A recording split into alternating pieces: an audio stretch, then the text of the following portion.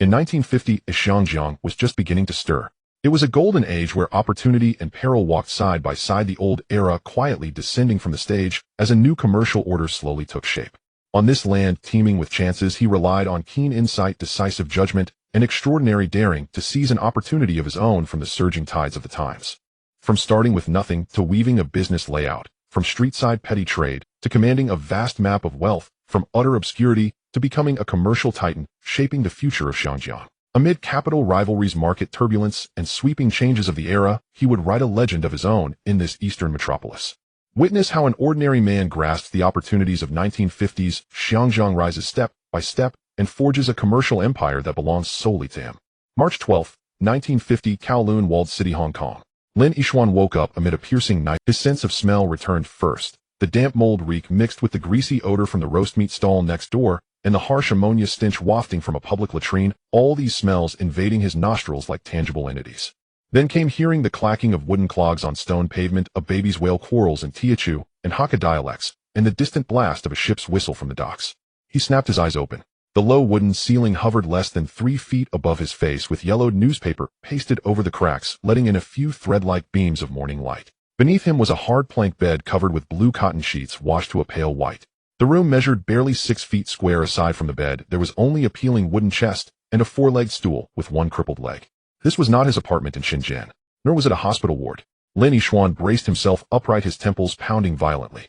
His last memory lingered in the year 2024, 3 consecutive days in the laboratory fine-tuning parameters on a 5-nanometer lithography machine, a sudden wrenching pain in his heart, and then utter darkness. He lowered his gaze to his own hands.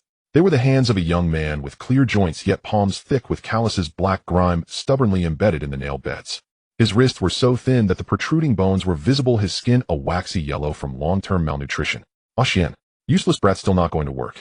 A hoarse female voice came from beyond the wooden door, speaking Cantonese, laced with a Teochew accent.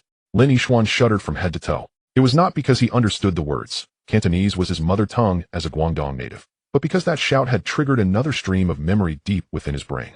2 torrents of memory collided with a roar. One was Lin Yixuan, the chip engineer of 2024, 35 years old, PhD in microelectronics from Tsinghua University, holding 27 patents. The other was Lin Yixuan of 1950 in Kowloon, walled city, 27, an orphan who had fled from Teochew, working as a porter in a plastic flower workshop inside the enclave. The 2 lives fused together by force amid searing pain in his skull. He steadied himself against the wall and rose to his feet, his legs weak and unsteady. By the wall hung a cracked mirror. The man reflected within was gaunt and pale, cheekbones jutting sharply, yet in his brows and eyes he could faintly discern the contours of his younger self. Only his eyes, those eyes once bloodshot from years of sleepless nights, were now unnaturally clear with streams of data seeming to flicker deep within his pupils. Photographic memory, he murmured. The last set of wafer fab layout diagrams he had examined before collapsing in the lab now unfolded in his mind with the clarity of a projected image. Nor was it only that Tang and song poetry memorized in childhood, the semiconductor physics textbook he had slogged through at university, every paper he had studied at work, even the exact number of lettuce slices in yesterday's breakfast chung fun. All of his memories had been strengthened, indexed, and stood ready at a thought. Was this the boon of rebirth, or a final hallucination before death? Loud knocks rattled the wooden door. Lin Yixuan, if you don't open up, I'll kick the door in. Lin Yixuan drew in a deep breath and pulled the door open. Outside stood a plump woman of about 50, dressed in a faded floral blouse, her hair roughly twisted up and pinned with a pair of chopsticks. This was Third Aunt, the landlord and notorious rent collector in the walled city. Third Aunt, good morning, he replied in Cantonese without thinking, his voice rough. Morning, my foot. Third Aunt sprayed spittle as she snapped, you've owed 2 months' rent. If you don't pay today, I'll throw you and your bedding into the back alley. Fragments of memory surfaced. The original owner had fallen and hurt his back while carrying loads last month, resting for half a month and losing most of his wages. The rent was 60 Hong Kong dollars. At this moment, there were only $8.02 in his pocket. Third Aunt, grant me 3 days grace. Grace? I give you grace, but who gives me grace? She snorted, hands on hips. If you don't have the money by noon, you can go sleep under the arcade. The door slammed shut with a heavy thud. Lin Yixuan stood in the 6-foot square room, sweeping his gaze around. This was Hong Kong in 1950. This was his starting point. In his previous life, he had lived in a 1,200 square meter Riverview apartment in Shenzhen, working in a lab where a single lithography machine cost $1 billion, yet now he was fretting over 60 Hong Kong dollars. But suddenly he laughed, softly yet from the depths of his chest. If this was a joke played by fate, then within that joke lay an opportunity as precious as gold. It was 1,950. 4 years before transistors would become commercial products, when integrated circuits were still abstract notions and the name Silicon Valley had yet to appear. Yet he had arrived at this technological wasteland armed with knowledge from 74 years in the future. $60 of rent. Hardly worth mentioning. The true problem was how to complete his primitive capital accumulation in the shortest possible time. His gaze settled on the wooden chest in the corner. According to the original owner's memory, it was the only keepsake his father had left behind, filled with old clothing and sundries. Lin Yixuan walked over and lifted the lid. A burst of moldy odor rushed out. Inside lay several patched Tang jackets, a booklet of Teochew songs, and a stack of yellowed pawn tickets. At the bottom of the chest was a small object wrapped in oiled cloth. His heart stirred as he took it out and unwrapped it. Within the cloth lay a bamboo brush holder about 5 inches tall, its surface carved with a scene of 2 men playing Go beneath a pine tree. The knife work was exquisite, pine needles fine as strands of hair, the figures vivid in expression. Yet age had taken its toll. The surface was veiled in thick grime, and tiny wormholes ringed the edges. In the original owner's memories, this had been given to his father by a destitute scholar fleeing Guangzhou, settling a debt. The scholar had claimed it was an old piece from a certain Mr. Wang, nothing of value, kept only as a memento. But now Lin Yixuan held his breath. In his previous life, aside from chips, he had indulged an amateur passion for collecting scholarly objects and antiques. At a Christie's Hong Kong autumn auction in 2023, a late Ming, early Qing bamboo carving by the master carver Wang Shixiang early work had fetched 8.7 million Hong Kong dollars. The form and carving style of that brush holder were 70% similar to the one before his eyes. If this piece was genuine, he forced down his racing heartbeat and leaned in for a closer look. Beneath the grime, the bamboo proved to be aged purple bamboo, its patina muted by dirt, yet still emanating a gentle, restrained luster. The key lay in the signature. At the base of the stone bench beneath the pine, there was a minuscule cursive character Xiang, entirely consistent with Wang Shixiang's customary inscription. Wang Shixiang, Mr. Wang, Lin Yixuan muttered. In 1950, Wang Shixiang was just over 40. Though already a connoisseur of artifacts in the chaos of war, it was hardly surprising that his early bamboo carvings had drifted among common folk. The crucial question was how many people in this era could recognize its true worth. Ah Xian. A shout came again from outside the door, this time an elderly male voice. Swiftly Lin Yixuan rewrapped the brush holder, tucked it back into the bottom of the chest, and covered it with old clothes before going to open the door. Outside stood a dried-up, thin old man in a gray long gown, wearing round spectacles and carrying a cloth bag. This was Uncle Lu, who lived upstairs next door. He had once taught in a private school in Guangzhou, and after fleeing to Hong Kong, earned his living by writing letters for others. Uncle Lu, what brings you here? I heard you're behind on rent again. Uncle Lu sighed, fishing 2 warm char siu buns out of his bag. Have something to eat first. I have a letter that needs copying. You have a fine hand. Oh, once you finish, I'll give you 5 dimes to tide you over. Warmth rose in Lin Yixuan's chest as he took the buns. In the original owner's memories, Uncle Lu was one of the few in the walled city willing to look out for him. Thank you, Uncle Lu. I'll copy the letter right away. No rush, Uncle Lu replied, studying his face. You look better. Your back injury isn't too serious then. Much better, he said. The two stepped inside, and Uncle Lu drew a sheet of letter paper from his coat. It was a family letter from Guangzhou, the handwriting scrawled, and many phrases requiring careful interpretation. Lin Yixuan ground ink, spread out the paper, and lifted the brush. Unexpectedly, the original owner's calligraphy was quite solid, and his own muscle memory remained as well. As he copied, he asked casually, Uncle Lu, you've seen much of the world. I have an old item at home, a bamboo brush holder. Could you take a look at it for me? Uncle Lu's interest was piqued. Oh, bring it over, and let me see. Lin Yixuan fetched the brush holder from the bottom of the chest, and handed it over with care. Uncle Lu put on his reading glasses, and examined it for quite some time before shaking his head. Bamboo pieces aren't worth much. The carving is good, but it's worm-eaten and filthy. If you take it to Morrow Street, at best you might get $2 or $3. Just as he had expected. Lin Yixuan understood at once. There were far too few people in this age who truly knew such. Still, Uncle Lu suddenly narrowed his eyes. This knife work is interesting. When I was young in Guangzhou, I once met a gentleman named Wang Shixiang. His bamboo carvings followed precisely this style. A pity, though. In times of war and chaos, who has the leisure for such refined objects? Lin Yixuan's heart skipped a beat, though his face remained calm. Wang Shixiang. Is he very famous? Among connoisseurs, he's well known. Ordinary folk have never heard of him, Uncle Lu said, returning the brush holder. If you truly want to sell it, I know a Teochew countryman who runs an antique shop on Hollywood Road. But he's ruthless at bargaining. For your piece, $5 would already be generous. $5 versus 8.7 million. Lin Yixuan's fingers traced the grain of the bamboo as he held. In the Hong Kong of 1950, the antique street of Hollywood Road had only just begun to take shape, and genuinely knowledgeable collectors were as rare as phoenix feathers. If he sold this brush holder now, it would amount to little more than money for a decent meal. What he needed was a first pot of gold, not spare change. Uncle Lu, Lin Yixuan asked suddenly, does your countryman shop buy Republic era porcelain? He does buy it, but only if it's good material, Uncle Lu replied. Lin Yixuan's mind whirred at high speed. His photographic memory dove into the depths of recollection. Every auction catalog, appraisal manual, and artifact record he had ever read blossomed before him like the shelves of a vast library. Which items in 1950 were undervalued, yet destined to soar in price within a few decades? Suddenly he had the answer. Uncle Lou, could you ask him whether he buys Famillerose porcelain marked, made for Jiren Hall? Uncle Lou was taken aback. Jiren Hall. That was the hall mark used by Yuan Shikai. Republic-era pieces like that aren't worth much, are they? We can test the waters, Lin Yishuan said with a faint smile. Just tell him, I have news, a batch of Jiren Hall porcelain has recently surfaced from Tianjin. If he's interested, I can. It was bravado but also a probe. Jiren Hall porcelain was indeed lightly regarded in the 1950s, yet by the 1970s, a single fine piece could fetch a sky-high price at auction. The key was to see whether his knowledge could be converted into value in this era. Uncle Lou. He agreed, still half in doubt. After sending Uncle Lou off, Lin Yishuan finished the char siu buns in just a few bites, then began to inventory all his worldly possessions, $8.20 in cash, a few worn-out clothes, and this brush holder. And he reached under the pillow where the most precious thing of the original owner was hidden, a yellowed photograph. In the photo, a young couple holds an infant in their arms with the arcaded buildings of Guangzhou as the backdrop.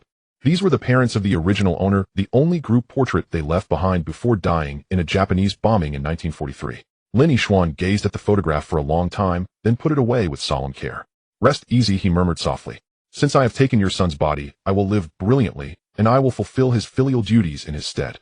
At 10 in the morning, his back injury had not yet healed, but he had to go out. Kowloon walled city was like a colossal beehive, its illegal wooden structures packed together so densely that in the narrow alleys, even two people walking side by side had to turn sideways to pass. Above his head, electric cables tangled like a spiderweb, wet laundry dripped as it hung out to dry, and a long queue formed in front of the public water tap. Yet amid this dilapidation, life pulsed vibrantly, the aroma from street food stalls, the clanging of tinkers at work, children chasing and roughhousing, and from a radio drifted the Cantonese opera, Kade Chioen. Lin Yishuan walked through these familiar scenes. Familiar because of the original owner's memories, yet strange because he had never truly lived in such an environment. In his previous life, he had visited the site park built over the ruins of Kowloon walled city, but by then it had already been sanitized into a tourist attraction. The real walled city of 1950 was a fusion of smells, sounds, crowding, and raw will to survive. His destination was clear, Chung Ki Pawn Shop, on the east side of the walled city. The shop front was small with black lacquered wooden doors and a high counter. Behind the counter, the attendant wearing a single lens eyeglass was examining a pocket watch through a magnifying glass. Boss, ID like to pawn something. Lin Yishuan placed the brush holder on the counter. The attendant gave it a cursory glance and did not even reach for it. We don't take bamboo wares. Please look more carefully. This is an early work of Wang Shixiang. The attendant chuckled, revealing a gold-capped tooth. Young man, who is Wang Shixiang? A carved bamboo brush holder, even brand new, is worth at most $1, and yours is already worm-eaten. 50 cents. If you want to pawn it, that's the best you'll get. As expected, Lin Yishuan withdrew the brush holder. In that case, do you deal in information? What do you mean? I know of a shipment of Famillerose porcelain from Jirentang, currently being transported from Tianjin to Hong Kong. The owner is desperate to sell, and the asking price is only 30% of the market value. The attendant put down the magnifying glass and fixed his gaze on him. Who are you? Just a middleman trying to earn a bite of rice. Lin Yishuan's expression did not change. If Chung Ki wants to swallow this batch, I can make the introductions. My commission is 10%. And why should I trust you? 3 days from now, Bao Yuantong on Hollywood Road will acquire a Famillerose 100 butterflies vase from Jirentang for 80 Hong Kong dollars, Lin Yishuan said. You can send someone to watch. If what I say proves true, we can discuss the rest. This came from an auction record in his previous life. In April 1950, a Jirentang Famillerose vase was sold in Hong Kong for 80 Hong Kong dollars and fetched $3 million 30 years later. He remembered the time, the place, and the price with perfect clarity. The attendant narrowed his eyes, once more scrutinizing the slender young man before him. His clothes were patched over patches, yet his gaze was clear, and his tone unwavering, not at all like someone talking nonsense.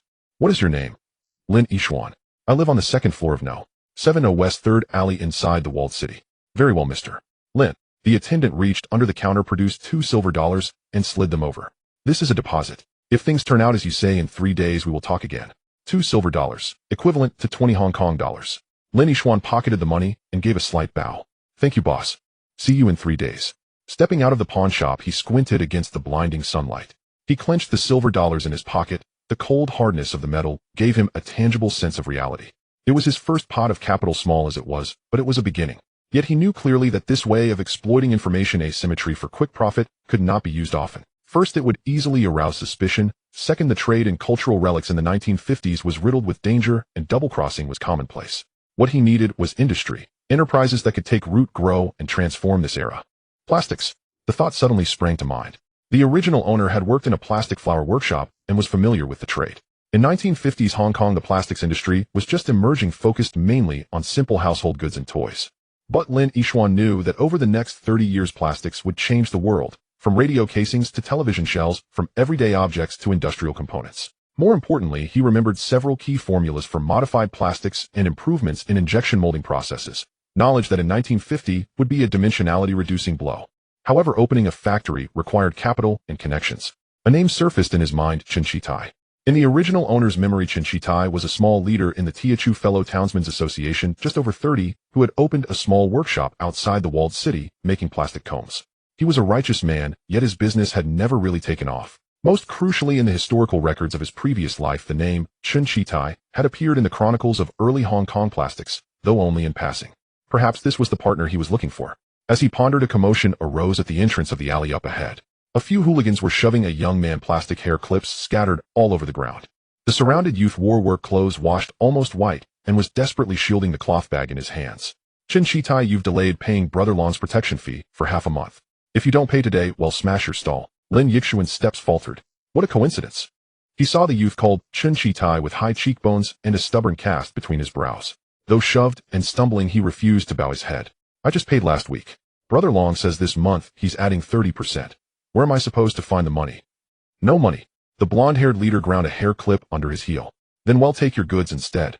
His underlings surged forward, reaching to snatch the cloth bag. Suddenly Lin Yishuan spoke up. Gentlemen, hold on. Everyone turned their heads. The blonde-haired thug slanted a look at him. Who are you? What business is this of yours? Lin Yishuan walked over to stand beside Chen Shitai and bent down to pick up a hair clip that had not been crushed. It was the simplest black bobby pin, the injection molding rough with burrs still along the edges. This kind of goods isn't worth much of anything, Lin Yishuan said in an even tone. Brother Long wants money, not trash. Chen Shitai glared at him. What did you say? Lin Yishuan ignored him and turned to the blonde thug. Sir, how much does boss Chen owe? Principal and interest, 50.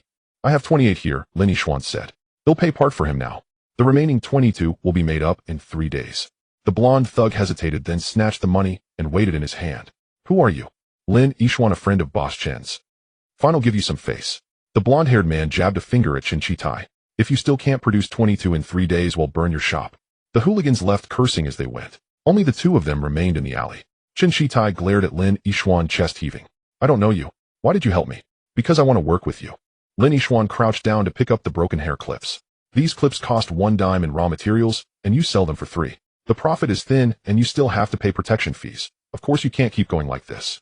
Oh, and what brilliant ideas do you have? Chen Shitai sneered. Lin Yishuan picked up half a piece of chalk from the ground and began to draw on the bluestone paving. First, change the mold. Right now the clips break easily because the pressure is uneven during injection. Add a buffer groove to the mold. The cost will increase by 5 cents, but the yield rate can rise to 90%. Chen Shitai frowned. Second, change the formula, Lin Yishuan went on. The plastic you're using now is too brittle. Add 3% of a modifier, and the toughness will double. I can give you the formula. Third, he lifted his head, eyes alight. Stop making black. Make colors. Red, yellow, blue, green, all 7 colors of the rainbow. Girls buying hair clips will buy 7 at a time and change colors every day. Chen Shitai stared blankly at the rough sketch on the stone, then at the slender young man before him. He only half understood the technical terms, but his instincts told him this man was not just spouting empty words. Are you an engineer? You could say that. Lin Yishuan stood up. I have the technology, you have the factory. We partner and split the profits 50-50. Our first product will be called Rainbow Hair Clip. A spring breeze drifted through the narrow alley, fluttering the bedsheets hung out to dry. Chen Shitai looked at the shattered clips on the ground, then at the hand Lin Yishuan held out. Those hands were thin, but steady. Why do you trust me, he asked. Because you were protecting your goods, Lin Yishuan said. Anyone who refuses to let go even while being beaten is someone worth partnering with. Chen Shitai fell silent for a long moment before finally grasping that hand. My name is Chen Shitai. I have a small workshop in Saikong, 3 injection machines, and 6 workers. Lin Yishuan, living in the walled city, currently unemployed, Lin Yishuan said with a slight smile. But soon we will change this industry. Their 2 hands, rough and strong, were clasped together. In the distance, cooking smoke drifted above the walled city. Hong Kong in 1950 was awakening, and Lin Yishuan knew that his own era began from this very moment. In 3 days, he would go to verify the transaction of that Jirantang porcelain. In 5 days, he and Chen Shitai would have to produce the first prototype of the rainbow hair clip. In 30 days, he wanted this product to appear on the heads of every girl on the streets of Hong Kong. And further into the future, transistors, integrated circuits, personal computers, mobile communications. All those things still in laboratories, or yet to be conceived, would be brought into this world by him one by one, starting from this 6-foot square wooden room. Lin Yixuan lifted his head, and through the narrow strip of sky above the walled city, saw a white dove flying past. He recalled the characters on the wall of his previous lives laboratory. The way to benefit lies in advancing with the times. Now he had arrived. Armed with the knowledge of the next 70 years, he stood at the starting line of 1950. The road ahead would be arduous, but each step would tread upon the very pulse at the forefront of the times. In 3 days, Lin Yixuan was far from idle. On the first day, he used the 5 cents given by Lu Bo to buy a second-hand Hong Kong business directory and a copy of the Overseas Chinese Daily, spending the afternoon in a tea house in the city. The newspaper was filled with news of the Korean War, UN forces advancing to the 38th parallel, Chinese communist troops gathering in the northeast, while the business directory listed only 7 suppliers of plastic raw materials, all of which were British firms. In the evening, he walked 4 miles to Sai Kung and found Chen Katai's workshop. It was indeed just a workshop, a metal shed of less than 30 square meters with 3 rusty manual injection molding machines and 6 female workers assembling plastic combs under dim lights. The air was filled with the pungent smell of heated plastic. Lin Sheng, this is all we have, Chen Shitai said with a bitter smile, handing over a cup of cold tea. Lin Yixuan did not take the tea and walked straight to the injection molding machine.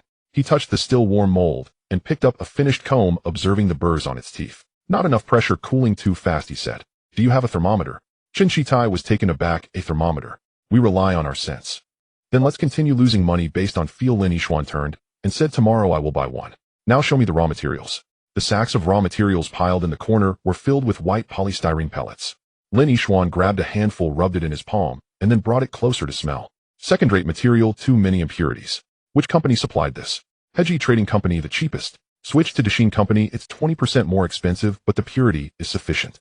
Lin Yixuan set down the pellets. Regarding the modifier, I've thought about it. There aren't any ready-made ones on the market in 1950, we have to mix it ourselves. Chen Katai's eyes widened. Mix it ourselves. Do you understand chemistry? A little. Lin Yixuan walked to the wall and wrote a series of formulas with chalk. Polystyrene is brittle because its molecular chains are too rigid. We need a plasticizer, dibutyl phthalate, but it may not be available in Hong Kong. An alternative, methyl ricinoleate, which can be found at the pharmacy. Also add 2% talcum powder to increase toughness.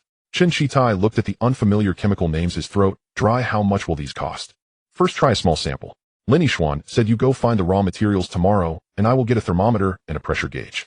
Within 3 days, I want to see the first sample of the rainbow hairpin. Chen Shitai looked at this stranger he had known for less than a day, his eyes shining brightly under the dim light. It was the gaze of a gambler, but not quite. A gambler is blindly frantic, while this person's eyes were filled with clear calculations. All right. He'll bet with you. Chen Shitai gritted his teeth. The next day, Lin Yixuan woke up early. He first went to a second-hand stall on Morrow Street, spending $1.02 to buy an industrial thermometer. The glass tube was already cracked, but the scale was still clear. He then spent 5 cents on a second-hand pressure gauge, the needle, not very accurate, but barely usable. With the remaining money, he bought colored dye powders, crimson, lemon yellow, ultramarine, and emerald green. He tucked the small paper bag inside his coat, like carrying a rainbow. At noon, he returned to the city, and before he even entered the alley, he heard Aunt San scolding. Damn you. You promised to pay the rent at noon. Where are you? The wooden door had been kicked open, and Aunt San was directing 2 men to move out that broken wooden box.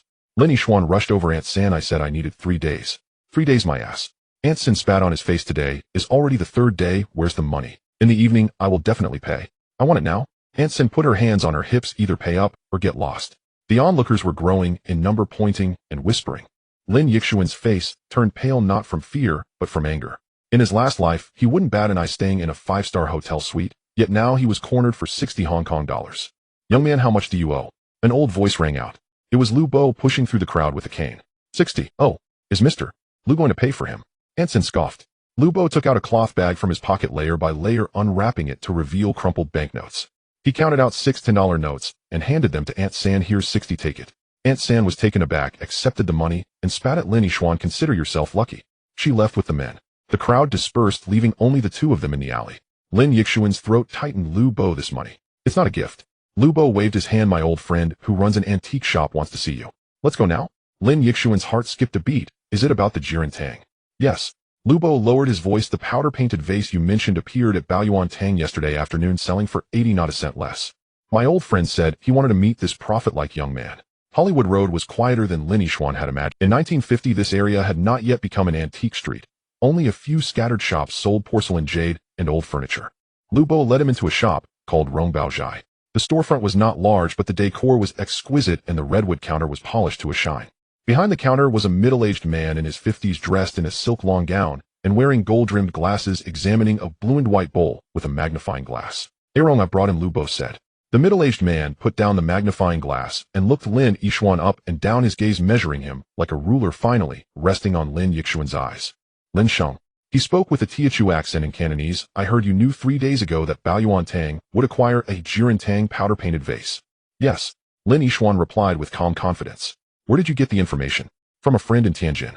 Lin Yixuan lied without changing his expression. There were a total of 17 items in that batch, and the powder-painted vase was just one of them. The owner of the goods is surnamed Yuan, a descendant of the former Qing dynasty's internal affairs office, eager to liquidate and go to Nanyang.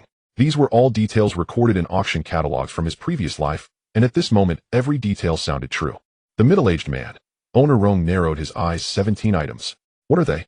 A pair of powder-painted butterfly appreciation vases, 4 powder-painted floral bowls, 6 powder-painted narrative plates, 2 powder-painted covered jars, a pair of powder-painted garlic vases, and a powder-painted guanyin statue. Lin Yixuan spoke steadily. All are made by Jiren Tang, well preserved, and most have their original silk boxes. Owner Rong's fingers gently tapped the counter. After a while he asked, "Where are the goods?" "Still in Tianjin, arriving in Hong Kong in 10 days, Lin Yixuan said, "but there are many people keeping an eye on this batch. If owner Rong wants to buy them all, he needs to act quickly. Buy them all." Owner Rong laughed. "Young man, do you know how much this batch is worth?" "According to the current market, a complete set of Jiren Tang powder painting is valued at around 1,500 Hong Kong dollars, Lin Yixuan said, "but the owner is eager to sell and is asking for 900. If owner Rong is willing to go up to 1,000, I can guarantee payment upon delivery. Why should I trust you?" Lin Yixuan took out the Wang Shixiang bamboo carving pen holder from his pocket and placed it on the counter. "This is the deposit. If the goods do not arrive in 10 days, or if they do not match the description, this pen holder is yours, and I will compensate you 100 Hong Kong dollars. Owner Rong picked up the pen holder and examined it carefully this time. He wiped away the dirt with a soft cloth, then held it up to the light to inspect the craftsmanship, finally taking out a small tweezer to gently scrape the patina off the signature. "Wang Shixiang," he murmured, "this item is indeed not worth much now, but those with discerning eyes know it is a good piece." He put down the pen holder and stared at Lin Yixuan. "How much commission do you want?" 10%. After payment upon delivery, give me 100 Hong Kong dollars. "Deal." Owner Rong took out a piece of red paper from the drawer, wrote a simple contract, and said, "Press your fingerprint." Lin Yixuan pressed his fingerprint. The red paper with black ink stated the delivery would be in 10 days. As he walked out of Rongbaozhai, the sky was already nearing dusk. Lu Bo had remained silent until they turned off Hollywood Road, then quietly asked, "Ishan, are you really confident about that batch of goods?" "Yes." Lin Yixuan replied. "Lu Bo, that's 60. I will return 70 to you in 3 days. I'm not after the interest." Lu Bo sighed. "I'm just afraid you'll take the wrong path. How many young men in the city want to take shortcuts, and in the end they either die unexpectedly or end up in prison? I want to take shortcuts." Lin Yixuan stopped and looked at Lu Bo. "I want to do real business to establish a factory. Lu Bo, do you believe me?" The setting sun cast a golden hue on the old man's face. He looked at Lin Yixuan for a long time before finally nodding. "I believe you. But remember, in business, reputation is more important than life." "I remember." The two parted ways at the intersection. Lin Yixuan did not return to the city, but headed straight to Saikong. The workshop of Chen Shitai was bustling with activity. All 3 injection molding machines were running, and the female workers were sweating profusely. However, the ground was not piled with finished products, but with a large quantity of defective items. The hairpins were either uneven in color, broken, or simply could not be removed from the mold. "Lin Sheng," Chen Shitai exclaimed as if he had seen a savior. "It's no good. Oh, according to your formula, the material is too sticky. The mold can't." Lin Yixuan remained silent and walked to the machine. He touched a freshly molded hairpin and checked the thermometer. The needle was at 180 degrees. "The temperature is too high," he said. "The melting point of polystyrene is around 160 degrees. If you heat it to 180, the molecular chains will break. But if the temperature is too low, the material won't flow. So the formula needs adjustment."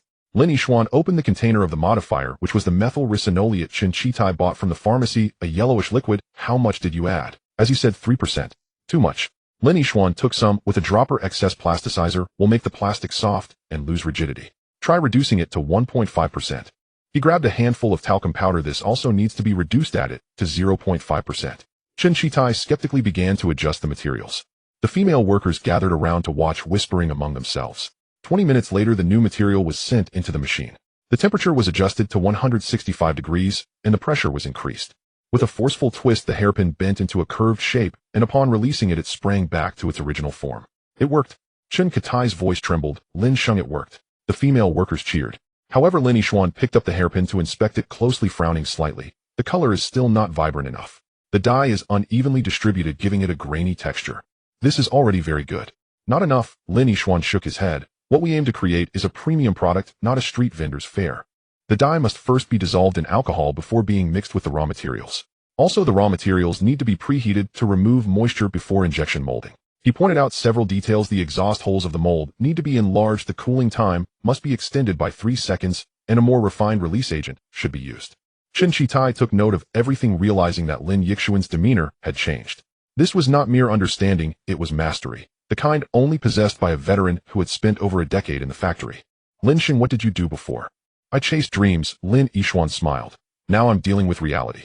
They were busy until deep into the night. When the fourth version of the sample emerged, the rainbow hairpin was nearly perfect, vibrant, and uniform in color, highly resilient, with smooth edges and just the right amount of grip. Chen Shitai calculated the cost. The raw material cost for a single hairpin was 1.2 cents, with labor and utilities adding up to a total cost of 1.8 cents. If the wholesale price was set at 3 cents, the profit margin would exceed 40. Tomorrow I will find wholesalers, Chen Shitai said excitedly. I will visit every grocery store in Mongkok and Sham Shui Pa. No, Lin Yixuan shook his head, we won't target small shops. Then who will we sell to? First we will produce 1,000 samples, Lin Yixuan said. The packaging must be exquisite, 7 in a set packed in colorful boxes. Then we will go to Central. Centrally. Chen Shitai was taken aback. That place is filled with foreign companies and big corporations who would look at our little trinkets.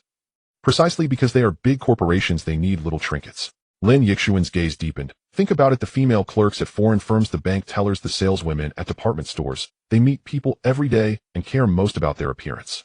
A set of 7 colored hairpins to match their outfits every day. This is a basic need. Chen Shitai gasped. While he only thought of selling to grocery stores, Lin Yixuan aimed to break into the white-collar market directly. But how do we get into Central? We can't even enter those big buildings. I have a plan, Lin Yixuan replied. In 3 days, wait for me to receive that commission. On the 3rd day in the evening, Lin Yixuan walked into Xiangji pawn shop again. The clerk was counting on an abacus behind the counter and stopped when he saw Lin Yixuan enter. Lin Sheng, right on time. Did the boss verify the transaction from Bao Tang? Verified. The clerk retrieved a cloth bag from beneath the counter and pushed it over. 80, not a cent less. This is your commission. Lin Yixuan took the money and asked again, by the way, do you have any information on the dragon brother who collects protection fees in Kowloon walled city? The clerk's expression changed slightly. Did you offend him? My friend did. Hurry and pay him back. The clerk lowered his voice. Dragon brother is from Hisheng, he with dozens of henchmen under him. He has rules for collecting protection fees. The first time you owe, he breaks a leg. The second time you sink into the sea. Lin Yixuan felt a sinking sensation in his heart. How much will it take to settle this? It depends. How much does your friend owe? 22. The clerk thought for a moment. You take the money to find dragon brother, say nice things, maybe you can resolve it. Remember, don't confront them. Those people really will kill. Thank you, boss. Ashin, you really have prospects now. Uncle Lu sighed. But remember, money earned quickly can also be lost quickly. You need to be steady. I understand. Leaving Uncle Liu's house, Lin Yixuan did not return to his place, but went to the most chaotic alley in the walled city, where gambling dens, opium houses, and brothels were concentrated. The air was thick with the sweet smell of opium smoke and the shouts of gamblers. He stopped in front of a tea restaurant. Inside, the air was murky. Several tables were playing cards, and in the corner sat a fat man in a black silk shirt gnawing on a roast goose leg. That was Dragon Brother. Lin Yixuan took a deep breath and walked in. Dragon Brother, he approached the table. I'm a friend of Chen Shitai, here to pay back the money. Dragon Brother raised his head, his oily face framed by a pair of slanted eyes. Where is Chen Shitai? He doesn't dare to come himself. He's busy at the factory, though I'm here on his behalf. Lin Yixuan took out 30 Hong Kong dollars and placed them on the table. This is 30. The extra is for Dragon Brother and his brothers to have tea. Dragon Brother did not touch the money, staring at Lin Yixuan. What's your name? Lin Yixuan. Where are you from? Not from anywhere, just doing a little business. Dragon Brother laughed, revealing a mouthful of yellow teeth. Young man, quite sensible. But the rule for protection fees is that they must be paid monthly, not just once and done.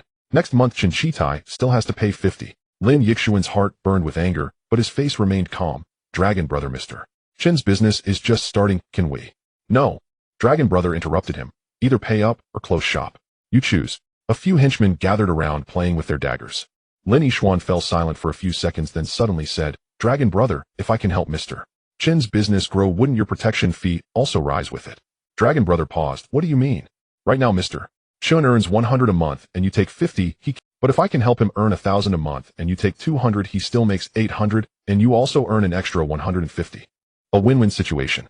This calculation was simple, but Dragon Brother, being a gangster, had never thought of the long. How will you help him earn 1,000? I have the skills, and he has the factory, Lin Yixuan said. Within 3 months, I guarantee Mr. Chin's monthly profit will exceed 1,000. At that time, if Dragon Brother's protection fee rises to 200, how about it? Dragon Brother stroked his chin, seemingly calculating. After a while, he grabbed the money on the table. I'll take this 30. He'll give you 3 months. After 3 months, if Qin Shitai does not earn 1,000, you both will lose a leg. Deal. Lin Yixuan felt his back already drenched as he left the tea restaurant. It was not fear but disgust. Dealing with such people felt like rolling in a cesspit. But this was Hong Kong in 1950, this was the rule. Before you have the strength to change the rule, you must first obey. By the time Lin Yixuan returned to his place in the walled city, it was already deep night. His gaze fell on the wooden box in the corner. Wang Shixiang's bamboo engraved pen holder had already been pawned to Rambozai, but there was still something in the box, the Chaozhou songbook. Lin Yixuan walked over and picked up the songbook. It was an ordinary threadbound book, the pages yellowed, filled with the lyrics of Chao opera. However, according to the original owner's memories, this was something his father had specifically instructed to keep safe before his death. Why? He flipped through it carefully and suddenly noticed that the back cover of the songbook was thicker than the front. Using a small knife, he gently cut it open, revealing a folded piece of Xian paper inside. Unfolding it revealed a map, hand-drawn with fine lines marked with traditional characters. In the center of the map was Shiguan Guangzhou, with a certain house in a specific alley circled in red, next to which were small characters that read, within the ancestral home wall 3 feet, to the left 5 feet down. Lin Yixuan's heart raced. Is this a treasure map? Or something else? The back of the map had several lines of text. In the 27th year of the Republic, with the Japanese army approaching, I will bury the treasured possessions of my family here. If any descendants see this, they should take it as capital for revival. Father Lin Huayuan, last words. The 27th year of the Republic refers to 1938, just before Guangzhou fell. The original owner's father buried something, but did not have the chance to tell his son the exact location before dying in the chaos of war. This map could be his last thought. Lin Yixuan stared at the map, his brain racing. Guangzhou 1950. It had been liberated, but the situation was still unstable. Should he go dig up the ancestral home? The risk was too great. Regardless of whether he could find it, even if he did, those treasures could be cultural relics. In this era, taking them out of the mainland would be considered smuggling, and if caught, one would be shot. But if he did not dig, this could be an opportunity to change his fate. He recalled the information he had read in his past life in the early 1950s. Many wealthy merchants in Guangzhou buried their valuables, while fleeing, most of which were later confiscated by the government or lost forever. The few that were dug up by later generations often led to overnight wealth. To gamble or not. The light of the kerosene lamp flickered, casting huge shadows on the wall. Lin Yixuan sat up all night. By dawn, he made a decision not to dig. At least not now. The reasons were threefold. First, the risks were too high. Second, with his current connections and strength, he could not protect sudden wealth. Third, he believed that with his knowledge and effort, he could rise just as well. He carefully stored the map, hiding it in the bedboard's compartment. This was a trump card that he would not use unless in a desperate situation. As the morning light streamed in through the window, Lin Yixuan had already written out a plan for the next 3 months. Step 1, break into the central white-collar market with the rainbow hairpin and recoup funds. Step 2, expand production and capture 70% of Hong Kong's plastic hairpin market. Step 3, use the profits to open a second factory to produce plastic toys. Step 4, by the end of 1951, accumulate enough capital to start a legitimate plastic factory. He closed the notebook and pushed open the wooden window. The walled city awakened in the morning light, with smoke swirling and voices rising. In the distance, the steamship's whistle echoed over Victoria Harbor. March 15, 1950, the third day of Lin Yixuan's rebirth. He had less than 100 Hong Kong dollars in cash, a partner, a product prototype, and a head full of future knowledge. And a treasure map that might be worth a fortune. But he chose not to use it. He wanted to take a more difficult, but more Xian. Chen Katai's voice called from downstairs. The samples are ready. 1,000 of them, all complete. Lin Yixuan took a deep breath of the morning air and smiled. Coming. He descended the creaky wooden stairs, heading towards the tin workshop, towards his first product, towards Hong Kong in 1950, towards a life destined to be magnificent. The scroll of the next 34 years truly unfurled at this moment. The morning in Central is a different Hong Kong. Lin Yixuan and Chen Shitai stand on the street of Davao Road, watching the bustling traffic in front of them. The double-decker tram clanged by while suited employees rushed past with briefcases, and Indian constables directed traffic at the intersection. The air was free of the musty smell of the walled city, replaced instead by a mix of car exhaust, the aroma of coffee, and the scent of newspaper ink. Lin Shenghui. Chen Shitai swallowed hard, gripping the fabric bag containing the samples tightly. He wore the only decent outfit he had, a gray long shirt faded from washing with worn cuffs. Lin Yixuan wasn't much better off. Though he had specifically chosen a relatively clean light-colored short jacket, standing in front of the glass curtain wall building in Central, he still looked like a lost country bumpkin. Their target was the Lane Crawford at 8, Queens Road Central. This was one of the earliest department stores in Hong Kong, established in 1850 by a Jewish merchant from England, primarily serving foreigners and wealthy Chinese. To have products displayed here signified quality and a symbol of status. Let's go. Lin Yixuan took a deep breath and stepped forward. The revolving door of Lane Crawford glittered. As the two approached, an Indian bellboy in a red uniform extended his hand to stop them. Deliveries go to the back door. The bellboy said in accented English, his gaze contemptuous. Chen Shitai didn't understand English, but could read expressions, and his face flushed. Lin Yixuan replied in Cantonese, "We're not here for deliveries. We are here to discuss business." Discuss business. The bellboy laughed, revealing a set of white teeth. "Who are you here to meet?" "The purchasing department manager." "Do you have an appointment?" "No." "Then please leave." The bellboy made a dismissive gesture. "This is not a market in the walled city." Chen Shitai pulled Lin Yixuan's arm. "Forget it, let's go elsewhere." Lin Yixuan remained still. He looked at the bellboy and suddenly switched to fluent English. "We are representatives of Yongxin Plastic Products Factory and have a new product to introduce to your company. If the purchasing department manager refuses to see us, I will write to the London headquarters to inquire whether Lane Crawford has a discriminatory policy against emerging manufacturers in Asia." The bellboy was taken aback. This young man, dressed like a laborer, spoke English with more fluency than him, who had attended a missionary school in India, and with a Oxford accent. "You wait a moment," the bellboy hesitated. "I'll go ask." 5 minutes later, a middle-aged Chinese man in a suit with gold-rimmed glasses emerged, wearing a badge that read Purchasing Department Director Huang Wenbin. He looked the two over, frowning. "So you are the ones wanting to see the manager?" "Yes," Lin Yixuan replied with calm confidence. "We have a new product that I believe the ladies at Lane Crawford will love." Huang Wenbin glanced at their shabby attire and the coarse bag, scoffing. "What new product?" "Plastic flowers. We already have 5 suppliers." "Not plastic flowers." Lin Yixuan pulled out a colorful paper box from the bag and opened it. Inside lay 7 rainbow hairpins gleaming softly in the morning light. Each hairpin was individually wrapped in transparent glass paper, neatly arranged in a box printed with the English logo rainbow. Huang Wenbin's expression changed. He took the box, pulled out a purple hairpin, examined it against the light, and tested its elasticity with his fingers. As an expert, he could tell at a glance that this item was different from the inferior hairpins on the market. Its colors were uniform and vibrant, the edges smooth, and its toughness exceptional. "What material is it made of?"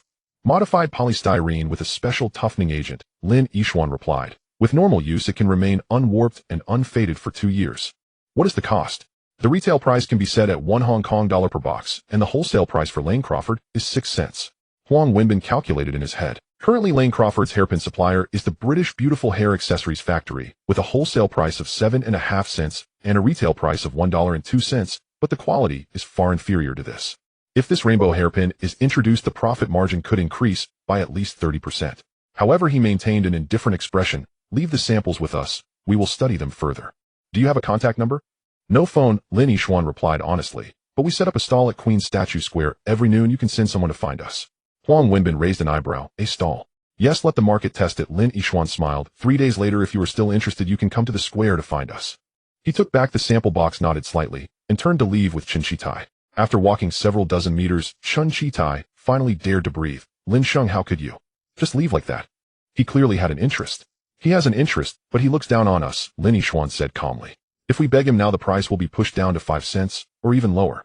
We need to let him see the market reaction and come to find us on his own. But setting up a stall, isn't that too degrading?" "Degrading?" Lin Yixuan laughed. "Shitai, do you know how the greatest companies in the world got started? HP started in a garage, Apple started in a garage. What is setting up a stall to us?" Chen Shitai did not know who HP and Apple were, but he sensed the confidence in Lin Yixuan's words. At noon, Queen Statue Square. This is one of the most crowded places, surrounded by banks and foreign firms, where white-collar workers come to breathe during their— Lin Yixuan and Chen Shitai laid out a blue cloth by the fountain, with 100 sets of rainbow hairpins neatly arranged. There were no shouts, no signs.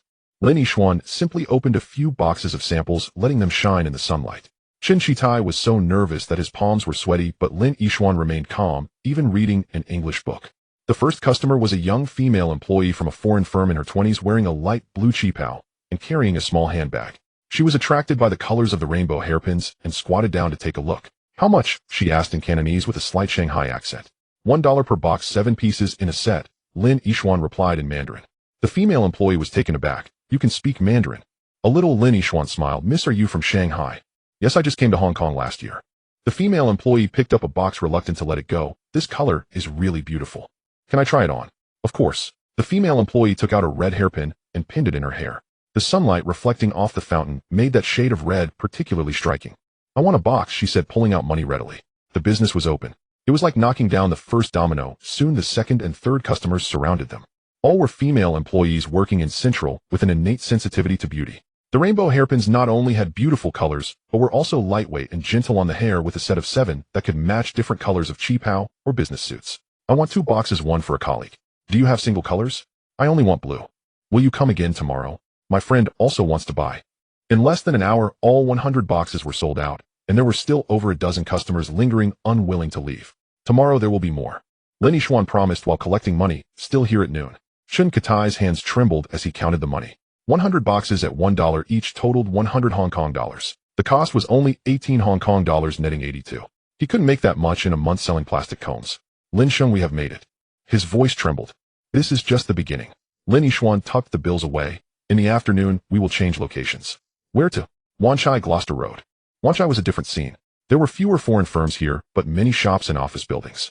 Lin Yixuan divided the remaining 900 sets into 3 portions, one for the afternoon in Wanchai, one for tomorrow in Causeway Bay, and one for the day after in Tsim Shui. He calculated that there were about 300,000 white-collar women in Hong Kong at this time. Even if only 1/10 bought, it would be a market of 30,000 sets. However, their daily production was currently only 100 sets. We need to expand production, Lin Yixuan told Chen Shitai as they packed up in the evening. Hire 5 more female workers and run the machines 24 hours non-stop. But we don't have enough money. Chen Shitai counted today's earnings, having sold 200 sets and made 200 Hong Kong dollars.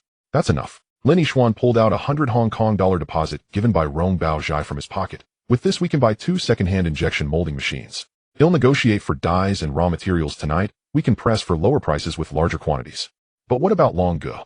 Long Ge wants a monthly profit of 1,000. Lin Yixuan's eyes brightened. At this rate we can achieve it in 10 days. By then it won't be him collecting protection fees from us, but us paying him a management fee. In other words, well, set the prices. Chen Shitai was struck dumb by this momentum. He had only been with Lin Yixuan for 5 days, yet the world had turned upside down. That evening Lin Yixuan went to Daxin Trading on Devo Road West. This was one of the largest importers of chemical raw materials in Hong Kong, with an impressive storefront and an accountant sitting behind the counter wearing glasses. I want to buy polystyrene pellets grade 1. Lin Yixuan handed over a sample, according to this standard. The accountant examined the sample and then scrutinized Lin Yixuan. How much do you need? 1 ton per month. The accountant's hand trembled. 1 ton. Young man, do you know how much that costs? The market price is 1,200 Hong Kong dollars per ton. Lin Yixuan replied. But I need it every month. If I sign a 6-month contract, can the price be lowered to 1,000? The accountant laughed. 1,000. Go ask elsewhere if you can get that price. Other places can't offer this quality. Lin Yixuan pointed to the sample. Daxin Trading has the highest purity with minimal impurities. Oh, I've tested it before. Moreover, I'm not just buying polystyrene, but also plasticizers, dyes, and talc. My total monthly purchases won't be less than 1,500 Hong Kong dollars. If the price is right, I can pay a 30% deposit up front. The accountant's smile faded, and he became serious. Wait a moment, Il asked the manager. The manager is a countryman in his 40s named Johnson who speaks fluent Cantonese. After listening to Lin Yixuan's needs, he pondered for a moment. 1 ton per month, 6-month contract. The price can be lowered to 1,100. But it must be cash on delivery, no credit. That works. Lin Yixuan took out 330 Hong Kong dollars. This is the 30% deposit for the first month. The goods will be sent to this address in Sai Kung. Johnson was somewhat surprised by this young man's decisiveness, but still prepared the invoice. Before parting, he couldn't help but ask, Mr. Lin, may I ask what you are buying so many raw materials for? To make rainbows, Lin Yixuan smiled, so that every lady in Hong Kong can have a rainbow on her head. For 3 consecutive days, the rainbow hairpin stall in Queen's Statue Square became a sight in Central. On the 4th day at noon, Huang Wenbin indeed came. He wasn't wearing a suit, but had changed into casual clothes, yet the aura of a foreign firm executive still couldn't be hidden. Mr. Lin, business is good, huh? He observed the crowd surrounding the stall, his tone mixed with emotions. Thanks to you. Lin Yixuan was busy collecting money, not lifting his head. Huang Wenbin waited for 10 minutes until the crowd dispersed. He got straight to the point. Lane Crawford is willing to stock the goods, but the wholesale price is 5.5 cents. Lin Yixuan shook his head. 6 cents, not a cent less. Young man, don't be too greedy. Lane Crawford's channels can— Mr. Huang, Lin Yixuan interrupted him. Do you know how many sets I've sold in 3 days? 1,200 sets. At this rate, that's 12,000 sets in a month. How many can Lane Crawford's 3 stores consume in a month? At most 2,000 sets. I don't lack sales channels, or what I lack is production capacity. Huang Wenbin was left speechless. He had investigated and confirmed that the rainbow hairpins were indeed popular not just in Queen's Statue Square, but also in Wanchai Causeway Bay and Tsim Shui. Someone was selling all the same model. Then why are you still going to Lane Crawford? Because of the brand, Lin Yixuan replied directly, Lane Crawford represents quality and class. Our products will be on the shelves at Lane Crawford, and other department stores will follow suit. That's the long-term business strategy. Huang Wenbin stared at the young man, sizing him up for the first time. He was thin, yet his gaze was sharp. Dressed modestly, but his manner of speaking was exceptional. More importantly, this person understood the market psychology and negotiation. $6 is $6, Huang Wenbin conceded, but we need exclusive agency for 3 months. Fine, but only for Hong Kong Island. Lin Yixuan was already prepared. We want to retain the right to sell independently in Kowloon and the new territories. Deal. The two drafted a contract on a piece of wrapping paper by the fountain. Lane Crawford's first order was for 2,000 sets to be delivered within 3 days with a payment of 1,200 Hong Kong dollars cash on delivery. As Huang Wenbin left, he couldn't help but turn back. Mr. Lin, where did you work before? In my dreams, Lin Yixuan smiled. I worked in my dreams. That night the workshop in Saigon was brightly lit. The two newly purchased second-hand injection molding machines were already installed with 11 female workers on 3 shifts running the machines non-stop for 24 hours. Chen Katai's eyes were bloodshot from exhaustion, but he couldn't sleep due to excitement. Mr. Lane Crawford. That's Lane Crawford. He held the handwritten contract, his hands trembling. However, Lin Yixuan remained unusually calm. He was sketching a production flowchart on the paper, calculating the hourly output defect rate and raw material loss. Shitai, what's the current yield rate? 68%, Chen Shitai replied, which is already a significant improvement from before. Not enough, it needs to reach 85%. Lin Yixuan circled the demolding step, saying the problem lies here. Extend the demolding time by 2 seconds and lower the mold temperature by 5 degrees to try. But the output will decrease. Improving the yield will actually increase the overall output, Lin Yixuan insisted. What we need to produce are quality goods, not subpar ones. The customers at Lane Crawford are discerning. One defective product could lead to a return of the entire batch. Chen Shitai nodded and went to adjust the machine. Lin Yixuan walked outside and lit a cigarette. This was the first time he smoked since his rebirth. The Hong Kong brand cigarettes from 1950 had a strong flavor. The night wind blew and fishing lights flickered on the distant sea. In 3 days, he went from being broke to holding a $1,000 order. This speed was impressive, but he knew it was just the beginning. The technological threshold for plastic hairpins is very low. Within 3 months, imitators will emerge. They must earn their first pot of gold in these 3 months, and then pivot to products with more technological content. Toys, daily necessities, or electronics. His thoughts drifted further. In 1950, Bell Labs had already invented the transistor, but it wouldn't be commercially available until 1954. He had 4 years to prepare. 4 years was enough time to accumulate capital, recruit talent, and establish a laboratory. Mr. Lin. Chen Shitai stepped out, also lighting a cigarette. I've been thinking. Shouldn't we register a company? Yongxin Plastic Factory, how does that sound? Yongxin means forever innovative. Lin Yixuan smiled. Great name. Let's register it tomorrow. Also, Brother Long sent someone to ask this afternoon how much protection money we can pay this month. Chen Shitai lowered his voice. I said at least 200, and he was thrilled, saying he would protect us on this street from now on. Give him 300. Lin Yixuan exhaled a puff of smoke. What we want is not just to avoid being bullied, but to have him as our protective umbrella. Once our production increases, we will need someone to oversee raw material transportation and finished goods delivery. Chen Shitai suddenly understood. I get it, spending money to buy safety. No, it's spending money to buy time. Lin Yixuan extinguished the cigarette. Before we become strong enough, we need someone to shield us from some troubles. When we become strong. He didn't finish, but Chen Shitai understood. When they became strong, the rules would be set. On the 5th day, the day the porcelain from Jirantang arrived in port, Lin Yixuan went to Rongbozai early. Boss Rong was already waiting in the shop. The tea brewed, and there were 2 more people. An elderly man in a long gown and a young man wearing glasses. Mr. Lin, this is Master Tang, a famous porcelain appraiser in Hong Kong. Boss Rong introduced. This is my nephew studying history at Hong Kong University, here to learn from you. Master Tang nodded slightly, his gaze sharp. The young man looked at Lin Yixuan with curiosity. At 10 o'clock sharp, a black sedan stopped at the door. 3 people got out. The leader was a middle-aged man in a suit carrying a leather suitcase. The 2 strong men behind him were obviously bodyguards. Mr. Yuan, welcome, welcome. Boss Rong stepped forward. The middle-aged man, referred to as Mr. Yuan, looked nervous. After entering the house, he immediately closed the door. He opened the leather suitcase, which contained porcelain wrapped in brocade boxes, taking them out one by one to display on the rosewood table. 17 pieces of Jirantang's famille rose porcelain sparkled under the light. Master Tang put on white gloves, took out a magnifying glass, and examined each piece carefully. The room was so quiet that only breathing could be heard. Lin Yixuan also held his breath. Though he had seen photos and auction catalogs in his past life, seeing the real objects still left him in awe. The pinnacle of Republican porcelain, exquisite pieces from Yuan Shikai's official kiln, each one a work. That pair of butterfly vases, the butterflies poised to take flight. That set of story plates, the paintings intricate and vivid, especially that statue of Guanyin with a glaze as warm as jade. Half an hour later, Master Tang took off his glasses, all in perfect condition. Congratulations to Boss Rome for this fortunate find. Boss Rome beamed immediately, offering 1,000 Hong Kong dollars. Mr. Yuan has agreed. Here is the payment. Mr. Yuan took the money, his fingers trembling as he counted it 3 times before finally putting it away. He cupped his hands to everyone without saying a word, hurriedly leaving with his bodyguards, as if fleeing.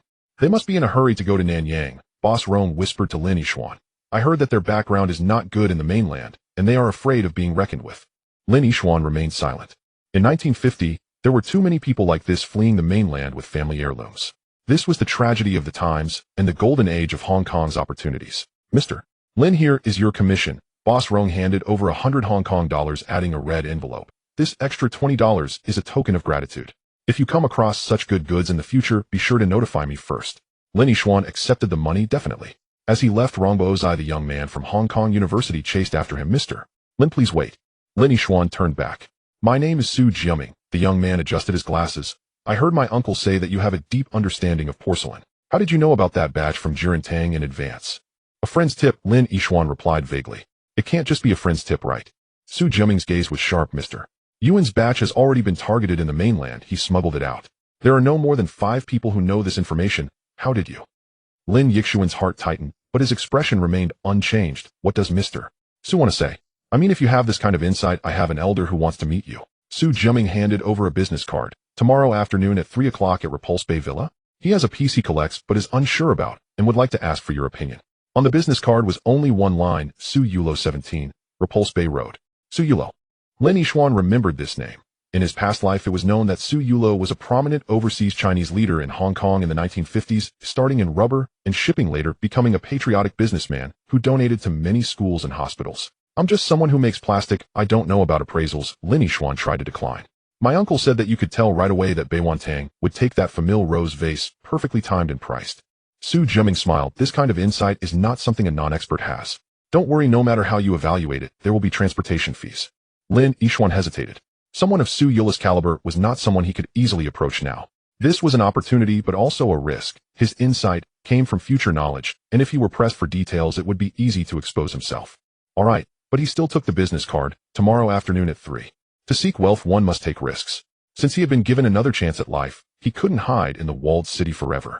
In the evening, when Lin Yishuan returned to the walled city, he had 1,120 Hong Kong dollars in cash, 100 from Rongbo Zai as commission plus 20 as a thank you, and 1,000 deposit from Lane Crawford. This was a substantial amount. In 1950, a police officer in Hong Kong earned only 120 Hong Kong dollars a month, and a 50 square meter apartment cost less than 5,000. But he didn't celebrate. Instead, he went to Uncle Liu's house, returned 70 Hong Kong dollars, and secretly added another 30. A Xian, what is this? Uncle Liu held the money, his hands trembling. Uncle Liu, the $60 you lent me that day changed my life. Lin Yishuan said sincerely. This 100 is interest, as well as a token of appreciation. From now on, I will give you 50 every month as support. Uncle Liu was in tears. No. Yes. Lin Yishuan pressed down on his hand. Just consider it like having another son. After leaving Uncle Liu's house, he went to Aunt San's place. I paid the rent for the second half of the year, and also gave an extra 20 as tea money. Aunt San smiled broadly, saying, Mr. Lin, if you get rich, remember to take care of us. Finally, he returned to his small room measuring 6 feet square and lit the kerosene lamp. He took out the treasure map of Guangzhou from under his pillow and unfolded it under the lamp. The map had yellowed, but the ink was clear. The location marked with a red circle was in a small alley on Baohua Road in Shiguan. That had once been the Lin family's ancestral home, buried with treasures in 1938, destroyed by the Japanese army in 1943, and now. He didn't know if it still existed. 1,000 Hong Kong dollars was enough for him to make a trip to Guangzhou. However, Lin Yishuan looked at it for a long time, ultimately folding the map and tucking it back into the bed frame. It wasn't the right time yet. Going to Guangzhou now was too risky. Moreover, this money had more important uses: to buy equipment, expand production, and build a laboratory. Let those treasures buried underground stay there for a few more years. When he has the ability to protect them, he will go. Outside the window, the night in Kowloon walled city was still noisy. The shouts from gambling stalls, the cries of children, the quarrels of couples. But in this small room, Lin Yishuan sat quietly, writing down the next step of his plan in his notebook. Register Yongxin Plastic Factory with a registered capital of 5,000 Hong Kong dollars. Rent a larger factory and expand the workforce to 30 people. Develop second-generation products, plastic combs with anti-static coating, plastic buttons, various colors and shapes. Contact Taiwanese plastic raw material suppliers to open a second source. Begin collecting books and materials related to electronic components.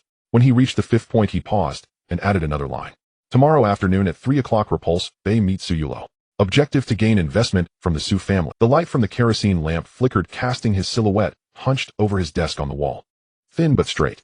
1,000 Hong Kong dollars was the first pot of gold, but it wasn't enough.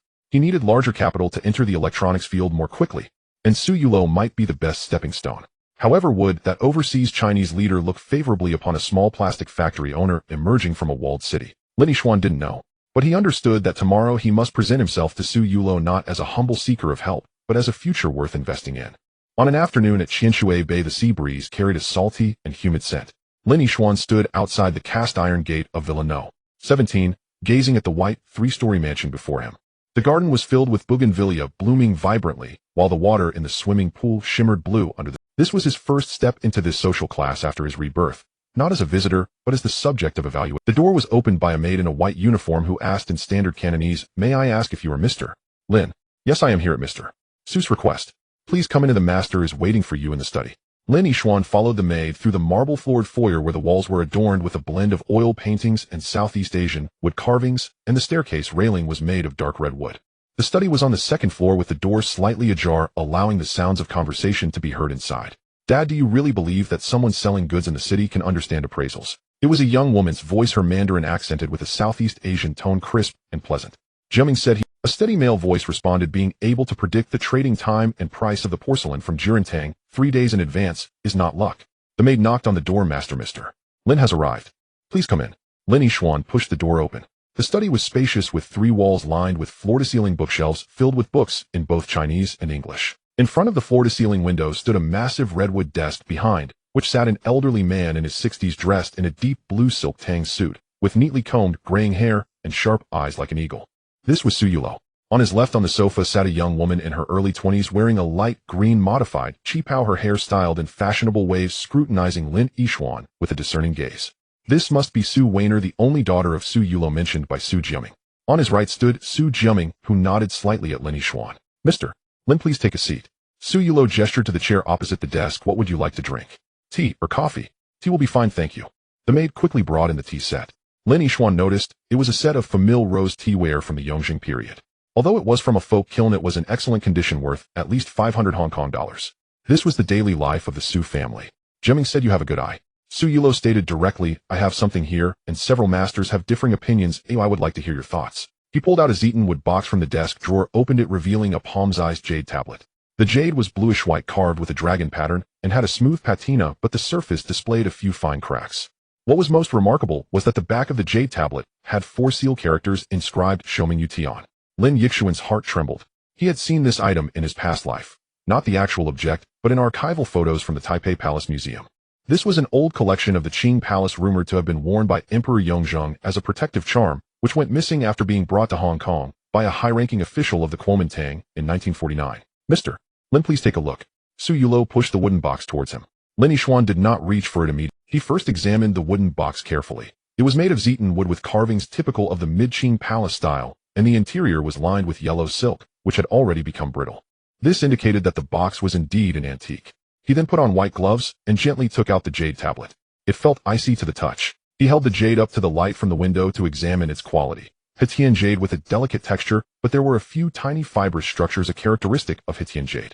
The carving style was typical of the court workshop during the Yongzheng period, with the dragon's eyes etched with extremely fine lines, making them lifelike. But the most crucial aspect was those 4 characters. Shoming Yutian was one of Emperor Yongzheng's favorite seals, but it was usually used on paintings or porcelain, making it extremely rare to be inscribed on a jade tablet. Lin Yixuan remembered having read a paper in his past life that mentioned a jade tablet recorded in the Palace Museum archives made by the court workshop after Yongzheng ascended the throne, with a total of 3 made. 1 for personal use, and 2 presented to favored ministers. "Do you have a magnifying glass?" he asked. Su Jiaming handed him a professional-grade gem appraisal magnifier. Lin Yixuan placed the jade tablet on a piece of black velvet and examined the carving marks closely with the magnifying glass. There were tiny chipping marks at the turning points of the seal characters, a sign of old craftsmanship. Ancient jade carving used grinding sand with a slow rotation speed, making it easy to chip edges. If it had been made with modern electric tools, the edges would be much smoother. He then examined the cracks. The color of the cracks penetrated deep into the jade, integrating with the surface patina, indicating that the cracks were the result of natural aging over a century, not artificially created. Mr. Su Lin Yishuan lowered the magnifying glass. How much did you pay for this jade tablet? Su Yulo remained calm. What do you think it's worth? If it's genuine, it's priceless. Lin Yishuan said slowly, this is an old collection of the Qing Palace, a personal item of Emperor Yongzheng. But I need to confirm one thing. Can you tell me the origin of this jade tablet?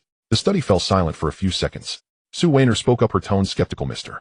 Lin, we invited you for appraisal, not for interrogation. Appraisal cannot be separated from origin. Lin Yishuan turned to her. The same item, if it comes from a roadside stall at Liuli factory or from the descendants of a former Qing prince, the credibility is worlds apart. Su Yulo raised his hand to stop his daughter. You're right.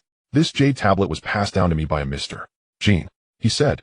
He is a descendant of Prince Chun from the former Qing dynasty. Lin Yixuan's mind raced through his memories. Prince Chun Yishuan, the biological father of Emperor Guangxu, indeed could have descendants possessing old palace collections.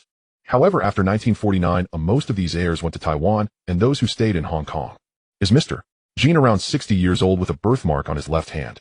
Lin Yishuan suddenly asked. Su Jiaming was taken aback. How do you know? Because I have heard of this person. I heard from a few masters chatting last year on Moro Street that a Mr. Jin was selling Qing Palace antiques, but most of them were replicas. The only genuine item was a Yongzheng jade tablet, but it was priced so high that no one dared to buy it. This statement was 7 parts false and 3 parts true. In his past life, he had indeed seen relevant records stating that in the early 1950s, a Jin surname antique dealer was selling palace artifacts in Hong Kong with varying authenticity before moving to America. Su Yuli's expression darkened. Are you saying I might have bought a counterfeit? No. Lin Yishuan shook his head. On the contrary, I believe this is genuine. But the other items in Mr. Jin's possession may be fake, so this jade tablet needs to be verified using more professional methods. What method? X-ray fluorescence spectroscopy analysis. Lin Yishuan said it can non-destructively test the mineral composition and age of the jade. The geology department of the University of Hong Kong should have the equipment. Su Weiner widened her eyes in surprise. You even know this? I have a little knowledge. Lin Yishuan humbly replied, but in his heart he thought he could disassemble and reassemble a portable spectrometer from 2024. What was a 1950s antique piece of equipment?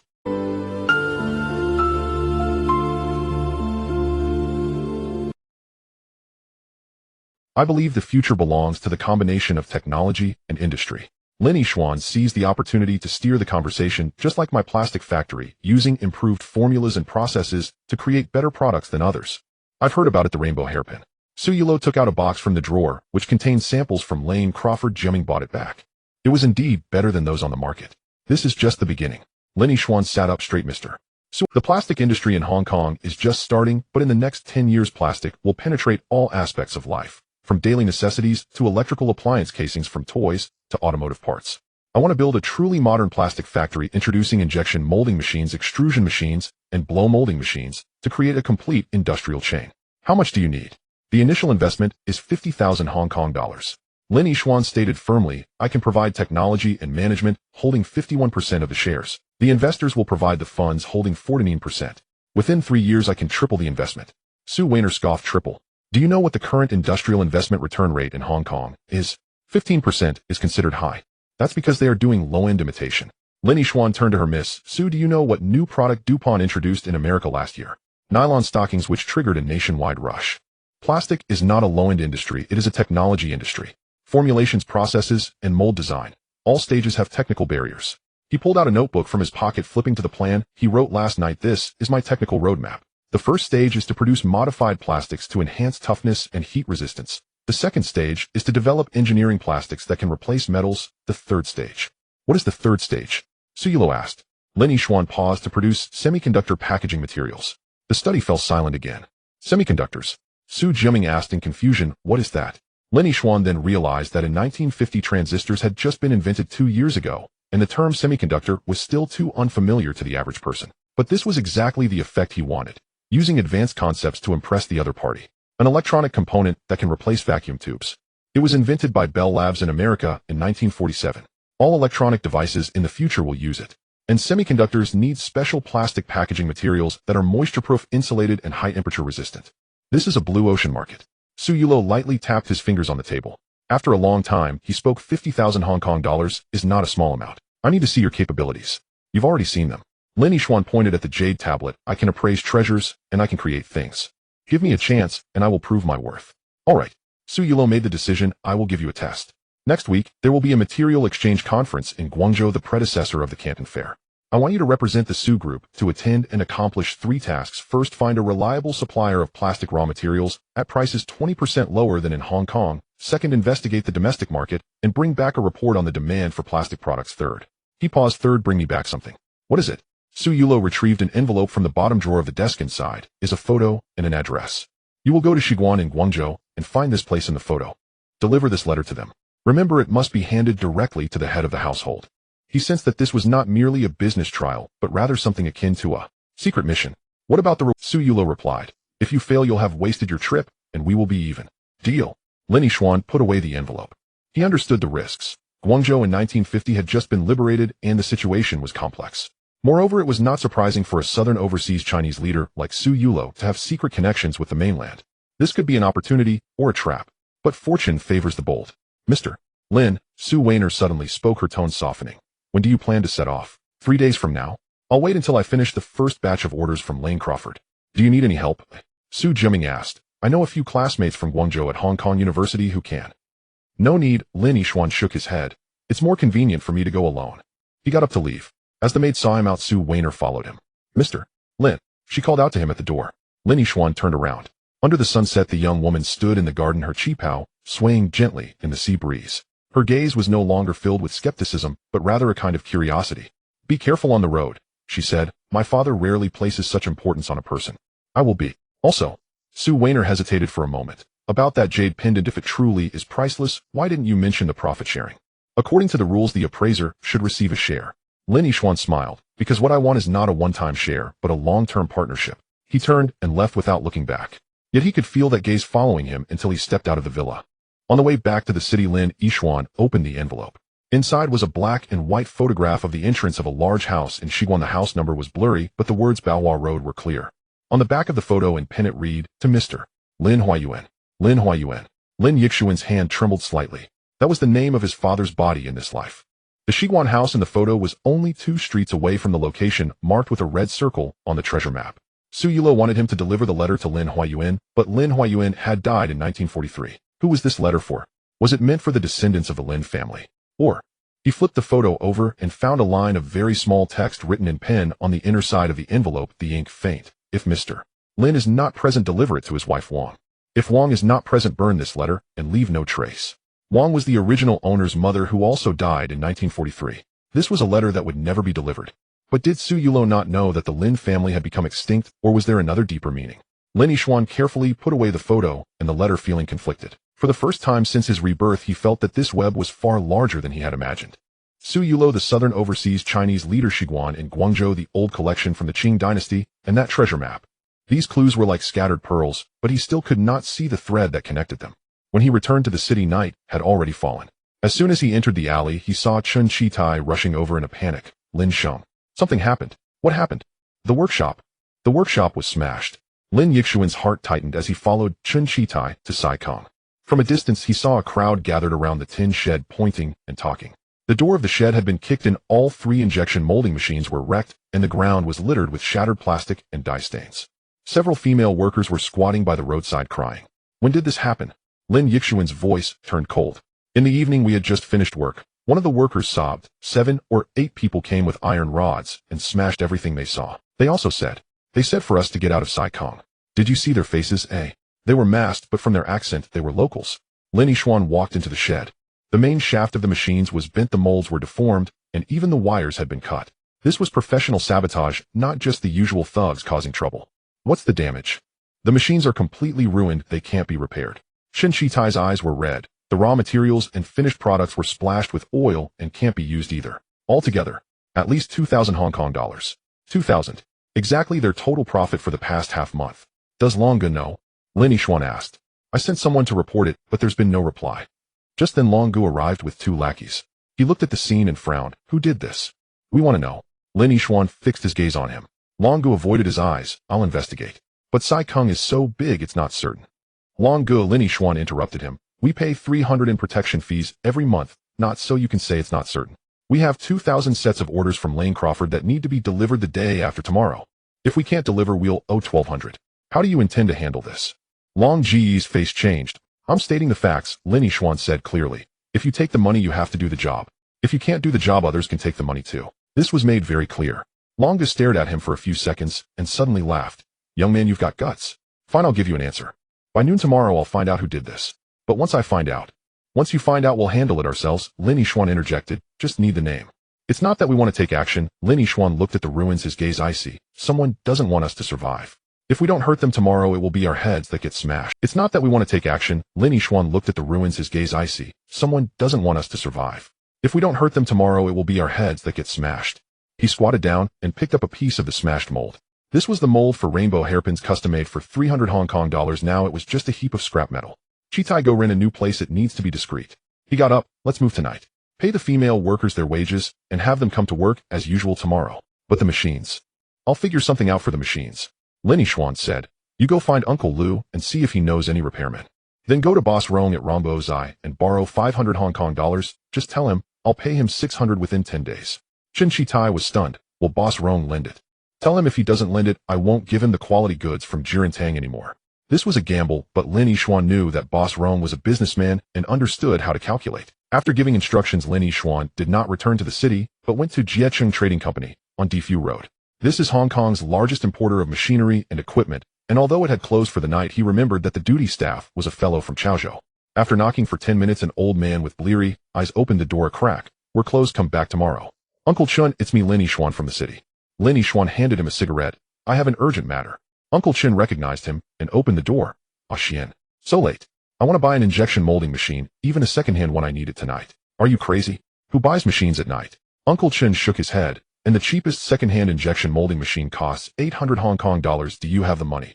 I have an order. Lin Yixuan took out the contract from Lane Crawford. I need to deliver 2,000 sets the day after tomorrow. If I can't deliver, I'll owe 1,200. But if I can get a machine running tomorrow, I can make 800 profit from this order.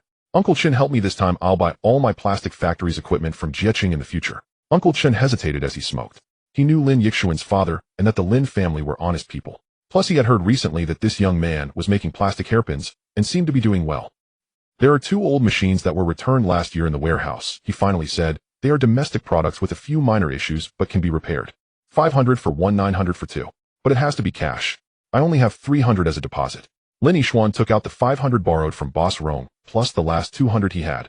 I'll pay the remaining 600 in 3 days. I can write an IOU and put my thumbprint. Uncle Chin looked at the bloodshot in his eyes and sighed. Fine, I'll do it for your father's sake.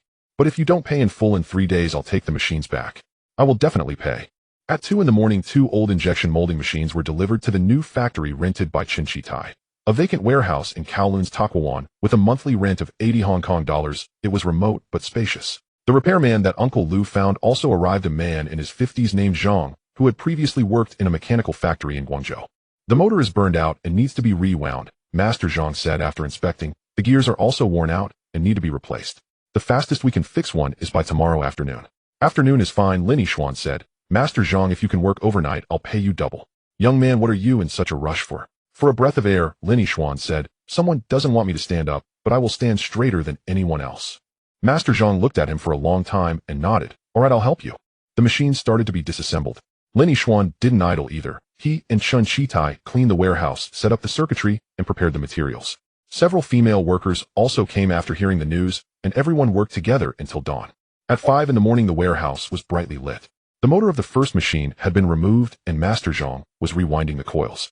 Chen Chitai was lying on the ground connecting wires while Lin Yixuan was calibrating the pressure gauge. Lin Sheng, Chen Chitai suddenly asked, who do you think smashed our factory? Lin Yixuan did not answer immediately. He actually had his suspicions. The rainbow hairpin became popular, encroaching on others' territory. There are dozens of plastic flower workshops in Hong Kong, and although hairpins are a marginal product, a few were also in the market. Their improved products were priced low and of good quality, which would definitely provoke jealousy.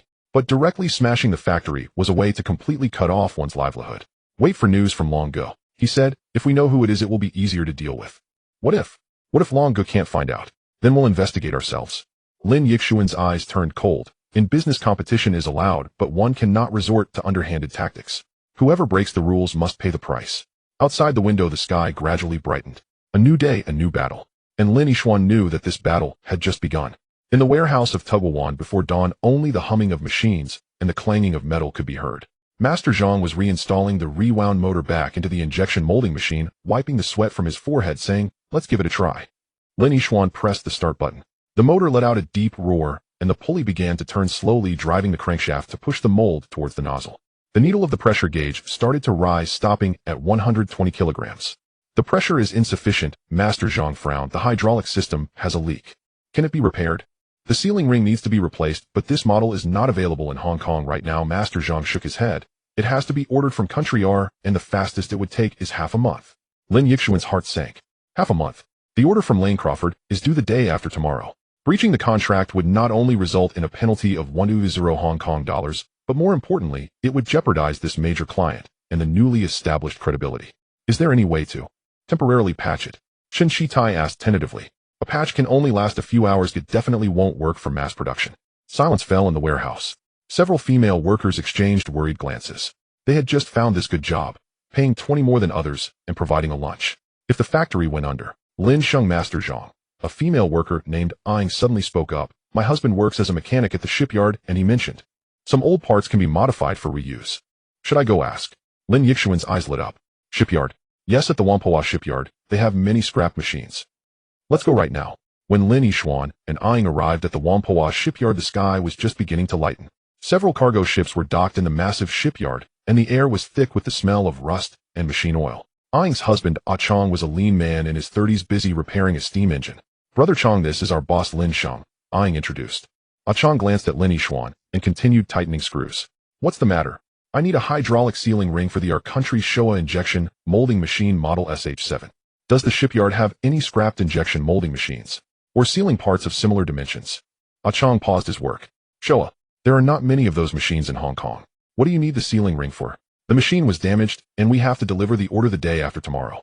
If we can't deliver, the factory will be finished. Ah Chong was silent for a few seconds before putting down his tools. Follow me. He led them to a corner of the shipyard where scrap was piled up. It was filled with rusted machine parts, broken steel plates, and discarded gears. Ah Chong rummaged through the pile for a while and dragged out a wooden box covered in grease. This is a spare parts box from ships dismantled 2 years ago from country R, he said, opening the box to reveal various rubber seals. The hydraulic systems used on our country ships are similar to those of injection molding machines. What are the dimensions? Lin Yixuan recalled the inner diameter, outer diameter, and thickness from memory. Ah Chong searched in the box and pulled out several black rubber rings. This one is closed, but the thickness is half a millimeter too much. Can it be ground down? Yes, but if it's not ground evenly, it will leak faster, Ah Chong pondered. Actually, there's a simpler way. Use 2 thinner sealing rings stacked together as long as the total thickness is the same. Lin Yixuan slapped his thigh. Right? Shitai, I remember we have a batch of small sealing rings used for buttons about 1.5 millimeters thick. Yes. The leftovers from the last batch of plastic water bottle samples. Chen Katai's eyes also brightened. Hurry back and get them. At 9 a.m. When the 2 modified sealing rings were installed in the hydraulic cylinder, the injection molding machine started up once more, and the pressure gauge stabilized at the standard position of 150 kilograms. It's working. Master Zhang grinned. Though it's a makeshift solution, it can withstand several hundred injections without issue. A cheer erupted in the warehouse. Lin Yixuan, however, did not dare to relax. Everyone listen up. From now on, we will work in 2 shifts, and the machines will run 24 hours non-stop. Aing, you are responsible for quality control. We cannot afford a single defective product. Chitai, keep an eye on the raw materials and packaging. Master Zhang, please continue to repair the second machine. What about you, Lin Sheng? Chen Chitai asked. I will go find Brother Long. Lin Yixuan's gaze turned cold. Every account must be settled. At noon, Lin Yixuan walked into the ULIT restaurant again. Brother Long was already waiting for him in his usual spot. But today there were not only roasted goose legs on the table, but also 2 other people. A middle-aged man in an ill-fitting suit, and a bald thug with a face full of scars. Lin Sheng, have a seat, Brother Long said unusually politely. Lin Yixuan sat down, his gaze sweeping over the 2 men.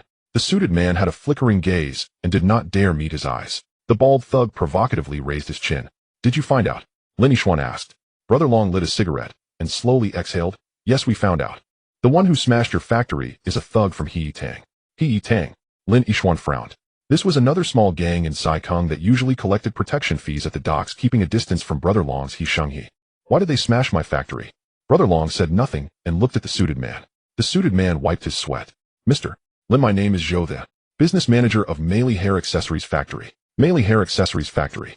Lin Yixuan recalled, this was the original supplier of hairpins for Lane Crawford, a British company. So it was you who instigated this. Lin Yixuan's tone was calm, but his gaze was sharp as a knife. No, we didn't instigate, it was a commission, Manager Zhou stammered. We just wanted to make you retreat. The order from Lane Crawford is very important to us. So you smashed my factory, destroyed my machines. We are willing to compensate. Manager Zhou quickly said, we will compensate for all losses at the market price. As long as you give up the order from Lane Crawford. Lin Yixuan smiled a cold smile. Manager Zhou, do you know that I put everything I have on the line for this batch of orders? What you smashed is not just a machine bits my life. We can compensate more. 2005. No 3000. Lin Yixuan ignored him and turned to Brother Long. Brother Long, according to the rules of the underworld, how should this be handled? According to the rules, smashing someone's rice bowl is like killing their parents. Either pay 10 times or lose a hand. Manager Zhou's face turned pale. 10 times. That would be 20,000. Or Brother Long looked at the bald thug, hand over the one who did it. The bald thug, He Tang's leader Black Guy Guang, snorted. Brother Long, are you really going to fall out with us over a factory owner? It's not me who wants to fall out, Brother Long said slowly. It's you who broke the rules. It's only right to accept payment for work. But you took pounds and smashed a Chinese factory. Black Guy Guang fell silent.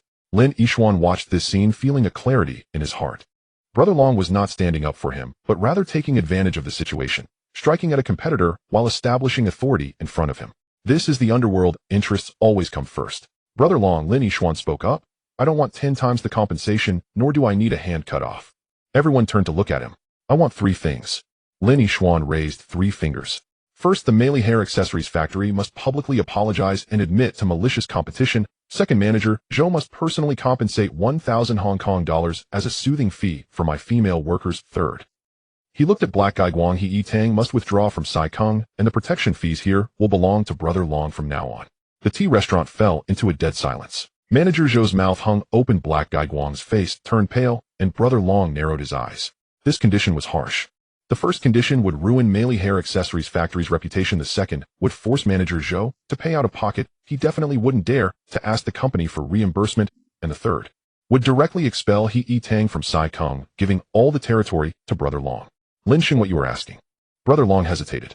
All I want is justice, Lin Yixuan replied. As for the territory that's between you and Black Guy Guang, I won't interfere. Black Guy Guang slammed the table. Who do you think you are? You think you can dictate what happens here? Lin Yixuan did not look at him, only at Brother Long. Brother Long, my factory needs to start work tomorrow. If anyone comes to cause trouble, I will have no choice but to report it to the police. Although the police in Country Y usually do not intervene in fights among Chinese, if it was a British-funded factory hiring thugs to smash a Chinese factory.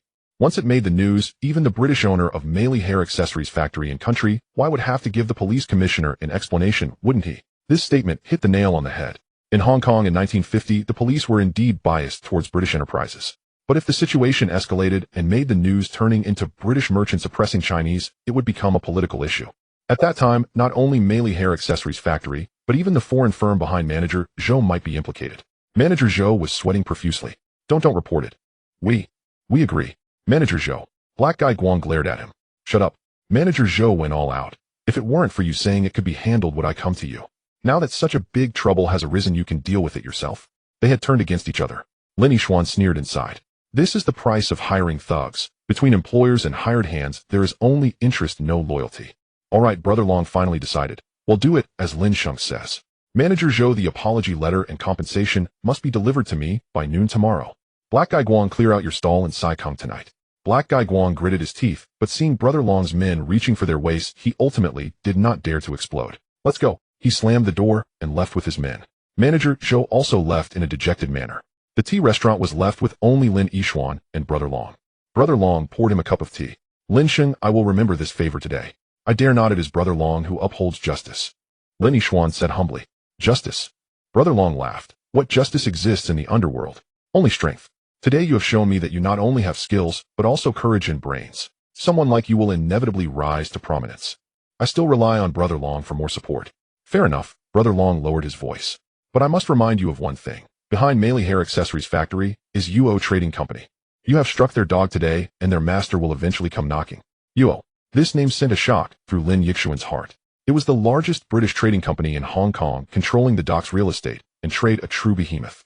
Thank you for the reminder, Brother Long. Be careful yourself. Brother Long stood up. From now on, this area of Sai Kung, my people are watching. The protection fee is waived. Let's be friends. Brother Long patted him on the shoulder. But I have a condition. Once your factory grows, prioritize hiring the families of my subordinates.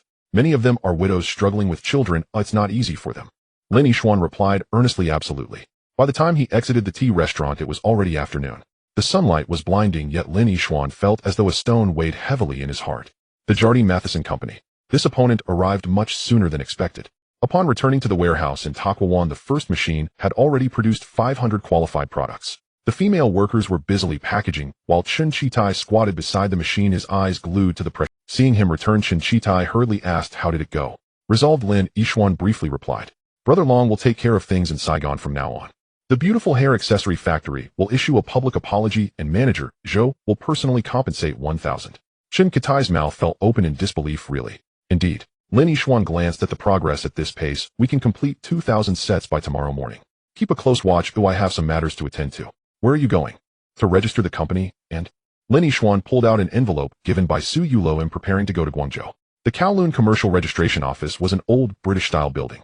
Lin Yixuan filled out the forms, paid a 100 Hong Kong dollar registration fee, and received the business registration certificate for Yongxin Plastic Products Factory. The registered capital was listed as 5,000 Hong Kong dollars, though the actual assets were far less. It was necessary for show. After leaving the registration office, he went to a nearby tailor shop to order a suit. He also went to an optical shop to get a pair of gold-rimmed glasses. In his past life, he was nearsighted, but this body had good vision. Wearing glasses was merely to appear mature and composed.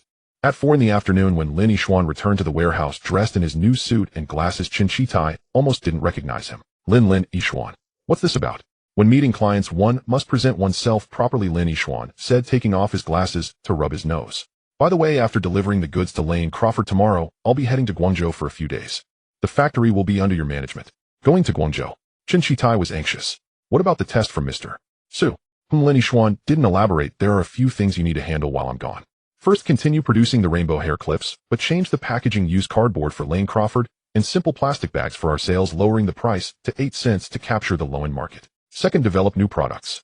Lin Yixuan sketched a rough design. This comb with an anti-static coating, and this multicolored button, I've designed the mold. Have Master Zhang make it. Third, hire more workers.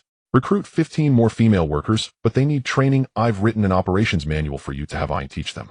Fourth, Lin Yixuan said seriously, if I don't return in 10 days, or if I can't return, you will take full control of this factory. The money in the account is enough for you to restart. Chen Qitai's eyes reddened. Lin Yixuan, don't speak such ominous words. Guangzhou isn't a den of tigers and dragons. Better to be cautious than to regret later. Lin Yixuan patted his shoulder. Remember, we are in the manufacturing business, and our foundation is technology and quality. No matter what happens, we must never lose those two. After giving his instructions, Lin Yixuan left the warehouse. He didn't return to the walled city, but instead went to the University of Hong Kong. The library, there was an elegant colonial-style building. Lin Yixuan presented the introduction letter from Su Jiaming, and only then was he allowed entry. He needed to look up two things. First, the state of the plastic raw material market in Guangzhou in 1950. This could be found in commercial journals and trade reports. Second, the history of the Lin family in Xiguan. In the old newspaper archives of the library, Lin Yixuan stumbled upon the Guangzhou Daily from before 1949. In an issue from 1937, he found a small news item: the young master of the Lin family silk shop in Xiguan, Lin Huayuan, marries the daughter of the Wang family embroidery shop. It was accompanied by a blurry photo, a young couple in traditional attire smiling shyly. Those were the original owner's parents. Lin Yixuan stared at the photo for a long time.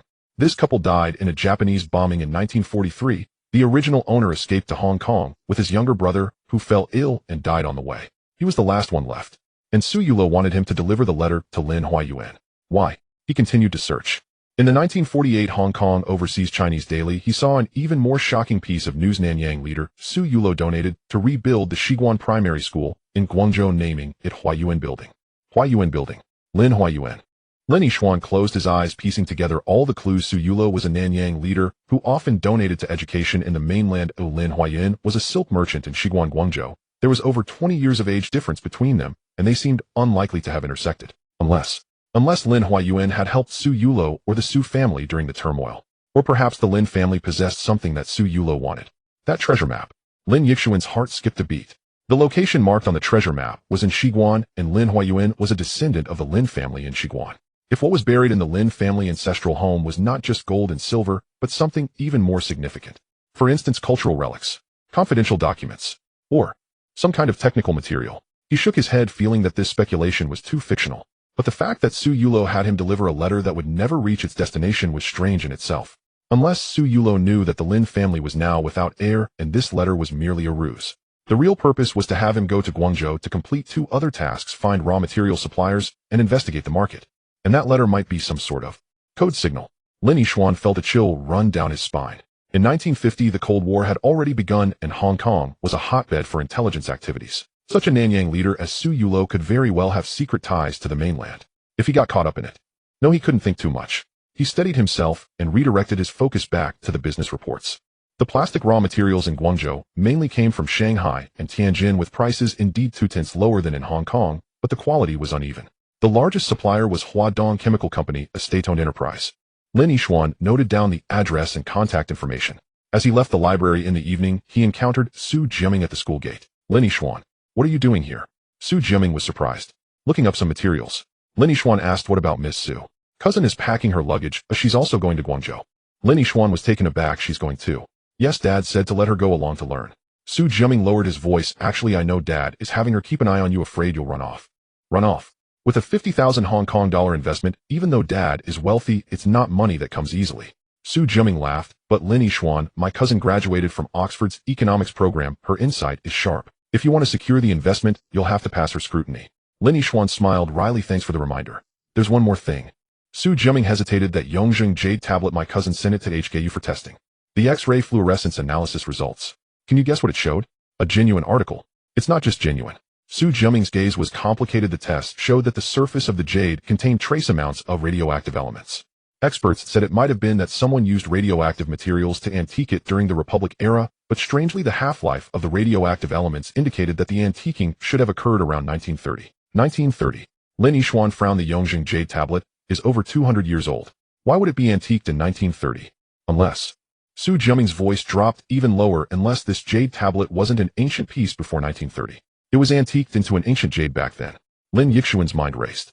In 1930, it was just before the relocation of cultural relics from the Forbidden City. If this jade tablet was a high-quality replica made by the Forbidden City's crafting department back, then used to replace genuine items to prevent loss, then where were the genuine items? He suddenly recalled a rumor he had heard in his past life. In 1949, when a batch of cultural relics was transported to Taiwan, some boxes were swapped.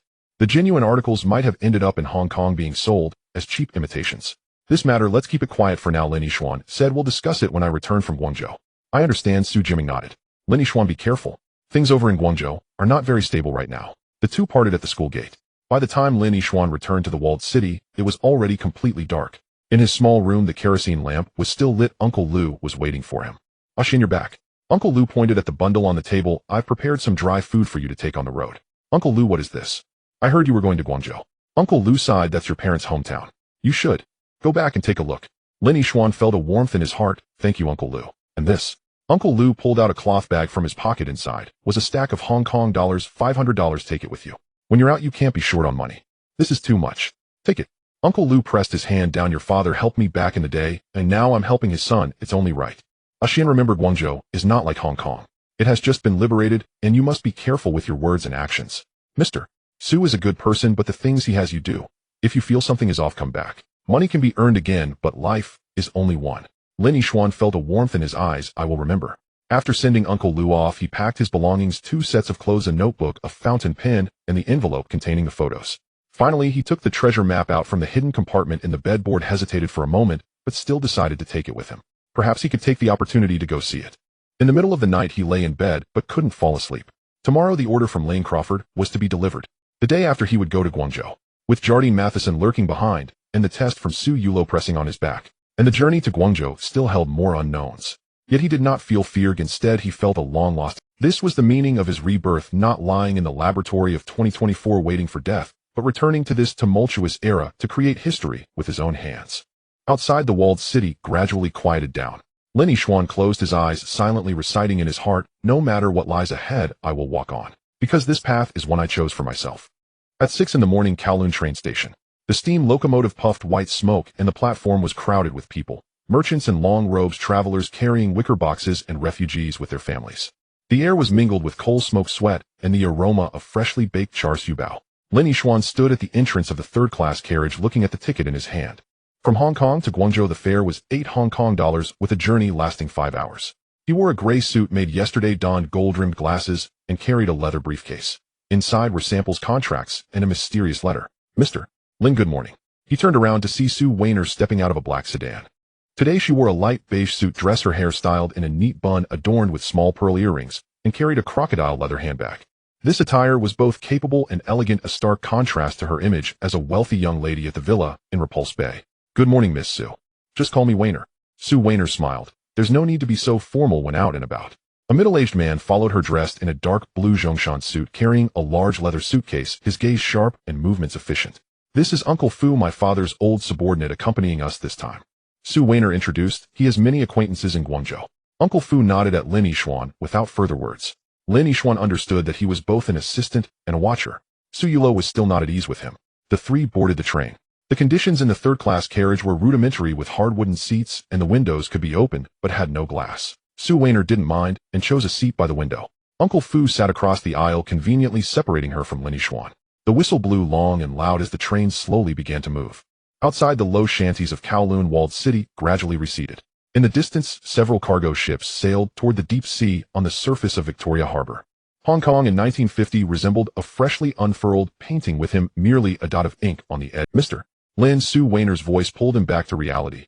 "I've looked through the accounts of Yongxin Factory. If those accounts are true." "Of course they're true." Lin Yixuan turned his head. "In 10 days from zero to a monthly profit of 1,200 Hong Kong dollars. Sue Wainer took out a small notebook from her handbag. "At this rate, the annual profit could reach 15,000.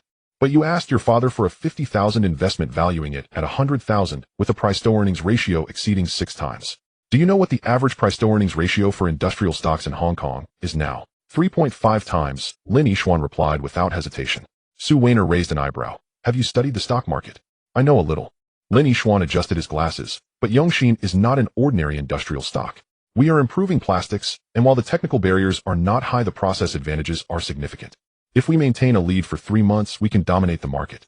Even if imitators appear after 3 months, we will have completed our initial accumulation and can shift towards higher-end products. For example, engineering plastics." Lin Yixuan opened the briefcase and took out several samples. "This is a trial product modified with polycarbonate, which improves heat resistance by 50% and strength by 80% compared to ordinary polystyrene. It can be used for electric iron casings, electric fan blades, or even camera parts." Sue Wainer took the sample, weighing it in her hand. "Is the formula developed by you?" "Yes." "Where did you learn chemical engineering?" Lin Yixuan had already prepared his answer. "My father used to run a dye workshop in Guangzhou, so I grew up around it. Later we fled to Hong Kong, and I read many English technical books at the library in the walled city." This was half true and half false. The original owner's father did run a dye business, but it was very small. As for English technical books, what chemical engineering references could there be in the Kowloon walled city library in 1950? But it seems Sue Wainer accepted this explanation. She put away the samples and asked, "What plans do you have for your trip to Guangzhou?" Lin Yixuan opened his notebook. "First stop to negotiate raw material supply with Huadong Chemical Company. According to the information I found, they just completed the public-private partnership and urgently need foreign exchange, so the price can be 25% lower than market price. Second stop to survey department stores and supply cooperatives in Guangzhou and understand the demand for plastic products in the mainland. Third stop." He paused, "to complete the task entrusted by your father." Sue Wainer glanced at him, her expression somewhat complex. "Have you read that letter?" "I saw the address and the photos, but I didn't read the content of the letter," Lin Yixuan replied honestly. "Your father instructed me to hand it personally to Mr. Lin Huayuan." "Do you know who Lin Huayuan is?" "I do. A silk merchant in Shiguan, Guangzhou, who died in the turmoil of 1943, Lin Yixuan said calmly. "So this letter is destined to never be delivered." Sue Wainer fell silent. Outside, the farmlands and cottages raced by the train, having left the new territories and entered Baoan district. After a long while, she finally spoke. "Actually, my father knows that the Lin family is no longer around." "Then why still send it?" Lin Yixuan's heart stirred. "Because..." Sue Wainer lowered her voice. "The letter itself is not important. What matters is the process of delivering it. My father wants to see how you will handle this impossible task." "A test?" "Yes," Sue Wainer nodded. "My father said that doing business is not just about numbers, but also about understanding people. A person's choice when facing a deadlock reveals their character and wisdom. So what your father truly wants to see is not whether I can find a raw material supplier or write a market report, but whether I can still strive to deliver it despite knowing the letter cannot reach its destination." "You're very clever," Sue Wainer smiled as well, "but there's more to it. My father also wants to know whether you will report honestly when you discover the letter cannot be delivered, or fabricate a story to cover it up. He wants to see both honesty and adaptability." Lin Yixuan leaned back in his chair, gazing at the scenery flying by outside the window. Su Yulo was indeed not simple, killing 3 birds with 1 stone. testing both ability and character while conveniently handling a matter he couldn't address himself. I understand now. I will do my best. There's one more thing. Sue Weiner took out a business card from her handbag. Once we arrive in Guangzhou, you can look for this person. His name is Huadong, a business partner of my father in Guangzhou involved in shipping and trade. He is one of the organizers of this materials exchange conference. Lin Yixuan took the business card. Huadong. He remembered this name, one of the patriotic businessman prototypes mentioned in the outline. Thank you. No need to thank me. Sue Weiner gazed out the window. My father said that if you can pass the test, the Sue family will invest. But after the investment, I want to become the financial director at Yongxin Factory. Lin Yixuan was taken aback. What? This is the condition. Sue Weiner turned back with a serious expression. My father said that 50,000 Hong Kong dollars is not a small sum and must have someone supervising it. And I graduated from the economics department at Oxford, understanding finance and English, which can help you deal with foreign firms. Lin Yixuan fell silent. He understood Sue Yuli's intention, investing while sending his daughter to supervise tying the Sue family to his war chariot. This was the way of old-fashioned businessmen. A family interests always came first. What if I refuse? He asked. Then you won't get the investment, Sue Weiner replied frankly, and my father might not be pleased. In Hong Kong it is hard to do business if Sue Yulo is not pleased. Although said gently, the weight of her words was heavy. Lin Yixuan smiled. Miss Sue, do you know? I despise being threatened. This is not a threat, it's reality, Sue Weiner replied calmly. Mr. Lin, you have the technology and vision, but you lack capital and connections. In this era, going solo will not accomplish great things. The Sue family can provide you a platform, but there are rules to the platform. The rule is to send you to monitor me. It's not monitoring, it's cooperation, Sue Weiner corrected. I can help you with accounting, financing, and handling government relations while you focus on technology and production. Isn't that better? Lin Yixuan looked at her. This 23-year-old woman possessed a calmness and insight. She was not a decorative piece, but a true business talent. All right, he extended his hand. Pleasure to cooperate. Sue Weiner grasped his hand. Pleasure to cooperate. Their hands clasped together, warm and cool in touch. Uncle Fu sat across the aisle, eyes closed as if he saw nothing at all. At 11 in the morning, the train arrived at Guangzhou Station. The moment Lin Yixuan stepped out of the carriage, he felt a wave of disorientation. Guangzhou Station in 1950 was far from the splendor of later years. The platform was a rudimentary cement floor, and the waiting room was an old brick and wood structure with bullet holes still visible on the walls, remnants from last year's liberation of Guangzhou. But outside the station was a different scene. Red flags fluttered and slogans were prominent. Resist America and aid Korea, defend the home and nation, build a new Guangzhou. Cadres in military uniforms, workers in overalls, and merchants in long robes mixed together, filling the air with a vibrant and restless atmosphere.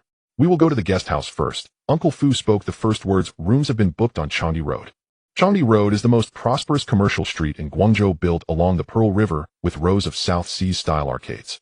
The Su family owned a property here, a 4-story arcade with shops on the first floor and guest rooms above. The guest house had simple conditions, but was clean. Lin Yixuan's room was on the 3rd floor, and opening the window revealed wooden boats traversing the Pearl River. At 2 in the afternoon, the Materials Exchange Conference will open at Sun Yat-sen Memorial Hall, Uncle Fu said. Mr. Lin can rest first or go out for a stroll. But don't go far, as security in Guangzhou is not very good right now. Lin Yixuan understood the underlying message. This newly liberated city was indeed not peaceful, with enemy agents, rogue soldiers, and black market merchants mingling. After a simple lunch, he decided to go out for a walk. Sue Weiner intended to join him, but was persuaded by Uncle Fu to stay for safety reasons. Lin Yixuan left the guest house alone, walking east along Changde Road. The street was bustling. Long lines formed outside the state-owned department store as people rushed to buy soap, matches, and cotton fabric. There were many private shops, but most were empty. Many owners were hesitating as the wave of public-private partnership had already begun. Lin Yixuan walked into a grocery store called Yongli. Behind the counter was a man in his 50s calculating with an abacus. Boss, do you sell plastic products? The old man looked up at him. Plastic? What is that? Lin Yixuan took a rainbow hairpin out of his briefcase. It's this kind. The old man put on reading glasses and examined the hairpin. Oh, chemical hairpin, huh? We do have them, but they don't sell well. Why not? Because they're expensive. The old man shook his head. One costs a dime, enough to buy half a pound of rice. Moreover, they are prone to breakage. Girls buy them, and after 2 uses they break, and they all curse. Lin Yixuan understood. The mainland market's acceptance of plastic products was still low. Price sensitivity and quality issues were the main concerns. What if there is a hairpin that doesn't easily break, comes in multiple colors, and is at the same price? Could it sell? Of course it could. The old man became interested. Do you have the goods? Not yet, but there will be soon. Lin Yixuan handed over a business card. I'm from Hong Kong's Yongxin Plastic Factory, here to attend the Materials Exchange Conference. If the boss is interested, you can come to Sun Yat-sen Memorial Hall tomorrow to see our samples. The old man accepted the business card and looked it over. From Hong Kong. No wonder you're dressed so stylishly.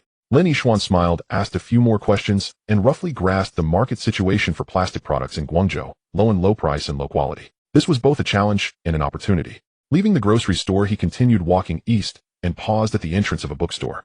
In the window were several new books on New Democracy, the Communist Manifesto, and how the steel was tempered. But what caught his eye was a set of yellowed Encyclopedia of Chemical Industry in the corner. "Boss, how much for this set of books?" The bookstore owner, a middle-aged man with glasses, replied, $5. "But, comrade, what do you do?" "I'm a businessman from Hong Kong engaged in chemical engineering." "Oh, a compatriot from Hong Kong," the owner's attitude. He became a bit more enthusiastic. "This set of books is an old edition from the Republic of China era, but the content is complete. If you want to take it for $4. Lin Yixuan paid the money. As he walked out of the bookstore holding a thick set of books, he suddenly realized that in the mainland the price of knowledge was so low. These Western chemical engineering works translated during the Republic of China would sell for at least 20 Hong Kong dollars in Hong Kong. This is the gap. It is also an opportunity. When he returned to the guest house, it was already 1:30 in the afternoon. Sue Weiner was waiting for him at the door wearing a light blue linen suit with her hair styled in a braid, looking like a female cadre. "Mr. Lin, it's time to go. What about your outfit?" "When in Rome, do as the Romans do." Sue Weiner twirled around. "What do you think?" "It suits you very well." The two exchanged smiles. Uncle Fu came out from inside still in his Zhongshan suit, holding a briefcase. "Let's go, Mr. Hor is already waiting for us." The Sun Yat-sen Memorial Hall is a landmark building in Guangzhou with blue tiles and yellow walls, grand in stature. Today the place is adorned with colorful lights, and a banner reads the First Material Exchange Conference in South China at the entrance. Upon entering the venue, Lin Yixuan was stunned by the scene before him. The main hall was filled with booths categorized by type: agricultural products, light industrial goods, heavy industrial equipment, chemical raw materials. Each booth was crowded with people, with the sounds of haggling product introductions and abacus clicks blending together, creating a lively atmosphere. "Mr. Lin, Miss Sue, this way please." A booming voice rang out. Lin Yixuan turned his head and saw a middle-aged man in his 40s wearing a gray Zhongshan suit, with a strong build, square face, and bright eyes. "This is Huadong, Uncle Hua." Sue Weiner stepped forward to greet him. "Long time no see. Weiner has grown up looking more like your mother." Huadong smiled and turned to Lin Yixuan. "So this is Mr. Lin Yixuan. Su Xiong mentioned you in his letter, saying you are a rare talent." "You flatter me, Mr. Hua." Lin Yixuan shook hands. "I'm new here, please advise me." "No need for formalities, we are all in the same circle." Huadong laughed heartily, leading them inside. "Your booth is in the chemical area. Oh, I've reserved a good spot for you." The chemical area is located on the east side of the Memorial Hall. The booth for Yongxin Plastic Factory was small, but prominently located. Lin Yixuan displayed samples: rainbow hairpins, anti-static combs, multicolored buttons, and a few trial products made of engineering plastics. Just as he finished setting up, people began to gather around. "Comrade, how much for this hairpin?" "Will the comb generate static electricity?" "What can this type of plastic be used for?" Lin Yixuan answered each inquiry. He noticed that most of those asking questions were procurement agents from state-owned stores, with a few private bosses among them. Everyone was curious about the products from Hong Kong, but when they heard the prices, most shook their heads. "Too expensive, we can't sell it at our supply and marketing cooperative." "Can you lower the price?" "We need 500 at once." "Do you have anything cheaper?" Lin Yixuan managed responses while taking notes in his notebook. He gradually understood the characteristics of the mainland market: large quantities, but low unit prices, practicality over aesthetics. State-owned unit procurement had budget constraints, but stable demand. At 3 in the afternoon, a middle-aged man in a cadre suit approached the booth. He picked up a piece of trial engineering plastic and examined it closely for a long time. "Comrade, what is the heat resistance of this material?" "It can withstand up to 120 degrees for continuous use, and up to 150 degrees for short periods." Lin Yixuan replied. "What about impact resistance?" 3 times stronger than ordinary plastic." The cadre looked up. "Are you a technician?" "I am the factory director and technician." "Good." The cadre took out his work ID from his pocket. "I am from the Guangzhou office of the First Ministry of Machinery. My surname is Wang. We are developing a new type of textile machinery and need a lightweight, wear-resistant gear material. Is your plastic suitable?" Lin Yixuan's heart raced. Had the mainland already started independently developing textile machinery in 1950? "Absolutely possible," he answered decisively, "but I need to know the specific technical parameters: load, rotation speed, working environment." "It's not convenient to talk here." Cadre Wang lowered his voice. "Come to the office at 7 in the evening. Here's the address." He handed over a piece of paper and turned to leave. Lin Yixuan clenched the paper, sweat forming in his palm. This could be an opportunity, a direct entry into the mainland industrial supply chain. "Mr. Lin." Sue Weiner leaned over. "Who was that person?" "He might be our first major client, but he's from a state-owned unit." "Can he afford Hong Kong dollars?" Lin Yixuan smiled. "He can't afford Hong Kong dollars, but he can afford renminbi. And renminbi can buy mainland raw materials, labor, and even technical talent." Sue Weiner pondered. In the evening, when the booth was about to close, Huadong came again. "So did you gain anything?" "Yes. Lin Yixuan briefly explained the situation from the afternoon, but the price is an issue. The purchasing power in the mainland is limited and our products must lower prices to enter the market. Lowering prices isn't a solution. Huadong shook his head. Your product quality is good, you should sell it at a high price. I have a suggestion, don't focus on the retail market but on industrial matching. Industrial matching. Yes. Huadong pointed at the engineering plastic samples. Guangzhou is currently undergoing construction and needs a large amount of industrial materials. Plastic is lightweight, corrosion resistant, and easy to process. If it can replace some metal parts, the market is huge. Lin Yixuan's eyes brightened. This is what he had in mind, but he hadn't expected that someone in the mainland had already noticed this trend. Do you have connections, mister? What? Of course. But in business, mutual benefit is paramount. I'll help you connect, but I need a share. How much? 10%. Huadong extended his index finger. No need for you to prepay, I will settle after the transaction.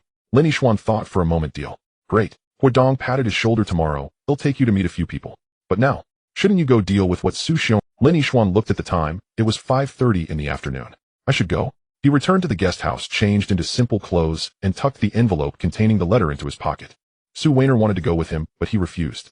It's better if I go alone for this matter. Why? Because. Lin Yixuan looked out at the twilight. This is my private affair. He stepped out of the guest house and hailed a rickshaw. Driver, take me to Shiguan Baohua Road. The driver was a man in his 40s pedaling hard, while asking comrade, who are you looking for on Baohua Road? Many houses over there have been blown up. I know, Lin Yixuan replied, I just want to take a look. The Guangzhou at dusk had shops under the arcades were gradually lighting oil lamps, and smoke from the alleys drifted up carrying the aroma of cooked food. This was Guangzhou in 1950, where the flames of war had just extinguished and life was being rebuilt. Baohua Road arrived. Lin Yixuan got off and searched for the doorplate number in the photo. Many houses had indeed been destroyed and wild grass had grown on the broken walls. But there were also rebuilt structures, simple shanties made of wooden boards and bricks where people lived. The large house on Shiguan in the photo was no longer there. A row of simple bungalows had been built in its place with a sign saying Baohua Road Neighborhood Committee hanging at the entrance. Lin Yixuan walked inside. A woman in her 50s was mending clothes in the neighborhood committee. Comrade, is there a family with the surname Lin here originally? The woman looked up and examined him. Surname Lin. Which Lin family are you looking for? The family of Lin Huayuan. The woman's hand trembled, and she pricked her finger with the needle. You. Who are you to their family? I am. A distant relative come from Hong Kong. Lin Yixuan said cautiously. The woman put down her needle and thread, stood up to close the door, and lowered her voice. The Lin family has long been gone. In 1943, during the Japanese bombings, Mr. Lin and his wife both died, and their 2 sons fled to Hong Kong. I heard the younger son also died on the way, leaving only the elder son. I think his name was Yixuano. I don't know if he is still alive. Lin Yixuan's heart ached. That was the memory of the original owner, yet it felt so real at this moment. Then what about this house? It was flattened. The woman sighed. Last year our neighborhood committee built an office here. If you are looking for the Lin family, you really won't find them. Lin Yixuan remained silent for a moment, taking out the letter from his pocket. There's a letter here from Mr. Lin Huayuan. Since he's not here, I'll burn it. Wait. The woman suddenly said, are you a Lin? My surname is Lin.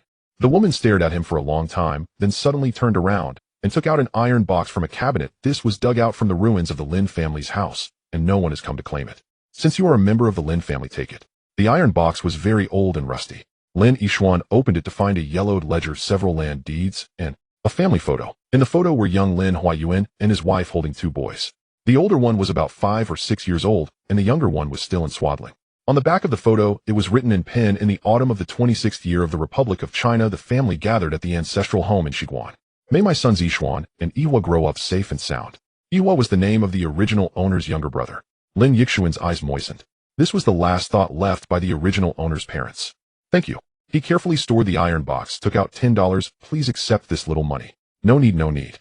The woman declined. We're all neighbors. It's the least I can do. Lin Yixuan still pressed the money into her hand, then considered it a storage fee. When he left the neighborhood committee, it was already completely dark. Lin Yixuan stood in front of the ruins and silently bowed 3 times. Then he took out the letter, struck a match. The flame engulfed the envelope, and the ashes of the paper floated away with the wind. He had never looked at the contents of the letter. This was a sign of respect for the client and a form of self-protection. But just as the envelope was about to burn out, he saw a few words emerging in the firelight. Longing to return. Treasure. Be careful. The rest burned away. Lin Yixuan's heart skipped a beat. Treasure. Was it referring to that treasure map? Did Su Yilu know about the treasure map? He stood still, the night wind chilling him to the bone. It turned out that all of this was not a coincidence. Su Yilu's request to deliver the letter was a pretense, but the test was real. And the content of the test likely included the whereabouts of that treasure map. Mr. Lin. A voice suddenly sounded behind him. Lin Yixuan turned around abruptly and saw Uncle Fu standing at the alley entrance holding a lantern. Uncle Fu. How come you? The young lady was worried, so she asked me to come and check on you. Uncle Fu walked over glancing at the ashes on the ground. The letter burned. Yes, it couldn't be delivered, so I burned it. Burning it is good. Uncle Fu nodded. Some things are safer not knowing than knowing. The two walked back silently along Changdi Road. As they neared the guest house, Uncle Fu suddenly said, Mr. Lin, you are a smart man. Smart people should know that some things need to be let go when it's time to let go. What do you mean? I mean things that don't belong. Uncle Fu looked at him. Mr. Su values you because of your abilities and potential, but if it's for other reasons, then it's not necessarily the same. Lin Yixuan understood. This was a warning not to covet the treasure map. I understand, he said. I came to Guangzhou to do business, not to seek treasure. That's good. Uncle Fu pushed open the door to the guest house. Go in, the young lady is waiting for you. Inside the room, Su Weiner was reading a document under the light. Seeing him return, she looked up. How did it go? The letter was burned.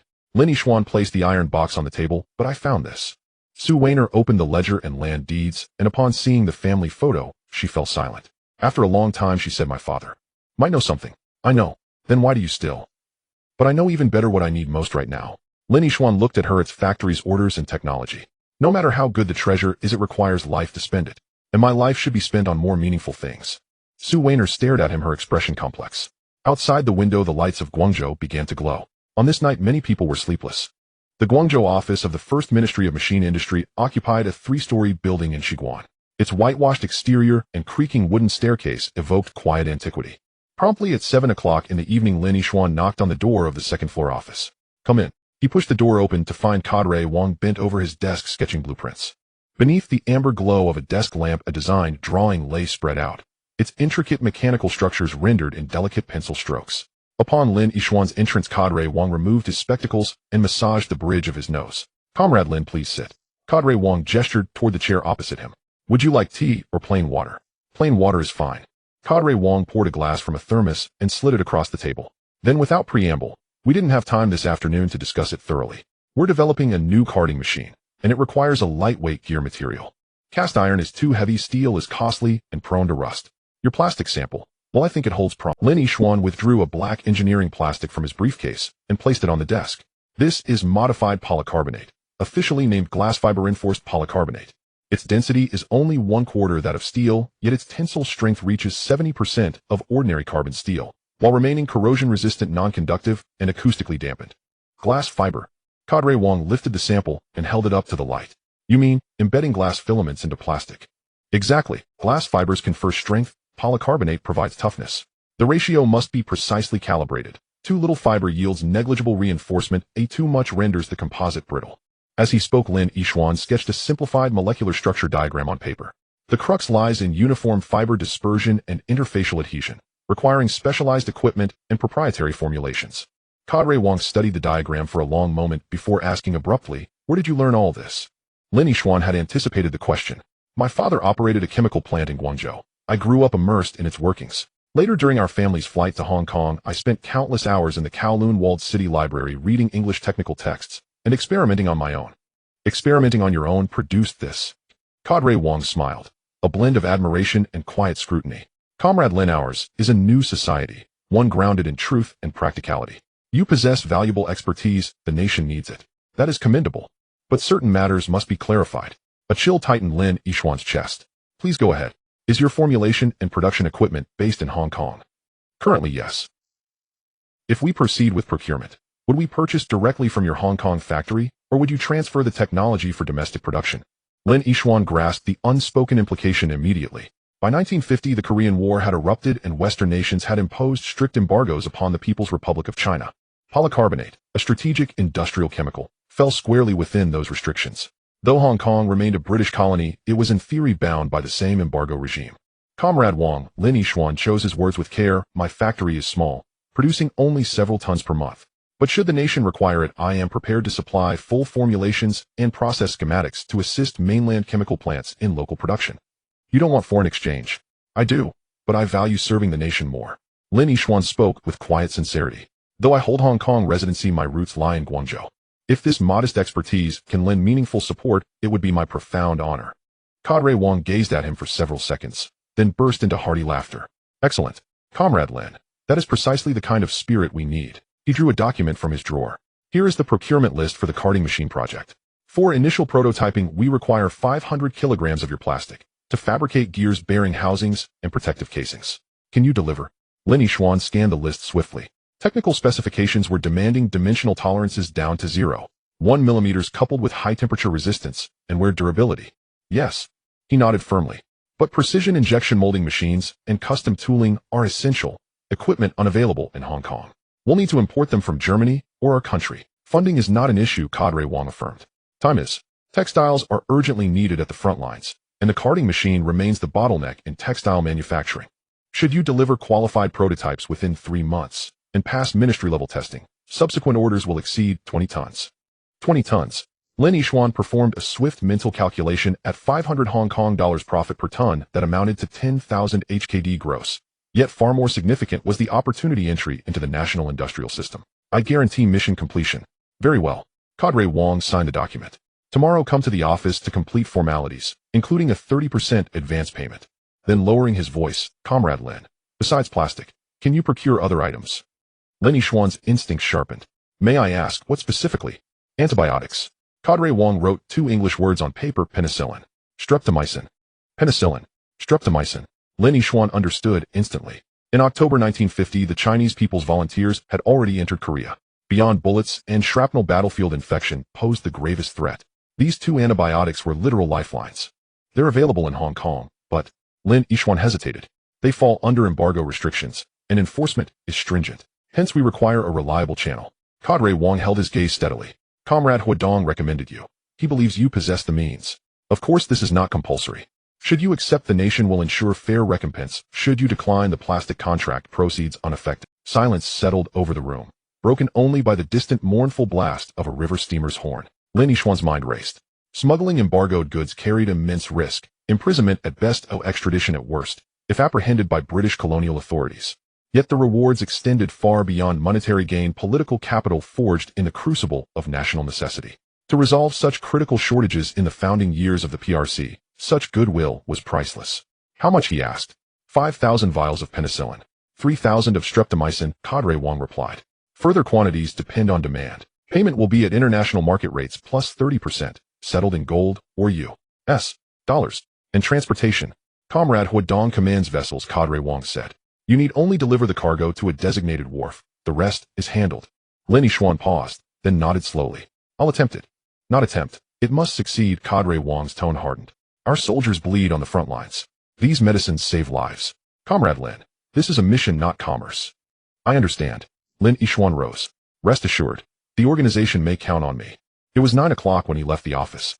Guangzhou's streets lay hushed, punctuated only by the occasional passage of patrolling soldiers. Walking beneath the arcade colonnades, Lin Yixuan felt the weight of irreversible choice. He knew he had stepped into a vortex. Korean War embargoes, clandestine networks. Once entangled, escape would be impossible. Yet simultaneously it offered unparalleled opportunity, rapid accumulation of capital and influence. The network behind Huadong and Cadre Wong. No some could purchase such access. Back at the guest house, Su Wanner awaited him. How did it go, she asked. Lin Yixuan handed her the contract. 500 kilograms for the first batch. Advance payment of 1,500 Hong Kong dollars. If testing succeeds, 20 tons follow. Su Wanner's eyes lit up. Wonderful. So, there's something else, Lin Yixuan interrupted.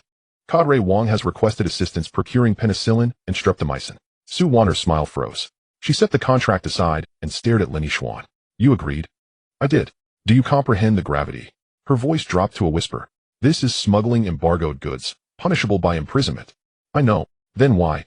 Because it is needed. Lin Yixuan met her gaze unflinchingly. The front lines need it. The nation needs it. And it is our opportunity. Opportunity. Su Wanner laughed bitterly. This is a death-defying gamble. Fu Bo emerged from the inner chamber, his expression grave. Mr. Lin, this matter is too grave. Shall we consult the master? No need, Lin Yixuan replied. I've given my word. I cannot retract it. Fu Bo, you know many people in Guangzhou. Please inquire discreetly, have any European freighters docked recently, particularly Swiss or Swedish vessels. Switzerland and Sweden as neutral states were exempt from embargoes, but pharmaceutical exports still required special licenses. Fu Bo sighed. I'll visit the docks tomorrow. Still, Mr. Lin, this demands careful deliberation. Penicillin is no commodity vegetable. 5,000 vials necessitate dealing with major distributors. How many major pharmaceutical firms operate in Hong Kong? 3 dominate: Watson's, EU, Yin Sang, and Wing On. Yet all maintain close ties with foreign trading houses. They won't risk it. Su Wanner interjected. Then seek smaller suppliers, Lin Yixuan declared. Fragment procurement. Disperse the volume. 500 vials per firm, 10 firms suffice. And sourcing. Hong Kong produces no penicillin, it's all imported. India. Lin Yishuan recalled a name. As a Commonwealth member, India falls outside the embargo. Factories in Bombay manufacture penicillin. Its purity may lag behind Western standards, but it remains clinically viable. This knowledge belonged to his past life. During the 1950s, India ranked among Asia's few antibiotic producers. Su Wanner and Fu Bo exchanged glances. Both registered astonishment. How could this young man raised in the walled city know about Indian pharmaceutical plants? Even if supply exists, transportation remains perilous, Su Wanner pressed. From India to Hong Kong, then onward to the mainland, the risks multiply. That is precisely why Comrade Hu's fleet is indispensable, Lin Yishuan replied. His maritime enterprise owns both vessels and terminals. Once cargo clears Hong Kong customs, he possesses the means to move it onward. Fu Bo pondered deeply. Comrade Hu indeed commands extensive channels, but such magnitude invites extraordinary peril. He may refuse. Then negotiation becomes paramount, Lin Yishuan said. I'll meet him tomorrow. The next morning, Lin Yishuan returned to the Sun Yat-sen Memorial Hall. The materials exchange fair entered its second day. Crowds thickened steadily. A queue snaked before Yongxin's booth, prospective buyers drawn by pricing inquiries and product demonstrations. Su Wanner manned the counter, shifting effortlessly between fluent Cantonese and Mandarin, winning nods of approval from state-owned store procurement officers. Lin Yishuan observed silently, impressed anew. This Oxford-trained heiress possessed not only theoretical mastery, but formidable practical acumen. At noon, Huadong arrived, accompanied by two men. Brother Lin, allow me to introduce friends, Huadong said warmly, clapping Lin Yishuan's shoulder. This is Director Li of the Guangzhou Supply and Marketing General Corporation, and Comrade Zhang Logistics Department, South China Military Region. Director Li, nearing 50, wore the affable smile of a benevolent Maitreya Buddha. Comrade Zhang, early 30s, stood ramrod straight in a faded olive uniform, his gaze sharp, disciplined. Comrade Lin, we reviewed your plastic samples, Director Li opened directly.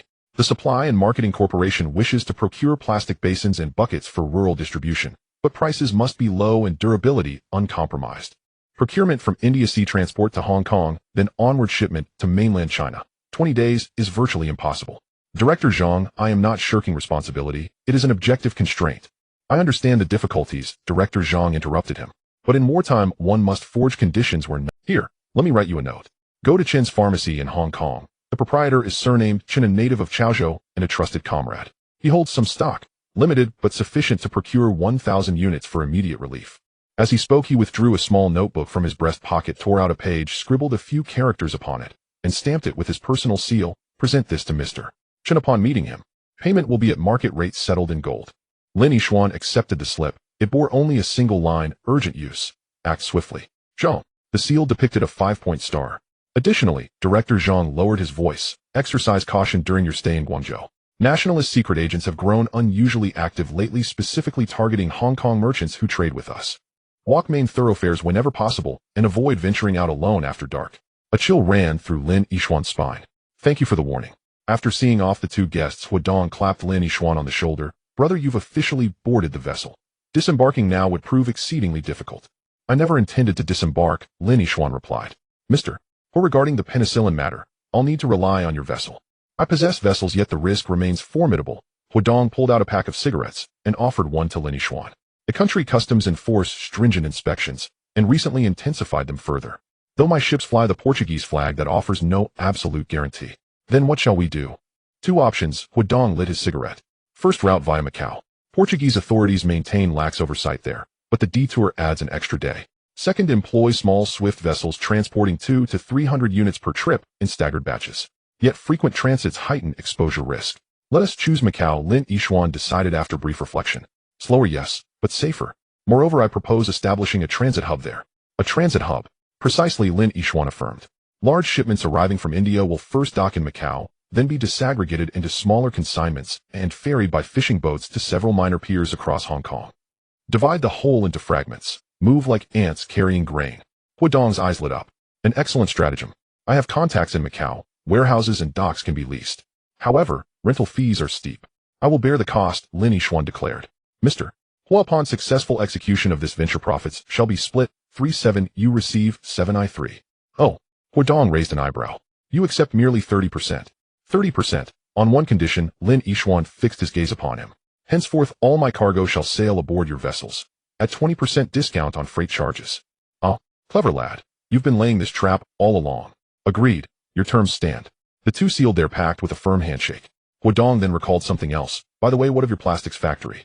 Might you consider establishing a branch plant on the mainland? Labor and raw materials are significantly cheaper there. A spark ignited within Lin Yixuan. I've contemplated it. But is such a move permissible under current policy? The government actively encourages investment by overseas Chinese, Huadong explained. As a Hong Kong compatriot, you qualify for preferential treatment. Should you express interest, I can facilitate introductions, securing land in Guangzhou's suburban districts.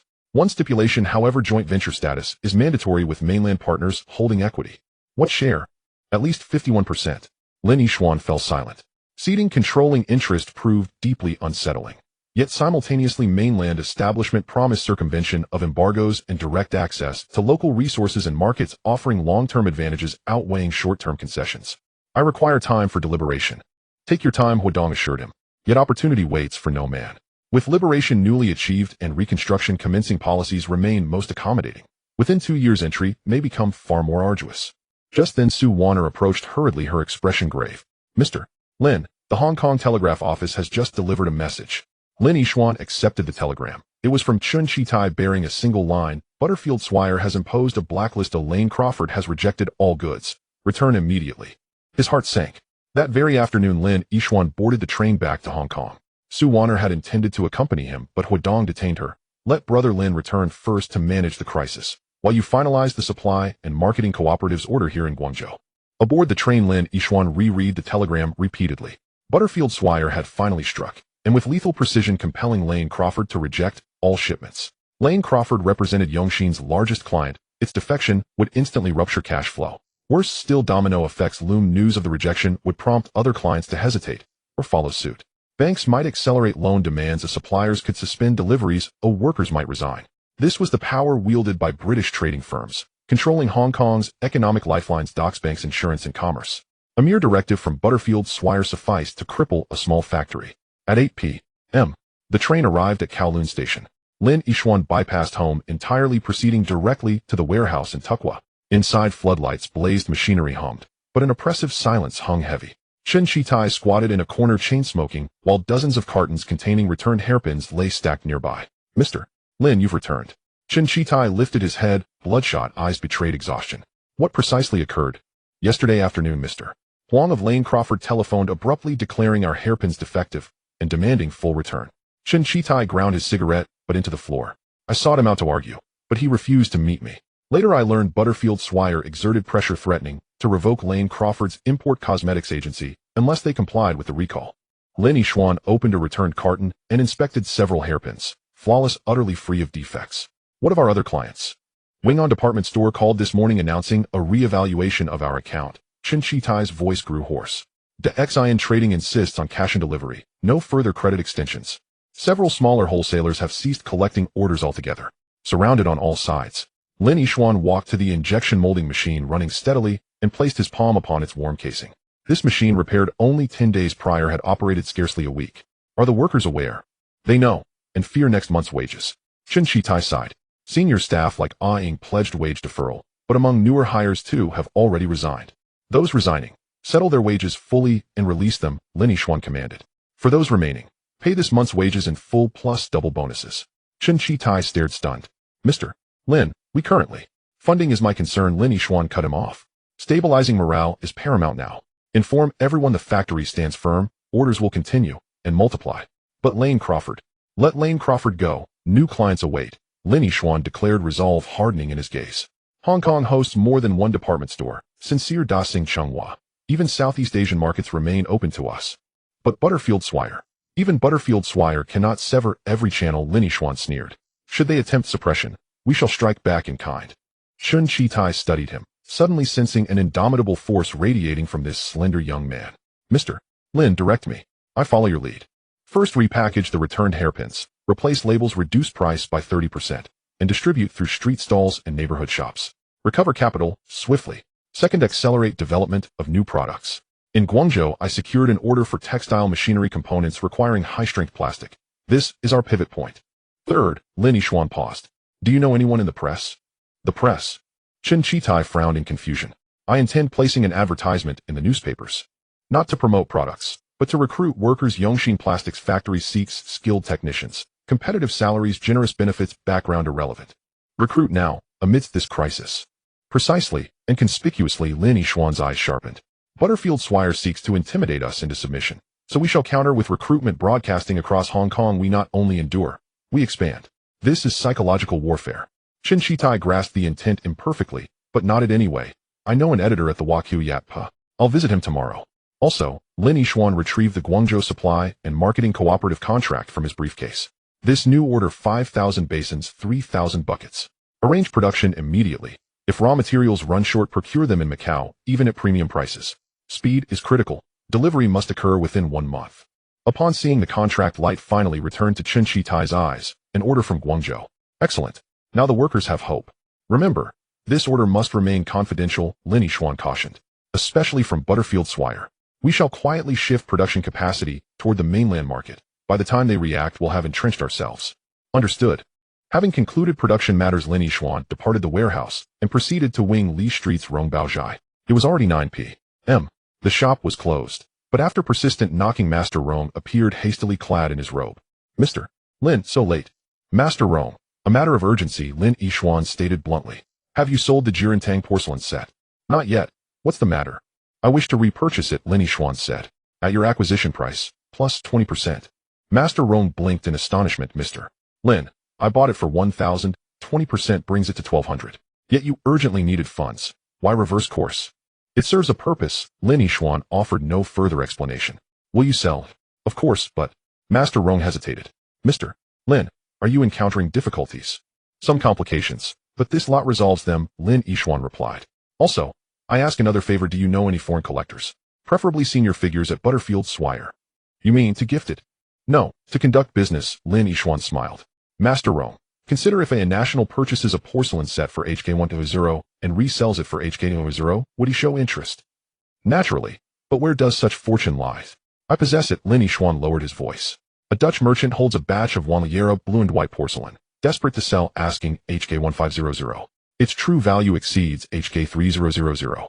Should Butterfield Swire executives express interest, I can broker the deal, with a 10% commission. Master Rong studied him for a long moment. Mr. Lin, you tread perilously close to fire. Butterfield Swire's executives are no fools. They'll trace the provenance. And what do you gain? A measure of goodwill, Lin Yixuan replied. I seek neither revocation of the blacklist nor special favors. Only therefore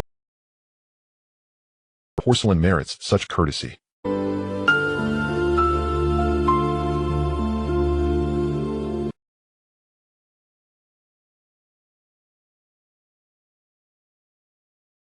Master Rong pondered deeply, then nodded.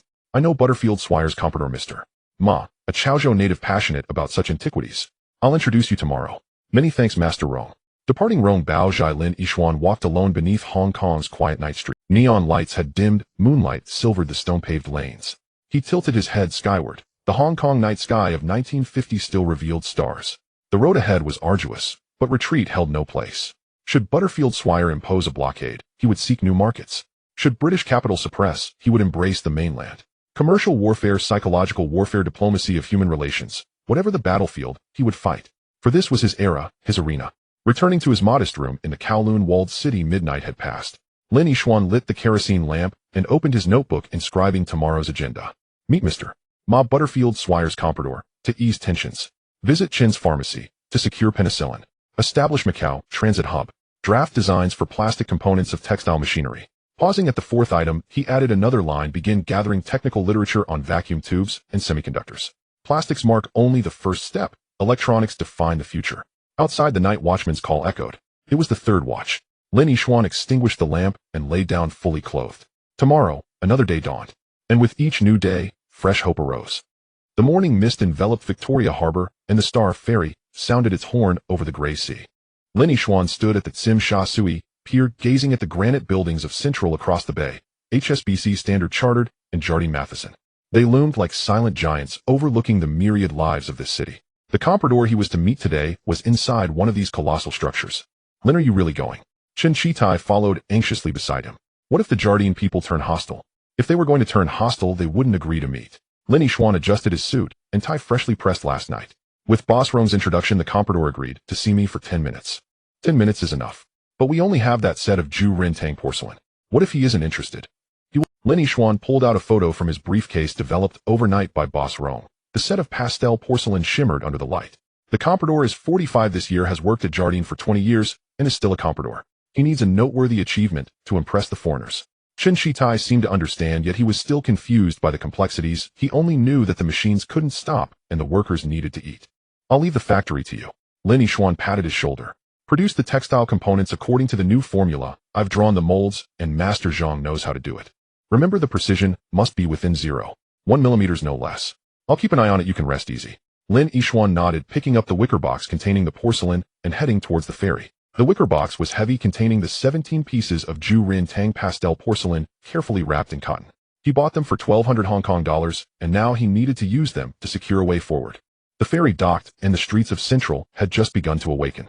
White elites in suits hurried by while Indian policemen lazily directed traffic at the corner. Newspaper boys were hawking the day's South China Morning Post. Its front page featured news from the Korean battlefield.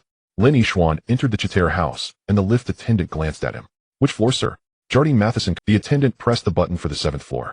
The elevator had old iron-grilled doors creaking as it ascended. Lin Yixuan watched the floor indicator flicker, but his mind was occupied with other matters. Penicillin, the transit station in Macau, textile component blueprints, and Su Weiner, who was supposed to return from Guangzhou today. The elevator doors opened, revealing a corridor lined with Persian carpets flanked by heavy oak doors with brass nameplates engraved in English. The scent here was completely different from the city: cigars, leather, and a faint trace of disinfectant. The comprador's office was at the end of the corridor. The door was slightly ajar, and he could hear someone speaking on the phone in English inside. Lin Yixuan knocked gently. Come in. He pushed the door open. The office was small, but elegantly decorated.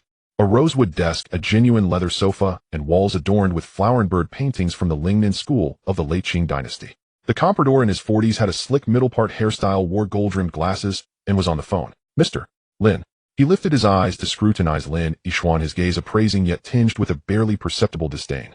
Please take a seat. Lin Yixuan sat on the sofa, placing the wicker box by his feet. Boss Rong mentioned that you have a batch of goods you'd like me to see. The comprador got straight to the point, speaking Cantonese with a Teochew accent. Yes. Lin Yixuan opened the wicker box and took out the pastel butterfly vase, gently placing it on the coffee table. The comprador's expression changed. He got up, walked over, donned white gloves from a drawer, and took a magnifying glass to examine it closely. For a full 5 minutes the office was so quiet that one could hear the ticking of the pocket watch. Ju Rin Tang, the comprador, finally spoke, his voice filled with astonishment. And it's a complete set. Mr. Lin, where did this come from? Family heirloom. Lin Yixuan replied without changing his expression. My ancestors served in the palace and brought it out during the Republic. Now the family has fallen on hard times, and I have to sell it. He had rehearsed this story with Boss Rong. In 1950 Hong Kong, such tales were everywhere. Truth and falsehood blurred, and no one probed too deeply. The comprador set down the vase and examined the other pieces. Finally, he returned to his chair, removed his glasses, and wiped them. How much do you want for it? 2,500 Hong Kong dollars. Lin Yixuan quoted a price. But I'm not accepting cash. Oh. The comprador raised an eyebrow. Then what do you want? I want a word from Mr. Ma. Lin Yixuan looked him in the eye. Yongxin Plastic Factory is a small operation. We just want to make a living. The order from Lane Crawford is very important to us. I hope Mr. Ma can extend a helping hand. The comprador chuckled, his smile laced with amusement. Mr. Lin, you overestimate me. How could a mere comprador like me get involved in the purchasing department of Lane Crawford? Mr. Ma is being modest. Lin Yixuan smiled back. Who doesn't know that Jardine is a major shareholder in Lane Crawford? Your word carries more weight than all our efforts put together. The two exchanged glances, and an unspoken understanding hung in the air. The comprador put his glasses back on, lightly tapping the table with his fingers. Mr. Lin, do you know how much management fee the beautiful hair accessories factory pays to Jardine each year? I would like to know. 3,000 Hong Kong dollars. The comprador replied. And you Yongxin have not paid a single cent. Lin Yixuan's heart sank. So that was the crux of the problem. Not product competition, but insufficient protection fees. Mr. Ma, he said slowly, if Yongxin also pays 3,000 each year, wouldn't we be able to compete fairly with the beautiful hair accessories factory? Fair. The comprador scoffed. Is there fairness in the marketplace? However, if you are willing to pay, I could perhaps put in a word for you. The Lane Crawford order may not be guaranteed, but I can leave a door ajar for you with Yangon and Sincere. That door isn't wide enough. Lin Yixuan shook his head. What I need is a full opening. That will depend on your sincerity. Lin Yixuan pulled out an envelope from his pocket and pushed it across the table. Inside is 500 Hong Kong dollars as a token of our meeting. Additionally, I've heard that Mr. Ma enjoys collecting. I happen to know a Dutch merchant who has a batch of Wanli blue and white porcelain in excellent condition. If Mr. Ma is interested, I can make the introduction without taking a commission. The comprador didn't reach for the envelope immediately. He stared at Lin Yixuan, as if re-evaluating the young man. After a long pause he smiled. Mr. Lin, you are quite interesting. You are clearly in the plastic business, yet you understand antiques, and can speak English even knowing Dutch merchants. To make a living one must understand a bit of everything. Alright. The comprador finally took the envelope. I will help you secure the Lane Crawford order.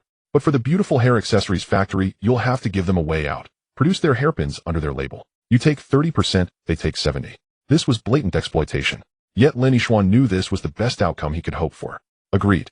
He agreed readily, but there's one condition. Yongxin's new products must not be imitated by the beautiful hair accessories factory. What new products? Industrial plastic components. Lin Yixuan pulled the textile component blueprints from his briefcase. For example, this nylon gear for the cotton combing machine, which is 70% lighter than cast iron and 3 times more wear-resistant. The comprador took the blueprints, glanced at them for a moment, and his expression grew serious. This thing, does it have a market? The mainland is currently industrializing, and there is a great demand for textile machinery. Lin Yixuan replied. If Jardine is interested, we can collaborate. You provide the channels, we provide the technology, and we split the profits 50-50. This was his true goal, to bypass the low-end competition of the retail market and directly enter the industrial sector. And Jardine had the trade channels to the mainland. The comprador fell silent. He was evaluating. Was this young man merely painting a dream, or did he have real capabilities? How long until the samples can be ready? 1 month. Good. The comprador stood up, extending his hand. In a month, bring the samples to see me.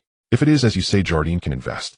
The handshake sealed the deal. As Lin Yixuan stepped out of Chitere House, he released a long breath. The first step seemed to have been successfully taken. Using antiques to pave the way and technology to forge ahead, he pried open a crack beneath the feet of the British behemoth. But it was still not enough. He needed more leverage. The next stop was Yongle Street in Shengwan. Chenji Pharmacy had a modest facade hidden in a narrow alley. A sign reading "Wholesale Herbs" hung outside, but Lin Yixuan knew that much more than herbal medicine was conducted here. He pushed the door open, and the aroma of medicine filled the air. Behind the counter sat a thin old man, wearing reading glasses, measuring ginseng. Boss Chun, Lin Yixuan asked. The old man looked up, peering over the top of his glasses. Buying medicine. Buying penicillin. The old man paused. None. Lin Yixuan pulled out a note from the officer and pushed it forward. The old man accepted the note, and upon seeing the 5-point star seal, his expression changed. He got up, locked the shop door, and drew the curtains, then lowered his voice. How many? 1,000 units, and I need it fast.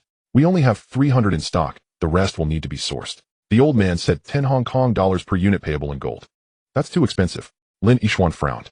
The international market price is only 6 Hong Kong dollars. That's the international market price. The old man sneered. This is Hong Kong. If caught, it's jail time. 10 Hong Kong dollars is the only price.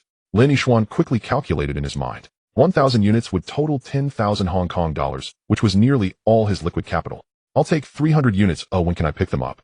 Tomorrow afternoon at Warehouse 3 on the dock. The old man wrote down an address. Bring gold and don't bring sequential bills. Deal. After leaving Chunji Pharmacy, Lin Yixuan went to HSBC. He had 1,000 Hong Kong dollars in savings, and with an additional 500 borrowed from Boss Rong last night, he gathered 1,500, converting it all into small gold bars, 10 one-tail golden fish. On the way back to Tuen Mun, he deliberately took a detour to visit a bookstore in Wan Chai. He did not buy commercial books, but instead purchased several English radio manuals and basic physics textbooks. These were the closest he could find to semiconductor technology in Hong Kong in 1950. At 3 in the afternoon, he returned to the warehouse. Chen Shitai was debugging a new mold, his face covered in grease. Lin Xing, you're back. The mold is ready, come take a look. The new mold was an injection mold for the gears of a cotton combing machine, crafted from high-quality steel with great precision. Lin Yixuan measured several key dimensions, all within tolerance. Not bad. He rarely showed a smile. Have you tried producing it? Yes, but the defect rate is a bit high. Chen Shitai pointed to a pile of defective products nearby. The main issue is uneven shrinkage. Some areas are thick while others are thin. Lin Yixuan picked up a defective item and examined it in the light. This was a common issue in injection molding. Plastic shrinks as it cools, and if the mold temperature is uneven, it will deform. Add a cooling water channel. He sketched a diagram. Drill holes here and here to allow the cooling water to circulate. Also increase the injection pressure to 180 kilograms and extend the holding time by 3 seconds. Want the pressure be too high? This nylon mixed with glass fiber needs high pressure to fill properly, Lin Yixuan explained. Just follow my instructions. Although Chen Shitai did not understand the principles, he trusted Lin Yixuan's judgment. Over this period, this young man had proven countless times. What he said was always right. The workers began modifying the mold. Lin Yixuan walked to a corner of the warehouse where a small office was partitioned off with wooden boards. On the desk lay an order from the Guangzhou Supply and Marketing Cooperative along with shipping documents from Huadong.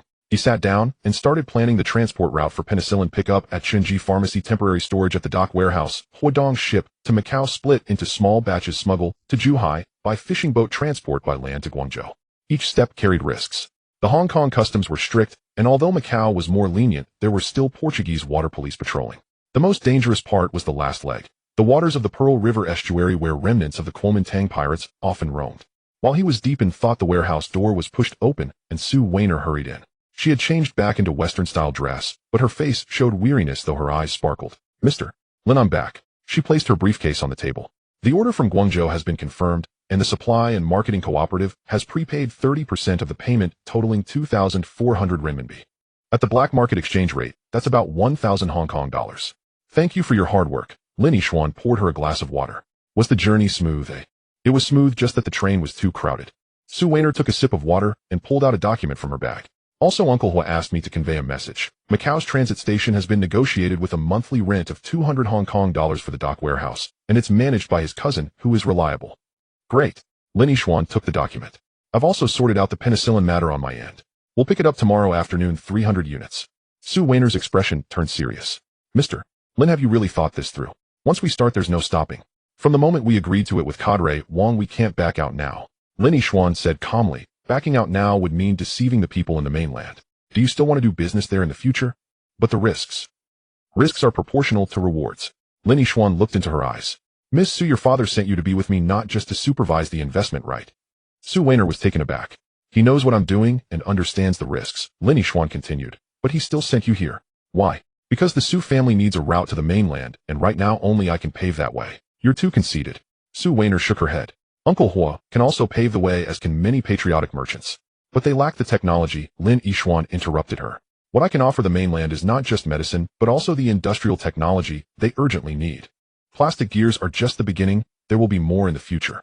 This is what the Sue family truly needs. Not one-time trade profits, but a long-term, irreplaceable partnership." Sue Weiner fell silent. She had to admit that Lin Yishuan was right. Her father invested in Yongxin not just for the profits of the plastic factory, but for the potential behind this young man. "So what's next?" she asked. "3 steps," Lin Yishuan wrote on the paper.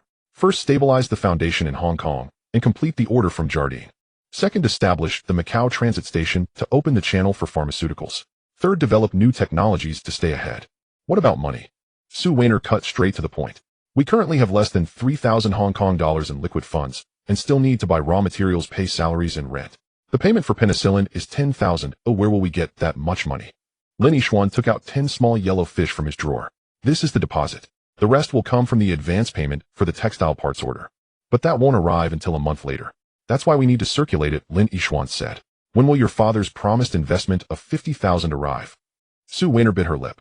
"Dad said, we need to wait until you pass the test." "Test?" Lin Yishuan laughed. "Is it about the penicillin matter or my capabilities?" "Both." Sue Weiner stared at him. "If you can make this happen, the 50,000 Hong Kong dollars will be credited immediately. If you mess it up—" "I understand." Lin Yishuan put away the gold bar. "Then let's make it happen." In the evening, the workers finished their shifts. Only Lin Yishuan, Sue Weiner, and Chen Shitai remained in the warehouse. The new mold had been modified and was in trial production. The injection molding machine hummed, spewing out hot plastic melt, shaping within the mold. "It's out!" Chen Shitai exclaimed excitedly. The first nylon gear was extracted from the mold, still steaming. Lin Yishuan used calipers to measure it. Outer diameter 50 millimeters, inner diameter 20 millimeters, thickness 10 millimeters. The dimensions perfectly matched the specifications, with a smooth surface free of bubbles or shrink marks. "We succeeded." Chen Shitai was so excited he started dancing. Sue Weiner also smiled. She picked up the gear, weighed it in her hand. It was indeed very light, but the sound when struck was crisp, and it was hard enough. "Send it for wear testing." Lin Yishuan was happy, but remained calm. "Run it continuously for 24 hours to observe the wear. If it meets the standards, we'll start mass production." "I'll do it tonight." Chen Shitai was full of energy. "Don't overdo it." Lin Yishuan patted him on the back. "Your health is the foundation of our revolution. Let Master Zhang handle the testing. You should go rest." "I'm fine." "That's an order," Lin Yishuan said sternly, which was rare for him. "The next month, everyone will be busy. We can't wear ourselves out from the start." Chen Shitai nodded. As night fell, Lin Yishuan escorted Sue Weiner back to Repulse Bay. In the taxi, both of them remained silent, looking out at the nighttime scenery. "Mr. Lin," Sue Weiner suddenly spoke up, "are you afraid?" "Afraid of what?" "Afraid of failure, afraid of being caught, afraid of losing everything." Lin Yishuan thought for a moment. "Yes, I'm afraid. But I have to act despite the fear." "Why?" "Because if I don't act, I'll regret it for the rest of my life." Lin Yixuan turned to look at her. Miss Su, have you studied history? 1950. This is a turning point. Hong Kong, the mainland, all of China are at a crossroads. Our generation has the chance to participate in this turning point. It's both a blessing and a responsibility. Responsibility. Su Weiner pondered the word. You're just a poor kid from a walled city. What responsibility are you talking about? It's precisely because I came from a walled city that I know what responsibility is. Lin Yixuan said, to provide stable jobs for the female workers, to ensure their children can attend school, to make sure that the Chinese factories in Hong Kong no longer have to bow to foreigners. That is my responsibility. Su Weiner looked at his profile. The shadows of the streetlights danced on the car window, outlining the resolute contours of this young man. He was more complex than she had imagined, and even more captivating. We've arrived, the driver said. The car stopped outside a villa in Repulse Bay. Su Weiner got out, suddenly turning back. Mr. Lin, I'll help you with the penicillin matter. You? My classmate from Oxford, his family is in shipping, and they have ships running the India route, Su Weiner quickly explained. I can have him help. Shipping directly from Mumbai to Macau is safer than routing through Hong Kong. Lin Yixuan was taken aback. Why? Because you're right, Su Weiner smiled. This is the responsibility of the Su family. She turned and walked into the villa, her skirt fluttering in the sea breeze. Lin Yixuan stood still for a while before instructing the driver to turn back to the walled city. That night Kowloon City was still noisy. But Lin Yixuan lay on his hard bed, feeling an unprecedented sense of calm. The road ahead was still tough, but he was no longer alone. He had brothers like Chun Chitai, partners like Su Weiner, and mentors like Huadong. And there was that country far away in Guangzhou that needed his help.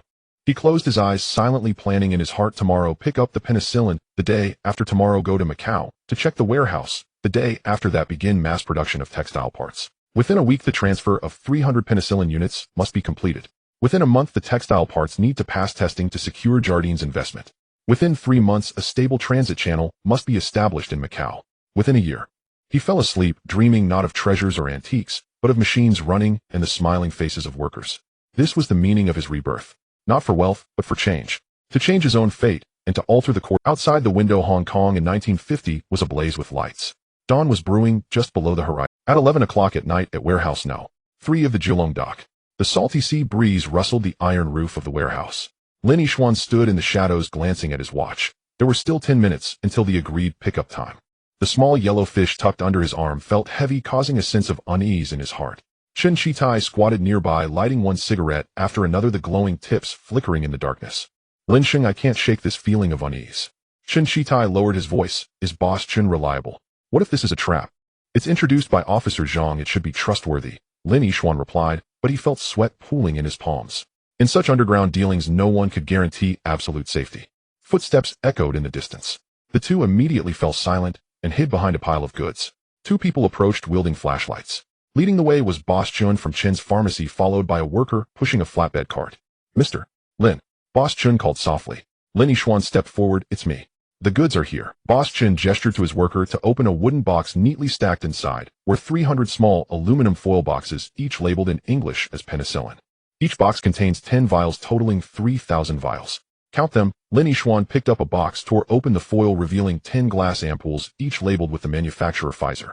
He twisted open one vial and examined it in the moonlight. White powder, not clumped from moisture. Why is it from Pfizer? Lin Yixuan frowned. Aren't we supposed to get it from India? The Indian supply won't arrive until next month, Boss Chen whispered. This is from AU's military base in the Philippines. Authentic. The price is the same, 10 Hong Kong dollars per vial. Lin Yixuan's heart sank. Medications from AU's military base were scrutinized more strictly. If Mr. Lin finds this unacceptable, we can cancel the transaction. Boss Chen made a move to close the box. No, I want this batch. Lin Yixuan pulled out a cloth bag from his pocket, revealing 10 small yellow fish glistening dully in the moonlight. This is the payment for 300 vials. The remaining 700 will be settled with the next batch. Boss Chen took the gold bars, biting one with his teeth, nodding in satisfaction. Decisive. The flatbed cart is yours. Just return it to the pharmacy by tomorrow morning. Just as the two were about to complete the exchange, the sudden sound of a car engine echoed from the dock entrance, followed by a screeching halt. Several beams of flashlight swept towards them, accompanied by English shouts. Police. Everybody freeze. The police. Lin Yixuan's heart stopped. Boss Chun turned pale, and the worker's legs gave way as he sat on the ground. Quick. Hide the box. Lin Yixuan hissed urgently. Chen Shitai reacted quickly, shoving aside a nearby stack of burlap sacks, revealing an empty cargo space. The two hurriedly pushed the wooden box inside and covered it with the burlap sacks. Just as they finished, 3 uniformed officers from the United States burst into the warehouse. You? What are you doing? The leading officer was a red-nosed Scot, a baton hanging from his waist. Officer, we are Counting the goods. Lin Yixuan replied in English, trying to keep his voice steady. This is our warehouse. We have a lease agreement. A lease? The Scottish officer scoffed, counting goods at this hour. I suspect smuggling. Search. 2 Chinese officers began to rummage through the area. The beams of their flashlights swept over the pile of goods, inching closer to the concealed wooden box. Lin Yixuan's mind raced. If they were discovered, not only would they lose the penicillin, but they would also face imprisonment. More importantly, this line would be cut off, leaving the injured waiting for rescue. Officer, he suddenly spoke up. I am a friend of Mr. Ma from the Jardine Matheson Company, and I am here tonight to assist him in picking up a special shipment. The Scottish officer paused. Mr. Ma, do you know Ma Yuhan? Yes. Lin Yixuan replied calmly. Mr. Ma has a batch of antiques being shipped from Macau, and it's inconvenient to pick them up during the day, so he entrusted me to come at night. Here is his business card. He pulled out a business card from his suit pocket, a card he had specifically requested when meeting Mr. Ma earlier in the day. The officer took the card and shone his flashlight on it. The gilded logo of Jardine Matheson reflected in the light. Antiques. The officer scrutinized Lin Yixuan skeptically. What kind of antiques need to be picked up at midnight?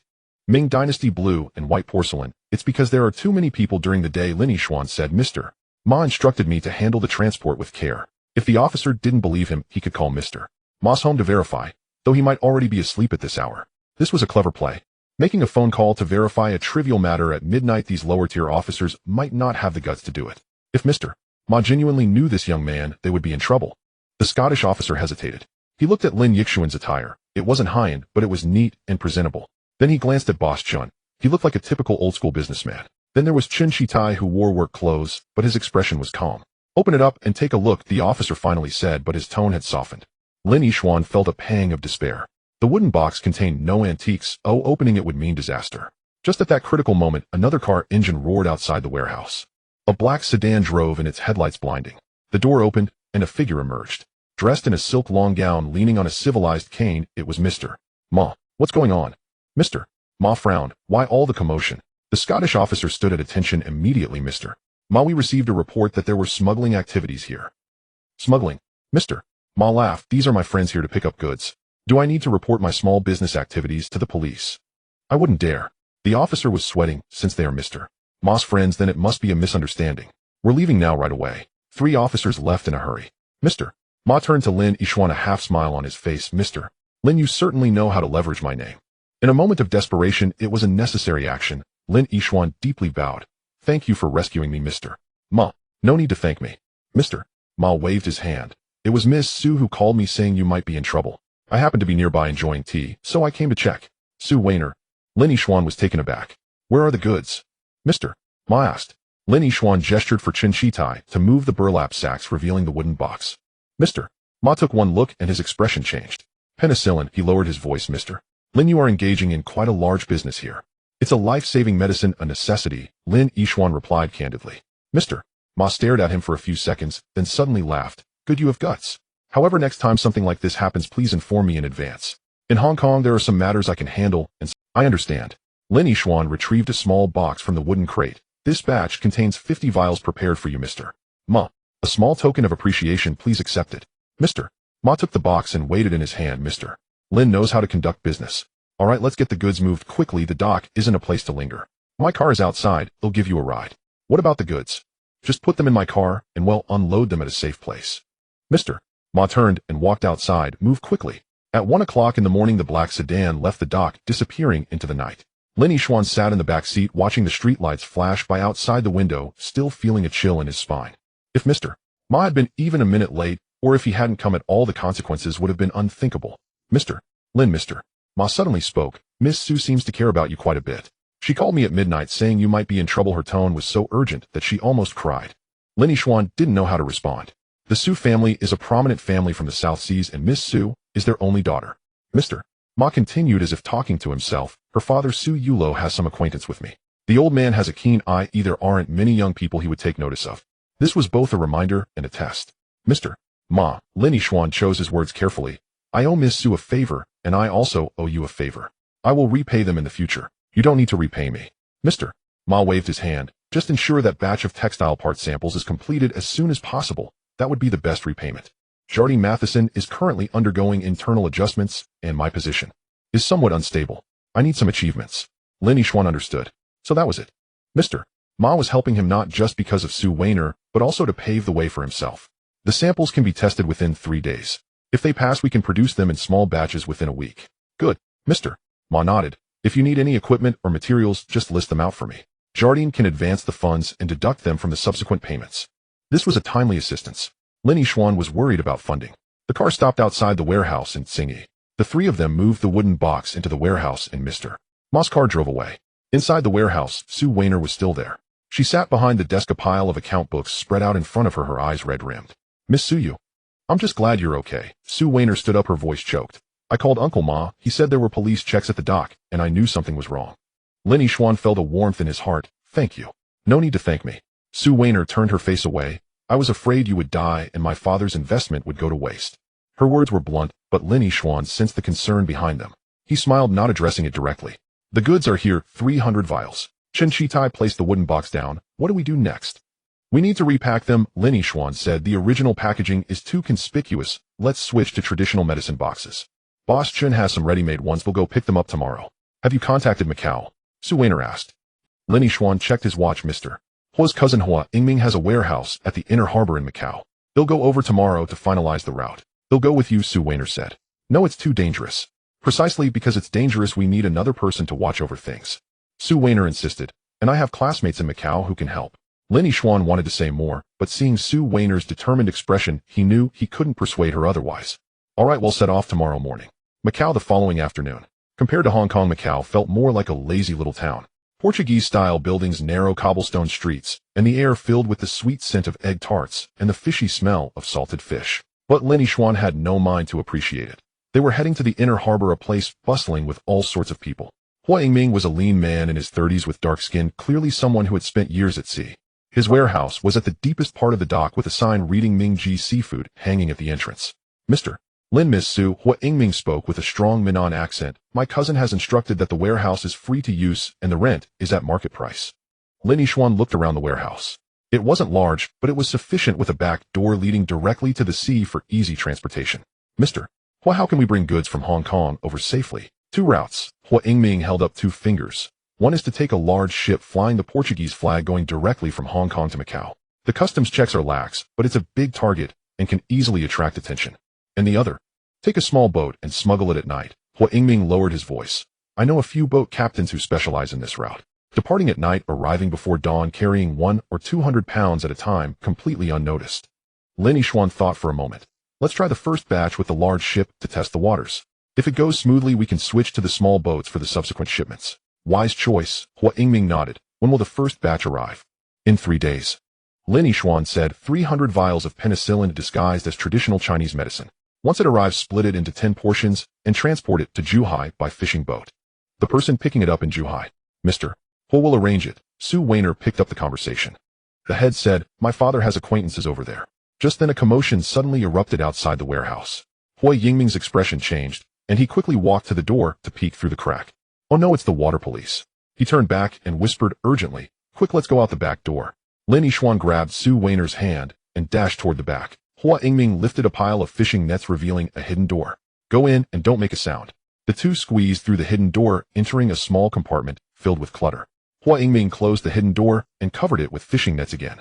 Through the gaps in the wooden boards, they could see several Portuguese water police storming into the warehouse, dressed in white uniforms with guns at their waists.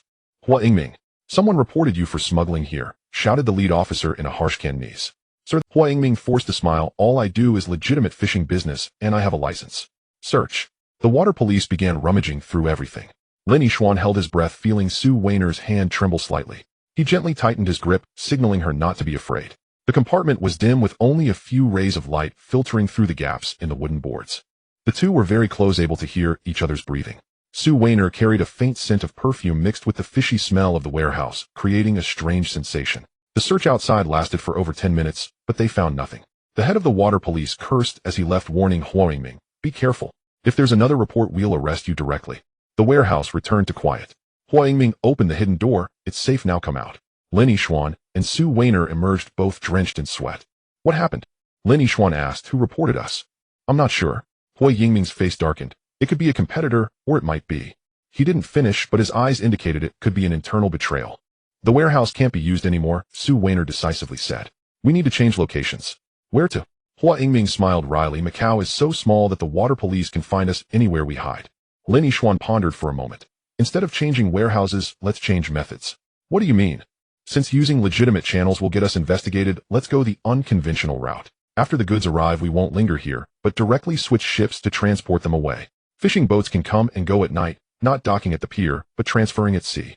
Hua Yingming's eyes lit up. This plan is good, but we'll need the cooperation of fishing boats.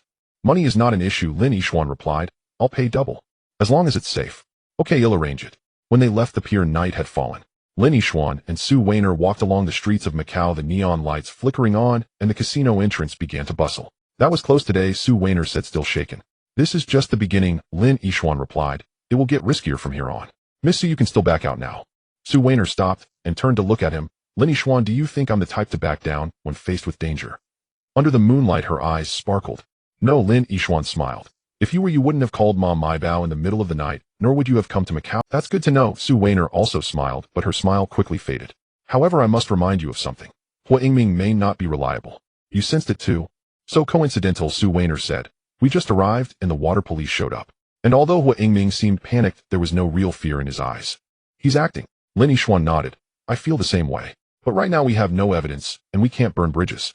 We still need to use this line, but we must keep a hand in reserve. How do we keep a hand in reserve? By shipping in batches, Lin Yixuan explained.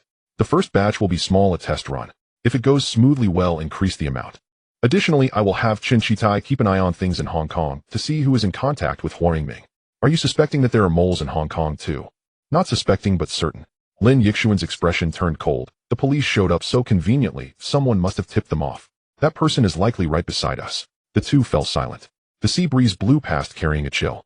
Let's go back, Lin Yixuan said. Tomorrow we return to Hong Kong. The test results for the textile parts should be out soon.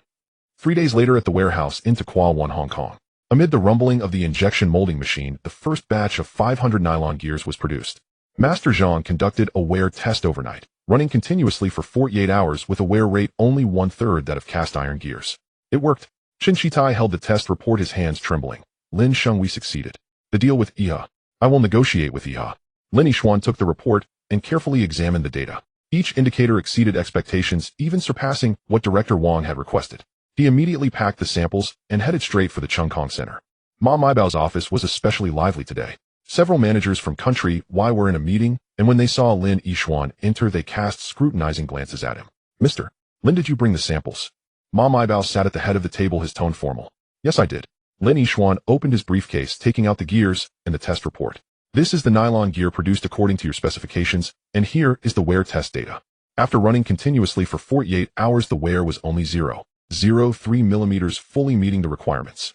A bald manager from country Y picked up a gear and weighed it. It's too light. Mechanical gears require weight to ensure inertia. The weight can be compensated through design, Lin Yixuan replied confidently. The advantages of nylon gears are wear resistance, corrosion resistance, and low noise. If used in textile machinery, it can reduce maintenance costs and extend service life. What about the cost? Asked another bespectacled manager. The cost of a single gear is 1.5 times that of cast iron, but its lifespan is 3 times longer. Overall, it can save 40% in maintenance costs. The several managers began to whisper among themselves, speaking rapidly in English. Lin Yixuan caught a few keywords: patent, mass production, exclusive agency. Ma Maibao cleared his throat. Mr. Lin Yiha is willing to invest in your factory. But there is one condition. The technology must be transferred to a factory designated by Iha, and we will take full responsibility for production and sales. You can receive a 10% share of the technology profits. Lin Yixuan's heart sank. It had indeed come. Technology transfer, a classic tactic of foreign capital to devour Chinese enterprises. Mr. Ma, he tried to stay calm. The technology is our core competitive advantage. If we transfer it, Yongxin will be left with an empty shell. But you will gain yes investment and channels, the bald manager said in awkward Cantonese. Young man, this is an opportunity that many people dream of. Indeed, Mr. Lin, Ma Maibao interjected. Yes sales network spans Asia. Your products can be sold to Southeast Asia, India, and even Europe. A 10% share may seem small, but the total amount is significant. Lin Yixuan remained silent for a few seconds before smiling. Thank you for your kindness. However, Yongxin does not just want to be an OEM, we want to build our own brand. The meeting room fell silent. A brand? The bald manager laughed as if hearing a joke. A small Chinese factory talking about a brand. Why can't we talk about it? Lin Yixuan looked him straight in the eye. 30 years ago, Toyota was also a small workshop. 20 years ago, Sony was still making rice cookers. Brands are not innate, they are built. Do you have that capability? Not now, but I will in the future. Lin Yixuan stood up. If Iha only wants to buy technology, then I'm sorry, but I won't sell. If Iha wants to collaborate in developing the market, we can continue to negotiate. Yongxin will hold 51%, and Iha will hold 49%, jointly establishing a new company. Arrogant. The bald manager slammed the table and stood up. Ma Maibao quickly tried to smooth things over. Mr. Lin, please reconsider. No need to reconsider, Lin Yixuan replied as he packed the samples. This is my bottom line. If Iha cannot accept it, it's regrettable, but we will have to look for other partners. I believe that K. Swire or other foreign firms will be interested in this technology. After saying this, he slightly bowed and turned to leave. As he walked out of the Chungkong Center, Lin Yixuan straightened his back, but his palms were sweaty. Rejecting Iha meant cutting off a crucial financing channel. But he could not back down. If he did, Yongxin would forever remain an OEM. Back at the warehouse, Chen Shitai and Su Weiner were waiting for news. How did it go? Chen Shitai asked anxiously. It fell through. Lin Yixuan briefly explained what happened. Chen Shitai's complexion turned pale. Then, what do we do? The money in our account can only last for half a month. However, Su Weiner smiled. That was a good refusal. Both of them looked at her. If we had agreed, Yongxin would have been finished. Iha devours technology without leaving a bone. Historically, there have been no less than 80 Chinese factories swallowed by them. Mr. Lin's insistence today has preserved Yongxin's soul. But what about the money? Chen Shitai still worried. They'll find a way regarding the money, Su Weiner said, pulling out a check from her bag. This is the first investment my father gave, 20,000 Hong Kong dollars. He said that if you refuse Iha, it shows that you have integrity and this money should be given to you. Lin Yixuan took the check, his hands slightly trembling. It was not excitement, but pressure. This 20,000 Hong Kong dollars represented trust and a heavy responsibility. Please thank Mr. Su for me. He took a deep breath. I will use this money wisely. My father also said. Su Weiner looked at him.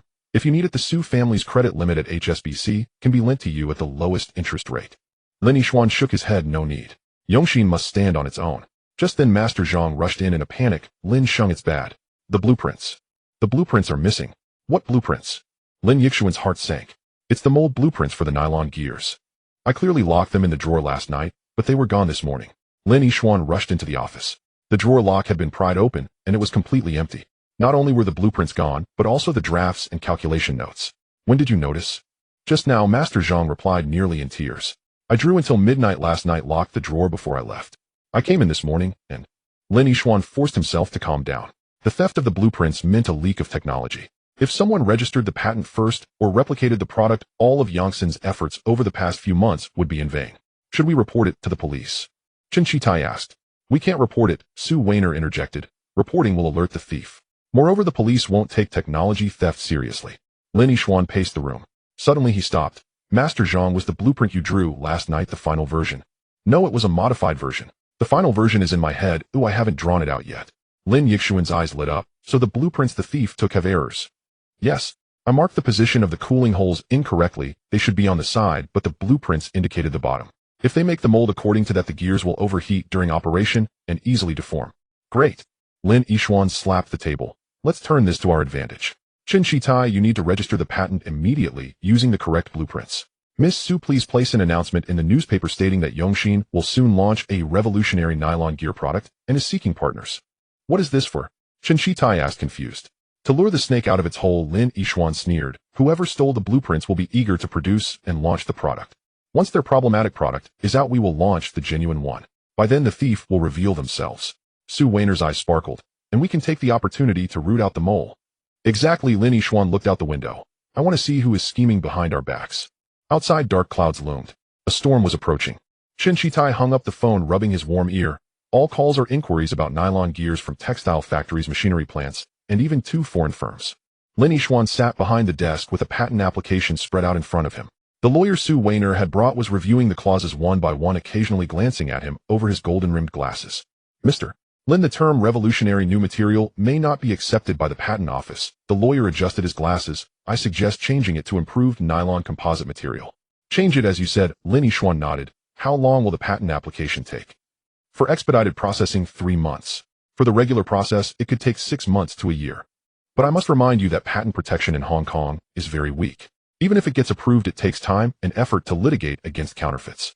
I know, Lin Yixuan said. The patent is just a facade. The true barrier lies in the technology. A rumble of machines came from outside the office. The second batch of nylon gears was in production, using the correct blueprints this time.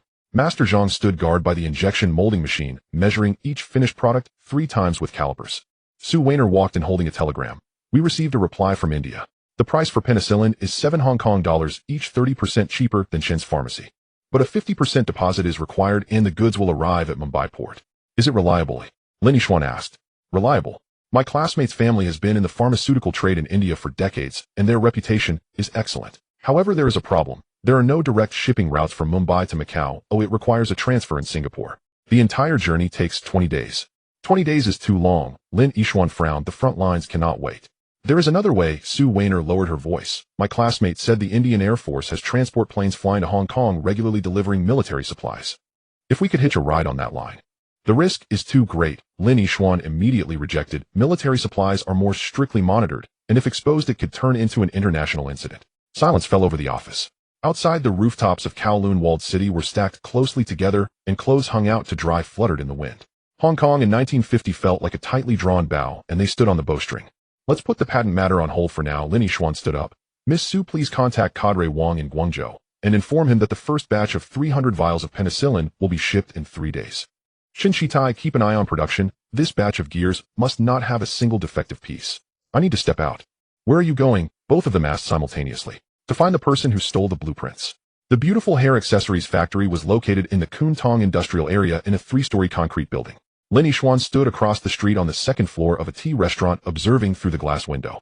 Several trucks were parked in front of the factory and workers were unloading goods, components for injection molding machines. It seemed the other party had obtained the blueprints and started production. A cup of milk tea, thank you, Lin Yixuan said to the waiter. Just as the milk tea was served, he spotted a familiar figure walking out of the factory. Manager Zhou, the business manager who had once hired people to smash the Yongxin factory, was now bowing and scraping to a foreigner. The foreigner appeared to be around 50 years old with graying hair, dressed in a gray suit and holding a cane. Lin Yixuan had seen this face in a business magazine in his past life. John Wilson, a senior manager at Jardine Matheson responsible for investments in light industry. So that's how it is. The blueprints weren't stolen by the beautiful hair accessories factory, it was Jardine.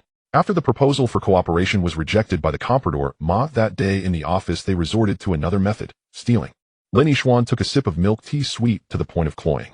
He set down the cup, walked downstairs, and headed straight for the factory gate. Manager Zhou, long time no see. He greeted with a smile. Manager Zhou's expression changed. Lin Yixuan.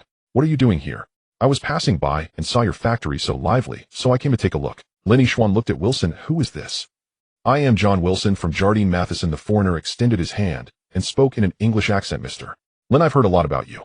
The comprador, Mom, mentioned you, saying you were a talented individual. Mr. Wilson, you flatter me. Lin Yixuan shook hands. Is your factory going to produce a new product? A small trial, Wilson said nonchalantly. I heard Mr. Lin is also working on similar products. Why don't we go inside and chat? Perhaps there is an opportunity for cooperation. I couldn't ask for more. The three of them walked into the factory. Inside the workshop, 5 brand new injection molding machines were being installed, and the workers were bustling about. Lin Yixuan immediately recognized that these were the latest German models, each costing 5,000 Hong Kong dollars. Jardine was indeed wealthy. Mr. Lin, what do you think of our equipment? Wilson asked, his tone somewhat boastful.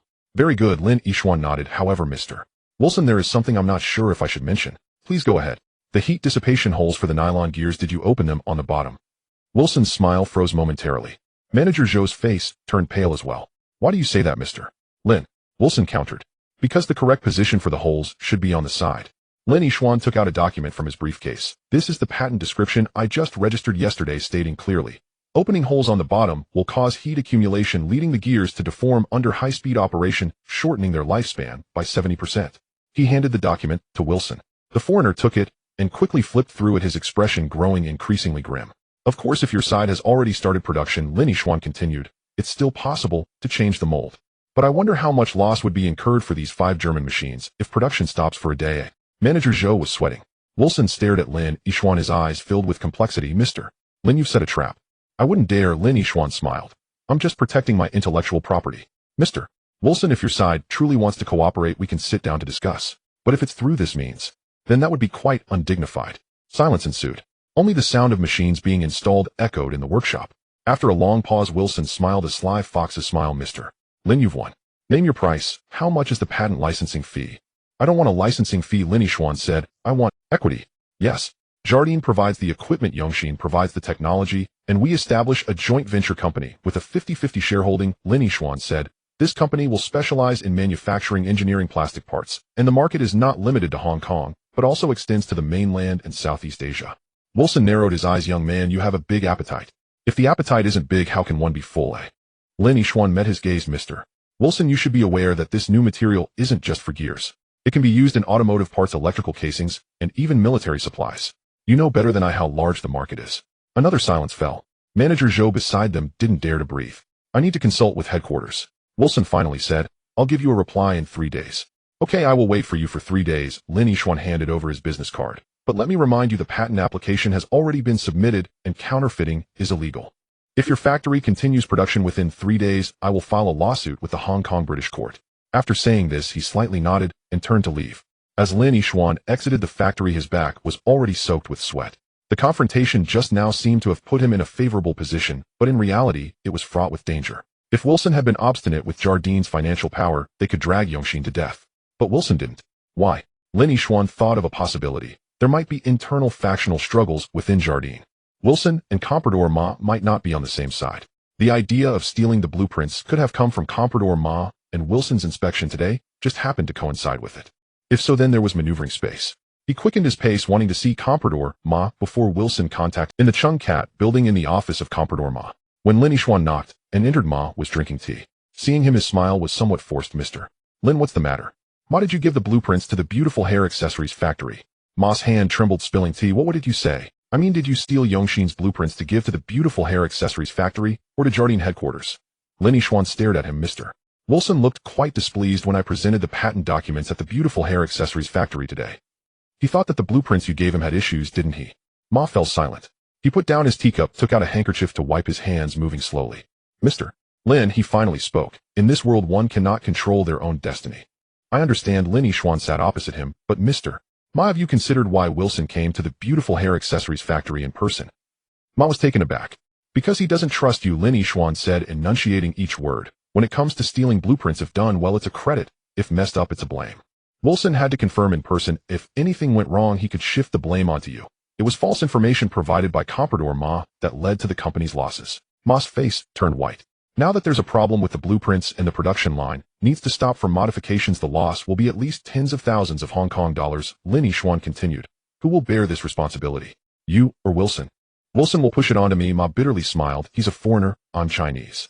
In Jardine, Chinese employees are always treated as inferior. So you want to save yourself? Lin Yixuan said. I can help you. How can you help? First, I'll tell Wilson that the blueprints were intentionally leaked as fake blueprints just to catch the mole. This way your responsibility will be minimized. You were just misled, not an accomplice. Ma's eyes brightened. And what's the second? Second, you help me with something. Lin Yixuan lowered his voice. I want to know who in Jardine is obstructing the joint venture company's establishment. Also, who is Wilson's superior and what are his weaknesses? This. Ma hesitated. Mr. Ma. Lin Yixuan leaned forward. You've been in Jardine for 20 years, yet you're still a comprador. Why? It's not due to lack of ability, it's because you're Chinese. But if the joint venture company is established, you will be the Chinese representative and your status will change. Wilson's superior is Smith, the vice president for the Asia region based in Singapore. He finally spoke. Smith has a hobby, horse racing. Every year at the Hong Kong Jockey Club, he comes, and the stakes are high. How high are the stakes? Last year, he lost 50,000 Hong Kong dollars using the company's reserve funds. Mr. Ma's voice became even lower. I kept the accounts. I helped him balance. Lin Yixuan smiled. That was enough. Mr. Ma, I need you to be present during the negotiation with Wilson in 3 days.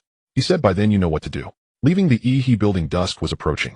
Lin Yixuan stood by the street in Central watching the flow of people after work, feeling the pulse of the city for the first time. Hong Kong 1950. This is a colony, a paradise for adventurers and a cage for the Chinese. But soon everything will change. And he must carve out a niche in this transformation. 3 days later in the same conference room. More people attended this time. Wilson sat in the main seat. Beside him was an older individual from Y country, likely Smith. Mr. Ma sat at the end, keeping his head down. On Lin Yixuan's side there were only him and Sue Weiner. Mr. Lin, this is Mr. Smith, the vice president of He for the Asia region. Wilson introduced Mr. Smith specially flew in from Singapore to handle matters regarding the joint venture. Smith was around 60 with sparse hair but sharp eyes. He did not shake hands, merely nodded. Lin, I've heard your terms from Wilson. 50-50 is impossible. He will give at most 30%. Then there's no need to discuss. Lin Yixuan pretended to leave. Wait. Smith called after him. Young man, don't be too impulsive. Do you know how much He's annual sales in Asia are? 20 million pounds. How much can your small factory earn in a year? 20,000 Hong Kong dollars at most. 30% is already a lot. Lin Yixuan smiled. Mr. Smith, do you know why I dare to ask for 50? Why? Because you need me. Lin Yixuan took out several documents from his briefcase. This is the latest product catalog from DuPont, an M Country Nylon 66, just commercialized this year. This is the information from Bayer in Germany regarding polycarbonate expected to be mass-produced next year. These new materials will replace steel, replace wood, and replace all traditional materials. And in Hong Kong and throughout Asia, only I can produce qualified products. Smith flipped through the documents, his expression gradually becoming serious. You might think I'm boasting. Lin Yixuan continued, but you can ask Mr. Wilson what the situation is with the gears produced by the beautiful hair accessories factory using incorrect blueprints. Wilson awkwardly coughed. The production line is temporarily halted. There are indeed issues with the heat dissipation. It's not just an issue but will burn out. Lin Yixuan corrected him. Nylon material softens and deforms under high temperatures. Incorrect heat dissipation design can lead to gear jamming, causing the entire machine to become scrap. Mr. Wilson, those 5 German injection molding machines you have, each worth 5,000 pounds, right? The room fell silent. So Lin Yixuan concluded the joint venture 50-50. He will provide funds and channels while Yongxin will provide technology and production. This is the bottom line. Smith stared at him for a long time, then suddenly laughed. Lin, you are quite a negotiator. But 50-50 won't pass the board. How about we each take a step back? 40-60 with he getting 60 and Yongxin 40. 50-50. 40-60 plus a 100,000 Hong Kong dollar technology transfer fee. 50-50 if technology is not transferred and the patent is held by Yongxin, authorized for use by the joint venture. Lin Yixuan stood his ground. Smith looked towards Mr. Mama, what do you think? Mr. Ma raised his head and slowly said, Mr. Smith, Mr. Lin's technology is indeed unique. If we do not cooperate, he might approach Defeng or Swire. At that time, he could lose the entire engineering. This was a heavy statement. Smith's fingers tapped on the table, a habit he had when thinking. There is another plan. Sue Weiner suddenly spoke in fluent English. The joint venture shares will be 50-50, but he will hold the majority of the board seats. Major decisions require 2/3 approval, ensuring he retains control. Meanwhile, Mr. Lin's technology will be valued as a 50% stake, with he's cash investment accounting for 50% of the joint venture shares. This plan was clever, satisfying Lin Yixuan's control requirements while giving he face. Smith and Wilson whispered a few words to each other, finally nodding. Okay, but we need to send a financial director. Okay, Lin Yixuan said, we also need to send a technical director. Deal. During the handshake, Smith's grip was firm. Lin, you are the boldest Chinese I have ever met. Mr. Smith, Lin Yixuan smiled. You are also the wisest individual from Y country I have ever met. The contract was drafted on the spot, signed and sealed. The joint venture company was named Exion Engineering Plastics Co. Ltd. with a registered capital of 200,000 Hong Kong dollars, with he and Yongxin each contributing 100,000 each, holding 50% of the shares. Lin Yixuan took a stake in Yongxin by contributing technology, holding 60% of Yongxin shares, while Qin Shitai and Sue Weiner each held 20%. As they walked out of the Chung Kong building, the sunset was just right. Golden light shone on Victoria Harbor, sparkling. Did we succeed? Qin Shitai still found it hard to believe. We succeeded in the first step. Lin Yixuan said, next we need to complete the production line transformation within a month and achieve mass production within 3 months. Miss Sue, when will the funds be in place? He's 100,000 will arrive tomorrow. Sue Weiner said, my dad's 50,000 has already been transferred to Yongxin's account. Good. Lin Yixuan took a deep breath. Starting tomorrow we'll have 3 shifts. The people will not stop working. We need to maximize production capacity before he reacts. Why the rush? Qin Shitai asked. Because Smith agreed too readily. Lin Yixuan's gaze was profound. He must have a backup plan. We need to race against time to establish a firm footing before he strikes. Late at night, the warehouse in Kowloon was brightly lit. The injection molding machines were running at full speed, producing nylon gears in a continuous stream. Master Zhang led the workers to work through the night. Everyone had bloodshot eyes, but no one complained of fatigue. Lin Yixuan was calculating costs in the office. Raw materials, labor, utilities, equipment, depreciation. By the end, the cost of each gear could be controlled within 3 Hong Kong dollars, while the selling price could be set at 8 Hong Kong dollars. A gross profit margin of 62% is an astonishing figure in manufacturing. More importantly, this is just the beginning. After nylon gears, there are also bearings, pulleys, casings. The applications for engineering plastics are numerous. The door was pushed open, and Sue Weiner came in with 2 cups of coffee. Still not sleeping. She placed a cup of coffee in front of Lin Yixuan. I'll sleep after finishing these calculations. Lin Yixuan rubbed his temples. Why haven't you slept? Can't sleep. Sue Weiner sat across from him. I'm wondering, will Smith really concede so easily? No. Lin Yixuan took a sip of coffee, grimacing at its bitterness. His concession is due to a larger scheme. What scheme? To control upstream materials. Lin Yixuan said the main raw materials for nylon are adipic acid and hexamethylenediamine, which are currently only produced in our country in all of Asia. Smith will definitely monopolize the raw material supply through Yihe's channels. By then we would be at his mercy. Su Weiner's expression changed. What should we do? Two options. Lin Yixuan held up two fingers. First, independent research and development. But this will take time, at least 3 years. Second, find alternative suppliers. I've checked, there's a small factory in India producing it. The purity isn't high, but it's usable. India. Su Weiner recalled the penicillin incident. I can have my classmates help contact them. What's the status of the penicillin? Lin Yixuan asked. The first batch of 300 vials will be shipped from Macau tomorrow night. Su Weiner lowered her voice. The fishing boat arranged by Hua Yingming will go directly to Zhuhai. The receiving party is already in place. Tell him that after this batch arrives I want to go to Guangzhou in person. Lin Yixuan said to meet with Cadre Wang and discuss larger cooperation. Larger cooperation? Yes. Lin Yixuan took out a plan from the drawer. This is what I want to do. Build a plastic raw material factory in Guangzhou. The mainland has coal and oil which can completely produce adipic acid and hexamethylenediamine on its own. Once established we will no longer have to be subjected to others. Su Weiner flipped through the plan, becoming increasingly astonished. This was no small endeavor, it was a true industrial layout. How much will this cost? She asked. The first phase of investment is 500,000 Hong Kong dollars. Lin Yixuan said, I will provide the technology, the mainland will provide the land and policies, and Mr. Hu will provide logistics. If everything goes smoothly we can start production within a year. 500,000. Su Weiner murmured, even selling my dad wouldn't raise that much. So we need a joint venture. Lin Yixuan smiled, Yihe Yongxin and the mainland cooperating. Yihe provides funds, Yongxin provides technology, and the mainland provides resources and market. A win-win situation. Will Smith agree? He will agree. Lin Yixuan said, because this is the only opportunity to monopolize the Chinese market. In 1950 the mainland was in dire need of development and the plastic industry was almost non-existent. Whoever enters first will become the future giant. Su Weiner looked at him and suddenly felt that this young man who had emerged from the walled city had eyes that held not just Hong Kong, not just Asia, but the entire world. Lin Yixuan, she said softly, what do you really want? Lin Yixuan remained silent for a long time. Outside the roar of machinery surged like the tide. That was the sound of industry, the sound of progress, the sound he had heard countless times in his past life. And what I want, he slowly said, is for China to have its own plastic industry, its own electronics industry, and one day to have its own chip industry. I don't want my descendants to have to look at others' faces using technology that was given to them. Su Weiner was stunned. She hadn't expected that this would be the answer. It's a big ambition, isn't it? Lin Yixuan smiled, but someone has to take action. If we don't act in 1950 and don't act in 1960, do we wait until 2000? In the distance a ship's whistle sounded as a cargo ship set sail at night. Hong Kong in 1950 was standing at the crossroads of an era. And on this night, in this humble warehouse, a young man sketched out a grand blueprint. The first stroke of the blueprint was the nylon gear. The second stroke was penicillin. The third stroke was the raw material factory. And the future holds a fourth stroke, a fifth stroke, until the entire industrial backbone of China is drawn out. Lin Yixuan finished the last sip of coffee, the bitterness spreading on his tongue, but his heart was ablaze. The road ahead is long, but at least the first step has been taken. At the Pearl River estuary, midnight.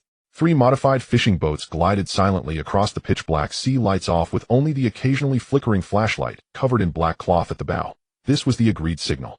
Lin Yixuan stood at the side of the middle fishing boat, the salty sea breeze hitting his face, while the distant lights of the Macau peninsula had shrunk into a blurred glow. Lin will enter the inner Ling Dingyang in 15 minutes. The captain, a dark-skinned man in his 50s with the surname Liang, revealed his beetle nut-stained teeth as he spoke. There are often water ghosts in that area, so be careful. Water ghosts is what the fishermen at the Pearl River estuary call the remnants of the Nationalist Party's bandits. In October 1950, Guangzhou had already been liberated, but the waters of the Pearl River estuary still had remnants of the Nationalist Navy specializing in plundering merchant ships traveling between Hong Kong and Macau. Lin Yixuan touched his waist. Hard and solid it was. A.U.S. Made M1911 pistol bought from the black market, forcefully given to him by Su Weiner. Do you know how to use it? She asked. Lin Yixuan had played at a shooting range in his past life, but that was in the 21st century. This body had never touched a gun. I hope I won't need to. He responded immediately. Now he wished that this statement would come true. The cabin was piled with 20 wooden boxes labeled as Chinese medicinal materials containing 300 tubes of penicillin. This shipment was too important, so Lin Yixuan decided to escort it himself, not only because it was worth over 10,000 Hong Kong dollars, but also because it was the stepping stone to trust in the mainland. There's a ship ahead. The lookout sailor suddenly shouted. Everyone tensed up. Captain Liang raised his binoculars, looked for a few seconds, and his expression changed. It's a gunboat. It's from the Nationalist Party. A dark shadow was approaching on the distant sea, and the outlines of the gun barrels on the deck could be vaguely seen. Lin Yixuan's heart sank. Penicillin belonged to prohibited goods, and if it was intercepted by the Nationalist Party, not only would the goods be lost, but he might not return either. Turn around. Head west, Captain Liang ordered. The fishing boat struggled to turn. But the gunboat was faster, and the searchlight suddenly lit up, sweeping a bright beam across the sea. "Stop the ship for inspection," shouted a voice with a Minnan accent through the loudspeaker. "It's over." A young sailor's legs went weak. Lin Yixuan forced himself to remain calm. He quickly scanned the sea. On the left was Inner Lingding Island, and on the right was Chaoao Island, both not far away. But the fishing boat was too slow to escape. Captain Liang headed for Chaoao Island and hugged the shore. He said, "The gunboat has a deeper draft and won't dare to get too close. But there are hidden reefs over there. Better than being caught." The fishing boat turned again and charged towards Chaoao Island. The gunboat pursued closely, its searchlight firmly locking onto them. The distance was closing in, and they could already see the figures in military uniforms on the deck. Suddenly another searchlight lit up from the opposite direction. Another ship. But this time it wasn't a gunboat. It was a patrol boat flying the Portuguese flag. "Macau Water Police." Captain Liang exclaimed in shock and delight. "We're saved." The Portuguese patrol boat came in between the fishing boat and the nationalist gunboat. Someone on board shouted in a mix of Portuguese and Cantonese, "This is Portuguese territorial waters. Leave immediately." The nationalist gunboat hesitated. In 1950, Macau was still a Portuguese colony, and the Nationalist Party did not want to provoke diplomatic trouble. After about a minute of standoff, the gunboat finally turned around and left. A small boat came down from the patrol boat, and several Portuguese water police boarded the fishing boat. "So late, where are you going?" The lead water police spoke Cantonese. "We're transporting medicinal materials to Zhuhai." Captain Liang smiled, handing over a stack of cash. "Sir, please make it convenient for us." The water police counted the cash, stuffed it into his pocket, but his gaze fell on Lin Yixuan. "You, who are you?" "I'm the owner of the goods engaged in medicinal materials business." Lin Yixuan's expression remained unchanged. "Medicinal materials?" The water police walked to the wooden boxes, kicked them with his foot. "Open and take a look." Lin Yixuan's heart raced. If they opened it, everything would be over. Just then someone on the patrol boat shouted, "Boss, Mr. Hua is looking for you." The water police chief frowned and turned back to the patrol boat. A few minutes later, when he returned, his attitude had changed. "All right, you can go. Just don't be out so late next time." The fishing boat was released. After sailing a distance, Captain Liang finally dared to wipe his sweat. "That was close." "Lin, do you know Mr. Hua from the Macau Water Police?" Lin Yixuan shook his head. He didn't know any Mr. Hua, but he guessed who it was. Hua Yingming or Hua Dong. Only the Hua family had that kind of influence to make the Portuguese water police act in the middle of the night. This made him even more uneasy. Why did the Hua family help him? Was it merely because of the relationship with the Su family? Or did they have other motives? At 3 in the morning, the fishing boat arrived at Tangjiuan in Zhuhai. On the shore, there were already people waiting to receive them. Several young men in plain clothes swiftly unloading the cargo and loading it onto trucks. No one spoke during the entire process, only the sound of the waves. "Mr. Lin, you've worked hard all the way." The person in charge of receiving them was a man in his 30s who claimed to be surnamed Zhou. "Officer Wang is waiting for you, please come with me." Lin Yixuan followed him into a jeep. The vehicle bumped along in the dark, passing through silent villages, finally stopping in front of an inconspicuous 2-story building. Officer Wang had not yet slept and was reading documents under the light. Upon seeing Lin Yixuan, he stood up and shook hands. "Comrade Lin, was the journey smooth?" "We encountered some trouble, but it was resolved." Lin Yixuan briefly recounted the events at the Pearl River estuary. Officer Wang's expression grew serious. "The nationalist bandits are becoming increasingly rampant. But rest assured, we will deliver this batch of medicine to the front lines as quickly as possible." "That's good to hear." Lin Yixuan took out the plan for the raw material factory from his pocket. "Officer Wang, there's another matter I'd like to discuss with you."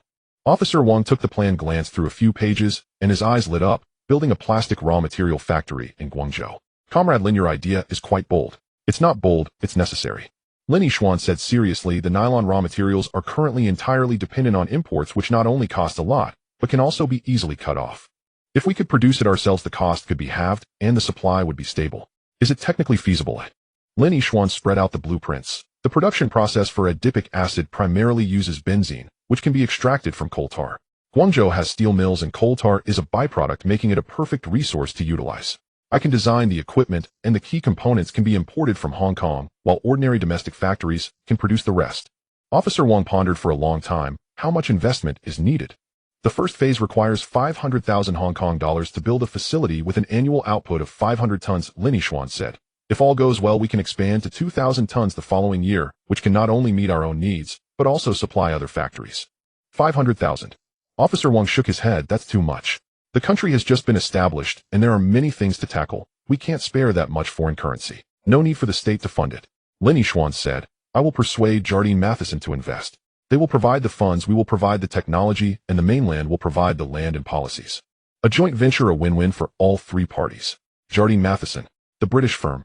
Officer Wang frowned this. Officer Wang, this is a special period. Lin Yixuan lowered his voice. The Korean War is ongoing and the West has imposed an embargo. If we don't use the channels of foreign firms, we won't be able to bring in any equipment. Once the factory is established and the technology is mastered, the initiative will be in our hands. This struck a chord. Officer Wang stared at Lin Yixuan for a long time. Comrade Lin, what do you gain from helping the mainland so much? Although I am from Hong Kong, my roots are here. I do not want to see China forever lag behind, forever reliant on others' goods. This statement was half true, but the emotions were genuine.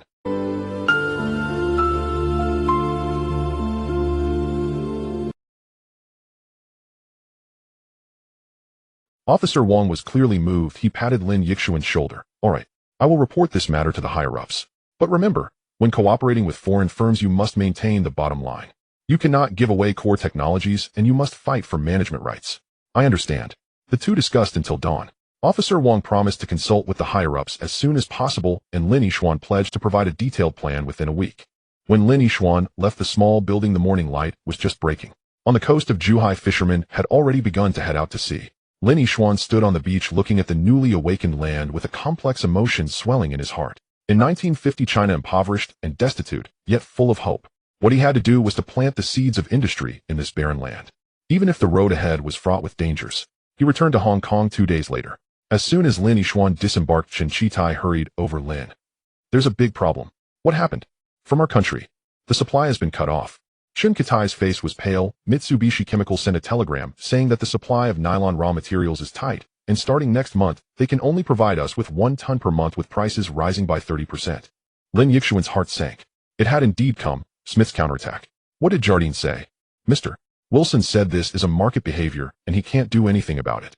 Chen Qitai gritted his teeth. He even hypocritically said that if we are willing to reduce the equity of the joint venture to 30%, he could help coordinate. Dream on. Lin Yixuan sneered. Have we contacted India? We have, but their output is small, and they can supply a maximum of 500 kilograms per month with only 85% purity. 500 kilograms would only be enough to maintain the minimum production level. The order just received by Eason Company required 3 tons of raw materials, and now everything was ruined. Returning to the warehouse in Kowloon, the atmosphere was oppressive. The injection molding machine had already stopped, and the workers were gathered together whispering.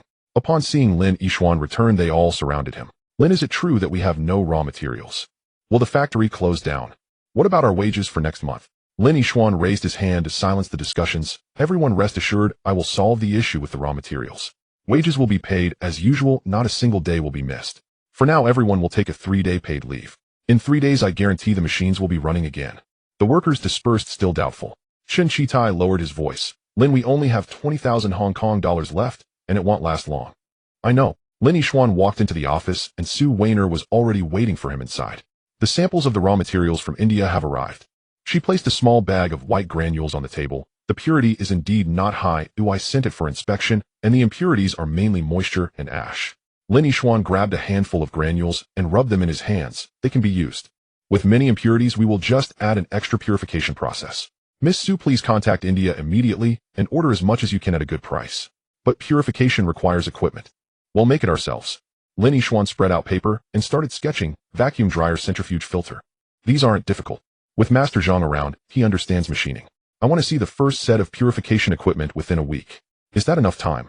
Even if it's not enough time, it has to be done. Lin Yixuan looked at her. Miss Sue, is your father's credit limit at HSBC available now? Yes, but a maximum of 50,000. Take it all out, buy raw materials, and purchase equipment parts. Lin Yixuan said, additionally, please find Ma the buyer and tell him. If Jardine really wants to cooperate, they need to show sincerity. Otherwise, I will go to K. Wah. K. Wah has always wanted to enter the chemical industry. They just lack the technology. You're cornering them. Yes, precisely cornering them. Lin Yixuan's gaze turned cold. If Smith wants to suffocate me with raw materials, I will show him what it means to find a way out of despair. Sue Weiner looked at him and suddenly smiled. Lin Yixuan, do you know? What I admire most about you is this, never knowing what it means to give up. Because if I give up, I lose everything, Lin Yixuan said. By the way, have you checked into Hua Yingming from Macau? I checked. Sue Weiner's expression turned serious. He indeed has issues. My father asked someone to inquire, and Hua Yingming has been getting close to a businessman from Taiwan with the surname Wu recently. That businessman Wu on the surface is in the tea business, but in reality is an agent for the Nationalist Party in Hong Kong. Lin Yixuan's heart tightened. The penicillin transport line was intercepted by the nationalist gunboat, and Hua Yingming was in contact with a Taiwanese businessman. This was too coincidental. We may have more than one mole, he said. Who do you suspect? Lin Yixuan did not answer. He walked to the window watching the familiar workers in the warehouse. Aing was teaching a new female worker how to package. Master Zhang was repairing machines, and Qin Shitai was on the phone with the raw material supplier. Everyone was a suspect, yet everyone seemed innocent. 3 days, he turned around. Within 3 days the mole will definitely reveal themselves. Why? Because I will set a trap.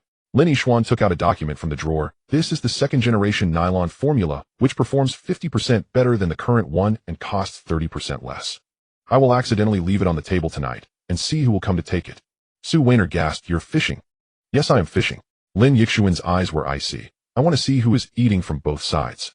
That night Lin Yixuan was the only one left in the warehouse. He deliberately placed the fake formula in a conspicuous position on his desk, then turned off the lights, and hid in the attic on the second floor of the warehouse, where there was a peephole to see the entire office. Time ticked by. 9, 10, 11 o'clock.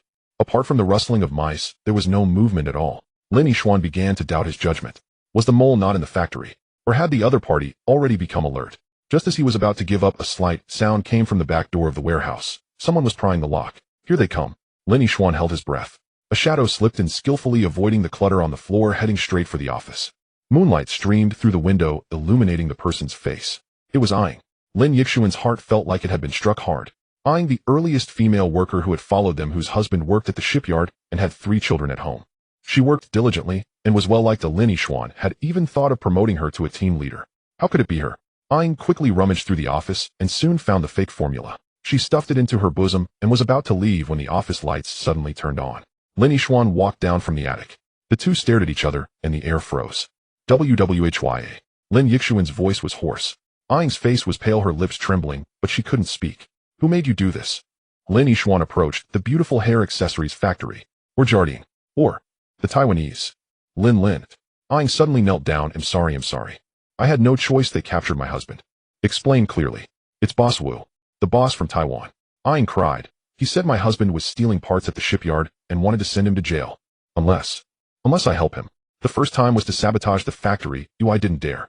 The second time was to steal the blueprints. I stole them. Lin Yixuan remembered. The time the blueprints were stolen did indeed coincide with Aing's shift. He thought she was just negligent, but he didn't expect. Was the information about the penicillin transport line also leaked by you? Aing nodded. Boss Wu had me keep an eye on when you went to Macau. Lin, I really have no choice. If my husband goes to jail, our family is finished. Lin Yixuan closed his eyes. Anger, disappointment, and a touch of sorrow washed over him. This was Hong Kong in 1950, where the underclass would do anything to survive. Where is your husband now? Still at the shipyard, but Boss Wu said if I don't continue. Enough. Lin Yixuan interrupted her. You can take the formula. Aing was stunned. But this is fake. Lin Yixuan looked at her. If you take it back, Boss Wu will find out, and your husband won't be saved either. Now you only have one choice. Cooperate with me. Cooperate. Yes. Lin Yixuan said. You continue to provide information to Boss Wu, but I will determine the content of the intelligence. When the time is right, I will rescue your husband. Aing stared blankly at him, then suddenly bowed her head. Lin, thank you. I will work hard to repay you. Get up. Lin Yixuan helped her up. Remember, from today on you are responsible only to me. Whatever Boss Wu wants, tell me first. I understand. Aing left, taking the fake formula with her. Lin Yixuan stood in the empty warehouse, feeling a wave of fatigue. The mole had been found, but he couldn't feel happy. Because this meant that the struggle had just begun. The spies from Taiwan, the commercial suppression from Jardine, the raw material crisis, and the risks of the penicillin transport line. Each of these could be fatal, but he could not fall. If he fell, Yaxin would be finished, the workers' livelihoods would be shattered, and the raw material factory plan for the mainland would be ruined. He walked to the injection molding machine and touched the cold machine. This machine had been bought from the second-hand market, repaired time and again, and now it was all his hope. Outside, the night sky of Hong Kong was starless, only the lights across Victoria Harbor. In 1950, this tumultuous autumn, the Korean War was raging, the Cold War was intensifying, and Hong Kong was swaying in the cracks. And he, a reincarnator, had to carve out a bloody path in the whirlpool of this era. Is it difficult? Difficult. But no matter how hard it is, I must keep going. Lin Yixuan took a deep breath, returned to his desk, and began to draw the design for the purification device. That night the lights in the Tu Kowloon warehouse shone until dawn. The Indian freighter Mumbai merchant slowly approached the port through the morning mist. Lin Yixuan stood at Pier 3 of the Kowloon wharf, watching the crane lift the wooden boxes marked with the symbols of Tianqing. Lin Sheng, I've checked it, and it matches the sample. Qin Shitai ran down from the gangway holding a handful of raw material. The moisture content is a bit high at 8, and there are quite a few impurities. Right. Lin Sheng, I've checked it, and it matches the sample. Chen Shitai ran down from the gangway holding a handful of raw material. The moisture content is a bit high at 8, and there are quite a few impurities. That's enough. Lin Yixuan took the granules and rubbed them together. Is the purification equipment installed? It's ready. Master Zhang and his team worked all night. The Tugwalon warehouse had been transformed into a temporary laboratory. In the center stood two oddly shaped machines. One was a vacuum dryer made from an old oil drum connected to a second-hand vacuum pump. The other was a hand-cranked centrifuge modified from a washing machine motor alongside a homemade filtration device. Master Zhang's eyes were bloodshot, but he was energetic. Lin Sheng, it's built according to your drawings. The vacuum can reach 0.1 atmospheric pressure, and the centrifuge can spin at 3,000 revolutions per minute. But this filter mesh. He pointed at the circle of stainless steel mesh. The mesh count isn't fine enough. Some fine particles can't be filtered out. Let's use a double-layer filter. The first layer is 80 mesh, and the second layer is 120 mesh. Lin Yixuan took off his outer coat. Chitai, fire up the furnace. Master Zhang, control the vacuum. He'll adjust the temperature curve. The machines roared to life. The vacuum pump emitted a dull sucking sound, and the heater gradually heated the interior of the oil drum until it glowed red. Lin Yixuan stared at the thermometer, calculating rapidly in his mind. The softening point of the nylon granules was at 180 degrees, but the low molecular polymers among the impurities would decompose at 150 degrees. He had to keep it between 155 and 165 degrees to allow moisture to evaporate without damaging the raw material. Temperature 155, maintain it. He shouted. Chen Shitai carefully adjusted the gas valve. Master Zhang focused on the vacuum gauge, his palms sweating profusely. Time passed second by second. Inside the observation window of the oil drum, the nylon granules began to emit fine water vapor, rapidly evaporating in the vacuum environment. An hour later, Lin Yixuan signaled to turn off the heat. Open the lid, take a sample. Hot air rushed out. Master Zhang used a long-handled spoon to take out a few granules and place them on a glass slide to cool. Lin Yixuan picked up a magnifying glass to observe carefully. The granules had become somewhat transparent, with a noticeable reduction in surface moisture. Measure the moisture content. Sue Weiner had already prepared the instrument, a second-hand Carl Fisher moisture meter, an old item salvaged from the chemistry department at the University of Hong Kong. She operated it skillfully and a few minutes later reported the data 5.2, down nearly 3 points. Not enough. The target is below 3. Lin Yixuan wiped his sweat, loaded into the centrifuge. The centrifuge was the key to this purification. The density of the impurity particles was greater than that of nylon and would settle and separate under high-speed rotation. But in 1950s Hong Kong, industrial centrifuges were unavailable. They could only rely on makeshift methods. Master Zhang packed the dried raw material into a stainless steel tube and secured it to the spindle. The motor started, the speed gradually increased, and the entire machine began to vibrate violently. Steady. Lin Yixuan pressed down hard on the machine's body. The speedometer needle jumped to 2,800 revolutions, and the stainless steel tube emitted a piercing shriek. Suddenly, with a bang, a fixed bolt flew off, brushing past Lin Yixuan's cheek and striking the wall. Stop! Sue Weiner screamed. But Lin Yixuan did not stop. He stared at the observation window and saw that the raw material inside the tube had already stratified. The bottom was a dark layer of impurities, while the upper part contained relatively pure nylon granules. Hold on for another 30 seconds. He yelled. The machine trembled as if it would fall apart. Master Zhang and Chen Shitai rushed over, and the three of them pressed down together. 20 seconds, 25 seconds, 30 seconds. Stop. The motor shut off, and the machine gradually came to a halt. Lin Yixuan opened the tube lid, revealing a 12 centimeter thick layer of impurities at the bottom, occupying about 15 of the total volume. We succeeded. Master Zhang's voice trembled. Sue Weiner took a sample to test the purity. 91. Lin Yixuan, the purity is up to 91. That's 1 point higher than the 90 of materials from Country R. The warehouse erupted in cheers. Workers gathered around, looking at the now crystal-clear granules as if they were gazing at gold. However, Lin Yixuan collapsed on the ground, gasping for breath. If that bolt had been off by just a bit, it could have struck his temple. But it was worth it. This gamble had paid off. For the first batch, let's produce 50 kilograms. He got up. Chitai, take the sample to Iha, let Wilson have a look. Miss Sue, contact India and increase the order, get as much as they can provide. What about the price? Let's calculate it at 90 of the price for materials from Country R. Lin Yixuan said, tell them that if the purity can be stabilized above 90, we can sign a long-term contract. That afternoon, Wilson's face looked like he had eaten a fly when he saw the bag of purified nylon granules in the Iha office. Purity 91. That afternoon, Wilson's face looked like he had eaten a fly when he saw the bag of purified nylon granules in the Iha office. Purity 91. He wore white gloves and pinched a few granules, holding them up to the light. How did you achieve this? Business secret. Lin Yixuan sat across from him, calm and composed. Mr. Wilson, the production line of the joint venture company can resume operations. Also, I suggest Iha consider sourcing materials from India. The price is 20% cheaper than that from Country R. Indian goods. Wilson put down the granules. They have more impurities and are unstable. That was before. Lin Yixuan pushed over the testing report. Now, we have purification technology that can achieve 91 purity from Indian raw materials, and the cost is still 15 lower than that of country R. If IHA is willing to invest in expanding purification capacity, the cost can be further reduced. Wilson stared at the report, tapping his fingers on the table. This young man surprised him once again. The supply cut from raw materials not only failed to crush Yongxin, but instead forced out new technology. Does Mr. Smith know? Not yet. Lin Yixuan smiled. I want to hear your opinion first. After all, you are the British head of the joint venture. This was cleverly said. If Wilson agrees, it would mean making decisions behind Smith's back. If he disagrees, he would lose the opportunity to reduce costs. And lowering costs is every manager's performance. I need time to consider, Wilson finally said. 3 days. Lin Yixuan stood up. If there's no response in 3 days, he'll go find K. Wah. They are very interested in my purification technology. This was a blatant threat. But Wilson had to swallow it, because he knew that K. Wah would indeed be interested. As they walked out of the IHA building, Chen Shitai couldn't help but ask Lin Sheng, are you really going to cooperate with K. Wah? Just a bluff. Lin Yixuan whispered. K. Wah primarily focuses on shipping and real estate. They have little interest in chemicals. But Wilson doesn't know that.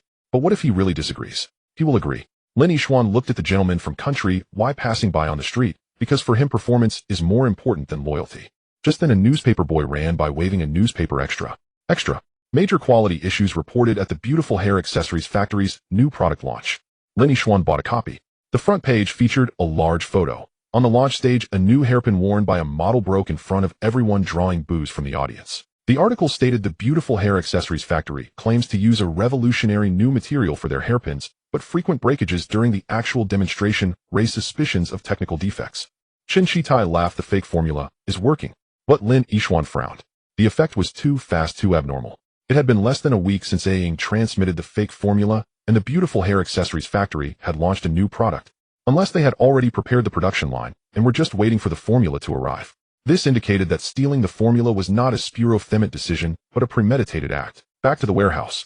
Lin Yixuan hailed a taxi. I have a bad feeling about this. The premonition quickly came true. At the warehouse entrance, A Ying's husband A Chong was squatting there, his face covered in bruises, and his clothes torn. Upon seeing Lin Yixuan, he knelt down with a thud. Lin Sheng, please save my wife. What happened? Boss Wu. Boss Wu found out the formula was fake and took my wife away. A Chong sobbed. He said that if he doesn't see the real formula before tonight, he will drown her at sea. Lin Yixuan's heart sank. He had underestimated Boss Wu's ruthlessness. When did this happen? At noon. My wife went to deliver the formula to save me, and they found out it was fake. A Chong tore open his shirt, revealing numerous bruises on his chest. Su Weiner ran out of the warehouse and changed color upon seeing this scene. Call the police. We can't call the police. Lin Yixuan shook his head. Boss Wu is a Taiwanese agent. There may be his people in the police force. Calling the police would only alert the snake. Then what should we do? Lin Yixuan was silent for a few seconds and suddenly asked, A Chong, where does Boss Wu usually operate? In Macau. He has a casino there called Golden Goblet. A Chong said my wife was taken to Macau.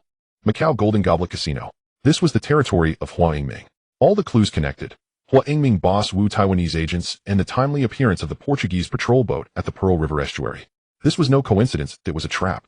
Miss Su, does your father have acquaintances in Macau? Lin Yixuan asked. Yes, but my father won't get involved in such matters. Su Weiner bit her lip. Boss Wu has the backing of the Taiwanese intelligence agency. Getting involved would mean political trouble. Then I'll go myself.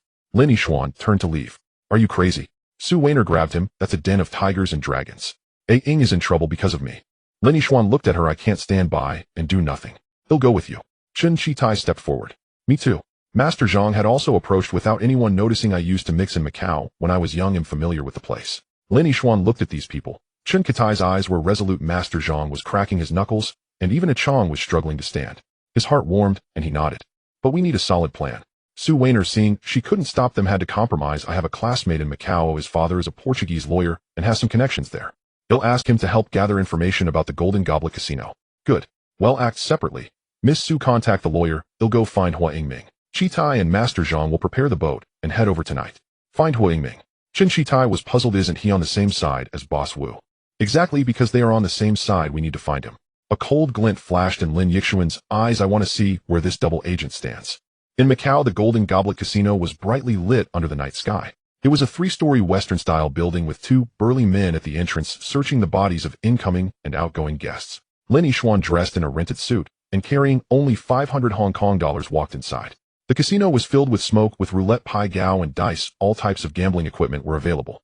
Waitresses in Qipao weaved through the crowd with drinks, while gamblers with bloodshot eyes stared at the tables, occasionally erupting in cheers or curses.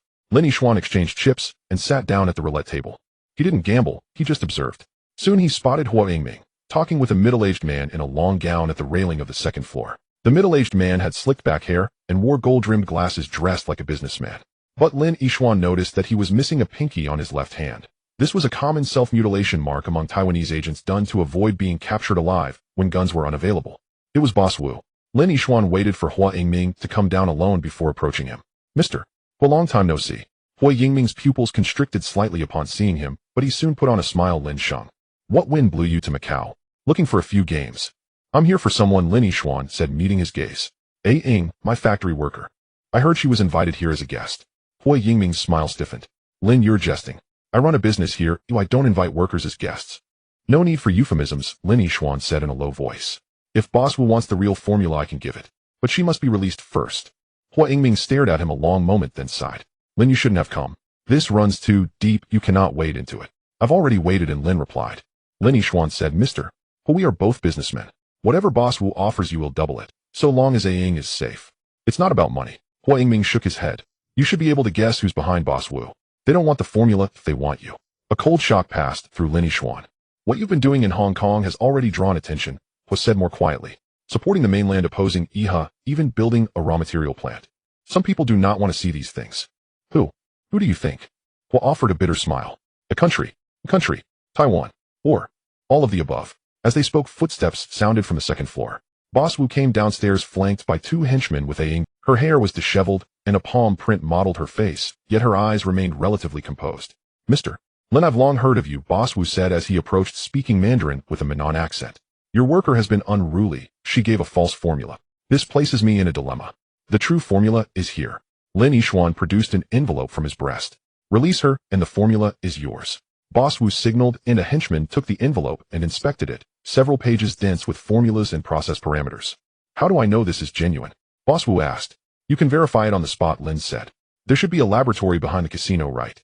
The people from the beautiful hair accessory factory should be there too. Have them make a small sample, give me results in half an hour. Boss Wu stared for a few seconds, then smiled. You've got nerve. Very well, we will do as you say. Ying was led away. Lin Yixuan was escorted to a warehouse behind the casino where there was indeed an improvised laboratory. Several technicians in white coats were busily at work, clearly chemical engineers. The formula was taken for verification. Lin sat while Hua poured him a cup of tea. Lin, why go to such lengths? Hua sighed. She's only a worker. She's mine, Lin replied.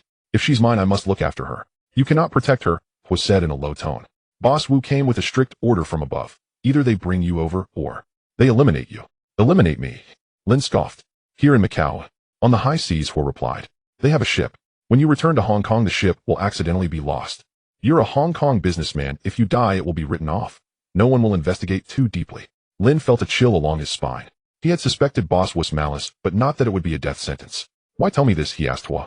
Because in gambling too, Hua said, staring out the window. In betting on your victory. He was betting that the mainland effort would succeed, betting that the country people would not remain in Hong Kong for long. Lin, I've seen what you've done, sending medicine to the front, helping build factories in the mainland. Those are virtuous deeds. Though I, Hua Yingming, run with the underworld, I still understand righteousness. Lin fell silent. He had not expected this slick Macau operator to harbor a sense of patriotic duty. Half an hour later, the lab reported the formula was genuine and the sample passed the tests. Boss Wu was satisfied. Mr. Lin, you are indeed a man of your word. You may take Ying, but on one condition. There is a ship to Taiwan tomorrow. I invite Mr. Lin aboard as a guest to discuss a major business proposal. It was an attempt to force him onto a ship to Taiwan. Lin's mind raced.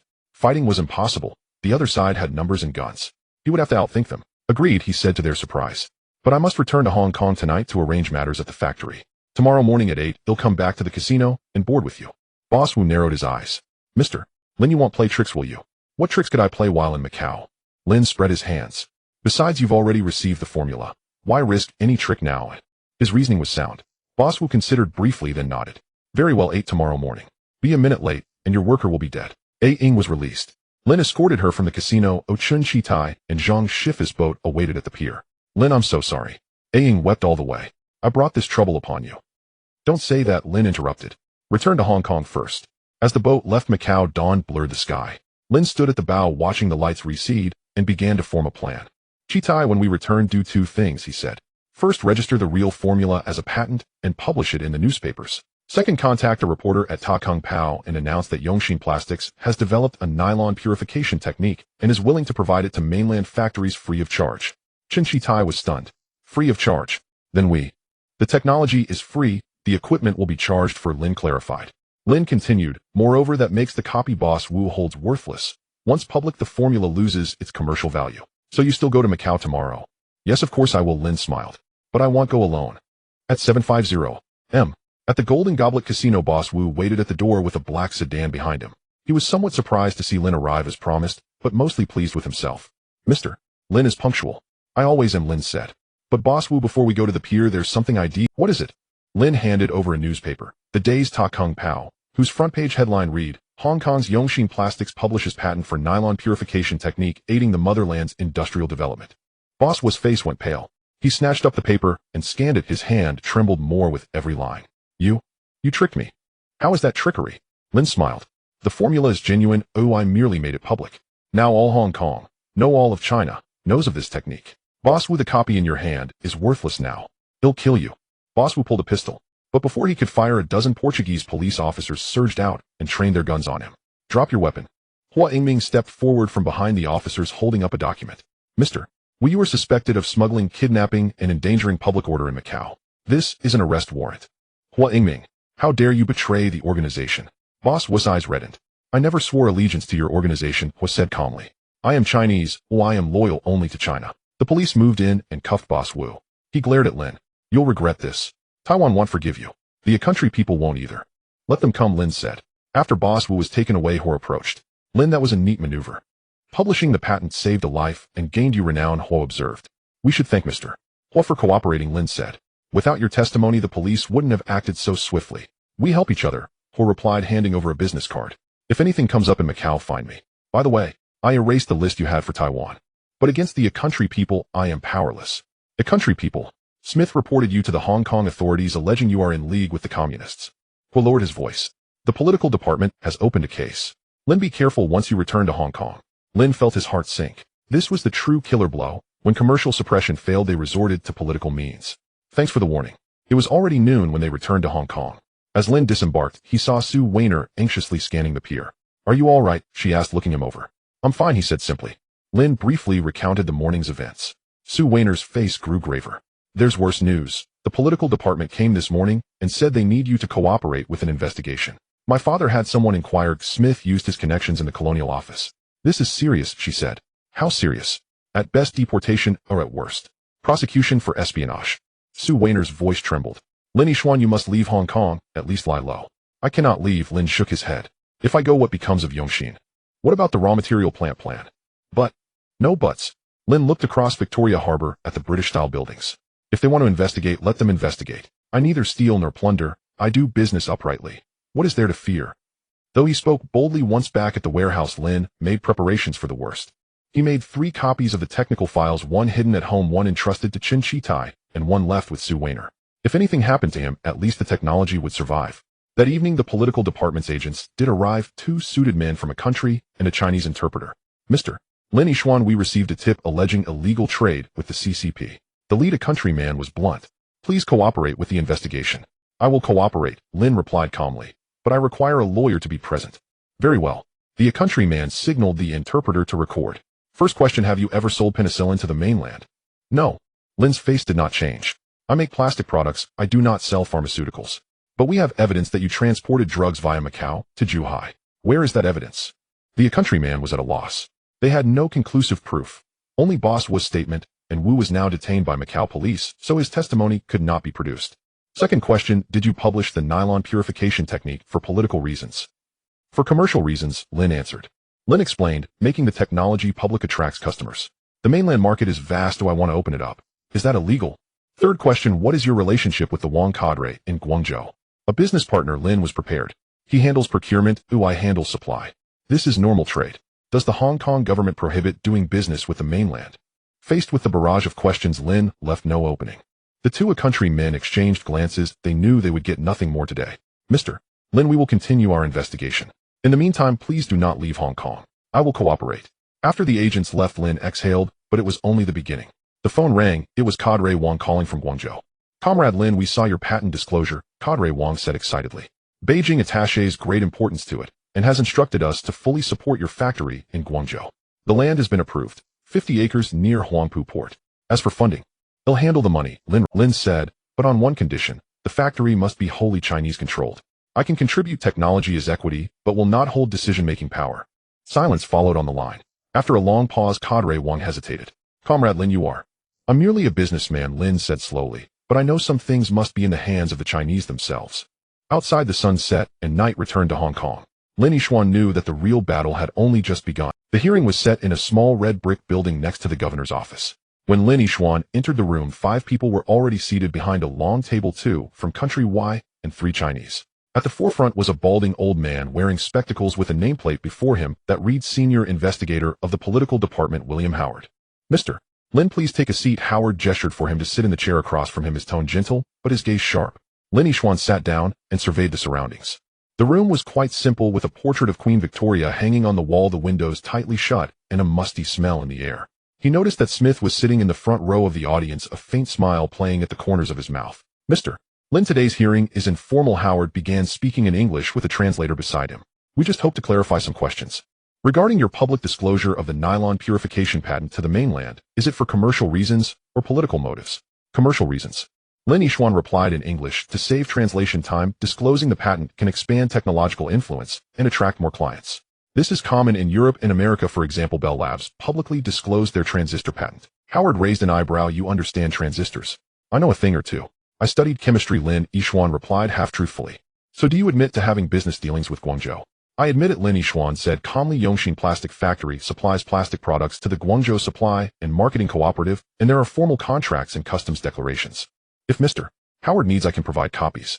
We have checked, and indeed there are. Howard opened his folder, but according to reports you are transporting not just plastic products, but also medication. Penicillin, correct? Lin Yixuan's heart tightened, but his expression remained unchanged. Penicillin is a strictly regulated drug. As a plastic factory owner, where would I find the channels? Does the informant have evidence?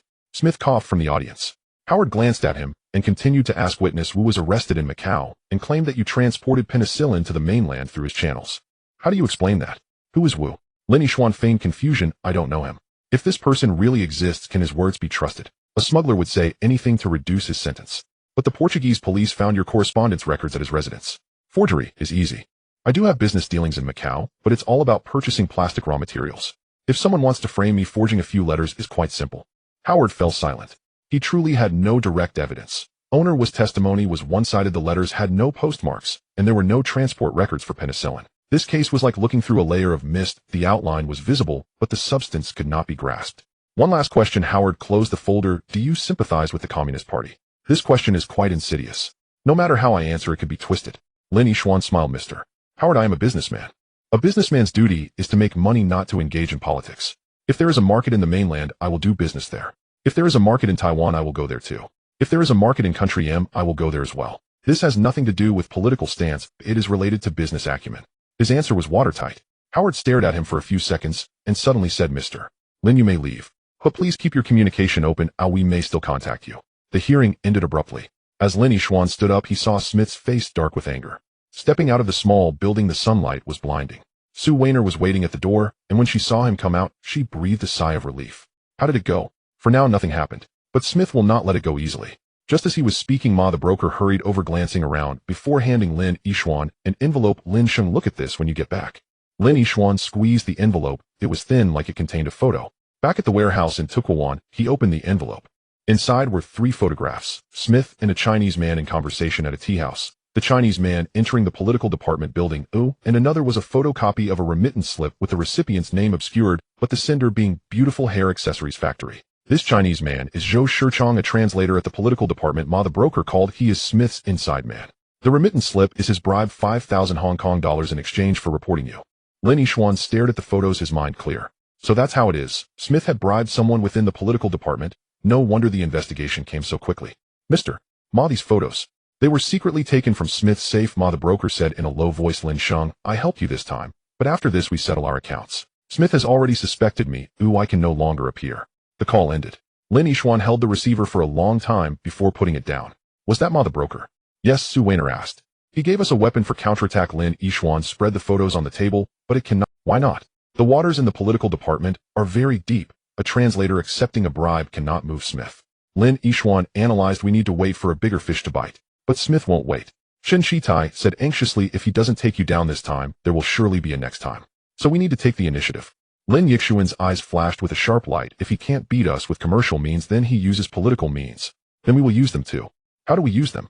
Lin Yixuan stood up and walked to the window. In the distance, the Yiwa building shone brightly in the sunlight. I want to hold a press conference to publicly accuse the beautiful hair accessories factory of stealing commercial secrets and maliciously reporting competitors. Stir the waters. Su Weiner gasped this. This is equivalent to openly tearing up the face with Yiwa. It was already torn long ago. Lin Yixuan turned around. Since Smith cut off the supply of raw materials, it has been war. Now it's time for us to counterattack. The headline of the social section of the Overseas Chinese Daily used bold font: commercial espionage, malicious reporting. Yongxin Plastic Factory accuses beautiful hair accessories factory of unfair competition. The subtitle was even more sensational: suspicions of involvement by senior British firms. Hong Kong British government accused of cover-up. The article detailed how beautiful hair accessories factory stole Yongxin's nylon gear technology, how they produced defective products, and how they falsely accused Yongxin of being pro-communist through the political department translator, Zhou Shichang. Although Smith was not directly named, the implication of senior British firms was quite clear. Once the newspaper was published, it caused an uproar across Hong Kong. In this era, it was extremely rare for Chinese enterprises to accuse British enterprises. Even rarer was that Yongxin provided some evidence. Photos of Zhou Shichang meeting with the manager of beautiful hair accessories factory. Although it did not directly show bribery, it was enough to provoke associations. That afternoon, the political department summoned Zhou Shichang.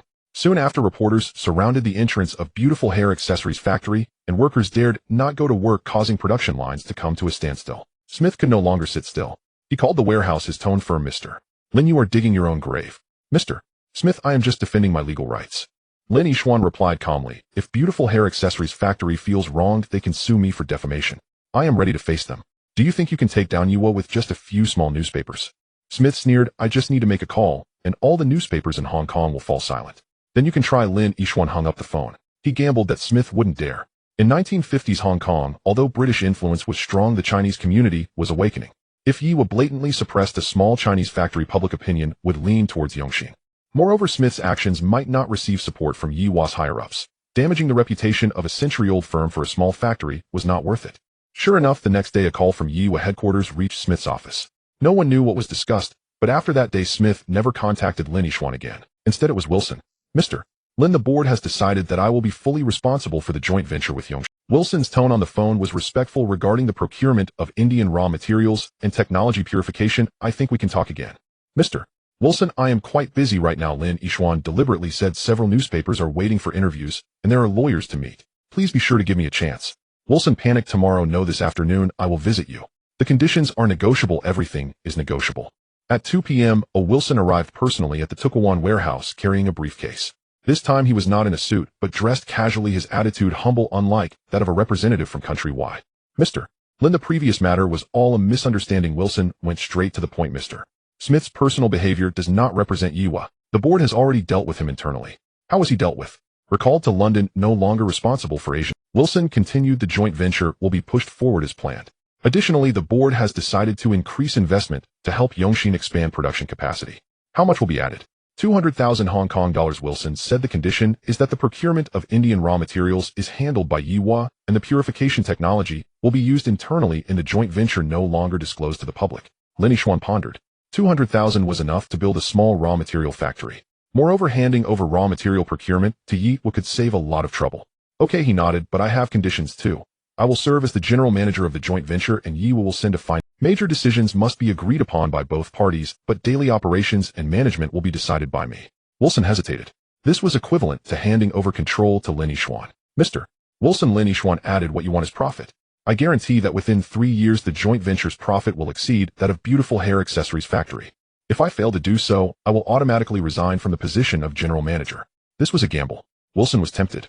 Beautiful hair accessories factory brought Yiwa a profit of 100,000 Hong Kong dollars annually, if the joint venture could exceed that number. All right. He extended his hand. Deal.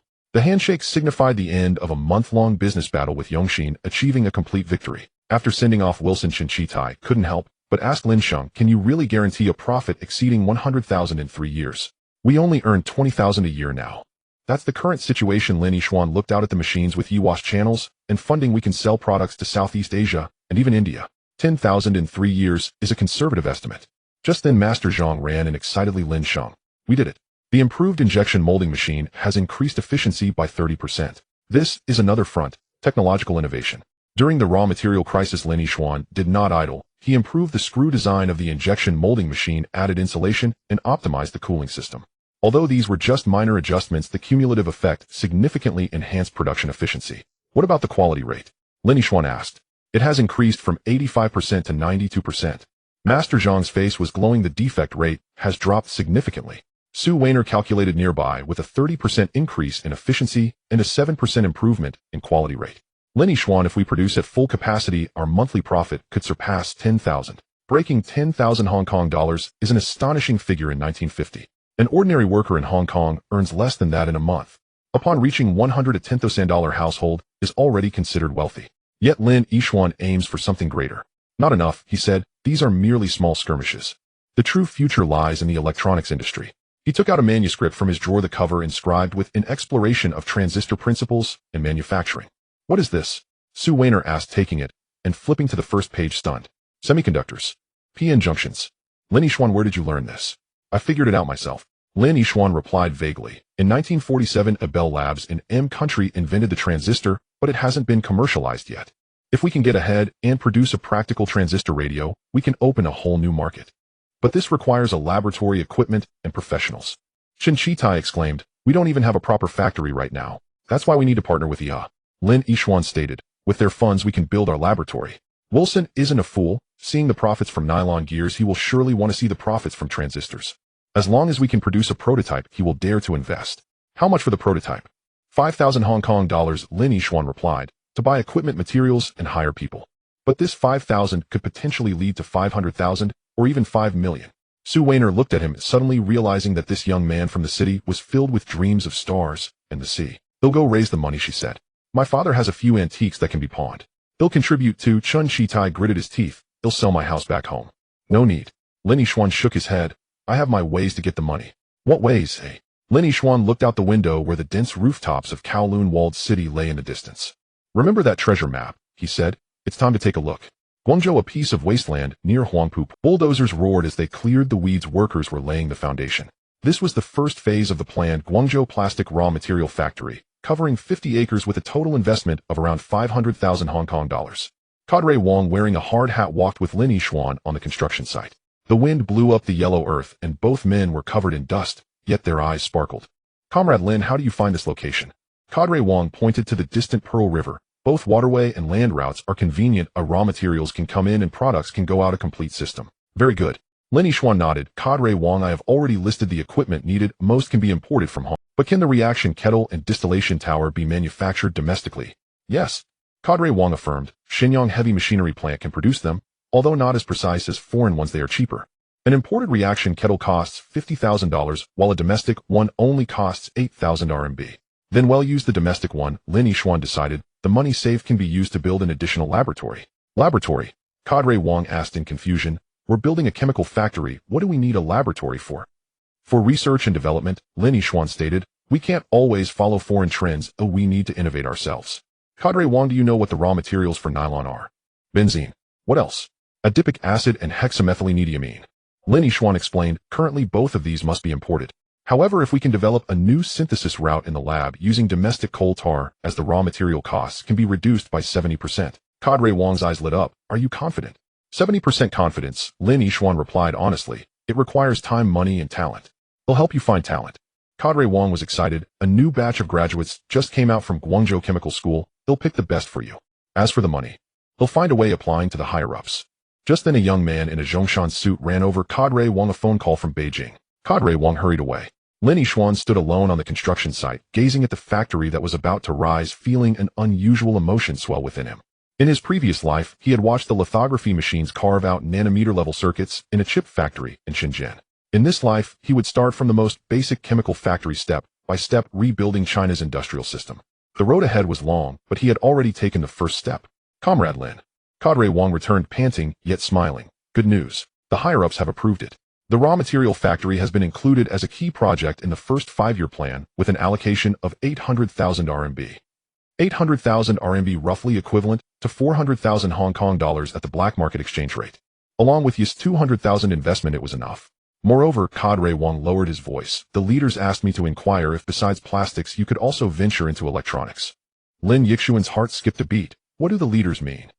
Semiconductors, Cadre Wang said softly, but clearly. On the Korean battlefield, our communication equipment is a generation behind the U.S. Army. The intelligence gained at the cost of frontline soldiers' lives could not be transmitted back due to radio malfunctions. Comrade Lin, if you truly have a solution, the country needs you. Lin Yixuan fell silent. He understood the weight of this request. In 1950, China did not have a semiconductor industry, nor had it even seen a transistor. Meanwhile, country had already developed the embryonic form of integrated circuits in laboratories. The gap was at least 10 years. I need time, he stated. I need equipment, talent, and confidentiality. It will all be provided to you. Cadre Wang grasped his hand. As long as you are willing to do it, all conditions will be met. The sun set and lights were turned on at the construction site. Workers were still busy, their chants echoing far into the river breeze. Lin Yixuan stood on the earth mound watching it all. He knew that from this day forward his life would no longer be solely for making money, nor just to prove himself. On his shoulders rested the hopes of a nation. When he returned to Hong Kong, it was already 3 days later. Lin Yixuan did not return to the warehouse, but went straight to Kowloon walled city. That treasure map, which he had kept close for too long, was finally ready to see the light of day. The walled city remained the same, crowded, noisy, filled with the smell of smoke and fire. When Lu Bo saw him, he was surprised. "Ah, Xian, didn't you go to Guangzhou?" "I'm back," Lin Yixuan replied, handing him a box of pastries. "Lu Bo, I want to check the old house." "Old house?" Lu Bo was taken aback. "Your family's house collapsed last year. It can't be lived in anymore." "I know, I just want to take a look." Lu Bo led him deep into the walled city. The Lin family's old house had indeed collapsed, leaving only half a wall with rubble piled up to half a person's height. Neighbors said that during last year's typhoon the house, already in disrepair, fell with a gust of wind. "What a pity," Lu Bo sighed. "If your parents knew." "They know," Lin Yixuan said softly. After Lu Bo left, Lin Yixuan searched the ruins. According to the treasure maps, markings the items should be buried 3 feet deep at the left wall's base. He found a shovel and began to dig under the cover of night. When he reached 2 feet deep, the shovel hit something hard. It was a rusty iron box, battered but intact. Lin Yixuan moved the box out and opened it. Inside there were no gold or silver treasures, only a few yellowed books and an oiled paper package. The books were chemistry and physics textbooks from the late Qing dynasty, with Lin Huayuan's signature on the title page. Within the oiled paper package was a stack of manuscripts densely written with English and chemical formulas. Research notes on synthetic fibers. Lin Yixuan flipped through them, his hands trembling. The level of these notes was far beyond that of the 1950s. They mentioned synthesis methods for nylon, polyester, and acrylic, and even speculated on conductive plastics. His father, Lin Huayuan, was not just an ordinary silk merchant. He had studied Western knowledge, understood chemistry, and may have been exposed to the latest chemical knowledge in the Republic of China era. Why was it buried here? Why didn't he tell his son? Lin Yixuan continued flipping, and on the last page of the notes, he saw a line of small characters. "If descendants of future generations see this manuscript, they should know my aspirations. Industrial prosperity saves the nation. It is no empty talk.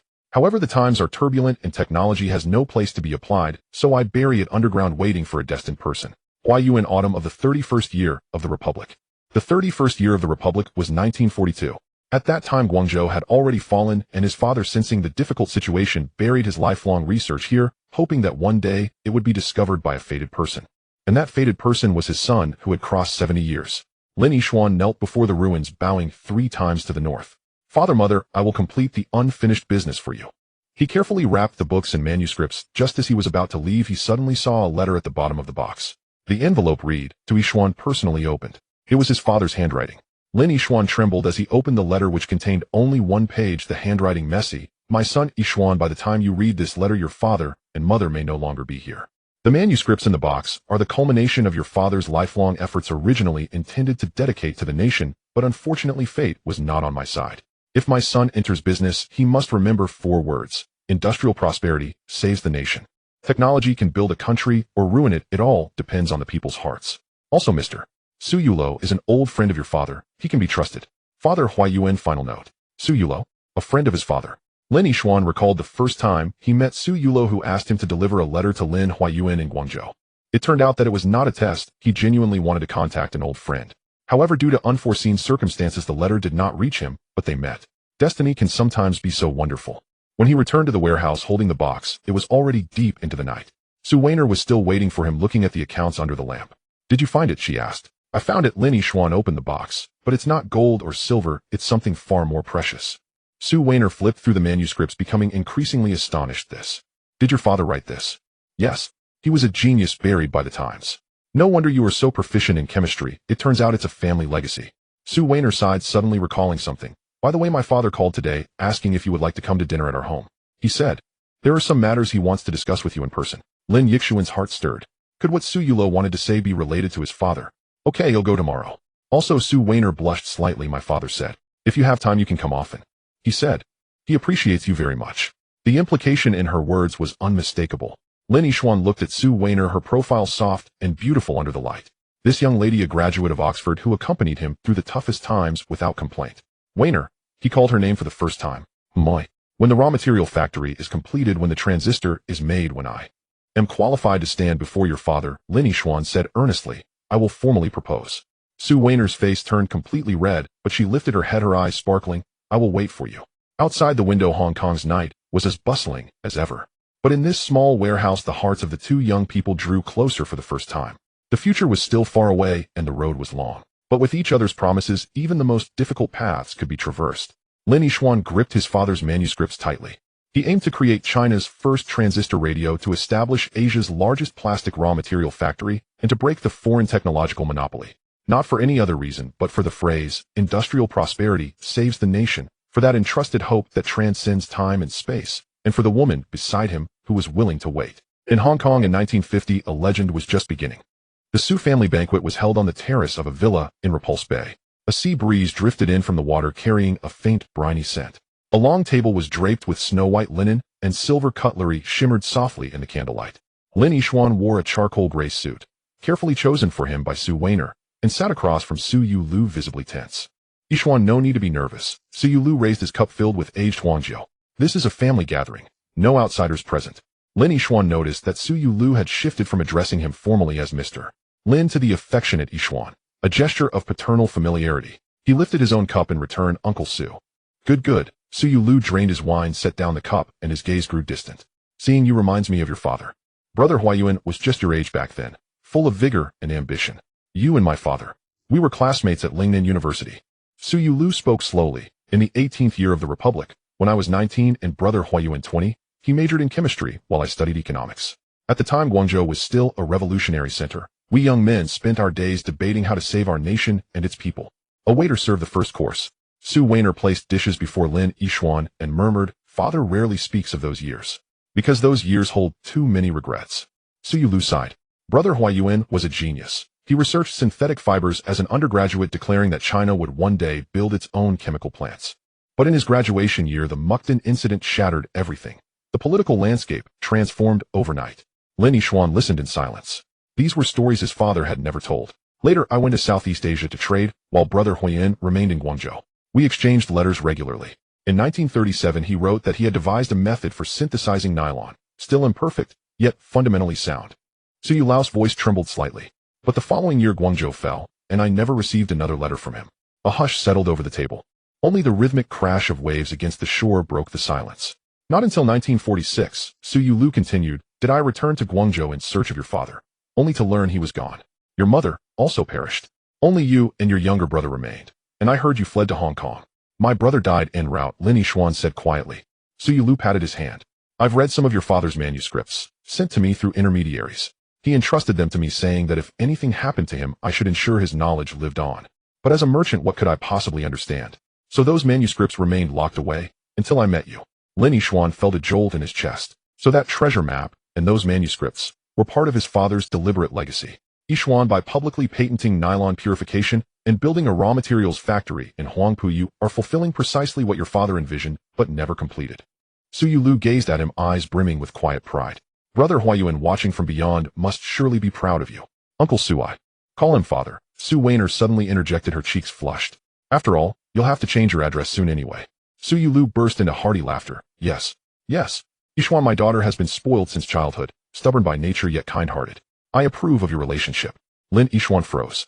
Though he'd promised to propose at the warehouse, he hadn't expected Su Yulu's approval to be so immediate, or so direct.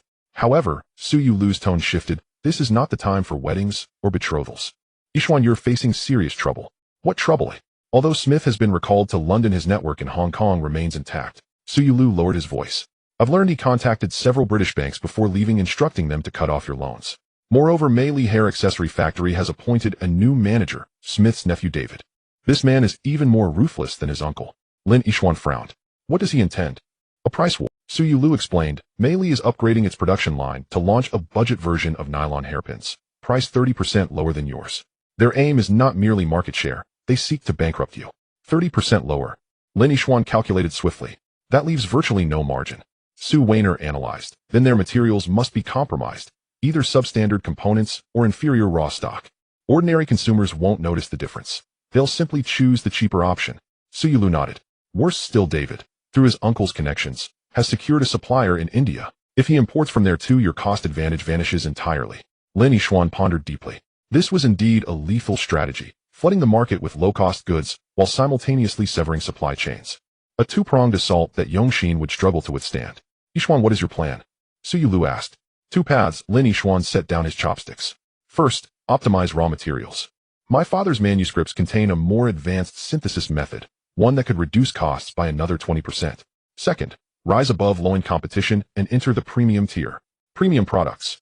Transistor radios, Lin Yishuan replied. If successful, the profit from a single unit will equal that of 10,000 hairpins. Su Yulu and Su Weiner exchanged glances, both eyes wide with astonishment. Do you have confidence in this? Su Yulu asked. 70%. Lin Yishuan said, the lab is already being prepared, but it requires time. At least 3 months. 3 months. Su Yulu paused thoughtfully. Mei Li's budget line launches next month. How will you survive these 3 months? Lin Yishuan turned to Su Weiner. Miss Su, I need your help. Contact Hong Kong's Chinese banks, Lin Yishuan said.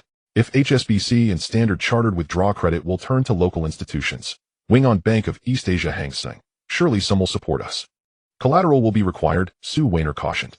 Yongxin's current assets aren't sufficient for substantial. We'll pledge our patents, Lin Yishuan replied. The nylon purification patent is already public, but ownership remains ours. And the upcoming transistor patent can also serve as security.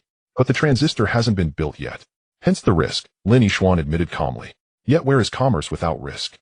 Su Yulu studied him for a long moment, then smiled broadly. Excellent. Boldness like this is rare. Weiner begin contacting them tomorrow. Though I don't run a bank, I still command enough influence to open doors. By the time the banquet ended, midnight had passed. Su Weiner walked Lin Yishuan to the entrance. Are you truly confident about the transistor? She whispered. Technically yes, Lin Yishuan replied. But manufacturing demands ultra-pure germanium precision instruments and a dust-free environment. And none of those exist in Hong Kong. Then we'll build them from scratch. Lin Yishuan gazed up at the starlit sky. If we cannot source high-purity germanium, we'll refine it ourselves. Without precision tools, we'll fabricate them. Without clean rooms, we'll construct ultra-clean facilities. Roads are forged by those who walk them. Su Weiner watched his profile, then rose onto her toes and brushed a gentle kiss against his cheek. She turned and dashed back inside. Lin Yishuan touched his cheek, still warm and soft beneath his fingertips. He smiled. For the first time, he sensed that this reborn world held more than machines and blueprints. It held people worth protecting and feelings worth cherishing. 1 week later, construction began on the transistor laboratory inside an abandoned warehouse in Kuntong. Master Zhang supervised the renovation. Double-glazed partitions created a cleanroom, anti-static flooring covered the ground, and the ventilation system was fitted with high-efficiency filters. Though rudimentary, it represented the highest standard achievable in Hong Kong in 1951. Mr. Lin, these devices you've sketched. Master Zhang scrutinized the blueprints, brow furrowed. Vacuum coating systems, high-temperature diffusion furnaces, photolithography equipment. I've never even heard of them. How can we build them? Step by step, Lin Yishuan hung a process flowchart on the wall. Phase 1, purified germanium. The ore we imported from Germany is only 90% pure. We must refine it to 9 nines. 9 nines. Master Zhang whistled. How pure is that? Among 10 million germanium atoms, only 1 may be an impurity. Lin Yishuan explained. Using zone refining, we'll melt and resolidify the ingot 30 times. Each time, slicing off the portion enriched with impurities. How much material will that consume? Our success rate is under 10%, Lin Yishuan said calmly. So we purchased 500 kilograms of, or only 5 kilograms of ultra-pure germanium are needed. Master Zhang drew a sharp breath. 500 kilograms of German ore, freight, and processing alone cost 20,000 Hong Kong dollars. And this was merely the first step. Construction of the lab surged forward, yet external pressure intensified. As Su Yulu predicted, Mei Li's budget hairpins launched. Advertising flooded every channel of prices stunned the market. Yongxin's rainbow hairpin sold for $1, while Mei Li's sold for just 70 cents. Their packaging boasted advanced nylon material, yet industry insiders instantly recognized it as inferior recycled stock. Even major department stores like Lane Crawford remained cautious, but street vendors and small shops quickly switched allegiance. After all, affordability reigned supreme. Mr. Lin orders dropped 30% this month. Chen Shitai reported grimly, holding up the ledger. At this rate, even payroll will become unsustainable. Lin Yishuan studied the figures, then said quietly, "We'll lower our price too." "Lower it? But our costs? To 80 cents. Sell at a loss." "At a loss?" Chen Shitai panicked. "How much will that cost?" "For 3 months. Lin Yishuan calculated on paper. "We hold 80,000 Hong Kong dollars in reserves, and Miss Su secured 50,000 from Bank of East Asia. 13,000 total. At 10,000 per month, we can sustain 13 months. But Mei Li cannot afford such losses. Their costs are no lower than ours. 1 month of discounting would cost them 20,000. Yet they're backed by Jardine Matheson.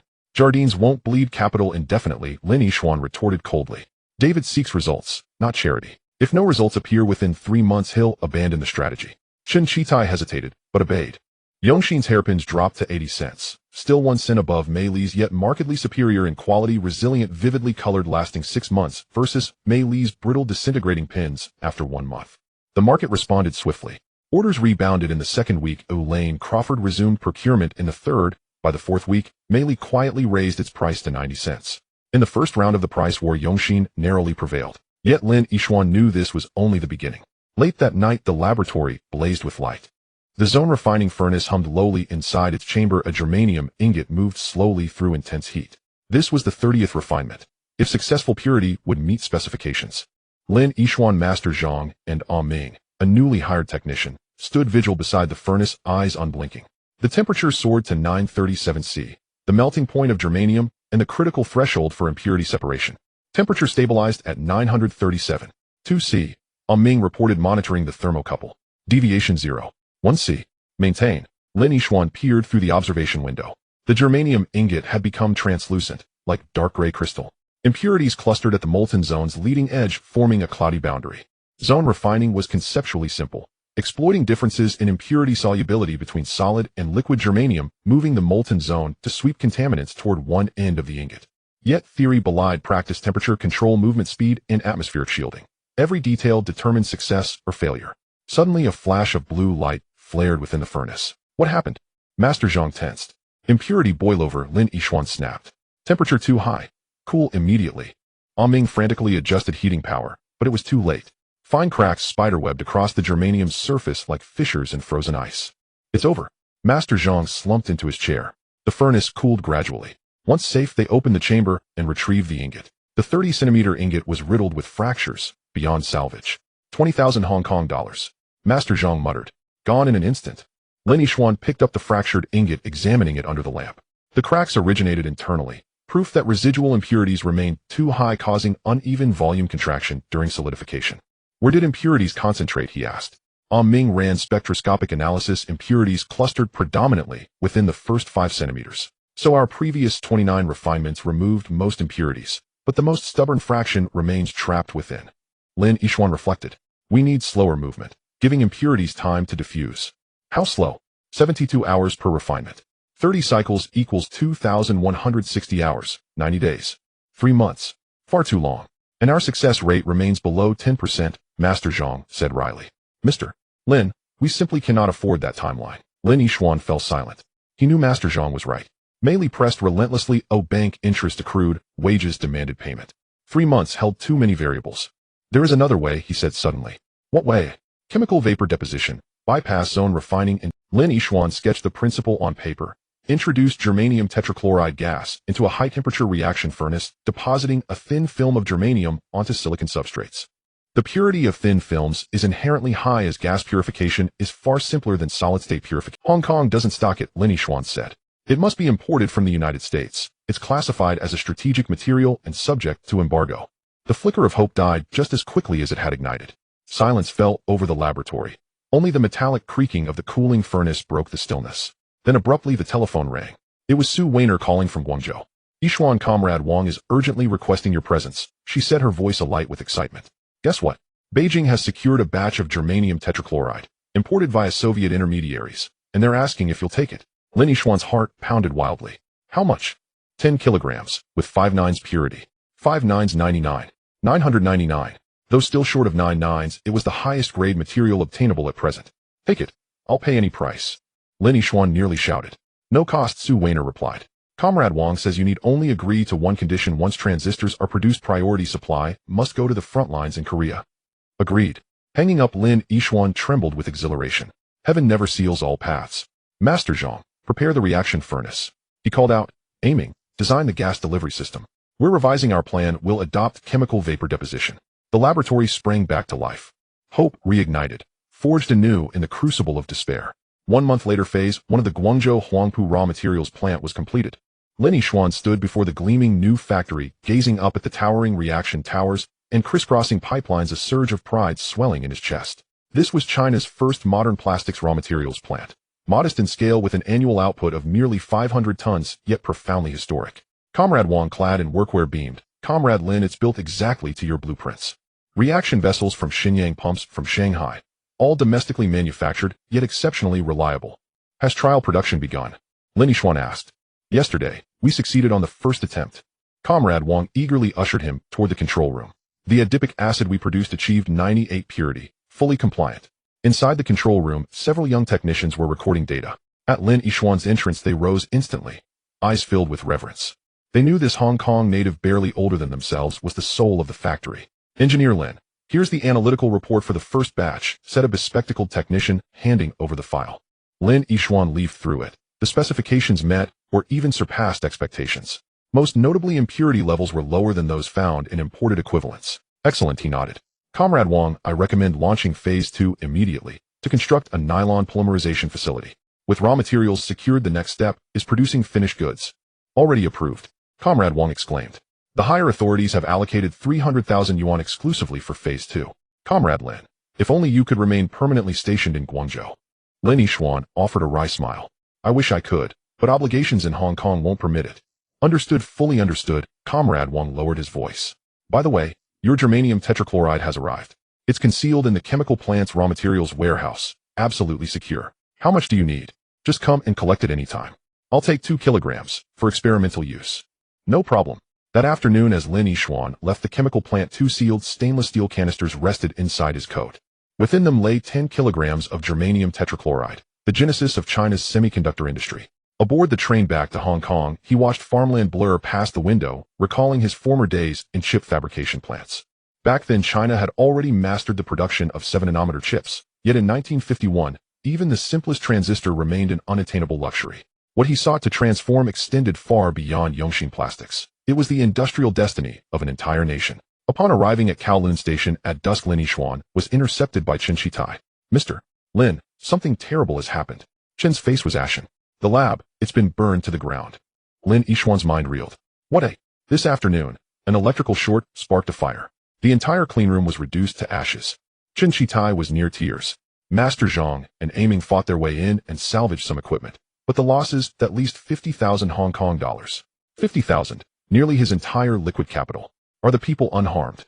Master Zhang suffered burns to his hand. Aiming inhaled heavy smoke. He's been rushed to hospital. Lin Yixuan forced himself to stay calm. Was the police notified? Yes. They came, took one look, and ruled it an accident. An accident? Lin Yixuan refused to believe it. He himself had designed the lab's circuitry, triple insulated, utterly immune to short circuits. And why of all times did the fire erupt precisely while he was in Guangzhou? This was deliberate arson. Let's head to the hospital first, he said. At Kwonghua Hospital's burn unit, Master Zhang lay with his right hand swathed in bandages, soot still smudging his face. Upon seeing Lin Yixuan, he struggled to sit up. Mr. Lin, I failed you. Don't move. Lin Yixuan gently pressed him back. As long as you're alive, that's all that matters. Equipment can be replaced, but lives cannot. But, the transistor. The transistor will be made, Lin Yixuan affirmed. Rest well. Rebuilding the lab is my responsibility. On the adjacent bed, Aiming remained unconscious, having inhaled excessive toxic fumes. The doctor warned that even upon awakening, permanent sequelae were likely. Lin Yixuan clenched his fist. If he ever uncovered the perpetrator, there would be no mercy. As he stepped out of the hospital, Su Weiner hurried toward him. Yixuan, I've uncovered something, she whispered. Before the fire, witnesses saw David's men prowling near the lab. Also, Beauty Hair Accessory Factory suddenly ordered a large batch of fuses yesterday, identical in model to those used in our lab. David. Lin Yixuan's gaze turned glacial. But there's no evidence, Su Weiner added. The police won't intervene. I know. Lin Yixuan exhaled deeply. First we rebuild the lab. The transistor project cannot halt. What about funds? We're nearly bankrupt. Lin Yixuan paused, then withdrew the 2 stainless steel canisters from his coat. Use these as collateral. Germanium tetrachloride, a globally scarce commodity. Approach Mr. Huadong, he knows defense industry contacts. This will fetch a premium price. Su Weiner's eyes lit up. You mean, collateral only, redeemable once transistors are complete, Lin Yixuan said. It's our sole recourse. But what if we fail? There is no failure. Lin Yixuan looked steadily at her. Weiner, this time we must win. Su Weiner bit her lip and gave a firm nod. I'll find Uncle Hor immediately. 3 days later, Huadong delivered. The germanium tetrachloride had been pledged to a mysterious buyer, securing a loan of 100,000 Hong Kong dollars, repayable within 3 months at 20% interest. Usurious, but unavoidable. Reconstruction began. This time Lin Yixuan learned from experience, not only reinforcing the electrical system, but installing iron doors, alarm systems, and hiring security guards for nightly patrols. Simultaneously, he tasked Chen Shitai with auditing beauty hair accessory factories' accounts. If David played dirty, Lin Yixuan would uncover his vulnerabilities. A week later, Chen Shitai returned with startling intelligence. The so-called nylon raw material, imported by beauty hair accessory factory from India, was in fact recycled plastic granules adulterated with lime and talc, costing only 1/3 of genuine feedstock. This is fraud. Chen Shitai raged. Their hairpins shatter after mere use. Do you have proof? Yes. Chen produced several photographs. I bribed a factory worker, who captured images of the raw materials warehouse, and obtained copies of procurement invoices. Lin Yixuan studied the photos, and a strategy crystallized. The next day, the Huaqiao Rebao ran a front-page expose, beauty hair accessory factory adulterates raw materials, who safeguards consumer rights. The article meticulously laid out evidence, including side-by-side photographic comparisons of adulterated versus authentic materials. Public outrage erupted. Retailers initiated mass returns. Even Lane Crawford announced permanent termination of its partnership with the factory. David panicked. He phoned Lin Yixuan, voice venomous. Lin, you're courting death. Mr. David, Lin Yixuan replied calmly. I'm merely upholding market integrity. Think you can destroy me with such tactics? Hutchison won't shield a fraudster. Lin Yixuan cut in. David, you're finished. Silence followed on the line. Then the sharp crash of shattered objects, and the call ended. 3 days later, David was recalled to London by Hutchison. A new manager assumed leadership at Beauty Hair Accessory Factory, issuing a public apology, initiating full product recalls, and compensating consumers. In the second round of commercial warfare, Yongxin emerged victorious. Yet Lin Yixuan knew the decisive battle had only just begun. The transistor remained the ultimate arbiter of triumph. 1 month later, the new laboratory was complete. More sophisticated than before, now featuring not only a clean room, but also dedicated chemical processing, testing, and assembly laboratories. Most of the 100,000 alone had been invested here. Clad in anti-static garments, Lin Yixuan entered the clean room. Upon the workbench sat the newly engineered chemical vapor deposition apparatus. Mr. Lin, all systems ready, Aiming said, having recently been discharged. Though still coughing, he insisted on participating. Germanium tetrachloride gas purification completed, purity 9,995. And the silicon substrate. Here. Master Zhang, his right hand still bandaged, held up a glass case with his left. Inside, polished silicon wafers. Per your specifications, surface roughness under 10 nanometers. Lin Yixuan nodded and drew a slow, deep breath. Begin. The reaction furnace powered up, temperature rising gradually. Germanium tetrachloride gas, carried by hydrogen, flowed into the high-temperature reaction zone. At 950 degrees Celsius, the compound decomposed, germanium atoms depositing onto the silicon substrate. This process required 8 uninterrupted hours. Throughout, temperature, pressure, and gas flow rates demanded absolute precision. Lin Yixuan, Master Zhang, and Aiming rotated shifts, eyes fixed unblinkingly on the instruments. At the 8th hour, the reaction concluded. Furnace temperature descended slowly. The door opened. Silicon wafers retrieved. Their formerly mirror-smooth surfaces now bore a lustrous dark gray, film shimmering with metallic iridescence under the lights. Did it succeed? Aiming's voice trembled. Lin Yixuan tested the film's resistivity with a probe, extremely low, indicating exceptional purity. Sample for structural analysis. Carefully, Aiming excised a sliver and dispatched it to the testing lab. X-ray diffraction revealed a flawless single-crystal germanium film. Intact lattice, minimal defects. Purity, likely 7 nines. Aiming's hands shook with elation. 7 nines, 99. 99,999. Not yet 9 nines, but more than sufficient for transistor fabrication. Lin Yixuan exhaled deeply. The first milestone had been cleared. Now came the greater challenge. Fabricating the PN junction, the transistor's beating heart.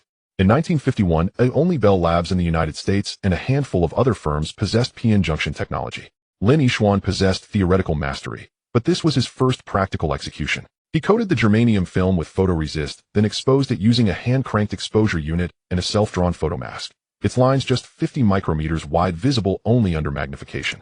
After development, the photoresist formed precise patterns. Chemical etching then removed unprotected areas, carving shallow trenches into the film.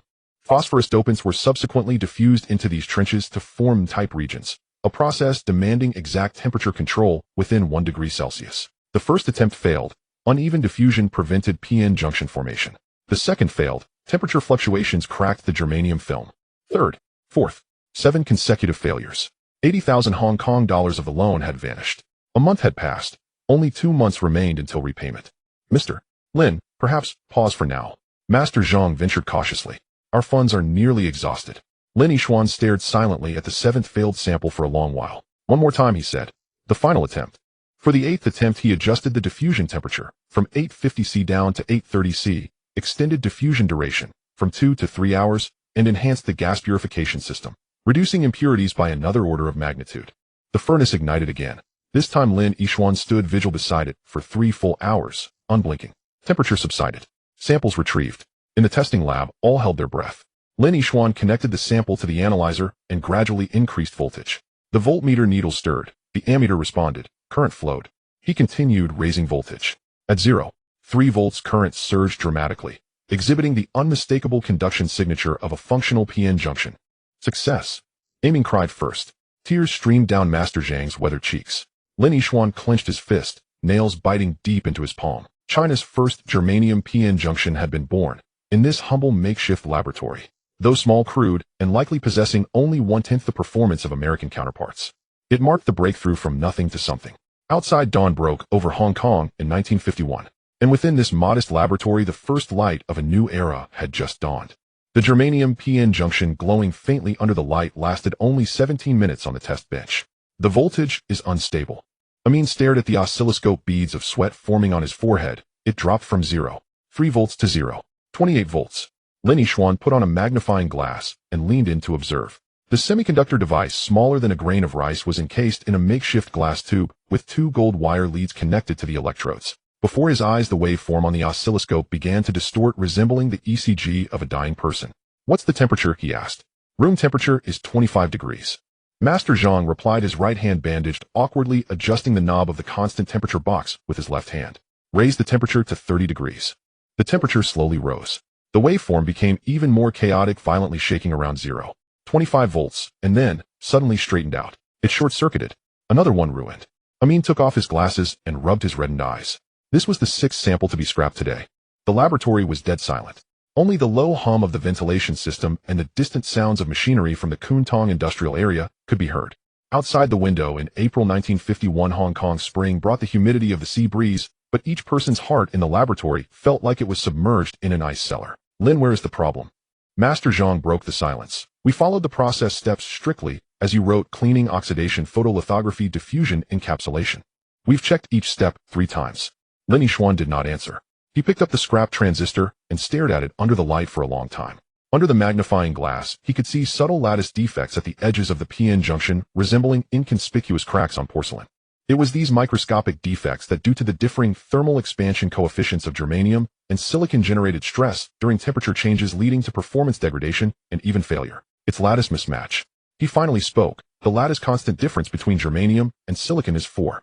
Although we used a graded layer to buffer the stress, cannot be relieved during high temperature diffusion. What should we do? Amin asked. Redo the substrate. There's no time.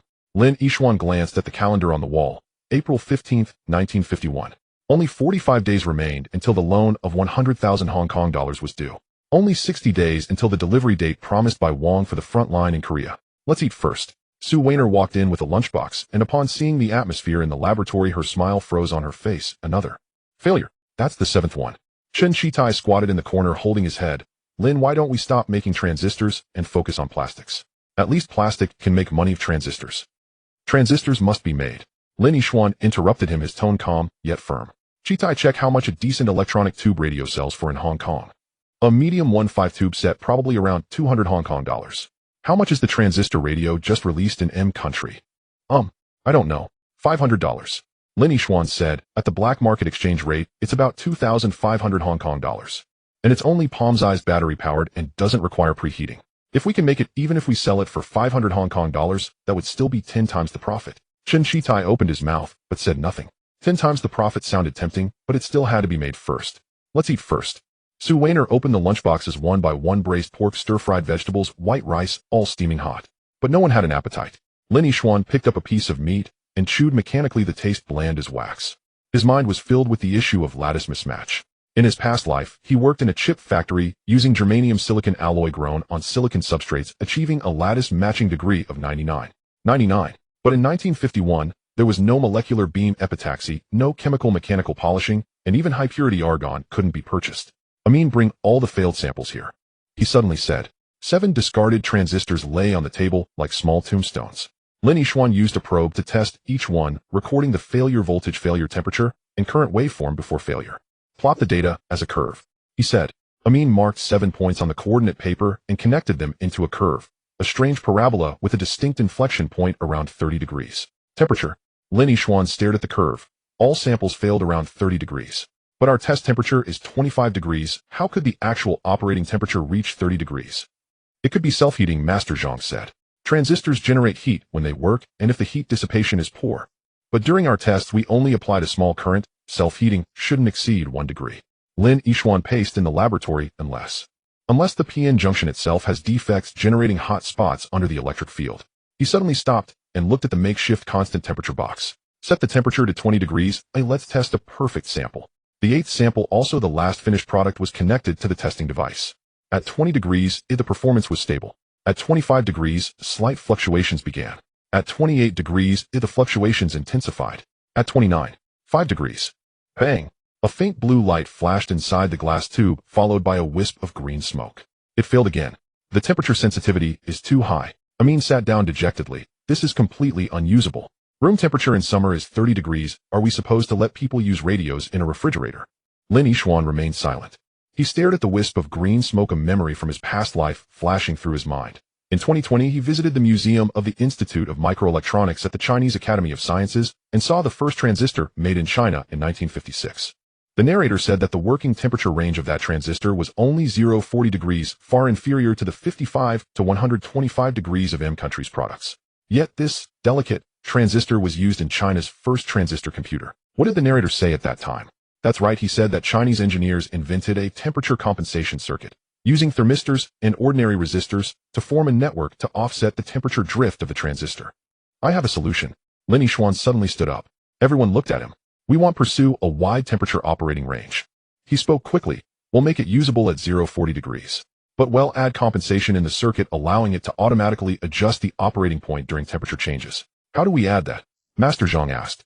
Using thermistors. Lin Yixuan drew a circuit diagram on paper. Negative temperature coefficient thermistors decrease resistance as temperature rises, just offsetting the trend of increasing transistor current with rising temperature. Although it will increase complexity, it can solve the problem. Amin's eyes lit up. This method is good. But are thermistors available in Hong Kong? Yes, Su Weiner spoke up. My father is in shipping and has transported this type of electronic component. Are made not very precise, but usable. Let's buy a batch to try. Lin Yixuan said. Additionally, we need to improve the encapsulation. The current glass tube has poor sealing and moisture can corrode the electrodes. Switch to metal casing filled with nitrogen for protection. Metal casing. Chen Shitai frowned. That requires a mold. 1 mold costs 5,000 Hong Kong dollars. Make it. Lin Yixuan said decisively. Use the last $20,000 to make the mold by the thermistors and continue testing. We have no way out. But what if? There is no what if. Lin Yixuan looked at everyone in the laboratory. We have come this far. Turning back is death. Moving forward, there is still a glimmer of hope. The crowd fell silent. After a long pause, Master Zhang was the first to stand up. He'll go adjust the diffusion furnace parameters and try to reduce the temperature gradient. He'll draw the packaging drawings, Amin said. He'll raise the funds. Su Weiner turned and left. Chen Shitai looked at Lin Yixuan, finally sighing. He'll contact the mold factory. The laboratory became busy again. Hope sparked a faint flame in the ashes of despair. 3 days later at the Huangpu Raw Material Factory in Guangzhou. Comrade Wang looked at the 13th transistor sample brought by Lin Yixuan, his brow furrowed. On the test bench, this metal-encased device had been working in a 30-degree constant temperature box for 6 hours, and its performance was basically stable. Comrade Yixuan, can this be used on the front line? Comrade Wang asked cautiously. It can be used, but with conditions. Lin Yixuan spoke frankly. The working temperature must be between 0 and 40 degrees. It can't be rained on, and it can't be dropped. Moreover, it needs to be paired with this temperature compensation circuit to work stably. He displayed a circuit board the size of a matchbox on which the transistor thermistor and several capacitors and resistors were soldered. When connected to a battery and speaker, clear Cantonese broadcast voices emerged as the tuning knob was turned. This is... Comrade Wang's eyes widened. A prototype transistor radio, Lin Yixuan said. Its size is only a quarter of that of an electronic tube radio, consuming only 1/10 the power and can be used immediately without preheating.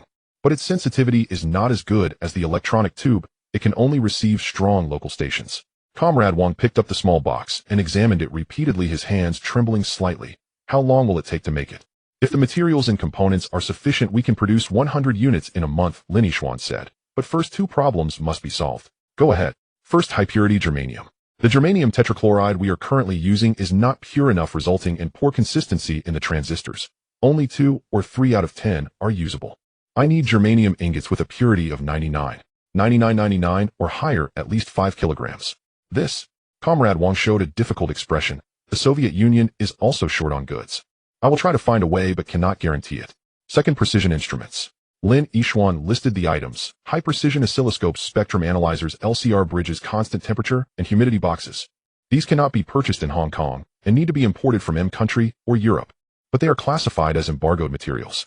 Comrade Wang fell silent. He paced in the office with his hands behind his back, while outside the window cargo ships on the Pearl River sounded their horns. Comrade Yixuan, he finally spoke, his voice heavy. The situation on the front line is worse than you imagine. The U.S. military has gained air superiority, and our transport lines cannot operate during the day, only at night, in the dark. Electronic tube radios are large and heavy. It takes 4 people to carry one, and they are prone to damage. If we could have a small radio like yours. He did not finish, but Lin Yixuan understood. That meant more flexible and mobile command, fewer personnel casualties, and higher operational efficiency. Comrade Wang, I will do my best, Lin Yixuan said. Give me 2 months, and I will produce at least 50 units. But for the instruments and materials, I will resolve that. Comrade Wang walked to the desk and picked up the red phone. I will report directly to Beijing. What you need is what the country needs. The call was connected. Comrade Wang spoke in code that Lin Yixuan could not understand for several minutes, and when he hung up, his expression was grave. Comrade Yixuan, the higher-ups have approved. You need the instruments, buy them from the Hong Kong black market, and the money will come from special funding. There is a batch of goods in Macau shipped from Portugal with sufficient purity, but you need to pick it up. Lin Yixuan's heart tightened. The dangers of the last trip to Macau were still fresh in his memory. The other party only recognizes you, said the cadre Wang, because you are the technical expert who can verify the goods. Time is tight. In 3 days at the Macau dock, I will provide you with the specific location and the code. Is it safe, Philly? We will arrange for someone to protect you in secret. Wang looked at him, but Comrade Yixuan, this is risky. You can refuse. Lin Yixuan smiled. Comrade Wang, I have been taking risks since the day I agreed to work on transistors. Just tell me the time and place. As he left Huangpu factory, the sun was sinking into the Pearl River. Lin Yixuan stood by the river, gazing at the thousands of lights across the shore. In Guangzhou in 1951, just recovering from the ravages of war, everything was in ruins. And he, a reborn person, was participating in the country's most challenging entrepreneurial efforts. Comrade Lin, a young voice called from behind. Lin Yixuan turned around to see a young man in his 20s wearing a faded Zhongshan suit and glasses, holding a wicker box. Who are you? My name is Cheng Xiaowen, a graduate from Tsinghua's physics department, just assigned to Guangzhou. The young man smiled shyly. Comrade Wang sent me to learn about transistor technology from you. Cheng Xiaowen. Lin Yixuan felt the name was somewhat familiar, but couldn't recall where he had heard it. What do you know? I understand the theory, though I have read the papers by Shockley, Bardeen, and Bratton. Cheng Xiaowen opened the wicker box, revealing a thick stack of handwritten notes. But I have never worked with my hands. Comrade Lin, I heard you have made PN junctions. Can I take a look? Lin Yixuan took the notes and flipped through a few pages, shocked. They were filled with formulas, circuit designs, and process analyses related to transistors. Although there were some misunderstandings, the overall level exceeded that of this era. Did you learn all this by yourself? Yes, I couldn't find materials domestically, so I had someone buy back issues of Physical Review from the United States and copy them one by one. Cheng Xiaowen pushed his glasses up. Comrade Lin, I want to go to Hong Kong with you. Transistors are the future, and I want to be a part of it. Lin Yixuan looked at him. This young man had a spark in his eyes, a pure thirst for knowledge and passion for technology. Such talent was too precious in 1951. Hong Kong is tough. The laboratory is just starting up, and the pay is low. I'm not afraid of hardship, Cheng Xiaowen said. As long as I can do research, even sleeping on the floor is fine. All right, Lin Yixuan extended his hand. Welcome aboard. They shook hands. Lin Yixuan did not know that this shy young man would become one of the founding figures of China's semiconductor industry. At this moment, he simply felt he had gained another comrade. Upon returning to Hong Kong, the arrangements for the trip to Macau were already in place. The code was March Willows, and the location was Rongji Tea Restaurant at Macau's inner port at 10 o'clock in the evening. The receiver claimed to be Old Chun and had a mole on his left hand. Yishuan, I'm going with you this time, Su Weiner said firmly. I know Macau well, and my dad has friends there who can help if anything happens. It's too dangerous, Lin Yishuan shook his head. Exactly because it's dangerous that you shouldn't go alone, Su Weiner looked at him. Have you forgotten last time? If it weren't for the timely arrival of the buyer Ma. She didn't finish, but Lin Yishuan understood. During the last trip to Macau, if Su Weiner hadn't called for help, he might have already died at the hands of Boss Wu. Okay, he finally nodded. But you have to follow my arrangements and cannot act on your own. Deal. The night before departure, Lin Yishuan made the final preparations in the laboratory. He designed several simple test circuits to verify the goods on the spot. Cheng Xiaowen helped beside him. This Tsinghua talent grasped things quickly and managed to familiarize himself with all the laboratory equipment in just a day. Lin engineer, there's an issue with the selection of this thermistor. Cheng Xiaowen pointed at a circuit diagram. The negative temperature coefficient is correct, but its p-value is too low and the temperature compensation range is too narrow. I calculated it. Using this model, it will overcompensate at temperatures above 35 degrees. Lin Yishuan took the calculation sheet, looked at it for a few minutes, and had to admit that Cheng Xiaowen was right. This small detail had previously escaped his notice. Do you have any improvement plans? Yes. Cheng Xiaowen drew a new circuit on paper. Used two thermistors in series, one with a positive temperature coefficient and one with a negative temperature coefficient, along with a precision potentiometer for adjustment. Although more complex, the compensation range can be expanded to 10 to 50 degrees. All right, let's change it as you... Lin Yishuan regarded this young man with new eyes. Xiaowen, after we return this time, you will be in charge of the process design for the mass production of transistors. Cheng Xiaowen's eyes lit up. Really? Really? Lin Yishuan patted his shoulder. The future of China's semiconductors relies on young people like you.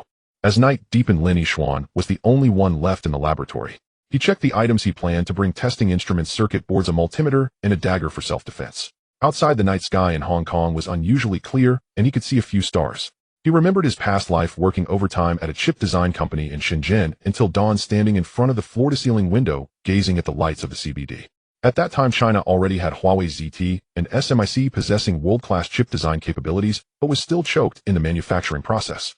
In this life, he intended to start from the source. From high-purity materials to precision instruments, from manufacturing processes to design capabilities, he aimed for a complete industrial chain. The road ahead was long, but someone had to take the first step. The sound of a cargo ship's horn came from outside. The night in Victoria Harbor never sleeps. In Macau, at the inner port dock at 10 o'clock at night, Rongji Tea Restaurant was a two-story small building, its neon sign missing several strokes flickering.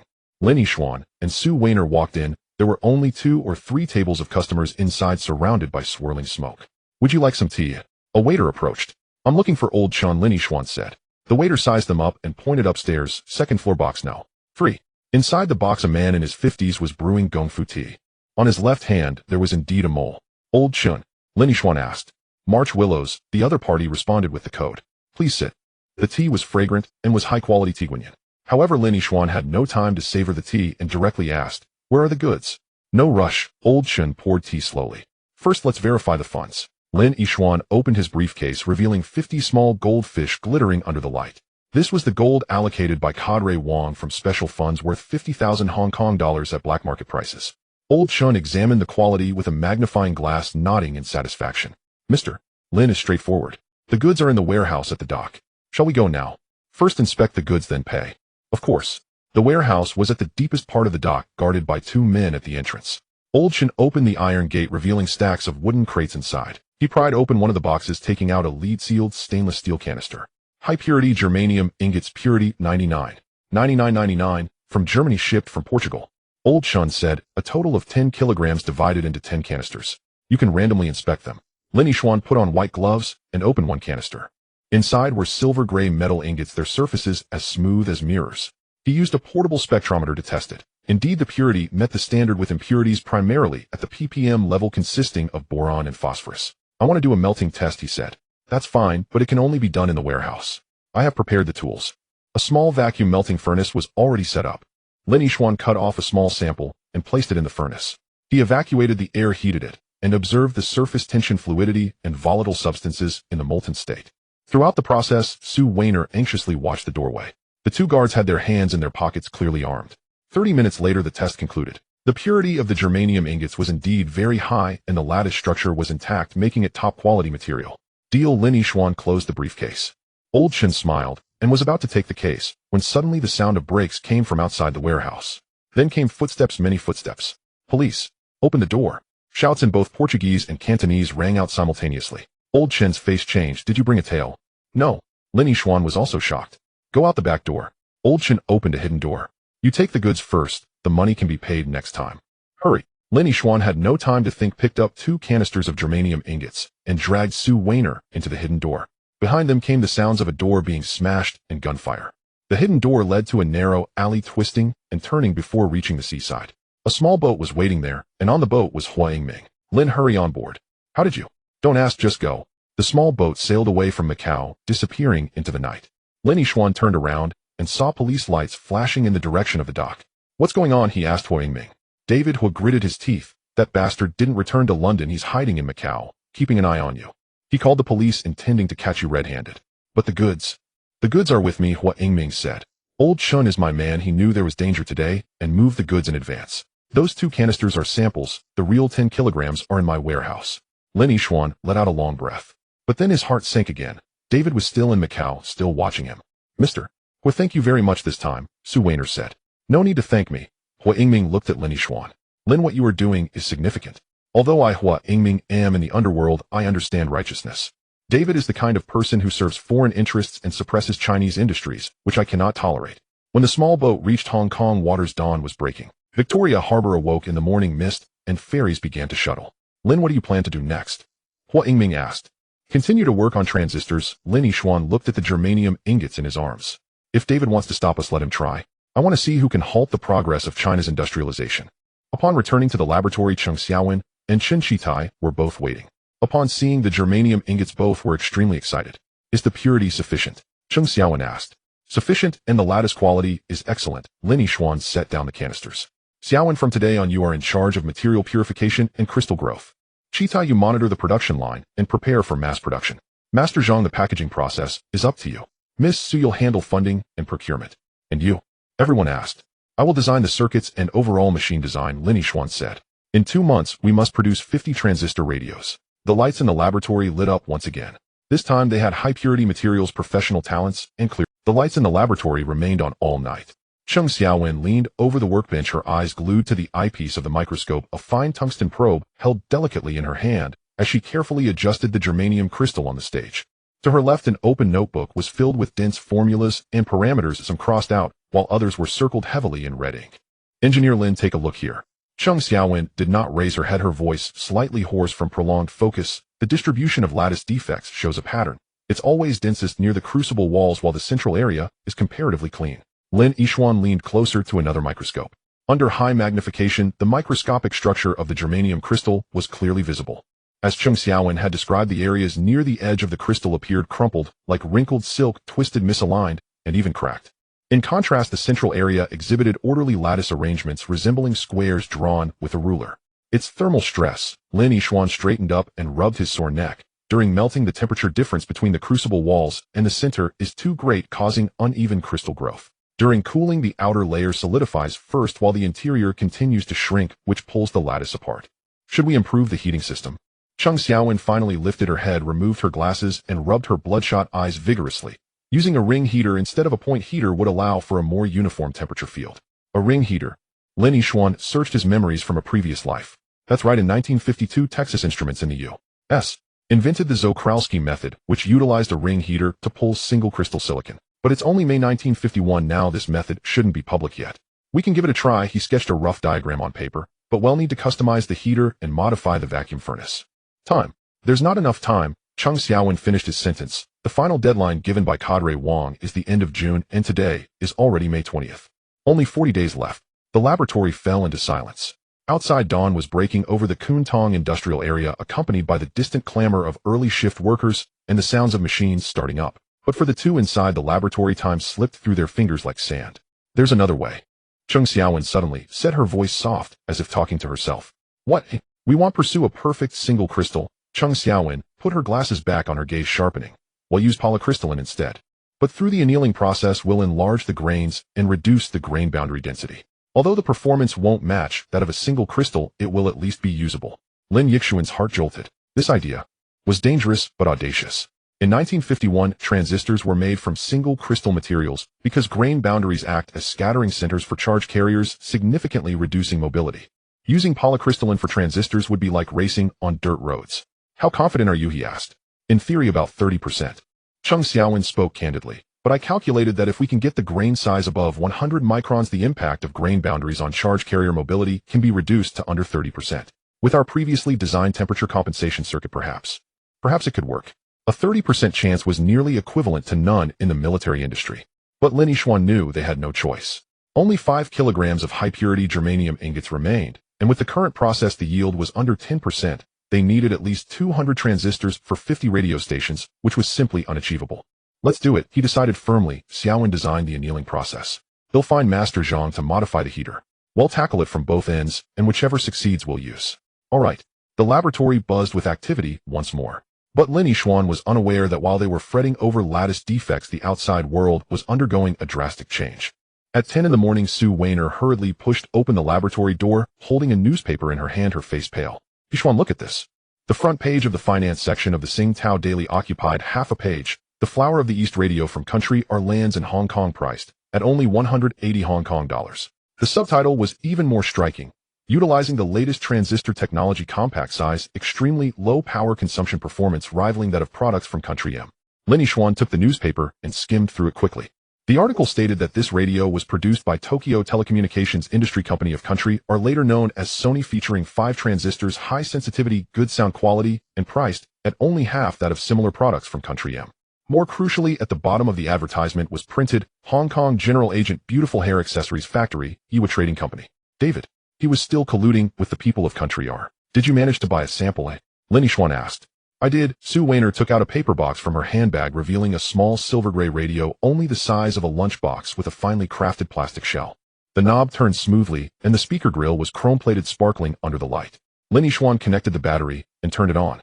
Almost instantly, clear Cantonese broadcast voices emerged from the speaker without the hum of warm-up noise typical of tube radios. Turning the tuning knob, the station switched smoothly with almost no static. He opened the back cover. The internal circuit board was well laid out with 5 transistors neatly arranged, employing 2-1 metal packaging indicative of a mature process. The resistors and capacitors were all from Country R, and the solder joints were full and shiny. The performance is better than our prototype, Chung Xiaowen had approached without him noticing, her voice somewhat hoarse. Their transistor packaging is smaller, and the circuit design is much simpler. And look at this center tap transformer. It uses an adjustable magnetic core, which has at least 30% higher sensitivity than our fixed model. Lin Yixuan remained silent. He stared at the radio from Country R, a complex emotion welling up inside him. There was surprise. The technological advancement of Country R was quicker than he had anticipated. There was frustration. The prototype he had worked so hard to create felt like a toy next to a mature product, but more than anything was a sense of urgency. The price is 180. What's the estimated cost? He asked. I estimate. Chung Xiaowen calculated in her mind. 5 transistors, each costing no more than 10 Hong Kong dollars plus other components, casing, and labor. The total cost is around 80 Hong Kong dollars. Selling for 180 gives a gross margin of 55%. That's quite high, but it can be higher, Lin Yixuan said. If sales go up and we scale up production, we could bring the cost down to 60. Then they might lower their price to 150 or even 120, and He didn't voice the thought, but everyone in the laboratory understood. For Yongxin, the prototype cost would have to be 120, and its performance wouldn't even match the competitors. If launch pricing it too low would lead to losses, while pricing it too high would mean no sales. David's tactic is ruthless. Su Weiner bit her lip. He doesn't need to engage in a price war. He directly crushes us with technology. Our transistors are still in the experimental stage, while theirs have already hit the market. The phone rang. Chen Chitai answered, listened for a moment, and his expression turned grim. Lin Sheng, manager Huang from Lane Crawford, said that the previous radio purchase plan needs to be reassessed. He hung up the phone, his voice bitter. Yangon and Xi'an also called, saying they want to see how the sales of Country RS products perform before making a decision. When the wall falls, everyone pushes it down. Lin Yixuan had expected this, but when it actually happened, it felt like he had been struck by a heavy blow. There's something worse. Su Weiner said softly. My father had someone inquire. David has imported 5,000 radios from Country R, and the first batch of 1,000 has already arrived in port. He is preparing to hold an outdoor sale at Queen's Square next Saturday, and has even invited a movie star to promote it. Next Saturday. Lin Yixuan calculated the time, May 27th. With 33 days left until Cadre Wang's deadline for goods. What do we do? Chen Chitai asked, despair evident in his voice. Everyone looked at Lin Yixuan. The incandescent lights in the laboratory cast deep shadows on his face, his eyes slightly squinted behind golden-rimmed glasses, as if he was gazing at something invisible. After a long pause, he spoke, his voice strangely calm. Xiaowen, when can we expect results from the annealing process experiments at the earliest? We can try the first batch this afternoon. Good. I want to see the data by 5 this afternoon. Lin Yixuan turned to Su Weiner. Weiner, please help me contact the Chinese newspaper. I need to place an advertisement. Place an advertisement? For what?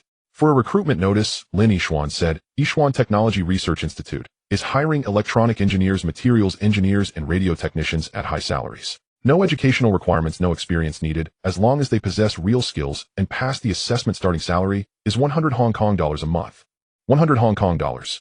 Chen Shitai exclaimed, a technician in Hong Kong only earns 40 a month now. Just 100, Lin Yixuan said firmly. We need to attract talent.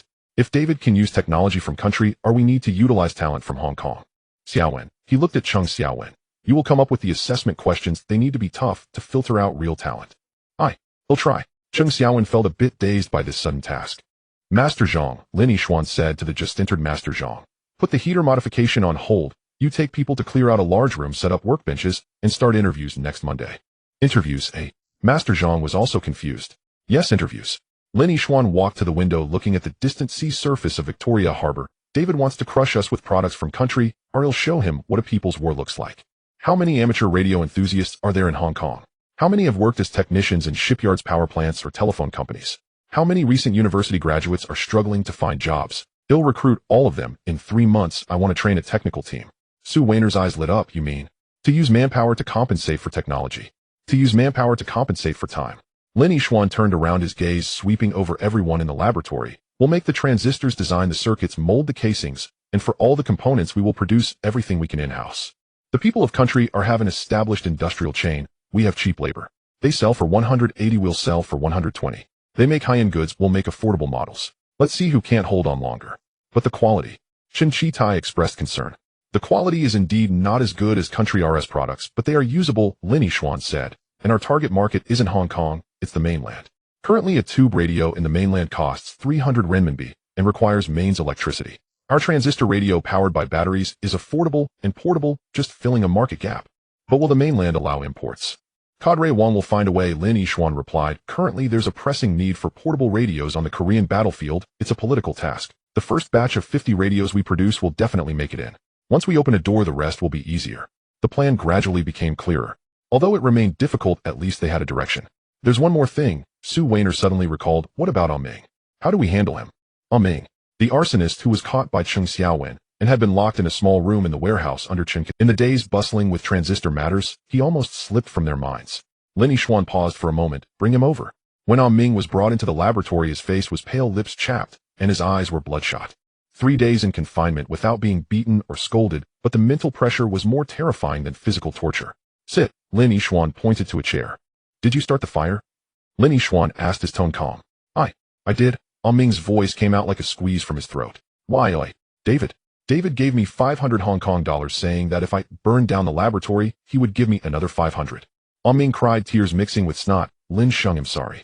My mother is sick and hospitalized. I needed money for the surgery. I had no choice. So the previous time you stole the blueprints was also for David. Who is instigating this?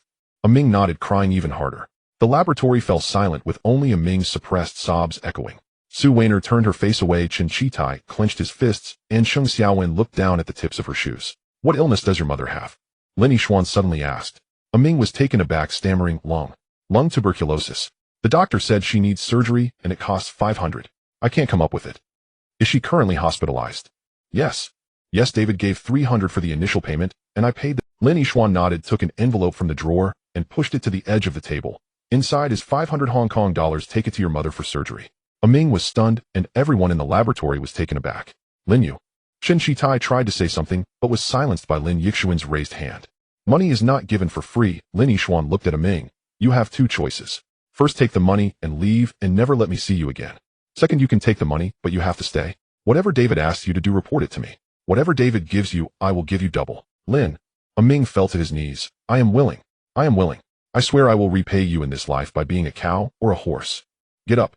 Lin Yixuan helped him up. I don't need you to be a cow or a horse. I just need you to do one thing. Tell me in advance what David is going to do next. I understand. But remember, Lin Yixuan stared into his eyes. This is your last chance. If you betray me again, you know the consequences. I want dare. I want dare again. Ming walked away expressing endless gratitude. In the laboratory, Su Weiner finally couldn't help but ask, Yixuan, do you really trust him? I don't trust him, Lin Yixuan replied, but he is currently the only one who can get close to David. If used properly, he is a knife. If used poorly, it's just a loss of $500. Moreover, he paused, his mother is indeed ill. I sent someone to check, and it's true. But what if he? I have my measures. Lin Yixuan interrupted her and looked at Cheng Xiaowen. Xiaowen, can the annealing experiment begin? Yes, Cheng Xiaowen looked at the clock. The furnace has been preheated to 650 degrees, and the first batch of samples is ready. Good, let's start. The annealing furnace emitted a low hum. Inside the chamber, 3 pieces of polycrystalline germanium slowly warmed in an argon atmosphere at 650 degrees. The process designed by Cheng Xiaowen was quite special. First, rapidly heat to 800 degrees and maintain for 1 hour to allow the grains to grow. Then slowly cool to 400 degrees at a rate of 5 degrees per minute, maintaining this temperature for 4 hours to enable grain boundary migration, with smaller grains being swallowed by larger grains. Finally, cool to room temperature at a rate of 2 degrees per minute to relieve stress. The entire process takes 12 hours. During this time, the temperature control precision must remain within plus or minus 3 degrees, and the atmosphere purity must reach 99 or higher. Any mistake in any link can ruin all previous efforts. In the laboratory, everyone waited. They were waiting for these 12 hours and that faint hope. Lin Yixuan didn't wait. He took Su Weiner to a tea restaurant in Wanchai where a middle-aged man was already waiting. Mr. Lin, Miss Su, it's an honor to meet you. The man stood up to shake hands, handing over his business card. Zhou Dafu, the second son of the Zhou Dafu Gold Company in Hong Kong. Mr. Zhou, thank you for taking the time out of your busy schedule. Lin Yixuan sat down and got straight to the point. I heard you have some connections in Guangzhou. Zhou Dafu smiled. Mr. Lin, you are well informed. My father did indeed do business in Guangzhou in his early years and has some old connections.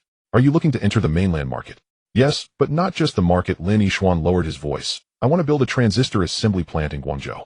Hong Kong will handle the core components while Guangzhou will manage assembly using inexpensive labor from the mainland with products sold to the mainland and Southeast Asia. Mr. Lin, this is no small business. Given the current situation, Zhou Dafu narrowed his eyes. Precisely because of this situation, there is opportunity.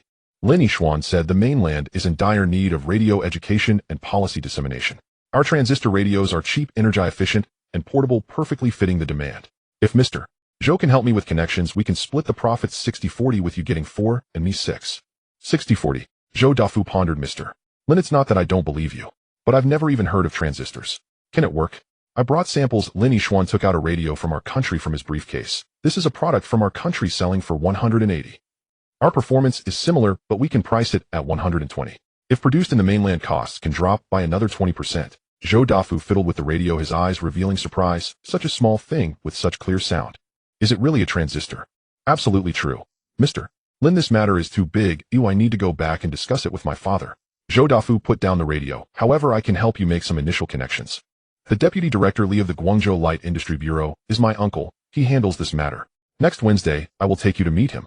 Thank you, Mr. Zhou. Don't thank me yet. Zhou Dafu looked at him. Mr. Lin, I've heard that David is also taking action. He is collaborating with people from our country, and the radio will be launched soon. Aren't you worried about entering the market at this time? I am worried, but I am even more afraid of missing the opportunity, Lin Yixuan replied. Mr. Zhou, tell me, is Hong Kong the Hong Kong of the Y country or the Hong Kong of China? Zhou Dafu was taken aback. The radio is a minor matter, but behind it is an industry, Lin Yixuan continued. If the people from our country can produce transistors, and the people from M country can, why can't the Chinese? If we let the people from our country occupy the market today, they will occupy more tomorrow. By then, Hong Kong's electronics industry will forever be relegated to subcontracting for foreigners. These words struck a chord with Zhou Dafu. Although the Zhou family is in the gold business, they are also Chinese and have a sense of national pride. All right. Zhou Dafu slammed the table. Mr. Lin, just for what you said, I will ensure this deal. See you in Guangzhou next Wednesday. As they left the tea restaurant, dusk was approaching. The evening glow of Victoria Harbor was like fire painting half the sky red. Yixuan, are you really confident about persuading Director Li? Su Weiner asked. I am not confident, Lin Yixuan replied honestly, but we must try. David has the technology from our country and the channels from Ehe. We cannot compete head-on with him. The only way out is to open up new markets. The mainland is our new frontier. But the mainland, the policy risks are too great. What business doesn't have risks? Lin Yixuan laughed. Weiner, do you know why I must engage in transistors? Su Weiner shook her head. Because after transistors there are integrated circuits, microprocessors, and computers. These technologies will change the world. If the Chinese do not master them, they will always fall behind. I sell radios today to build computers tomorrow. Entering the mainland market today is to establish the industrial chain for tomorrow. He looked at Sue Weiner, his eyes shining with a light she had never seen before. This is not just business. This is war. A technological war, an industrial war, a battle for national destiny. We cannot afford to lose. Sue Weiner was stunned. She had always known that Lin Yixuan had ambitions, but she never expected his aspirations to be so grand. I will help you, she said softly but firmly. No matter how difficult it is, I will help you. The two exchanged smiles. The evening breeze blew in from the sea, carrying a salty scent and a hint of hope. At 11 o'clock at night, in the laboratory, the indicator light of the annealing furnace finally changed from red to green, and the cooling process was complete. Cheng Xiaowen, wearing thick gloves, carefully opened the furnace door and took out the carrying plate. 3 pieces of germanium gleamed with a silvery gray metallic luster under the light, their surfaces as smooth as mirrors. Sampling tests, Lin Yixuan instructed. Cheng Xiaowen used a diamond knife to cut 3 small samples for X-ray diffraction, electrical testing, and microscopic observation. The testing room was so quiet that one could hear their heartbeats, with everyone's eyes glued to the instrument screen. Diffraction patterns. Cheng Xiaowen stared at the display screen of the X-ray machine, her voice trembling. Grain size. Average 120 microns. The largest is 200 microns. What about the electrical parameters? Resistivity. Decreased by 40% compared to before annealing. Carrier mobility increased by 50%. What did the microscopic observations show? The grain boundaries were significantly reduced, and the grain size increased at least 3-fold. The laboratory erupted in cheers. Cheng Xiaowen's annealing process was a success. Although it was still polycrystalline, its performance was already close to 80% of that of single crystal, which was more than sufficient. What is the yield rate? Lin Yixuan asked the most critical question. I estimate. Cheng Xiaowen calculated quickly. If the material consistency is good and process control is stable, the yield rate can reach at least 30%. 30% is 3 times higher than the previous 10%. This means that with the same material we can produce twice as many transistors. That's enough. Lin Yixuan clenched his fists. That's completely sufficient. Xiaowen, you have made a great contribution. Cheng Xiaowen blushed, but her eyes sparkled. This young Tsinghua graduate used his intelligence and sweat to pave the way for China's first generation of transistors. Engineer Lin, I suggest we immediately start small batch trial production. Cheng Xiaowen said. Use the new process to make 100 transistors, test, and statistically analyze the performance distribution and determine the process window. Good. Master Zhang, you collaborate with Xiaowen. Qin Shitai, prepare the materials for mass production. Weiner, contact the parts suppliers. We. The phone rang sharply. Sue Weiner answered, listened for a moment, and her expression changed. Yixuan, an urgent call from Cadre Wang in Guangzhou. Lin Yixuan took the receiver, and Cadre Wang's voice was anxious and weary. Comrade Yixuan, the situation has changed. The urgent need for radios at the front line in Korea has been moved up. The first batch of 20 must be delivered by early June at the latest. Can it be done? It's May 20th today, leaving only 10 days. Lin Yixuan looked at everyone in the laboratory. Master Zhang still had his hand wrapped in bandages. Cheng Xiaowen's eyes were red. Qin Shitai looked exhausted, and Sue Weiner was filled with worry. But everyone's eyes were on him, waiting for his answer. Yes, Lin Yixuan said into the receiver, his voice not loud, but resolute. By June 5th, 20 radios, not one less, not one faulty. After hanging up, the laboratory fell silent. 10 days, 20 radios. This meant they had to produce at least 80 qualified transistors, and also complete circuit design, assembly, testing, and packaging. With the current process and a yield rate of 30%, they would need to produce 267 transistors. And they had not even set up the production line yet. Is it possible? Sue Weiner asked softly. Whether possible or not, we must do it. Lin Yixuan walked to the center of the laboratory, his gaze sweeping over everyone. From today on, everyone will eat and sleep in the laboratory. 3 shifts, people stop, but machines don't. Master Zhang, you are responsible for setting up the production line as quickly as possible. Xiaowen, you optimize the process. For every point the yield rate improves, we can live another day. Shitai, manage the materials, by whatever is lacking, and if funds are insufficient, come to me. Weiner, you are in charge of logistics. Oh, everything related to food, drink, and sleep is on you. And you, everyone asked. I will design circuits, assemble the whole machine, and conduct tests, Lin Yixuan said. 10 days, 240 hours. We have no time to sleep, no time to eat, no time to think about failure. There is only one goal. June 5th, 20 radios, not one less, not one faulty. He paused, his voice particularly clear in the quiet laboratory. This is not about making money, nor about proving one. This is for the soldiers at the front line in Korea, waiting for the radios, for China's first generation of transistors to be heard, and for us to leave a name in history. On the 10th day at dawn, she was awakened by the chaotic waveforms displayed on the oscilloscope screen. Cheng Xiaowen had fallen asleep beside the testing table, still clutching the probe with her glasses crooked on her nose. She dreamed she was back in the laboratory of Tsinghua University with the begonia flowers of Beiping blooming outside the window, and her mentor was explaining the Shockley equation. Then the dream abruptly transformed into a sea of flames with transistors exploding in the high temperature, resembling firecrackers during a festival. She jolted awake, her heart racing. The laboratory was brightly lit and the ventilation system emitted a It was now May 30th, 1951, at 4 o'clock in the morning, with only 5 days left until the 20 radio sets requested by Cadre Wang were due. No, it was 4.5 days.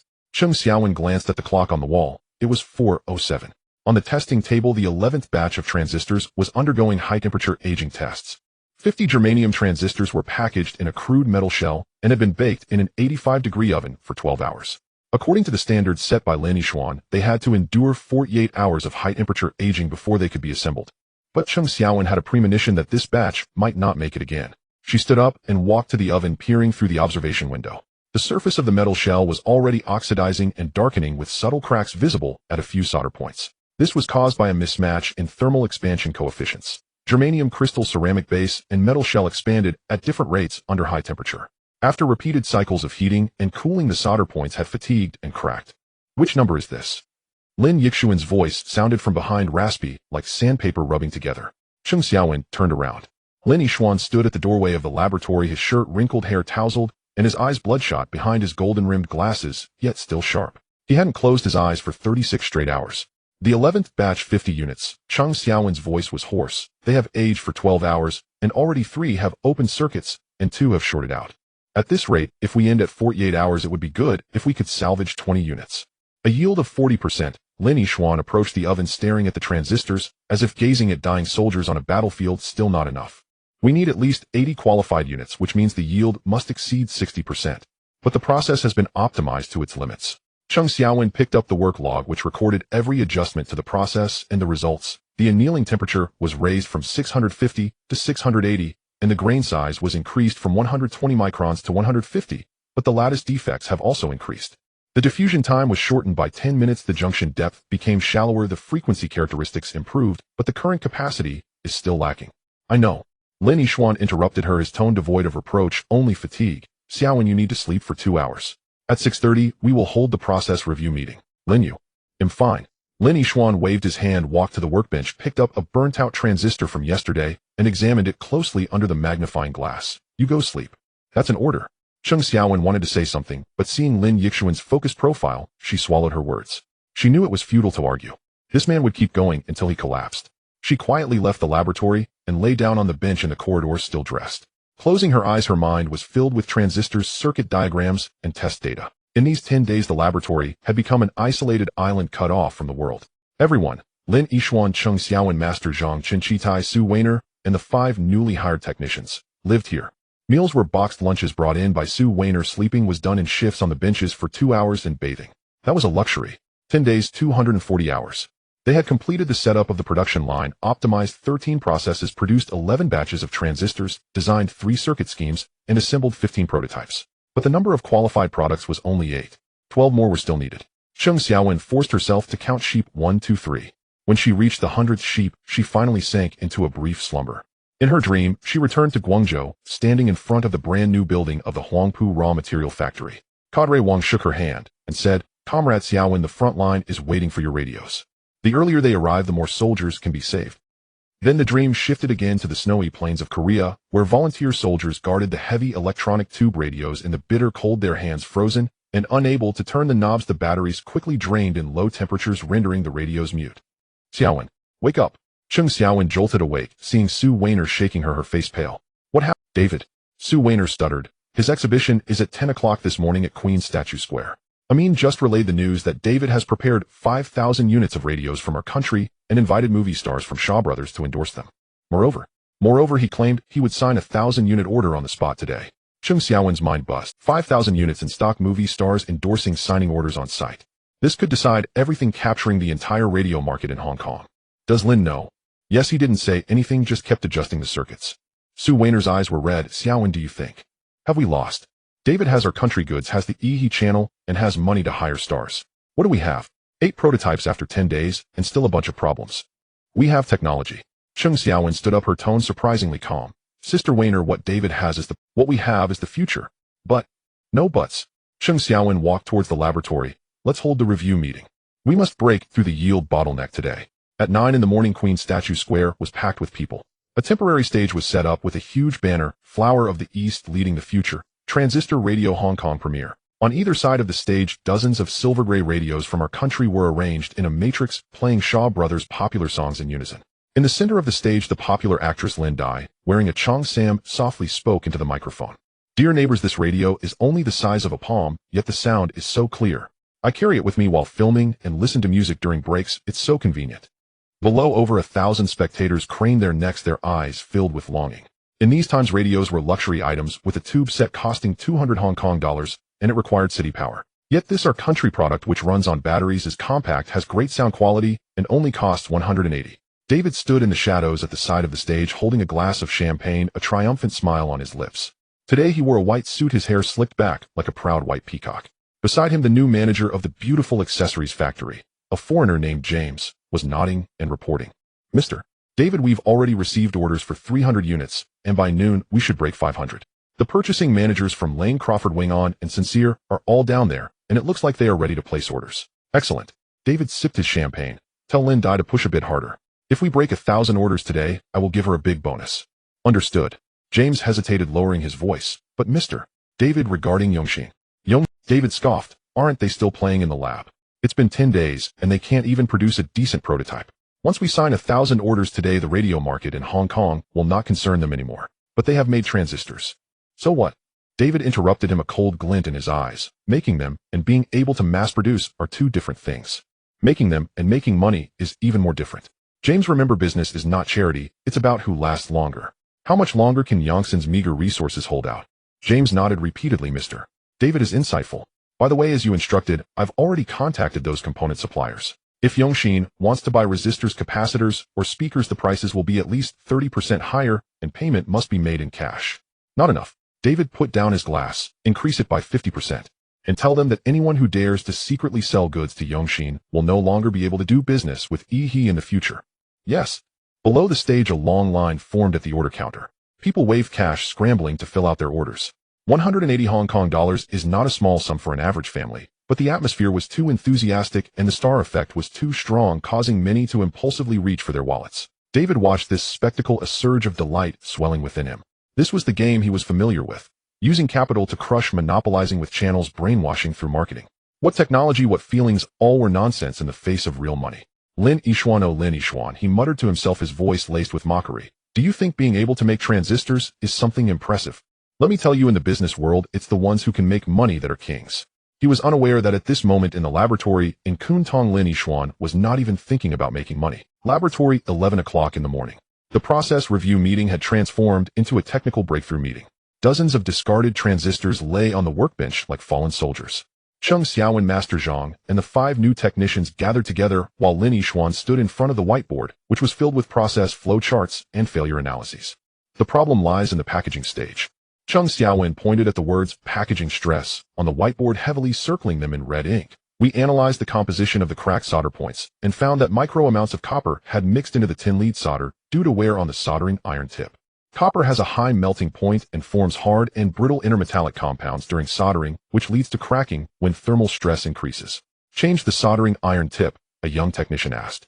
That's just treating the symptoms, not the root cause. Lin Yishuan shook his head. The fundamental issue is that the packaging structure design is flawed. The thermal expansion coefficients of the 3 materials do not match, and no matter how much we optimize the soldering process, it won't help. So what should we do? Redesign the packaging. But the molds are already made. No need to redesign. Lin Yishuan walked to the workbench, picked up a transistor, and turned it in his hand. Add a buffer layer. A buffer layer? Add a layer of soft material like silicone rubber between the germanium crystal and the ceramic base. Also add a layer between the ceramic base and the metal shell. Lin Yishuan drew a structural diagram. The soft material can absorb thermal stress, just like putting a layer of cotton between bones and armor. It makes it less likely to break during a fall. Cheng Xiaowen's eyes lit up. This method is good. Silicone rubber is not hard to find, medical grade will do. But adding 2 layers of buffers will increase the packaging thickness. Will heat dissipation be affected? Use thermally conductive silicone mixed with aluminum oxide powder. Lin Yishuan said, Xiaowen, you need to conduct experiments immediately to measure the thermal conductivity of different ratios. Master Zhang, prepare the samples. We will test the packaging this afternoon. but silicone rubber requires curing time at least 24 hours. Use high-temperature fast-curing bake at 120 degrees for 2 hours to cure. Lin Yixuan glanced at the clock. It's 20 past 11. By 1 in the afternoon, I want to see the first batch of samples. At 3 o'clock, we will start the aging tests. If it works, we will change the process tonight and begin mass production tomorrow. Tonight? Everyone gasped. Yes, tonight. Lin Yixuan's gaze swept over each person. We don't have. David's exhibition is signing orders, and every order signed brings us further from the Hong Kong market. There are only 4 days left for the radio's cadre Wang requested. We have no way out. We can only charge forward. A brief silence followed. Then Sheng Xiaowen was the first to stand up. I'll find the silicone. Master Zhang also stood up. I'll prepare the samples. The 5 young technicians looked at each other, and they all stood up. In these 10 days, they had transformed from novices to skilled workers, from bystanders to participants. They had seen Lin Yixuan stay up for 3 days and nights debugging circuits, watched as Sheng Xiaowen repeatedly calculated for a 0.1 degree temperature fluctuation, seen Su Weiner running all over Hong Kong to buy components, and watched Chen Shitai save 50 cents, negotiating tirelessly with the suppliers. This is not merely a job, it is a war. And they are the warriors. Lin Gong, I am responsible for controlling the temperature of the oven. I will measure the thermal conductivity. I will conduct failure analysis. The laboratory resumed its operations, functioning like a finely tuned machine, with every gear meshing perfectly. Lin Yixuan observed all of this with a peculiar sense of emotion swelling within him. In his past life at a chip design company, the team also worked overtime and exerted themselves, but that was for KPIs, for bonuses, for stocks. But here, what are these young people working for? For a salary of 100 Hong Kong dollars a month. No factories outside pay technicians 40, they could leave at any time. For ideals. Perhaps to some extent, but it is not enough. So what is it? Lin Gong, a new technician named Chong, timidly handed over a cup of tea. You should drink some water, your lips are cracked. Lin Yixuan took the tea, which was cheap floral tea brewed bitter. But he drank it all at once, as if consuming strong liquor. Chong, where did you work before? At the shipyard, fixing radios. Chong scratched his head. The Y country ships had broken radios, and we repaired them. But all the parts came from the Y country, and we weren't allowed to see the blueprints. We could only fumble around. Once I broke something, and was fined half a month's wages. So you came here? Yes. Chong's eyes lit up. Here, Lin Gong, you teach us everything. We can look at the blueprints freely, and we can dismantle the parts at will. I've learned to read circuit diagrams, and I've learned to use an oscilloscope. My mother says I'm doing better than when I was at the shipyard. Lin Yixuan patted his shoulder. Study hard. Once we finish this batch of radios, I will send you to Guangzhou for training. The mainland is going to build electronic factories. They need people like you. Chong was taken aback and then nodded vigorously, his eyes reddening. Lin Yixuan understood. What these young people wanted was not just money, it was dignity, it was hope, it was the feeling of having. In British-funded enterprises, Chinese people are always second-class citizens, doing the dirtiest and hardest work, receiving the lowest wages, unable to learn real skills. But here they can learn technology, be treated like humans, and see a future. This is the fundamental difference between Yongxin and Iha. It is also the foundation of his victory. At 3 o'clock in the afternoon, the first batch of packaged samples with a cushioning layer was produced. Sheng Xiaowen carefully inspected under the microscope. The cushioning layer was uniform with no bubbles, and the adhesion was solid. She exhaled deeply and placed the samples into the high-temperature oven, setting it to 85 degrees to begin aging tests. If it can last 24 hours without cracking, it will be deemed successful, she said. No, it needs to last 48 hours, Lin Yixuan replied. But we cannot wait for 48 hours. Instead, we will conduct accelerated tests, raising the temperature to 105 degrees, and if there are no issues in 4 hours, we will extend it to 24 hours to estimate the pass rate. This was a risk. The principle of high-temperature accelerated testing is based on the Arrhenius equation, where the failure rate doubles with every 10-degree increase in temperature. However, the actual failure mechanism of materials at high temperatures may vary, and the acceleration factor may not be accurate. But they had no choice.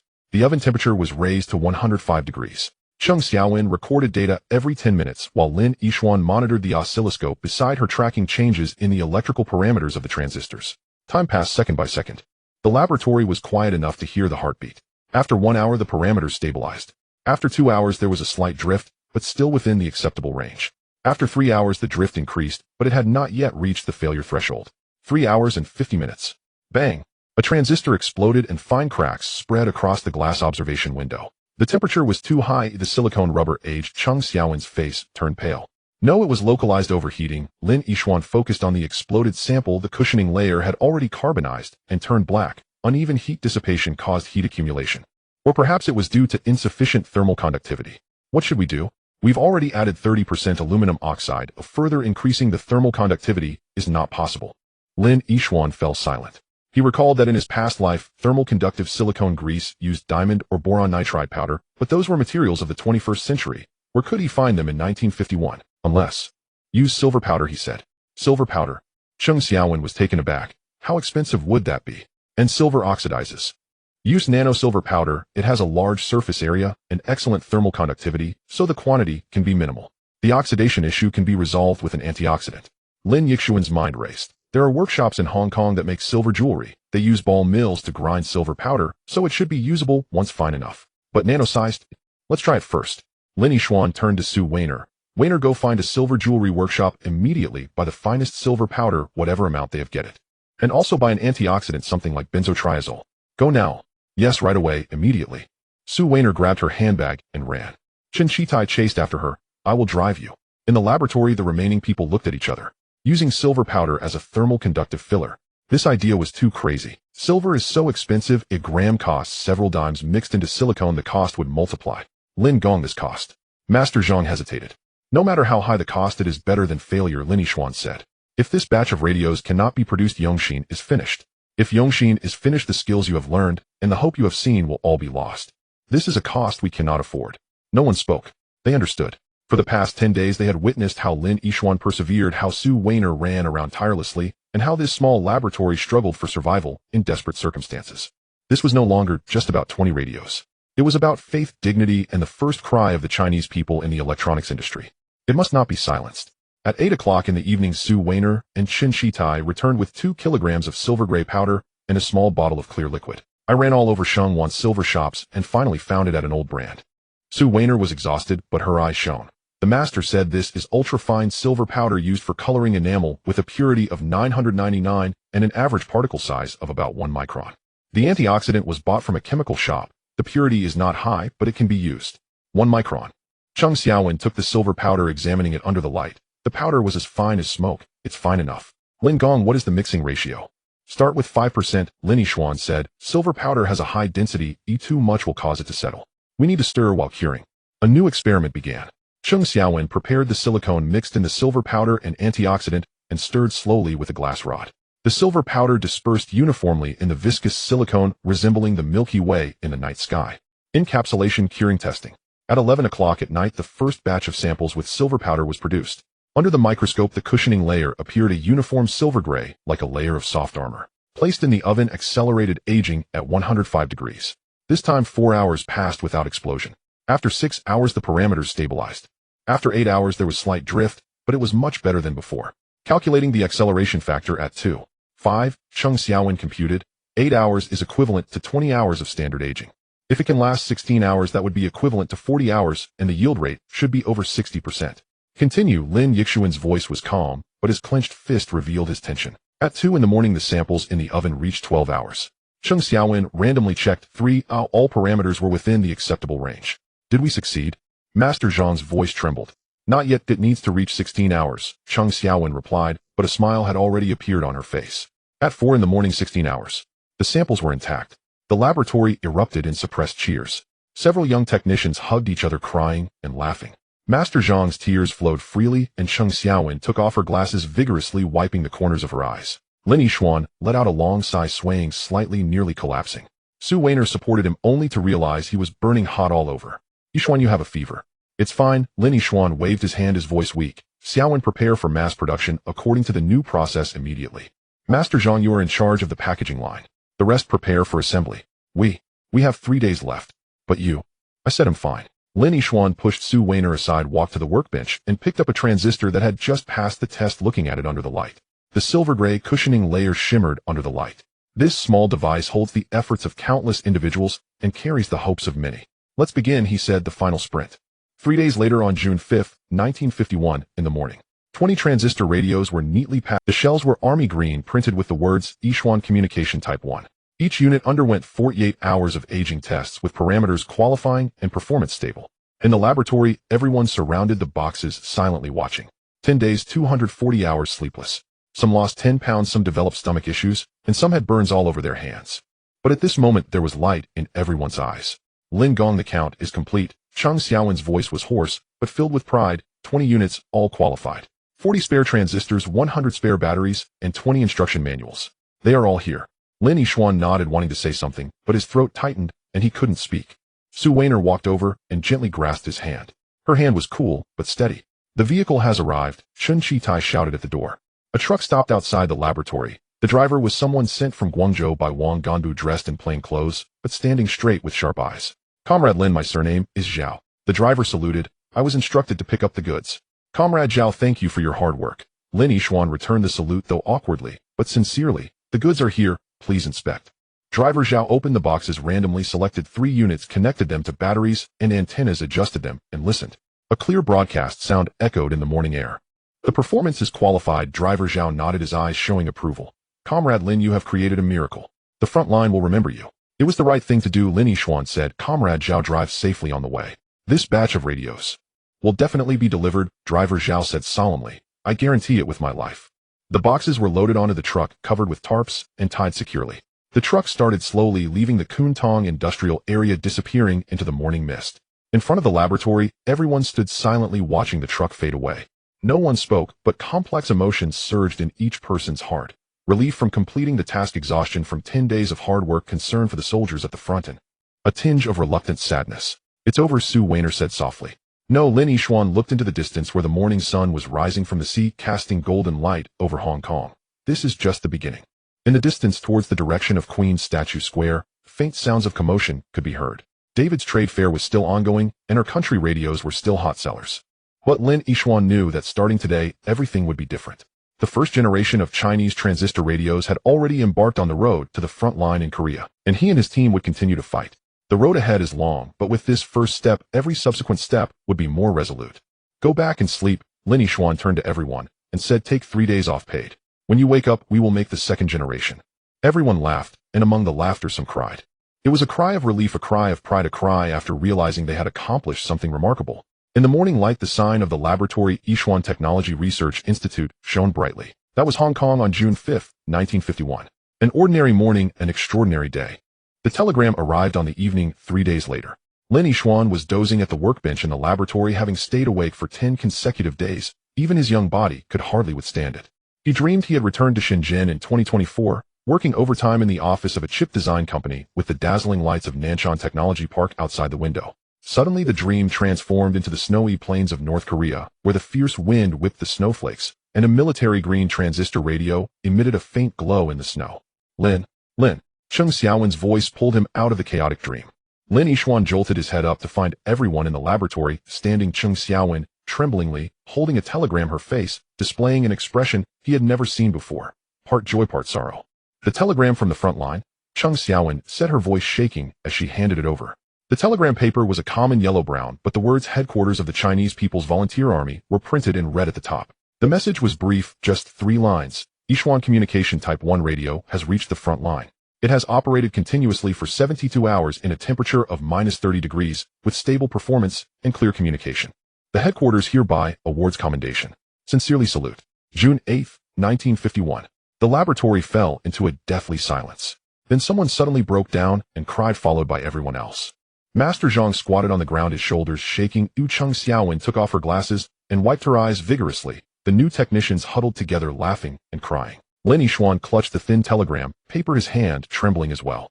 -30 degrees, continuous operation for 72 hours. Their own tests had only reached a maximum of -20 degrees for 48 hours. What kind of environment was it at the front?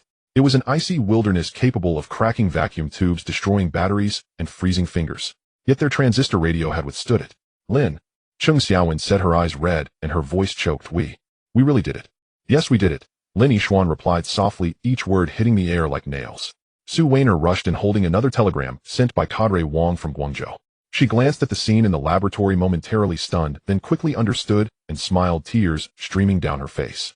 Cadre Wang said. She cleared her throat, but her voice still carried a sobbing tone. The leaders at headquarters are very satisfied and asked if we could order another 100 units. They also asked if we could make it smaller, palm-sized, the kind that can fit in a pocket. 100 units. Lin Yishuan calculated in his mind. Based on the current process, with a yield of 60%, 100 units would require 333 qualified transistors and at least 2 kilograms of high-purity germanium ingots. Raw materials, labor time. Tell him we can, he said, but it will take time, at least a month. Cadre Wang also said. Su Weiner wiped her tears, that the Beijing side is paying close attention and may send someone to Hong Kong for inspection. We should be prepared. People from Beijing. Everyone in the laboratory understood what this meant. This was no longer just a business deal, it was a national task. Additionally, Sue Weiner paused, lowering her voice. David's side has taken action. Amin just sent word that David has brought in 5,000 radios from Country R, and the second-generation product is about to be launched. The second generation? Yes, it's smaller, consumes less power, and costs 150 Hong Kong. Sue Weiner bit her lip. David has also contacted the Voice of Lee radio station to hold a transistor music festival, giving away records for radio purchases. The advertisements will start bombarding next week. 150 Hong Kong dollars, 30 less than the first generation. Plus they are giving away records. This is no longer competition, it's a clear out. With David's financial power and Ahe's channels, he could completely wipe out the entire Hong Kong market at low prices, waiting for small factories like Yongxin to die out before gradually raising prices. Lin Wei, Chen Shitai said anxiously. Our cost is going to be 120, selling for 150 leaves no profit. And our production can't keep up, we can make a maximum of 50 units in a month. We want to compete with him in Hong Kong, Lin Yishuan said as he stood up and walked to the window. Outside, the night in Hong Kong was just beginning to shine with lights and flickering neon.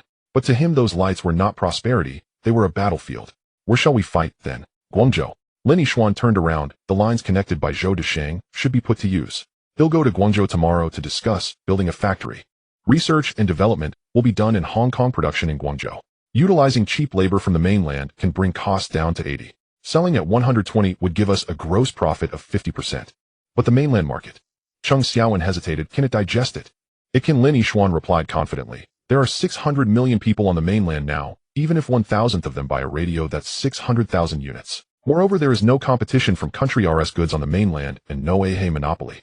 This is our blue ocean. But the policy risks. That's why we need to negotiate. Lin Yishuan said, Weiner, you come with me. Xiaowen, you stay in Hong Kong and continue optimizing the process. The yield must be raised to above 70%. Master Zhang, you prepare for mass production. When I return from Guangzhou, we will start the production line. Shitai, you handle procurement of materials, must be adequately stocked. When will you be back? In a week. Lin Yishuan glanced at the calendar. I will definitely be back by June. Until then, the laboratory is in your hands, Xiaowen. Cheng Xiaowen nodded vigorously. This young woman, a Tsinghua graduate, had lost her initial shyness after these past 10 days of trials, replaced by determination.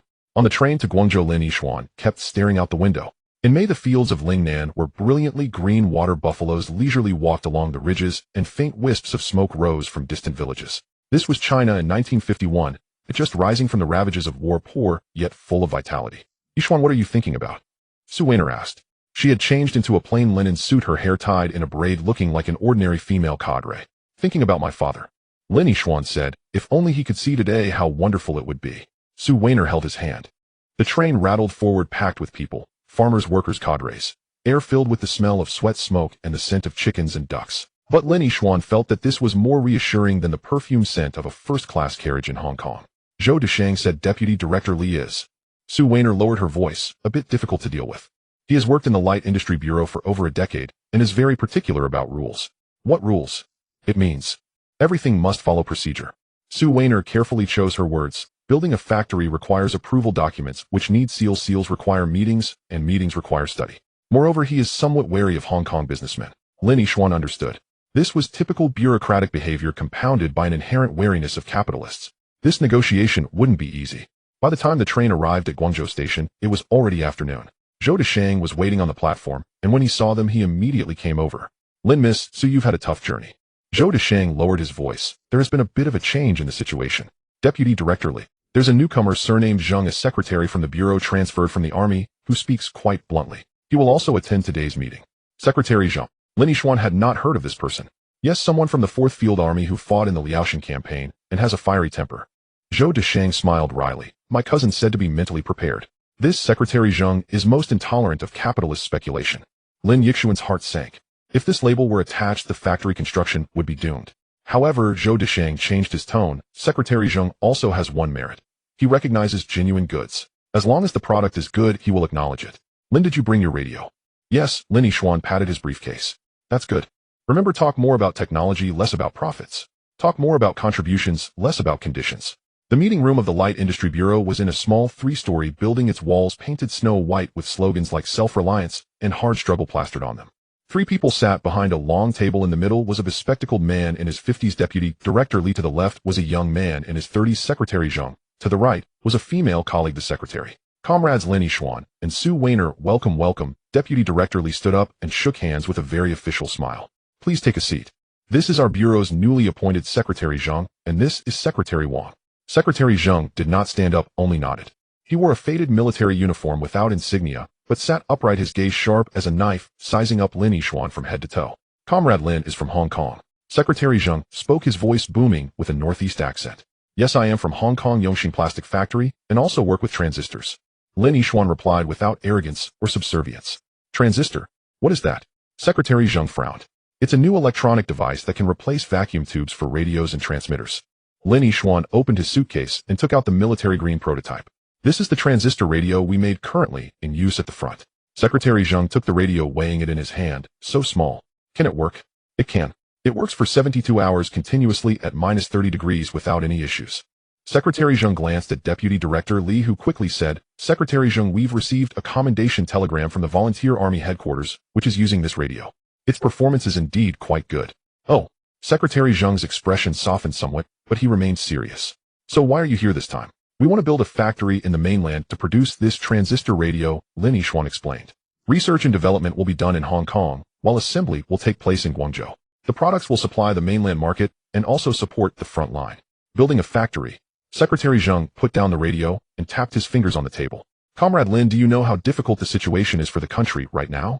Everything is in ruins and foreign exchange is scarce. You Hong Kong capitalists want to come to the mainland to make money. This statement was quite harsh. Zhou Deshang's expression changed beside him. But Lin Yixuan remained calm. Secretary Zhang, we are not here to make money. We are here to contribute. Transistor technology exists in countries M and R, but not in China. If we do not act, the mainland will have to spend foreign exchange to import radios. A radio from country R costs 150 Hong Kong dollars, equivalent to 300 renminbi. What we produce costs 80 cells for 120 and can save half of the foreign exchange. Moreover, he paused and looked into Secretary Zhang's eyes. This is not just about radios. After transistors, there are integrated circuits, computers, and electronic systems needed for missiles and satellites. If China does not master these technologies, it will always be subject to others. Secretary Zhang, you have fought before and know the pain of being outgunned. What we are fighting now is a battle on the technological front. Secretary Zhang fell silent. He stared at Lin Yixuan, his expression complex. After a long while he asked, what do you need? Land policies and talent, Lin Yixuan replied. We don't need a large piece of land, just 10 acres will do. Regarding policies, we hope to allow domestic sales of the product and also permit us to keep a portion. Profits will be reinvested into research and development. As for technical personnel, we hope the Bureau can recommend some radio specialists. We will handle their training. How will profits be distributed? We provide technology, equipment, and management. The mainland provides land, labor, and policy support. Profits will be split 50-50. 50-50. Secretary Zhang raised an eyebrow. You Hong Kongers take half. No, RD takes half, Lin Yixuan corrected. These profits will not be distributed to shareholders, but fully reinvested into next-generation technological development. Secretary Zhang, transistors are merely the beginning. The challenges ahead are far greater. Without sustained investment, this endeavor cannot endure. Silence settled over the conference room. Deputy Director Li glanced at Secretary Zhang, who in turn gazed steadily at Lin Yixuan. Outside the window, the distant hum of construction echoed, the sound of Guangzhou rebuilding itself. Land can be allocated, Secretary Zhang finally spoke. There's undeveloped land adjacent to the Huangpu raw materials factory. As for policy, I'll personally advocate on your behalf. But technical talent is scarce nationwide. I can only issue you an official letter. Recruitment will be your responsibility. Enough, Lin Yixuan said. Thank you, Secretary Zhang. Don't thank me yet. Secretary Zhang rose and walked to the window, speaking without turning. Comrade Lin, you're right. It's a scientific and technological war. But let me remind you, this war is harder than any battlefield. The Americans impose embargoes, the Russians enforce blockades. Domestically, we start from near nothing. How long can you hold out? Until victory is secured. Lin Yixuan stood as well. Secretary Zhang turned and held his gaze for a long silent moment, then broke into a rare smile. It was stiff yet utterly genuine, the first time Lin Yixuan had ever seen him smile. Excellent. Courageous. Secretary Zhang strode forward and clapped Lin Yixuan firmly on the shoulder. The land is approved, while personally navigate the policy channels. But remember this. If you fail to deliver results, I'll certainly raise hell. We will deliver results.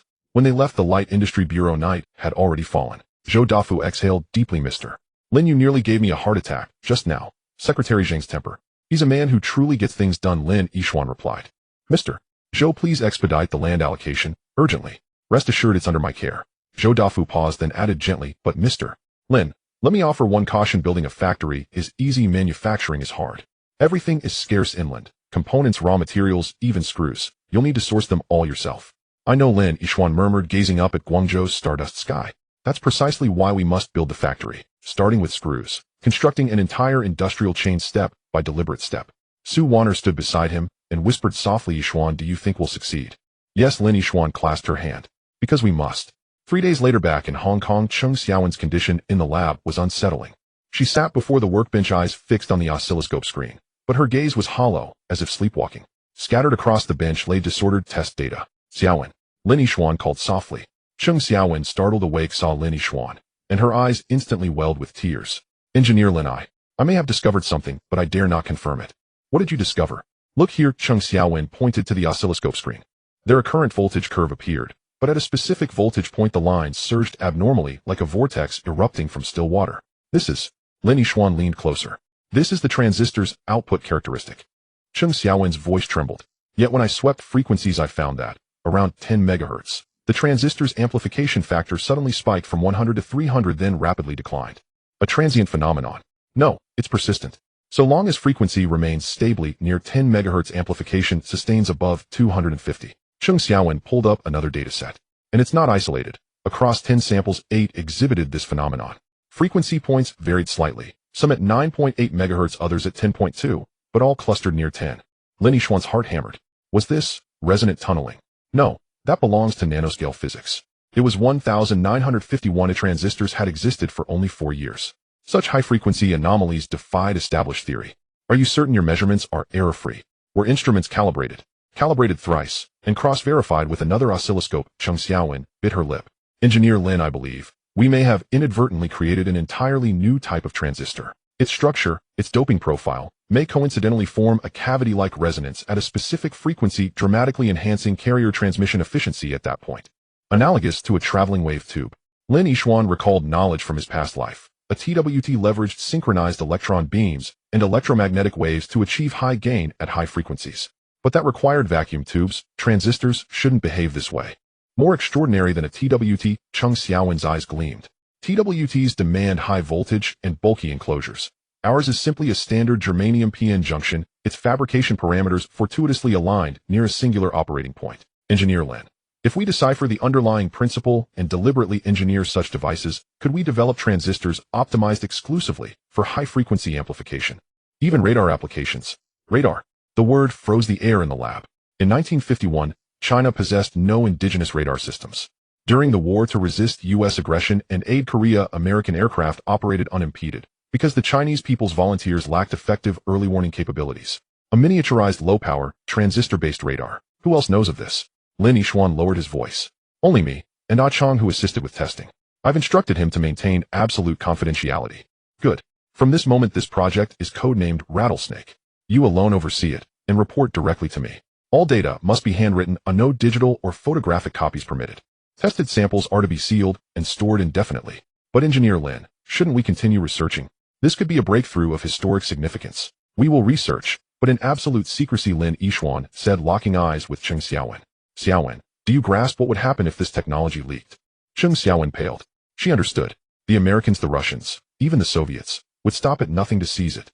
And Yongxin factory, small as it was, could never withstand such pressure. I understand, she breathed deeply. I'll proceed with utmost caution.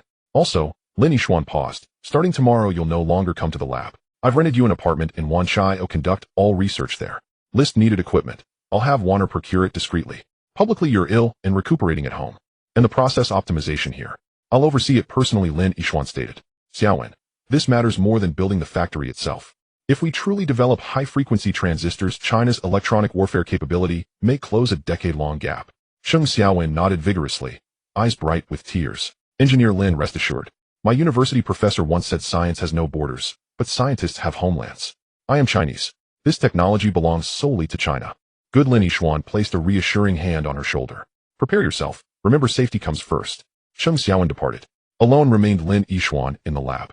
He stared at the oscilloscope's eerie spike, his heart swelling with layered emotion, exhilaration. The dawn of a paradigm-shifting discovery, dread. The peril of a technology too volatile to safeguard, duty. To protect it, wield it, and honor its purpose. Outside, Hong Kong's night roared on unchanged. Yet within this modest laboratory, a seed capable of altering a nation's destiny had just broken through the soil. And Lin Yixuan knew from this day forward his burden weighed 1,000 gene heavier. Days later, David's new advertisement flooded the city. The second-generation flower of Japan, 30% smaller, 50% longer battery life. 150 Hong Kong dollars, plus a Shaw Brothers record. Hughes snaked anew at Statue Square. Film stars endorsed at radio stations, aired non-stop promotions, newspapers ran full-page spreads. David was determined to dominate the Hong Kong market completely. Ming reported David had signed an exclusive agreement with Rediffusion, ensuring only Japanese radios would be advertised on its airwaves for the coming year. David was also courting the Hong Kong government's education department, pushing a one radio per classroom initiative, featuring Japanese-made units. Mr. Lin David is attempting to seal off every avenue for us, Chen Chitai fretted. If the education department approves, it means thousands of units in a single order. Let him proceed, Lin Yixuan replied calmly, scanning Cheng Xiaowen's clandestine report from Wanchai. We never intended to compete for the Hong Kong market anyway. Not compete. Chen Chitai blinked in disbelief. Not compete. Lin Yixuan set down the report. Warner, has the land approval from Guangzhou arrived? It has. Su Warner handed him the document. Tenmu, east of the Huangpu Raw Materials Factory. Approved specially by Secretary Zhang, with 3 years tax exemption. Excellent. Chitai, you'll lead a team to Guangzhou next week to commence construction. Erect the perimeter wall first. I'll send you the factory blueprints tonight. Then what about our Hong Kong operations? Hong Kong will serve exclusively for RD and small batch prototyping, Lin Yixuan declared. Mass production shifts entirely to Guangzhou. Also, continue hiring, but revise criteria. Recruit only those willing to relocate to Guangzhou. Offer 30% higher wages, and cover meals and lodging. Will Hong Kong residents accept mainland postings? Under generous incentives, courage will follow, Lin Yixuan affirmed. Moreover, we seek not ordinary laborers, but technicians and engineers. Tell them Guangzhou offers cutting-edge expertise, participation in national reconstruction, and the chance to forge meaningful legacies, far more valuable than mere remuneration. And David, let him carry on, Lin Yixuan said, stepping to the window, gazing toward the pulsing neon and clamor of Statue Square. By the time he sells 10,000 radios in Hong Kong, we'll have sold 100,000 on the mainland. When he exhausts Hong Kong's market, we'll already have taken root across Southeast Asia, India, even Africa. Business demands strategic vision, not fixation on single cities or markets. Warner approached quietly. Yixuan, are you planning something far larger? Yes, Lin Yixuan admitted without evasion, but not yet. First we build the factory. First we master mass production. Only after Xiaowen achieves her breakthrough will the true moment arrive. How long must we wait? Uncertain. Perhaps 3 months, perhaps 3 years. Lin Yixuan turned, watching colleagues labor in the lab. Yet however long it takes, we have time. Because we are young. Because we possess the technology. And because, behind us, stands a nation that urgently needs it. Night deepened beyond the window. Hong Kong's glittering lights, Guangzhou's starlit skies, Korea's snow-covered battlefields, all converged invisibly in this single night, bound by technology, by hope, by a people rebuilding glory from ruins. Lin Yixuan clenched his fist. The road stretched far, but the direction had never been clearer. In the rented room on Lock Road in Wanchai, the curtains had not been opened for 7 days. Cheng Xiaowen sat at her workstation, the desk lamp being the only source of light, casting her hunched shadow on the wall. 17 experiment logs were spread out on the workstation, each page densely filled with data, formulas, and hypotheses that she had crossed out and rewritten with a red pen. Scattered on the floor were discarded circuit boards and burnt transistors, remnants of a fierce battle. 7 days. 160 hours. She had created 234 samples, adjusted 47 process parameters, and tested every frequency point from 1 MHz to 30 MHz. None could replicate the amplification effect at 10 MHz. Why? Cheng Xiaowen stared at the latest transistor under the microscope, her voice hoarse like sandpaper scraping. This sample was made strictly according to the process of the first success. Same annealing temperature, same diffusion time, same packaging pressure. Theoretically, it should be identical to that miracle sample. Yet on the oscilloscope screen, the current voltage curve was as smooth as a textbook illustration with no abnormal spikes. What on earth is different? Cheng Xiaowen removed her glasses and pressed her throbbing temples. With less than 20 hours of sleep accumulated over 7 days, her eyes were bloodshot, and her thoughts felt like rusty gears, each turn producing a harsh grinding sound. She recalled the words of Professor Zhao from the physics department at Tsinghua. There are 2 types of scientific discoveries. One follows a systematic approach, walking along known paths to the end. The other is like a pie falling from the sky, hitting you right on the head. But the second type often only happens once, so once you miss it, you can never find it again. Could that 10 MHz effect be a pie falling from the sky? An unrepeatable accident? Cheng Xiaowen refused to believe it. As a physics student, she believed in causality and repeatability. If a phenomenon has occurred once, there must be a reason behind it. Not finding it simply meant she hadn't found it yet. But time waits for no one. Lin Yixuan called from Guangzhou yesterday, his tone calm, but Cheng Xiaowen sensed the pressure beneath. David's second-generation radio was selling like hotcakes in Hong Kong, and the manufacturers from our country were preparing to launch the third generation with prices set to drop to 120 Hong Kong dollars.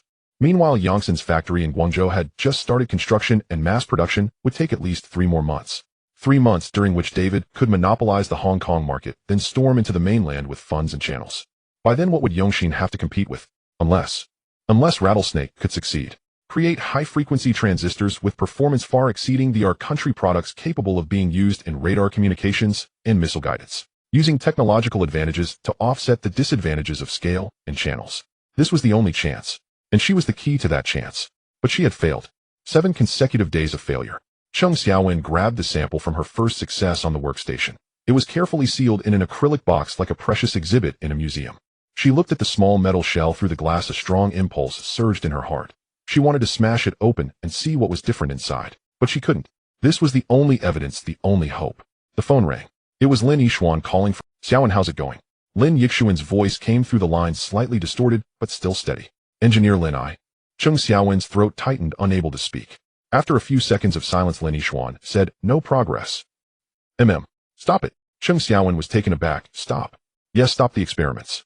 You've been at it for 7 days. Your body will break down if you keep going, Lin Yixuan said. Pack up and head back to the lab.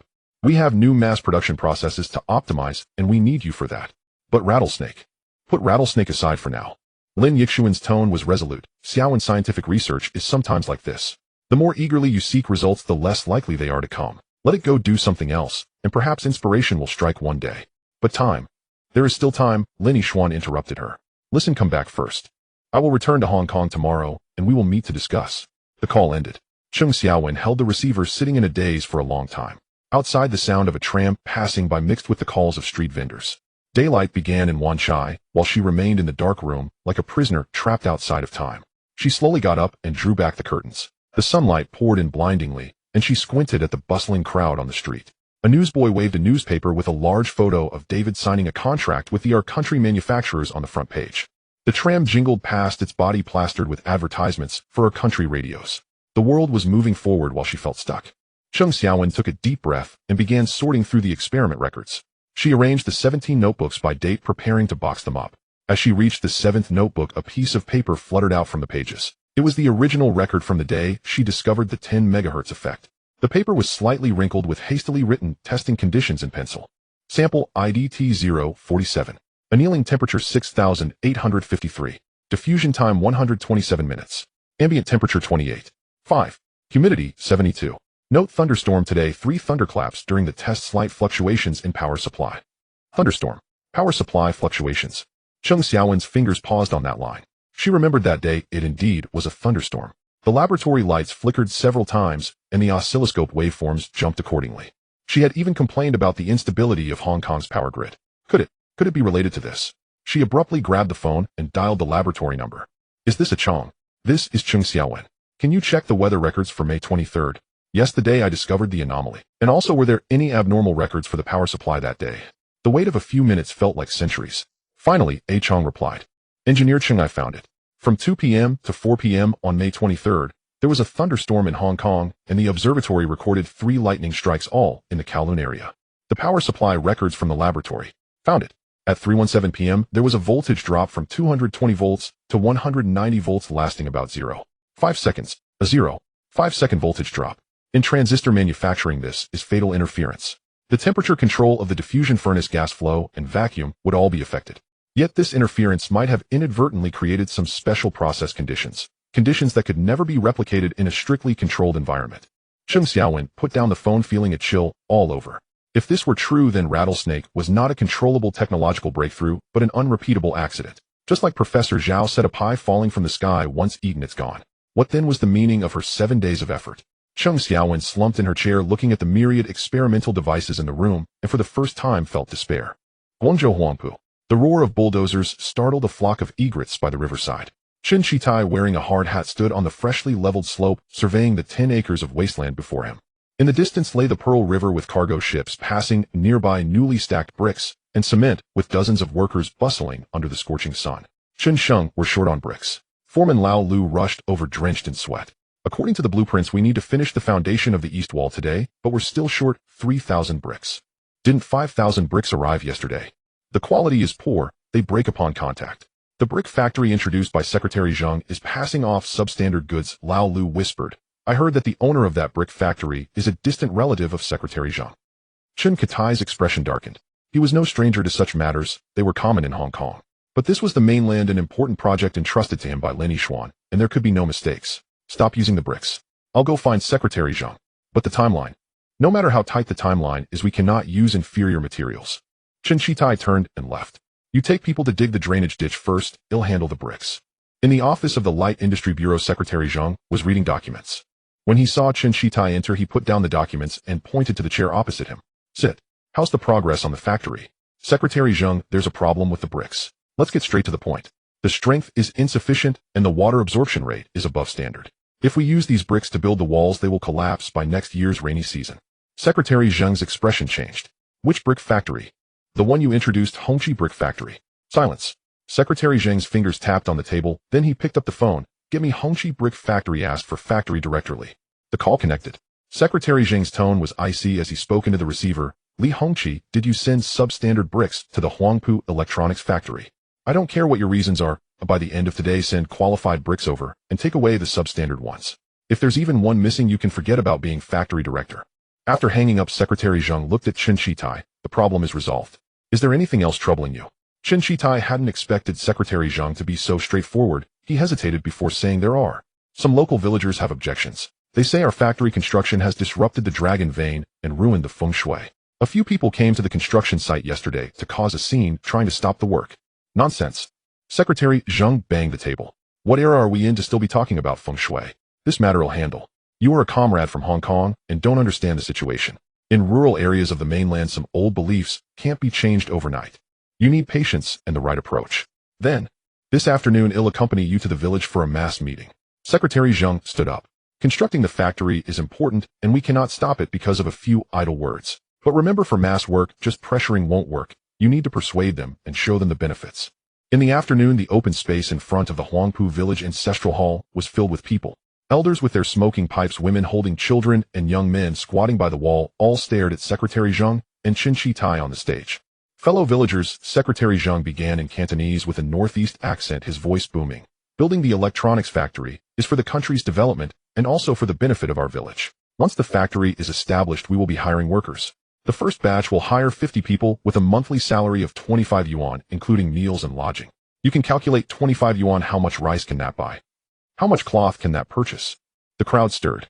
25 yuan was a significant sum in rural Guangzhou in 1951. A strong labor would be lucky to save 10 yuan after deducting food expenses from a year's farming. Secretary Zheng, will you really be hiring? An old man stood up and asked. Indeed.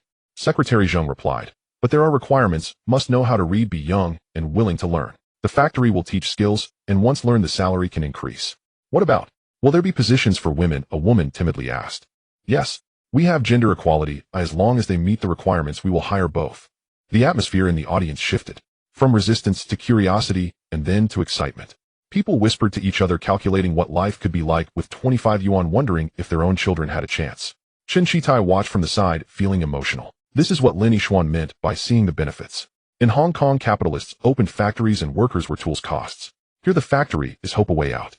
However, Secretary Zheng shifted his tone. There are rules for entering the factory. You must follow discipline, learn skills, avoid laziness, and not damage equipment. Whoever thinks they can earn money easily and slack off, let me tell you, they can go back where they came from. Additionally, he looked at Chen Shitai. Comrade Chun is a technical expert from Hong Kong here to help us build the factory. You must address him as Engineer Chun and show respect. Anyone who speaks any nonsense about Hong Kong capitalists will face my displeasure. The meeting concluded. The villagers dispersed, discussing the hiring matter in small groups. Chen Shitai exhaled a sigh of relief and said to Secretary Zheng, Thank you, Secretary Zheng. No need for thanks, it's my duty. Secretary Zheng lit a cigarette. Comrade Chin, your boss Lin is a man of action. I can see that. This factory must be good. That's good. If there are any difficulties, just come to me directly. Indeed, there is a difficulty. Chen Shitai hesitated for a moment. The equipment. There are some precision instruments that can't be bought in Hong Kong and must be imported from abroad. But now there's an embargo. Secretary Zheng fell silent, taking a few puffs from his cigarette, then said, Make a list. Which ones are essential and which can be substituted? I will find a way. But that would violate the policy. Policies are dead, but people are alive. Secretary Zheng looked at him. Comrade Chun, do you know what is most lacking on the front lines in North Korea? It's not guns and cannons, but radios, radars, things that can see enemy planes. What you are making transistors and but if you can make radars, that would be a big deal. For a big deal, taking some risks is worth it. Chun Chi-tai felt a jolt in his heart. He didn't expect this seemingly rough, demobilized soldier to have such foresight. I understand. I will make the list tonight. Secretary Zheng gazed into the distance at the construction site, his eyes distant. Comrade Chun, work hard. This country needs people like you. In Hong Kong at the Jardine House. In David's office, the air was thick with smoke. James and a man from our country, wearing gold-rimmed glasses, were reviewing a report. Mr. Yamamoto, are you sure? David stared at the data on the report, his expression grim. Sure. Yamamoto Ichiro from the Tokyo Communication Industrial Company, a senior engineer, spoke with certainty. We dismantled Yongsan's radio and analyzed their transistors. The process is very crude, and the yield won't exceed 50%. But what? But their packaging technology is quite special. Yamamoto pointed at the photo in the report. They used some kind of buffer layer. The material is unknown. We conducted thermal shock tests, and their transistors had minimal performance degradation in cycles between -30 degrees and +70 degrees. Our products cannot achieve that. Why can't they? James asked. Cost, Yamamoto replied bluntly. Our design is aimed at mass production, and cost must be prioritized. Yongsan's design appears to disregard costs and solely pursue performance. This kind of thinking is unsustainable in business. David sighed in relief. As long as it's unsustainable, that's fine. What he feared was that Yongshin had truly mastered some black technology. However, Yamamoto changed the subject. We discovered a strange phenomenon during testing. Yongsan's transistors had an unusually low noise figure near a certain specific frequency. Although the gain did not change, this greatly aids in reception sensitivity. Specific frequency. How much? Around 10 megahertz, Yamamoto said. We suspect their process inadvertently created a special structure similar to a resonant cavity. But this is just a guess and requires more samples for verification. 10 megahertz. David recalled the vague message from Amin a few days ago saying Chung Xiaowen was independently researching a certain high-frequency project. At the time, he didn't pay much attention, but now thinking back. James, David extinguished his cigar. Is that Chung Xiaowen still in the lab? Not anymore. I heard she was sick and resting in Wanchai. But our people have been watching for several days and haven't seen her go out. However, someone brings her meals every day. Sick. David snorted coldly. I think she's involved in some secret research. Send someone to check it out. We can't get in. There are people watching the house, and anyone unfamiliar who gets close is immediately scrutinized. David pondered for a moment and asked Yamamoto, Mr. Yamamoto, is there any special use for the 10 megahertz frequency? Military communication, the front end of radar, is a possibility. Yamamoto said. If Yongshin can really produce high-performance transistors at 10 megahertz, that would be of great value. The M-country military has been searching for components suitable for portable radar. David's eyes lit up. Military radar, M-country military. He knew all too well what these terms meant. If he could obtain this technology, or at least sabotage Yongsan's acquisition of it, it would be a tremendous achievement within Jardine. James, two things. David said quickly. First, have Amin find out exactly what Chung Xiaowen is doing. Offer more money, anything it takes. Second, contact our friends in the political department. It's time to give Lin Yixuan some trouble. What kind of trouble? Just say that Yongshin is exporting sensitive technology to the Communist Party, violating the embargo. David smiled a cold smile. Transistor radios are civilian, but if they are used for military communication, that's a different matter. Investigate, let them investigate. Even if they can't take them down, they can at least peel a layer of skin off them. But we have no evidence. What evidence do we need? David stood up and walked to the window, looking at Victoria Harbor. Suspicion is enough. Those people in the political department are just worried about not having performance. A small factory in Hong Kong, so closely tied to the mainland and making technology that could be used militarily. Do you think they won't be interested? James understood. This was a case of using a knife to kill someone. They'll take care of it right away. Wait. David called him back. That Zhou Dafu, has he been close to Lin Yixuan lately? Yes, he is helping Lin Yixuan with the factory construction in Guangzhou. Send someone to deliver a message to him, David said. Jardine plans to open a few gold shops in Nanyang soon and is looking for a partner. Ask him if he's interested. Is this bribery? It's giving a smart person a choice. David turned around, his eyes cold. Zhou Dafu is a businessman. Businessmen understand how to weigh risks and benefits. Following Lin Yixuan carries high risks with uncertain returns. Following Jardine guarantees profits. He knows how to choose. Understood. James and Yamamoto left. David stood alone in front of the window, looking towards Kowloon. There lay Yongsan's laboratory, Lin Yixuan's ambitions, and things he must crush. Lin Yixuan, he murmured to himself. Do you think going to Guangzhou means you are safe? I will let you know that some games are beyond your reach. The phone rang. It was his contact in the political department. Mr. David, the information you requested. The CIA's Hong Kong station has recently been inquiring about high-frequency transistors, seemingly on instructions from the M-country headquarters. They are very interested in Yongxin. David's heart jolted. The CIA? How could they have noticed this? Do you know why? Not clear. But it is said to be a request from the Pentagon. On the Korean battlefield, the Communist Party's radio jamming technology has suddenly strengthened, suspected to have new equipment. David gripped the receiver, his palms sweating. The situation was bigger than he had thought. If the CIA intervened, it was no longer a matter of commercial competition, it was a national security issue. Continue to investigate. Money is not a problem. After hanging up the phone, David paced in his office. The CIA's involvement was both a crisis and an opportunity. If he could use the CIA's hand to eliminate Lin Yixuan, it would be a one-time solution. But the premise was that he had to take the initiative. He picked up the phone and dialed another number. Hello, is Mr. Shin in Taipei. This is David. I have a business matter I want to discuss with you. Outside, the night in Hong Kong was just beginning to light up. At the mansion on Victoria Peak, banquets were taking place. In Central's bars, Y country businessmen and M country officers were drinking heartily. In the alleys of Kowloon walled city, the poor were fretting over tomorrow's meal money. This was Hong Kong in June 1951. The prosperity under the sun and the dark currents in the shadows. Lin Yixuan was unaware that a large net was quietly tightening. On the train back to Hong Kong from Guangzhou, Lin Yixuan kept his eyes closed to rest. Su Weiner sat opposite him, looking at the fields rushing by outside, and softly said, Yixuan, do you think there will be any changes with Secretary Zheng? I always feel he agreed too readily. Secretary Zheng is a soldier. Being straightforward is normal. Lin Yixuan didn't open his eyes, but he also has conditions. The factory must be built, the technology must be taught, and the products must be produced. In 3 months, if there are no results, he will turn against us. Then So we have no time to waste. Lin Yixuan opened his eyes bloodshot, but bright. Weiner, after returning to Hong Kong, you need to do a few things. First, sort out all our technical materials and prepare a copy to send to Guangzhou.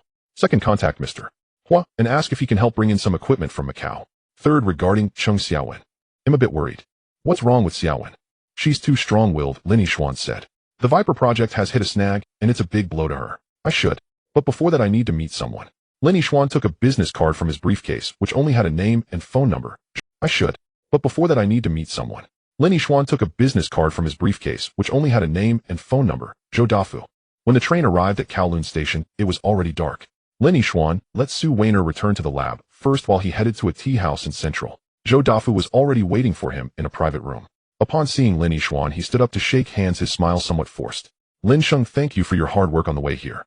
Zhou, you were in such a hurry to find me. Is there something? Lin Yixuan sat down and got straight to the point. Zhou Dafu didn't answer immediately. He first poured Lin Yixuan a cup of tea, then said in a low voice, Lin Sheng, did you offend someone? David? It's not just David. Zhou Dafu looked around cautiously and lowered his voice further. I've received news that the political department is investigating you lately, saying you are exporting sensitive technology to the mainland. Also, the M country people have also contacted me asking about your situation. M country people? Lin Yixuan's heart sank. From the CIA, they said it was a commercial inquiry, but they were asking all about technical details. Zhou Dafu forced a smile. Lin Sheng, I'm just a businessman. I don't want to cause trouble. Regarding the factory construction, I'm afraid I may not be able to help much. Lin Yixuan fell silent. He anticipated David would retaliate, but he didn't expect it to come so fast and so harshly. The political department and the CIA were both involved. Mr. Zhou, I understand, Lin Yixuan said. Thank you for your help during this time. I will handle the factory construction myself. Lin Sheng, that's not what I meant. Zhou Dafu felt a bit awkward. I know. Lin Yixuan raised his teacup. Let's drink to each other. Business may not succeed, but our friendship remains. If there's ever a place where you need me, Lin Yixuan, just speak up. After finishing his tea, Lin Yixuan got up and left. As he walked out of the tea house, the night had deepened. The neon lights in Central flickered, and well-dressed foreigners walked into hotels with women in kipayos, while Indian constables yawned at the street corner. This is Hong Kong, prosperous yet cold. Lin Yixuan walked down the street, quickly calculating in his mind. The political department investigation, the CIA's attention, David's suppression, Cheng Xiaowen's research stalled, the Guangzhou factory construction hindered. Each matter was tricky, and combined it was almost a deadlock. But he couldn't fall. If he fell, Yongxin would be finished, those who followed him would be finished, and the career of China's first generation of transistors might also come to an end. He walked to a phone booth, inserted coins, and dialed the number in Wanchai. The phone rang for a long time before being answered. It was Cheng Xiaowen, her voice hoarse as if she had just cried. Lin Gong.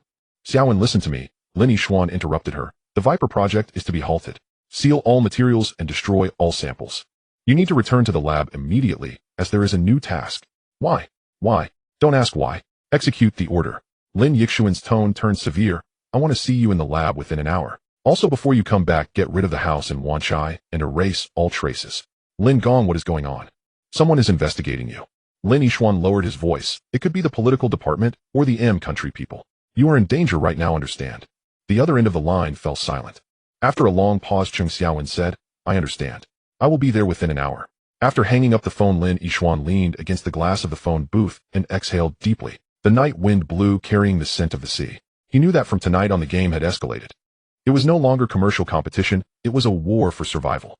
The car from the political department arrived at 4 in the morning. Lin Yixuan was jolted awake by the sound of banging on the door while outside the sky had not yet brightened and the Kuntong industrial area was enveloped in a deep blue silence.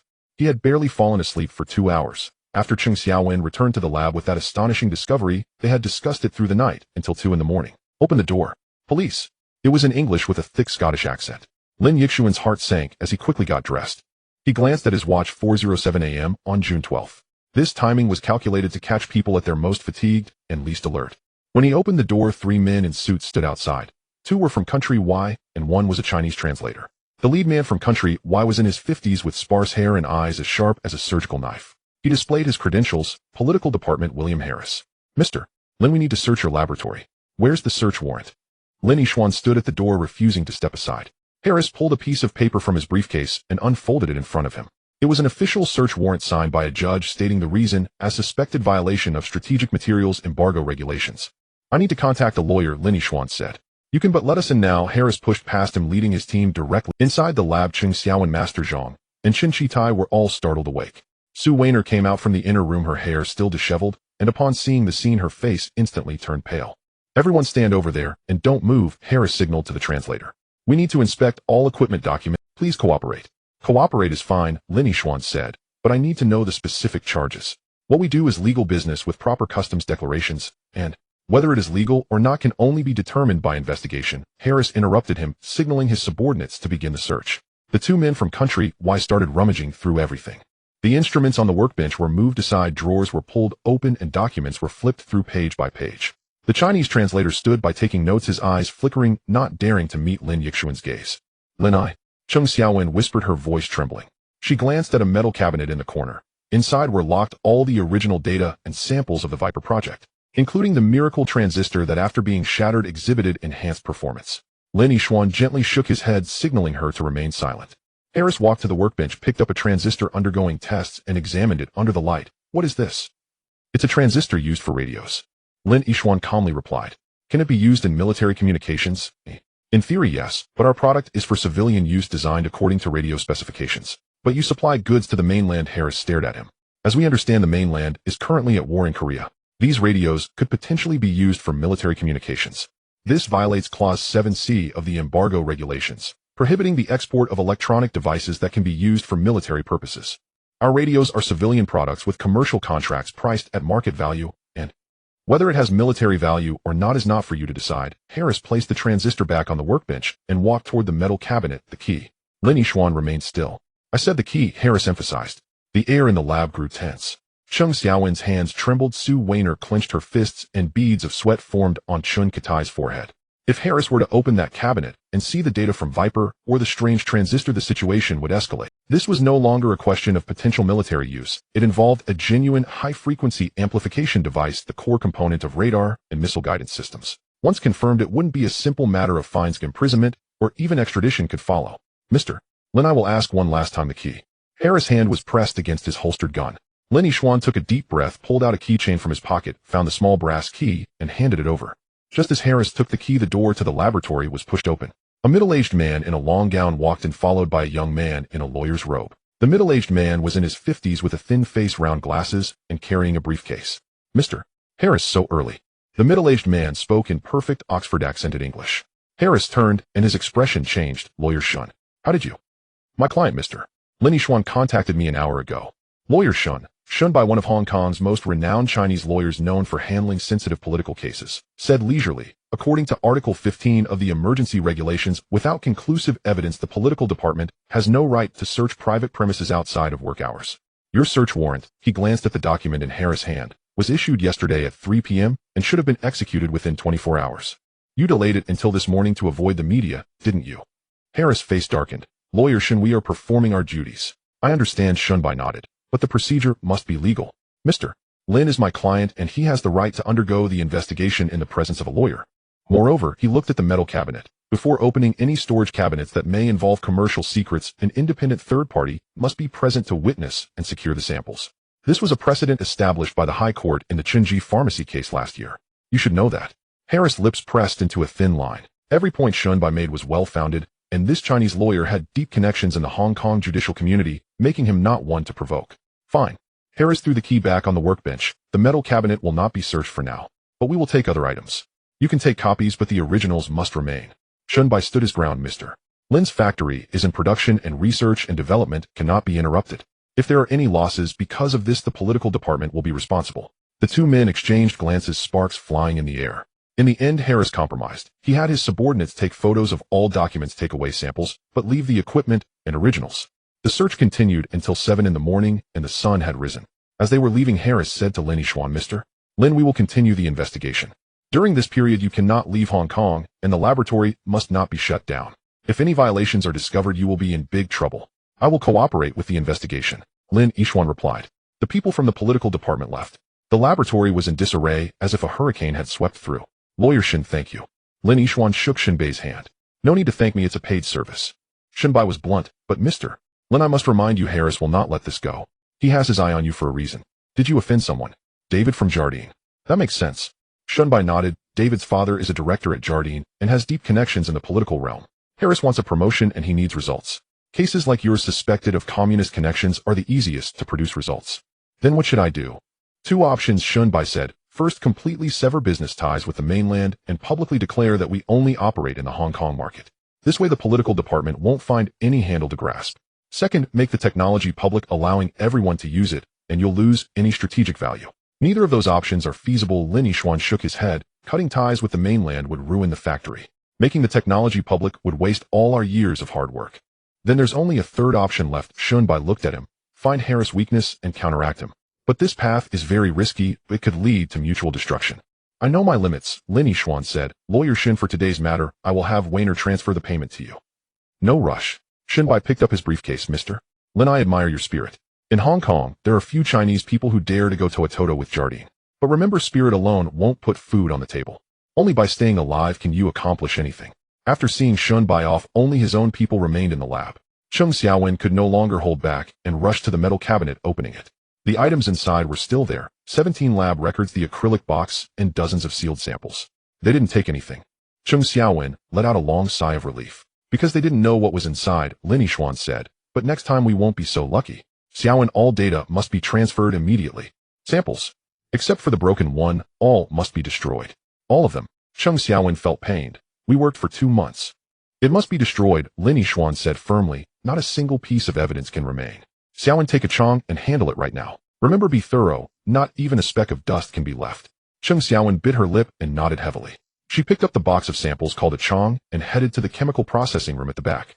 Su Weiner walked over and said softly, Yixuan, something happened in Guangzhou. What happened?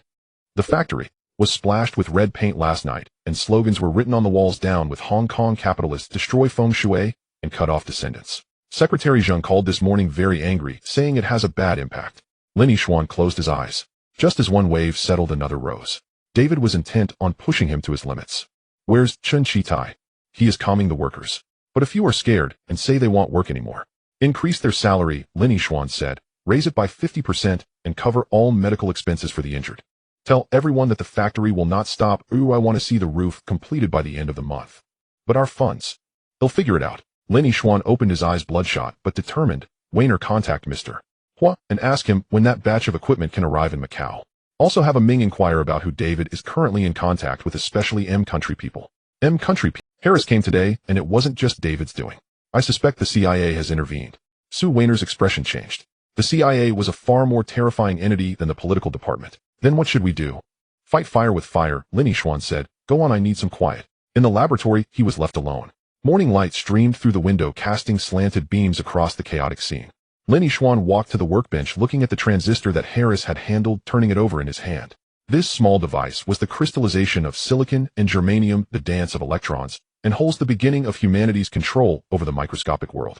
In his past life, he had manufactured 7-nanometer chips, each containing over 10 billion transistors. In this life, he found it so difficult to even create a reliable germanium transistor. But the meaning was different. In his past life, he aimed for the company's IPO and financial freedom. In this life, he was fighting for his country, striving to stand tall in the wave of technology. The road is difficult, but it must be walked. The phone rang. It was Chung Xiaowen calling from the chemical processing room. Lin, the samples have been destroyed. But that broken one, I did the final test and made a major discovery. What is it? Discovery. The crack is located precisely at the edge of the PN junction 0.5 micrometers away.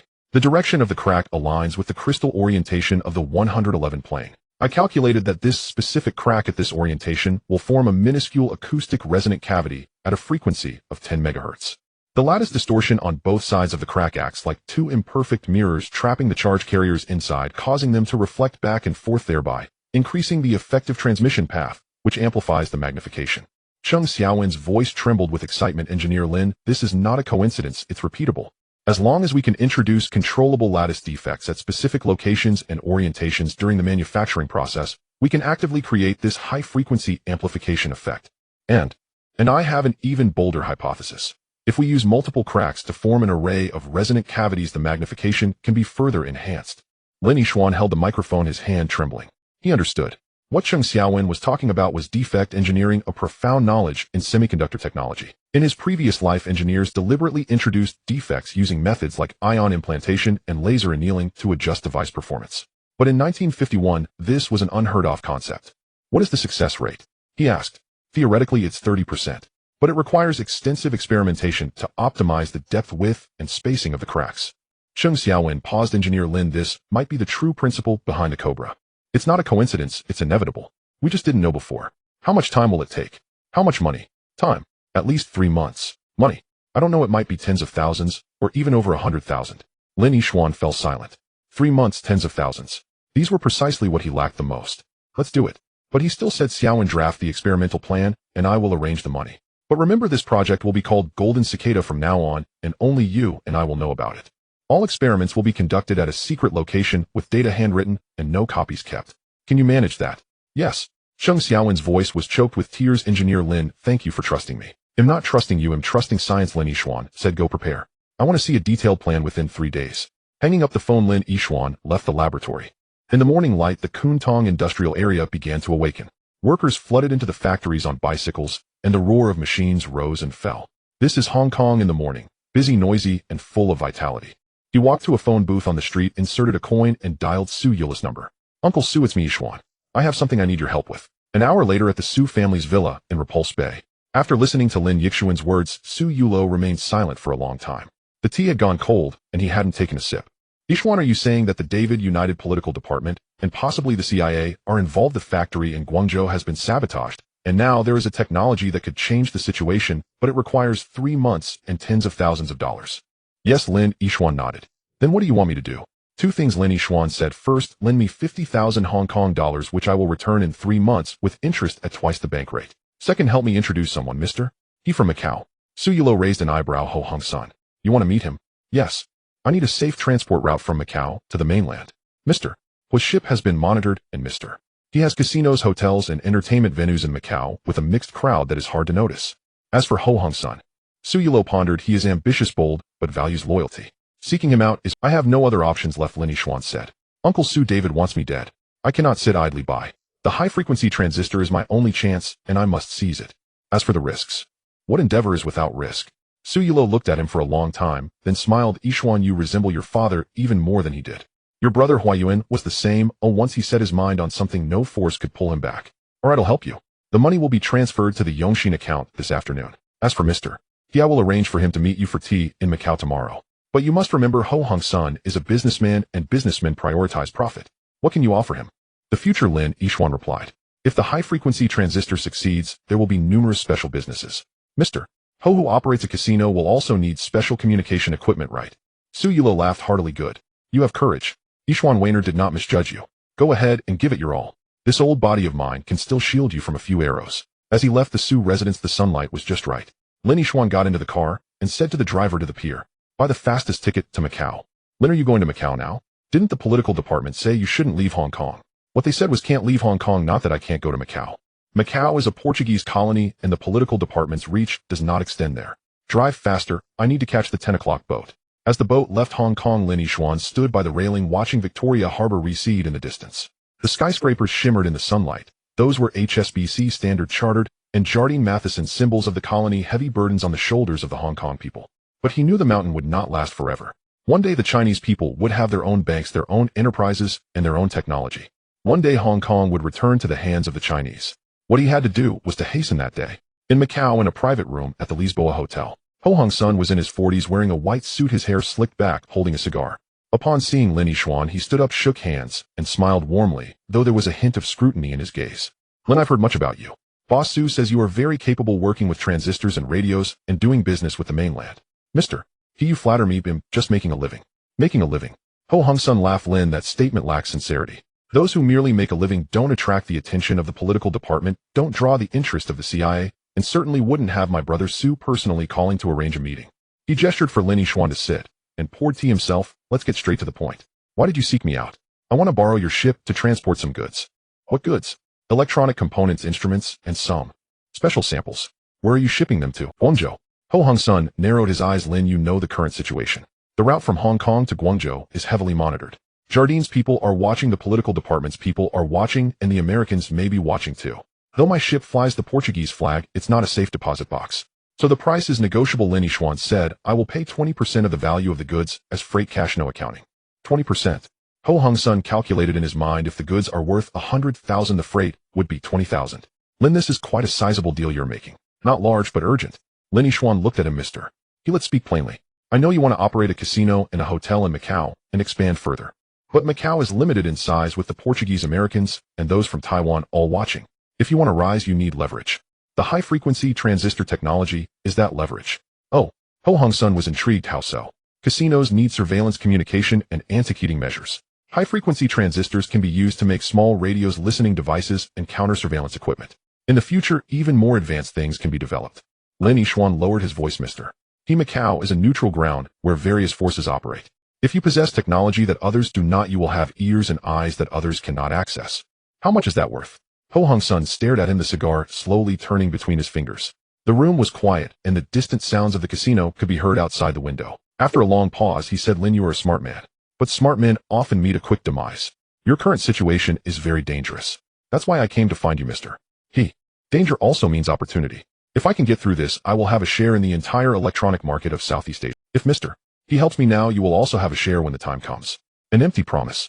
Then it depends on whether mister, he dares to gamble. Lin Yixuan stood up. Gamble that I will win, gamble that high-frequency transistors will succeed, and gamble that China will rise. If we win, we share the future. If we lose, you lose a few ships and tens of thousands of dollars. That's nothing for you. Ho Hong Sun laughed genuinely. Lin Yixuan, I admire you. I will take this gamble with you. You can use the ship, and the freight will be calculated at 15%. But I have one condition. If the technology succeeds, I want the exclusive agency rights for Southeast Asia. Agreed. Lin Yixuan extended his hand. Pleasure to cooperate. Pleasure to cooperate. When leaving the Lisboa Hotel, the sky was already dark. In Macau, the lights were just coming on, and the neon lights of the casino painted the night sky in colors. Lin Yixuan stood on the street, taking a deep breath. The money is secured, the route established, and the technology has direction. Now only one last thing remains: to endure these 3 months. He walked into the phone booth and dialed a number in Guangzhou. Hello, is this Secretary Zhang? I am Lin Yixuan. I have something I need your help with. Yongxin Electronics is collaborating with the Guangzhou Light Industry Bureau to establish the South China Transistor R&D Center to jointly develop domestic transistor technology. This project has been included in the National First 5-Year Plan as a key project receiving special funding support. Next to the announcement is a photo of Lin Yixuan shaking hands with Secretary Zhang. In the photo, Secretary Zhang is wearing a military uniform and smiling brightly. Lin Yixuan is dressed in a Zhongshan suit, looking serious. This announcement was like a bombshell, turning the Hong Kong business world upside down. Yongxin, a small factory, actually cooperated with the mainland authorities. It was also included in the 5-year plan. Everyone understood what this meant. Yongxin had the support of the mainland. If the political department wanted to move against Lin Yixuan, they would have to think twice. David smashed a cup in his office. Damn it. That cunning Lin Yixuan. He shouted at James, he's tying himself to the country. If the political department dares to act against him, now it's like acting against the mainland. Mr. David, what should we? We still have the Americans. David calmed down, a cold glint in his eyes. Has the CIA made contact? They sent a representative who will arrive in Hong Kong tomorrow and wants to meet you. Good. David reignited his cigar. With Lin Yixuan having the mainland, we have the Americans. Let's see whose support is stronger. He walked to the window, looking at the opposite side of Kowloon. Yongxin's laboratory was right there, the place that kept him awake at night. Lin Yixuan, the game is not over yet. He murmured in the next round, let's play for something bigger. Outside the window, Hong Kong's night remained as bustling as ever. But beneath the glamour, hidden currents surged. A contest involving technology, politics, and the fate of nations was just beginning. And Lin Yixuan was already standing at the eye of the storm. In the spring of 1953, the winds of Victoria Harbor carried a salty tang along with a hint of restlessness. Lin Yixuan stood atop Victoria Peak, gazing down at Hong Kong beneath him. 2 years had passed, and the city's silhouette had seen little change, yet some things were different. In the distance, the Kowloon industrial area had the chimneys of Yongsan's factory emitting wisps of smoke. Further away on the Kowloon Peninsula, a new 6-story building had just been topped out. This was the Yixuan Technology Building, Hong Kong's first structure specifically designed for electronic research and development. Lin, it's windy, be careful not to catch a chill. Sue Weiner walked over, draping a coat over him. She wore a tailored cheongsam, her hair styled in fashionable waves, appearing much more mature, yet her eyes still held the same concern. Is there any news from Guangzhou? Lin Yixuan did not turn around, his gaze still directed northward. Secretary Zheng called last night saying that the Beijing side is very satisfied with our transistor radios, and the first batch of 5,000 units has already been sent to schools and communes across the country. But he also reminded us that the embargo from M country against China is getting stricter, and the precision instruments we need might become increasingly difficult to import. This was to be expected. Lin Yixuan turned around to look at Sue Weiner. Weiner, do you think we can consider ourselves successful now? Sue Weiner pondered for a moment, shaking her head. Not yet. We can make radios, but our country and M country can too. We can make transistors, but they do it better. We're merely keeping up. Oh, we're not leading. Yes, just keeping up. Yes, just keeping up. Lin Yixuan looked towards the sea in the direction of M country. I've heard that Texas Instruments is set to unveil something new this year. A way to integrate several transistors onto a single piece of material, which they call an integrated circuit. Integrated circuit. Sue Weiner had never heard of this term. It means integrating transistors, resistors, and capacitors all onto a small piece of semiconductor connected by metal wires. Lin Yixuan gestured with his hands. Such a small piece could function as the entire circuit board of our current radio. If successful, electronic devices would become smaller, cheaper, and more reliable. Sue Weiner gasped. Then our radios will fall behind, Lin Yixuan replied, so we cannot stop. Integrated circuits are the next generation technology. We must pursue them. But we haven't even produced silicon transistors yet. Sue Weiner said anxiously. Cheng Xiaowen's Golden Cicada project is still using germanium. The purification of silicon crystal growth and process control are all more challenging than germanium. Difficult as it may be, we must do it, Lin Yixuan said. The maximum temperature for germanium is 85 degrees. Silicon can withstand up to 150 degrees. Germanium has a small band gap, while silicon's is larger. The future belongs to silicon. We cannot miss out. The two of them silently watched the city below. Hong Kong in 1953 stood at a crossroads. The Korean War was nearing its end. The Cold War structure had formed. M country had intensified its embargo against China, and Y country's control over Hong Kong fluctuated. In this small colony, a young Chinese man aimed to challenge the most advanced technology in the world. What about the money? Sue Weiner raised the most practical question. The Golden Cicada project has already spent 80,000, and the Yixuan building cost 150,000. The second phase of the Guangzhou factory will require another 200,000. We have less than 50,000 left in our account. They'll figure it out, Lin Yixuan said. Mr. Ho agreed to lend another 100,000, and Mr. He can also rotate 5,000. Additionally, I plan to sell half of the shares of the Yixuan building. So, Sue Weiner became anxious. That's our. We will sell the shares, but we will still retain management rights, Lin Yixuan explained. I've already spoken with Shun Bai from HSBC. He is willing to connect us with several British funds for investment. The condition is that we must go public within 5 years. British funds. Isn't that inviting the wolf into the sheepfold? It's leveraging external resources. Lin Yixuan looked at Sue Weiner. Weiner, developing integrated circuits will require at least 1 million. We cannot raise that much money on our own. We must leverage outside help. The British have money, we have technology, we can collaborate. As long as we retain control and the core technology, we have nothing to fear. Sue Weiner wanted to say something else, but ultimately just sighed. Yixuan, you always take the riskiest moves. Because safe moves won't lead to victory. Lin Yixuan held her hand. Weiner, do you trust me? I do, Sue Weiner replied without hesitation. I always have. The Yixuan Technology Building's 6th floor housed a clean laboratory. Cheng Xiaowen, dressed in a lab coat, mask, and gloves, had her eyes glued to the eyepiece of an electron microscope. The screen displayed an enlarged image of a silicon crystal, its surface marred by tiny scratches resembling wrinkles on an old person's face. Still not good enough, she straightened up, her voice weary. This is the 13th attempt, and the dislocation density is still too high, with 100,000 per square centimeter. M country's Bell Labs can achieve a dislocation density below 1,000. Is it an issue with furnace temperature? Asked the young technician beside her. His name was Li Wenbin, a materials physics prodigy Cheng Xiaowen recruited from Sun Yat-sen University in Guangzhou. At just 22, he had already shown remarkable talent. It's not just temperature. Chung Xiaowen walked to the control panel examining the densely packed instruments. Silicon's melting point is 1,414 degrees, nearly 500 degrees higher than germanium. Higher temperatures lead to greater thermal stress, which makes crystal growth prone to defects.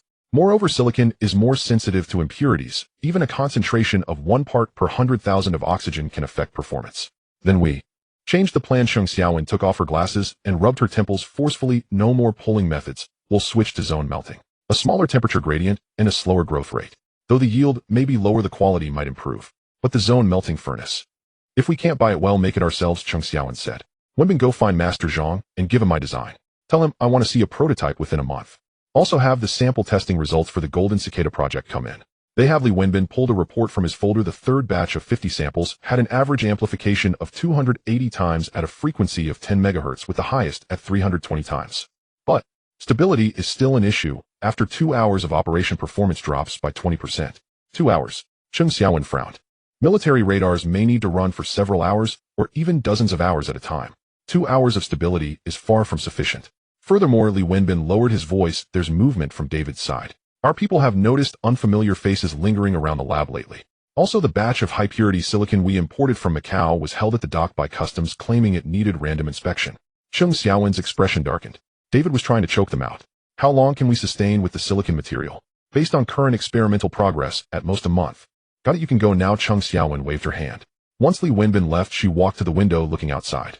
2 years had passed, and the shy girl who graduated from Tsinghua had become a project leader capable of handling everything. Her hair was cut short, her hands bore calluses, and her eyes had more bloodshot veins, but also more determined. She recalled Lin Yixuan's words, Xiaowen, what we're doing is not for the sake of profit, it's to give China a voice in this. The M country has it, the R country has it, and the Soviet Union has it too. If we don't have it, we will always be at the mercy of others.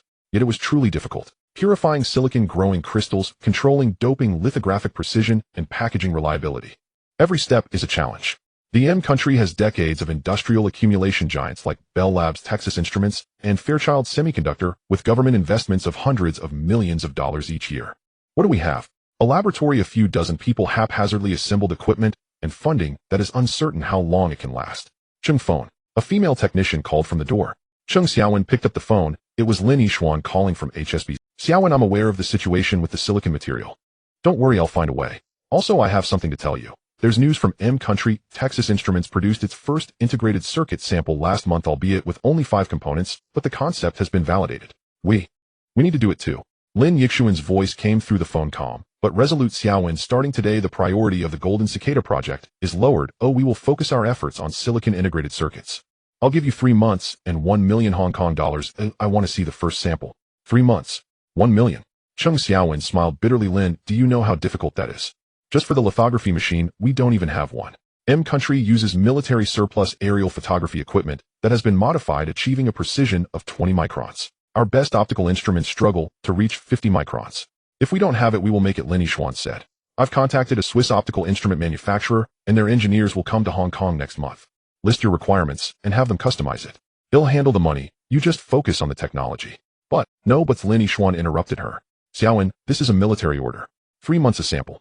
If you succeed, you will be the mother of China's integrated circuits. If it doesn't succeed. He didn't finish, but Chung Xiaowen understood. If it didn't succeed, Yongxin might miss this era. David wouldn't wait, the M country wouldn't wait, and the R country wouldn't wait. I understand. Chung Xiaowen took a deep breath. 3 months a sample. Hanging up the phone, she returned to the laboratory. On the workbench, the flawed silicon crystal still lay under the microscope, its surface scratches clearly visible in the light. She stared at that crystal for a long time before picking up the phone and dialing a number in Guangzhou. Hello, is this Professor Zhao from the physics department of Sun Yat-sen University? This is Chung Xiaowen. The student you mentioned last time, the one who has done research on silicon materials. Can I borrow him for 3 months? Yes, it's urgent, very urgent. In the HSBC tower in the top floor conference room, Lin Yixuan sat at one end of the long table facing 3 Y countrymen. In the middle was shown by the youngest director of HSBC in his 30s, blonde and blue-eyed with an elegant demeanor. On the left was John West, a representative of Jardine Matheson and also David's cousin. On the right was James Carter, a fund manager from London. Mr. Lin, your plan is quite ambitious. Shinbai flipped through the proposal, speaking in English, but with clear pronunciation and a moderate pace. With 1 million Hong Kong dollars in 3 months, create China's first integrated circuit. What makes you think you can do it? The circuit is another matter. West began, his tone laced with habitual arrogance. The people of Country M have Bell Labs backed by billions from the military. What do you have? a small lab, and a few newly graduated students. We have direction. Lin Yixuan looked at him. Mr. West, do you know the difference between groping in the dark and knowing where the lighthouse is? I know how to make integrated circuits and where the key points are in every step. That is the greatest advantage. Anyone can talk big on paper. West scoffed. Then let's see the results. Lin Yixuan replied calmly, Mr. Shin, I only need 1 million for a 30% stake in Yixuan Technology. If we fail to produce a sample in 3 months, I will buy back that 30% at the original price. If we succeed, you will profit according to the valuation. This is a surefire business deal. Shinbai pondered. He had reviewed Lin Yixuan's profile. This 27-year-old from Hong Kong had transformed from a poor kid in a walled city to a tech magnate in just 2 years, indeed possessing exceptional qualities. Moreover, HSBC is looking for new investment directions, and the electronics industry is the future. He was well aware of this. Mr. Lin, I need more technical details. Shinbai said, what process will you use for your integrated circuits? Planar process or surface mount process? Is the substrate material silicon or germanium? What will you use for isolation between components? These questions were very technical, clearly indicating he had done his homework. Lin Yixuan felt reassured. Planar process, silicon substrate, PN junction isolation. He answered one by one. We will use thermal oxidation to grow a silicon dioxide layer as an insulator and passivation layer, define patterns using photolithography, and dope using diffusion. Though the process is complex, it is suitable for mass production. What precision can photolithography achieve? The target is 10 micrometers. The first batch of samples can relax to 20 micrometers. What about raw materials? High purity silicon photoresist, high purity gases. These can't be bought in Hong Kong. We have channels. Lin Yixuan didn't specify, but his eyes were confident. Shinbai stared at him for a few seconds, then smiled. Mr. Lin, you've convinced me. But I have a condition. I want to send someone into your team to supervise the use of funds and project progress. Agreed, but they can only observe and not interfere with technical decisions. Deal. Shinbai extended his hand. 1 million for 30% equity. The contract will be signed this afternoon. Thank you, Mr. Shun. West's expression was grim, but he said nothing. James Carter was quite interested. Mr. Lin, if the sample succeeds, what's your next step? Mass production, Lin Yixuan said. First, establish a small-scale production line in Guangzhou with a monthly output of 100 pieces. The product direction is military and industrial use, such as guidance chips for missiles and logic units for computers. Once the process matures, we will make civilian products like calculators and electronic watches. What about the market? Can the mainland absorb it? If the mainland can't, there's Southeast Asia, Africa, and the whole world. Lin Yixuan said, Mr. Carter, the electronics industry is the future. An investment of 1 million today could yield returns of 10 million or even 100 million tomorrow. The key is to dare to invest and invest in the right people. Carter laughed. Mr. Lin, you're a good salesman. I like you. In that case, I'll personally add 500,000 for 10%. What do you say? Welcome. Lin Yixuan extended his hand again. As he left HSBC building, Lin Yixuan let out a long breath. 150,000 was enough to support for 3 months. But this was just the beginning. The real challenges lay in technology, talent, and time. Lin Sheng, did you succeed in the negotiations? Sue Weiner was waiting in the car, and as she saw him come out, she immediately asked. We succeeded. 150,000. Lin Yixuan sat in the car. But Shinbai wants to send someone in to supervise someone recommended by West. West? David's cousin. Sue Weiner frowned. Isn't that obviously a spy? I know, Lin Yixuan replied. That's why I agreed. Let him see, let him know what we are doing and to what extent. This way David will understand what he is up against. Are you planning to intimidate him? Lin Yixuan looked out the window. Weiner, people like David, if you show weakness, he will take advantage. If you show your muscles, he will hesitate. I want him to know that we are determined to make integrated circuits, and we will succeed. If he doesn't want a mutually destructive outcome, he had better not cause trouble. What if he gets desperate? Then let him jump. Lin Yixuan's gaze turned cold. Once he jumps out, we'll know how to fight. The car drove towards Kuntong. On the way, a newspaper boy waved his paper. Extra. Extra. The Korean armistice negotiations have reached an agreement. The war is about to end. Lin Yixuan bought a newspaper. The front page featured a photo of the Panmunjom negotiations with representatives from China, the US, and North Korea signing. The war is ending, but another war, the war of technology, economics, and industry, has just begun. Weiner to the lab. He said, I need to see Chung Xiaowen. In the lab, the atmosphere was tense. Chung Xiaowen, Li Wenbin, and several key technical personnel newly transferred from Guangzhou were gathered around the workbench. On the table lay the design blueprints for the integrated circuit, dense lines resembling a maze. Lin Gong, this is the preliminary design. Chung Xiaowen pointed at the blueprints. There are a total of 12 transistors, 18 resistors, and 6 capacitors integrated on a silicon chip measuring 3 millimeters on each side. The function is that of a 4-bit adder. If successful, the computing speed could be 1,000 times faster than relays. Has the process route been determined? Yes, Li Wenbin interjected. The silicon chip will use zone-melted single crystal with a resistivity of 0.5 ohm centimeter type. We will grow a 1000 nanometers silicon dioxide layer through thermal oxidation, use photolithography to open Windows phosphorus diffusion to form the type region, and then do another round of photolithography and boron diffusion to form the type region. Metallization will use aluminum evaporation, and photolithography will define interconnection patterns. What is the most difficult step? Photolithography alignment. Cheng Xiaowen said, the silicon wafers need to undergo 6 rounds of photolithography, each time precisely aligning with the previous pattern with an error not exceeding 2 micrometers. Our existing equipment has a repeat positioning accuracy of only 5 micrometers. When will the new equipment arrive? The Swiss side said it will take at least 2 months at the earliest. Moreover, Cheng Xiaowen paused. The Commerce Department of Country M has just issued a ban prohibiting the export of optical equipment with precision greater than 10 micrometers to China and its associated regions. The Swiss are afraid of trouble and might cancel the order. Lin Yixuan fell silent. Another embargo, another chokehold. This path is riddled with obstacles. Without equipment we will make it ourselves, he said. Xiaowen, make a list of what optical components and mechanical parts we need. If Hong Kong doesn't have it, go to Macau. If Macau doesn't have it, go to Country R. If Country R doesn't have it, go to Europe. We can't let living people be suffocated by urine. But time. If time is not enough, then we will grab time. Lin Yixuan looked at everyone in the lab. Everyone, I know it's tough. But no matter how tough, we must do it. Because if we don't do it, no one will do it for China. The people of Country M won't do it for us, nor will the people of Country R or Country Y. Our generation is destined to bear this burden. If we bear it, our descendants will stand tall. If we fail, we will have to beg for generations. The lab fell silent. The young faces showed fatigue, confusion, but more importantly, determination. Lin Gong, you say how to do it, and we will do it that way. Li Wenbin was the first to speak. Yes, let's fight for it. Isn't it just an integrated circuit? Let's do it. Cheng Xiaowen looked at Lin Yixuan, her eyes turning red. She knew how heavy the burden was on this man's shoulders, how great the pressure in his heart was. But he never complained, never backed down, like a mountain standing solidly there, giving everyone a sense of stability. Lin Gong, I have an idea regarding the equipment, she said. The physics department of the University of Hong Kong has an old Zeiss microscope imported from Germany before the war with very high precision. If we could borrow it and modify it. I will go borrow it, Lin Yixuan said. I know the president of Hong Kong University, he should give us face. Also, there's a decommissioned aerial surveying camera at the observatory with excellent lens quality. I'll ask Secretary Zheng to help get it. What about the photoresist? Li Wenbin asked. We definitely can't buy Country M's goods. Use shellac, Lin Yixuan said.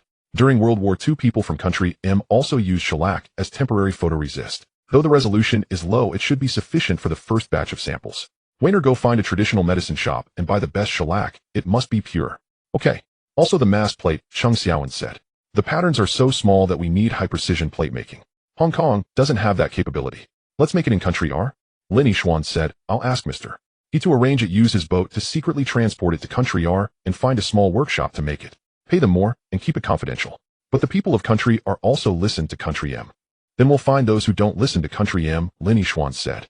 There's always a way. We can't let living people be suffocated by urine. I stand by that. Plans were established one by one and tasks were assigned one by one. The lab became busy again like a precision machine, starting to operate at full speed. Late at night, Lin Yixuan was still in the office reviewing blueprints. The door was pushed open and Sue Wainer came in with a late-night snack. Eat something you haven't eaten all day. Leave it there, I'll eat later. Lin Yixuan didn't raise his head. Sue Wainer walked over and gently pressed his hand down. Yixuan, you're human too, not a machine. If you keep this up, your body will collapse. Lin Yixuan raised his head, looked at Sue Wainer, and suddenly smiled. Wainer, do you remember the first time we met? In Guangzhou, your dad sent you to supervise me. You thought I was just a poor kid from a walled city. What could I accomplish? I remember. Sue Wainer also smiled. At that time, I thought my dad must be getting old and confused to invest so much money in you. And now. Sue Wainer looked at him, her eyes gentle. Now I believe. I believe you can succeed. I believe you can change many things. But Yixuan, before changing the world, you must take care of yourself first. If you fall, then everything is gone. Lin Yixuan took her hand. Wainer, once the integrated circuit is completed, we will get married. Okay. Sue Wainer was stunned, then her face turned red. Are you proposing? Yes, Lin Yixuan said seriously, but it must wait until the integrated circuit is completed. I want to use the first integrated circuit in China as our betrothal gift. Sue Wainer's tears fell, both laughing and crying. What kind of betrothal gift is that? You silly. I'm just silly. Lin Yixuan also laughed. Silly people have silly blessings. Marrying you is the greatest blessing of my life. Outside the window, Hong Kong's night was brightly lit. In the distance, in a mansion on Victoria Peak, Westerners were throwing a party. Nearby, in the alleys of Kowloon City, the poor were worrying about their livelihoods for tomorrow. And in this small lab, a group of people was desperately working for the future of a nation. 3 months, 1,000,001 integrated circuit. This is the wager, and also the vow. 3 days after the proposal, Lin Yixuan stared at the lithography machine modified from an observatory camera in the laboratory, feeling like a prisoner awaiting judgment. Li Wenbin's heavy breathing resonated in the quiet laboratory. He wore a special magnifying glass, gripping the control knob carefully, adjusting the position of the workbench. Under the microscope, the patterns on the silicon wafer and the mask were slowly aligning. Just a tiny bit more, just to the left. Another 0.2 microns to the left. Cheng Xiaowen's voice was soft, as if afraid to disturb something. Li Wenbin's hand was steady as a rock, but his forehead was drenched in sweat. The knob turned less than a tenth of a circle, moving the workbench a distance almost invisible to the naked eye. Good stop. Cheng Xiaowen focused on the crosshairs on the screen. Expose. The ultraviolet lamp lit up, casting a dark purple light on the silicon wafer coated with shellac. 10 seconds, 20 seconds, 30 seconds. Cheng Xiaowen counted silently in her heart. The optimal exposure time for shellac photoresist is only 30 to 40 seconds. Too much will overexpose, while too little will not develop properly. The light went out. The silicon wafer was carefully transferred to the developing solution. Everyone held their breath, watching as the thin silicon wafer slowly revealed its pattern in the pale yellow liquid. It's coming out. Li Wenbin was the first to shout. Clear lines appeared on the silicon wafer about 15 microns wide with neat edges and no serrations. This was the best result they had achieved using their homemade lithography machine, shellac as photoresist and an observatory camera lens as the optical system. How's the alignment accuracy? Lin Yixuan asked. Cheng Xiaowen checked with the measuring microscope. Deviation 1.8 microns. Within the allowable range. A suppressed cheer erupted in the laboratory. This was the third layer of lithography. The first two were diffusion windows, and this one was for the metal contact holes. Next, they still had to do 3 more metal patterns passivation layer openings, and finally the scribing marks. They had completed the most difficult third layer of the 6 total lithographies. Take an hour's break, then do metal evaporation, Lin Yixuan said. Xiaowen, you should get some sleep. You haven't closed your eyes in 36 hours. I'm fine. Cheng Xiaowen's words were cut short as her body swayed. Fortunately, Li Wenbin caught her. Go to sleep, Lin Yixuan said firmly. That's an order. Wenbin, you should rest too. The next 3 days will be tough, but we can't let our bodies break down. Cheng Xiaowen was helped to the nearby rest room, almost falling asleep as her head touched the pillow. Li Wenbin also lay down on the nearby army cot, and within seconds snoring filled the air. Lin Yixuan didn't rest. He walked to the window, gazing at the night outside. The lights of the Kowloon industrial area formed a tapestry under the deep blue sky, while ships in Victoria Harbor moved slowly in the distance. In 1953, Hong Kong, some places were asleep, but others were wide awake, such as David's office, the CIA station in Hong Kong, and those places that did not wish for the Chinese to master integrated circuit technology. The phone rang. It was Sue Weiner calling from Repulse Bay. Yixuan, are you asleep? No. Why aren't you sleeping? I can't sleep.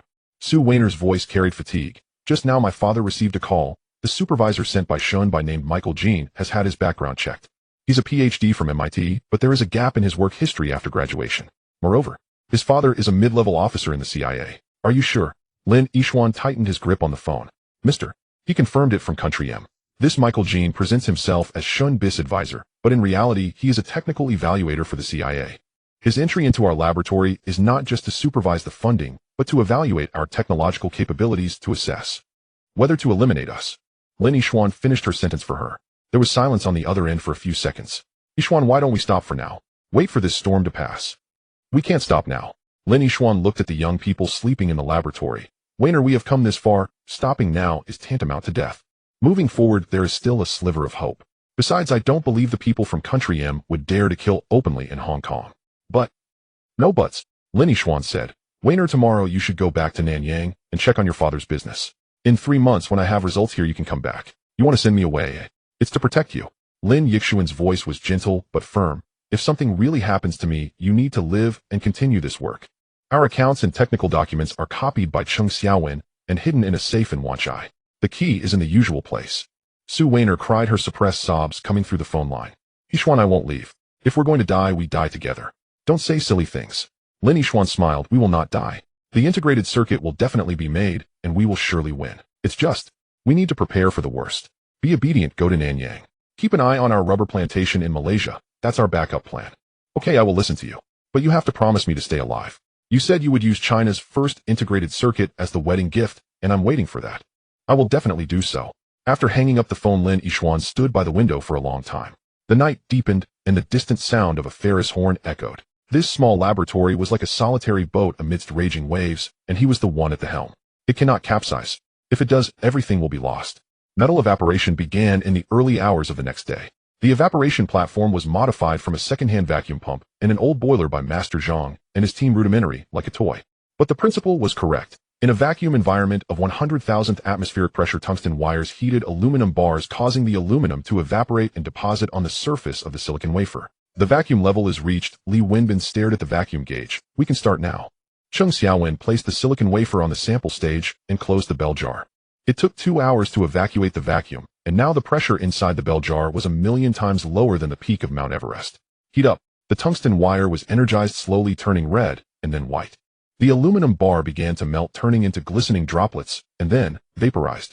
Aluminum vapor flew straight in the vacuum, condensing into a thin film upon encountering the cooler silicon wafer. This process had to last for 10 minutes. Cheng Xiaowen watched the thermometer. The evaporation temperature of aluminum is 660 degrees, but the actual temperature of the tungsten wire exceeded 2,000 degrees. If the temperature drops, the evaporation rate is insufficient, leading to an uneven film. If the temperature rises too high, aluminum would boil and splatter, resulting in defects. Suddenly, the vacuum gauge needle trembled. There's a leak. Li Wenbin's face changed.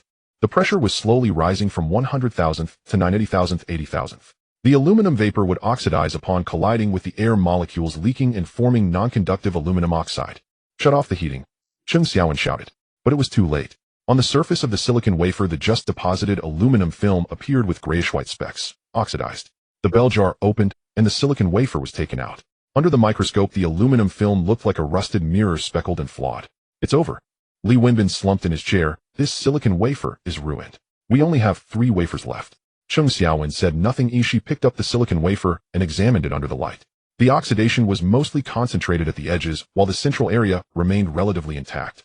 Maybe it can still be salvaged, she said, using dilute hydrochloric acid to etch away the oxide layer and re-evaporate it.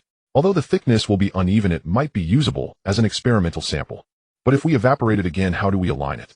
Taking the silicon wafer out and putting it back will definitely change its position.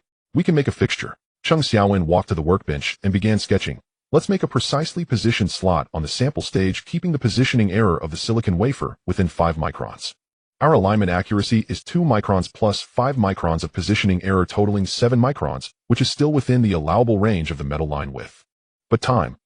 We are short on time, but we are even shorter on silicon wafers. Cheng Xiaowen raised her head, her eyes bloodshot, but bright. Wenbin, this is our last chance. We cannot give up. Li Wenbin looked at Cheng Xiaowen, this female engineer who was only a few years older than him, possessing a kind of reverence that was not merely intelligence or diligence, but an almost obsessive dedication. All right, let's do it. The fixture was completed in 4 hours. They re-evacuated the vacuum and re-evaporated. This time Cheng Xiaowen applied a special vacuum grease to the sealing ring of the bell jar and added copper gaskets at the joints. The vacuum level stabilized at 100,000th with no more leaks. The aluminum film deposition was completed. They took out the silicon wafer and looked under the microscope. Uniform, shiny, with no oxidation spots. It worked. Li Wenbin exclaimed excitedly, his voice trembling. But Cheng Xiaowen did not celebrate. She glanced at the clock. There are still 18 hours left to do the last 3 layers of lithography. Wenbin, you go sleep for 3 hours, then come back and take over for me. Engineer Cheng Yu. I can hold on. Cheng Xiaowen sat in front of the lithography machine. Hurry up, this is an order. Li Wenbin left. The laboratory was left with only Cheng Xiaowen, along with the low hum of the machines. She looked at the small silicon wafer on the workbench. How much was it worth now? The raw material cost alone was 500 Hong Kong dollars plus labor, equipment depreciation, and the cost of failures. It could be worth 5,000, even 50,000. But its value lay not in money. It was the embryo of China's first integrated circuit, and it could prove that the Chinese could also master the most advanced technology of this era. Cheng Xiaowen recalled Professor Zhao from the physics department at Tsinghua, who once said, "We Chinese are no less intelligent than anyone else. What we're lacking is not brains, but opportunity, accumulation, and time." Now they were racing against time. The 4th layer of lithography was for the metal pattern. This time they had to align it. This is the contact hole for the 3rd photolithography step, and the deviation cannot exceed 3 micrometers, otherwise the metal wires and the contact holes will not align. Cheng Xiaowen took a deep breath and began the operation. Her hands were steady and her mind calm, just like conducting an optical experiment in the Tsinghua laboratory. Focusing, aligning, exposing, developing. The silicon wafer slowly revealed the winding metal wire patterns in the developer, resembling a mysterious treasure map. Measurement. The alignment deviation is 2.1 micrometers, which is acceptable. For the 5th photolithography step, the opening of the passivation layer. A pad window needs to be opened on the silicon dioxide layer that covers the entire chip for gold wire bonding. This step is easier since it does not require alignment with the lower layer patterns. As long as the position is approximately correct, it will suffice. For the sixth photolithography step, scribing marks. A grid line is etched onto the silicon wafer to facilitate later cutting into individual chips. At 4 in the morning, all 6 photolithography steps were completed. Cheng Xiaowen looked at the silicon wafer on the workbench, which had completed all the patterning, her hands trembling slightly. It is still not an integrated circuit, just a patterned silicon wafer. It needs to undergo high-temperature diffusion ion implantation, annealing, and testing to become a true device. However, this already marks the completion of the most difficult segment of a long journey. The door opened, and Li Wenbin returned, his eyes still red, but his spirit noticeably improved. Cheng, you should go rest, though I will handle the next diffusion. No, I will stay with you, Cheng Xiaowen replied. The temperature control of the diffusion furnace is crucial and needs to be precise to within plus or minus 1 degree. It's safer if both of us monitor it. The diffusion furnace was homemade, constructed with fireproof bricks to form the chamber, heated with nickel chromium wire and controlled with a precision potentiometer. At the center of the chamber was a quartz tube where the silicon wafer was placed on a quartz boat and pushed into the chamber. The diffusion temperature for phosphorus is 1050 degrees for 3 hours. Increase the temperature. The chamber temperature rose slowly, reaching 800 degrees, then 900 degrees, 1000 degrees, and stabilized at 1050 degrees. The phosphorus source is triethyl phosphate liquid carried into the quartz tube with nitrogen, where it decomposes at high temperatures, allowing phosphorus atoms to diffuse into the silicon wafer. 3 hours with no fluctuations allowed. Voltage fluctuations, airflow variations, and even changes in outdoor temperature will affect the diffusion results. Cheng Xiaowen and Li Wenbin took turns watching the thermometer, recording data every 5 minutes. The chamber emitted a dim red glow, casting an eerie, yet warm light throughout the laboratory. At 6 in the morning, the diffusion ended. The silicon wafer was extracted, its surface now covered with a glassy layer of phosphorsilicon glass that needed to be etched away in hydrofluoric acid. Etching, cleaning, and testing square resistance. This is the key parameter to verify the depth of diffusion. 1. 5 ohm square. Li Wenbin read the data, within the theoretical range. Cheng Xiaowen let out a long sigh. The most critical step has been successful. The subsequent steps proceeded in order: photolithography to open the type region window, boron diffusion, etching followed by photolithography, aluminum evaporation, photolithography of aluminum patterns, and finally alloying, heating for half an hour at 450 degrees to ensure good ohmic contact between aluminum and silicon. When the last silicon wafer was taken from the alloying furnace, it was already the afternoon of the 3rd day. The sunlight outside was just right, and the laboratory was silent. Let's cut it, Cheng Xiaowen said. The silicon wafer was carefully placed under the scribing machine.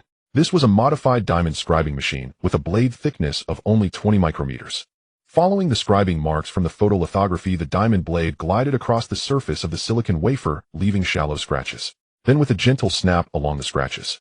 Crack. The silicon wafer split into 20 small squares, each measuring 3 millimeters on each side. Each piece contained a complete integrated circuit chip. Testing. Cheng Xiaowen's voice was calm, but her hands were trembling. The first chip was clamped in the testing fixture and connected to the probe station. Oscilloscope, power supply, signal generator, frequency counter. All instruments were in place. Li Wenbin took a deep breath and turned on the power. The voltage gradually increased from 0 volts to 5 volts. The ammeter's needle began to move. There's current. The chip is not short-circuited. The signal generator inputted a 1 kHz square wave, and an amplified waveform should appear on the oscilloscope. But nothing appeared on the screen, only a straight line. Failed. Li Wenbin's face turned pale. Don't worry, adjust the bias. Cheng Xiaowen adjusted a potentiometer. On the oscilloscope screen, a faint but clear waveform appeared. A square wave was amplified, albeit slightly distorted, but it was indeed the amplified waveform. It worked. Li Wenbin murmured. Measure the amplification factor, Cheng Xiaowen instructed.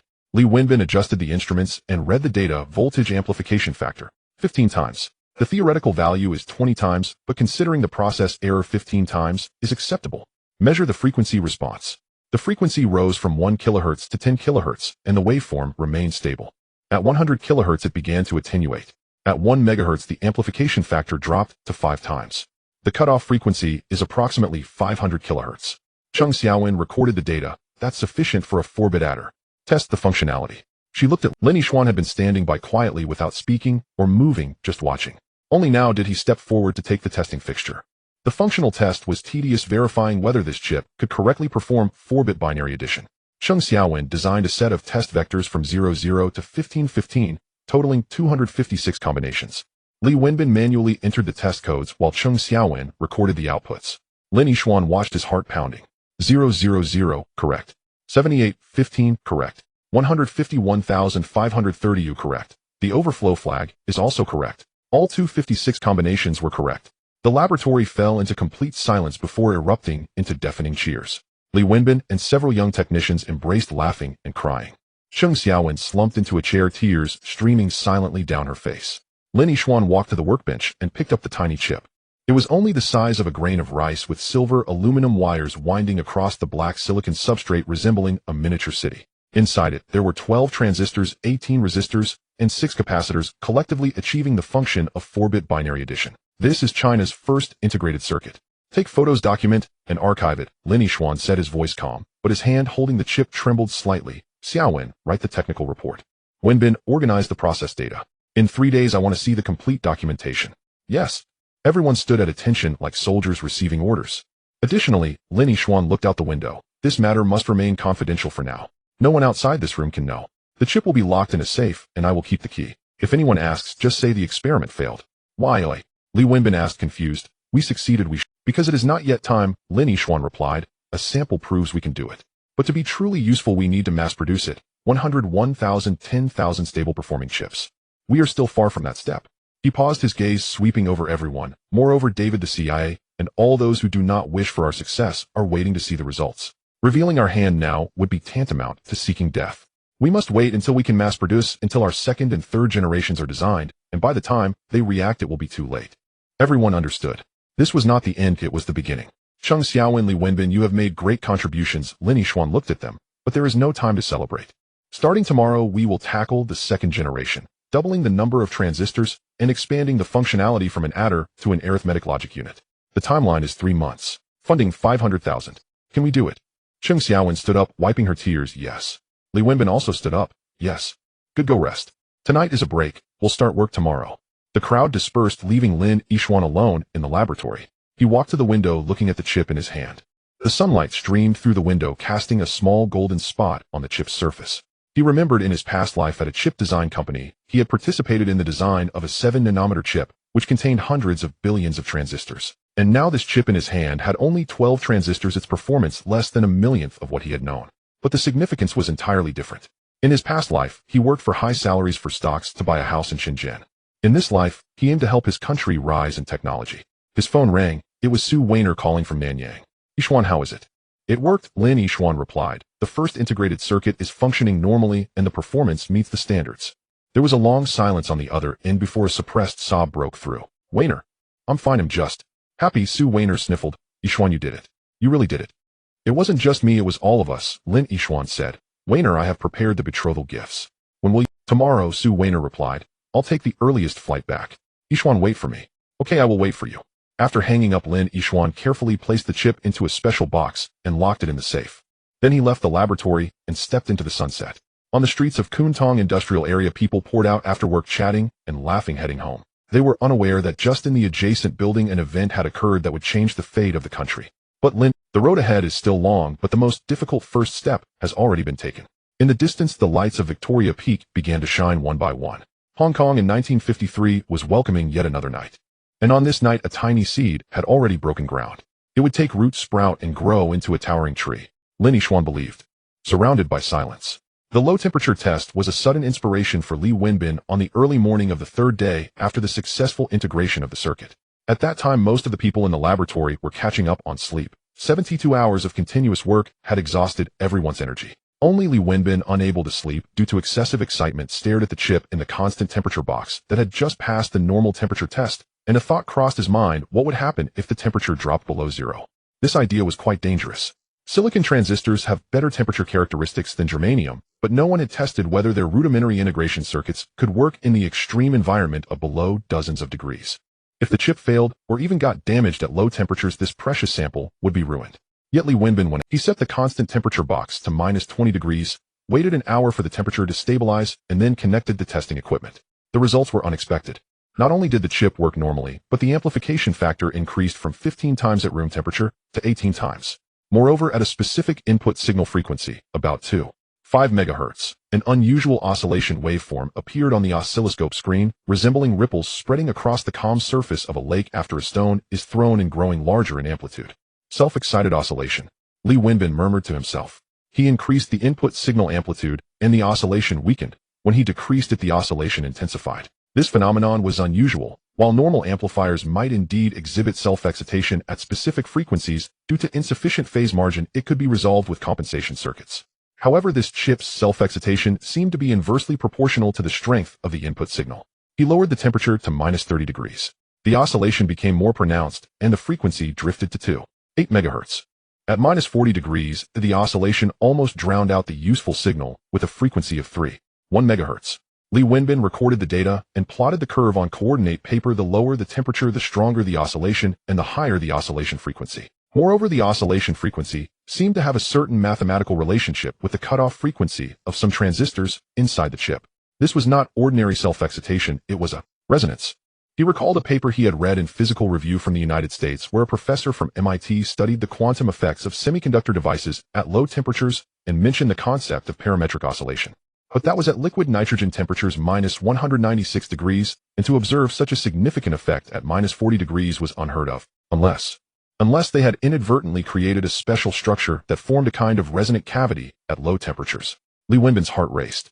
If this effect was repeatable, and if the oscillation frequency and amplitude could be controlled through design, then this chip would not be merely an adder, it could be turned into an oscillator, a frequency source, or even a generator of certain special signals.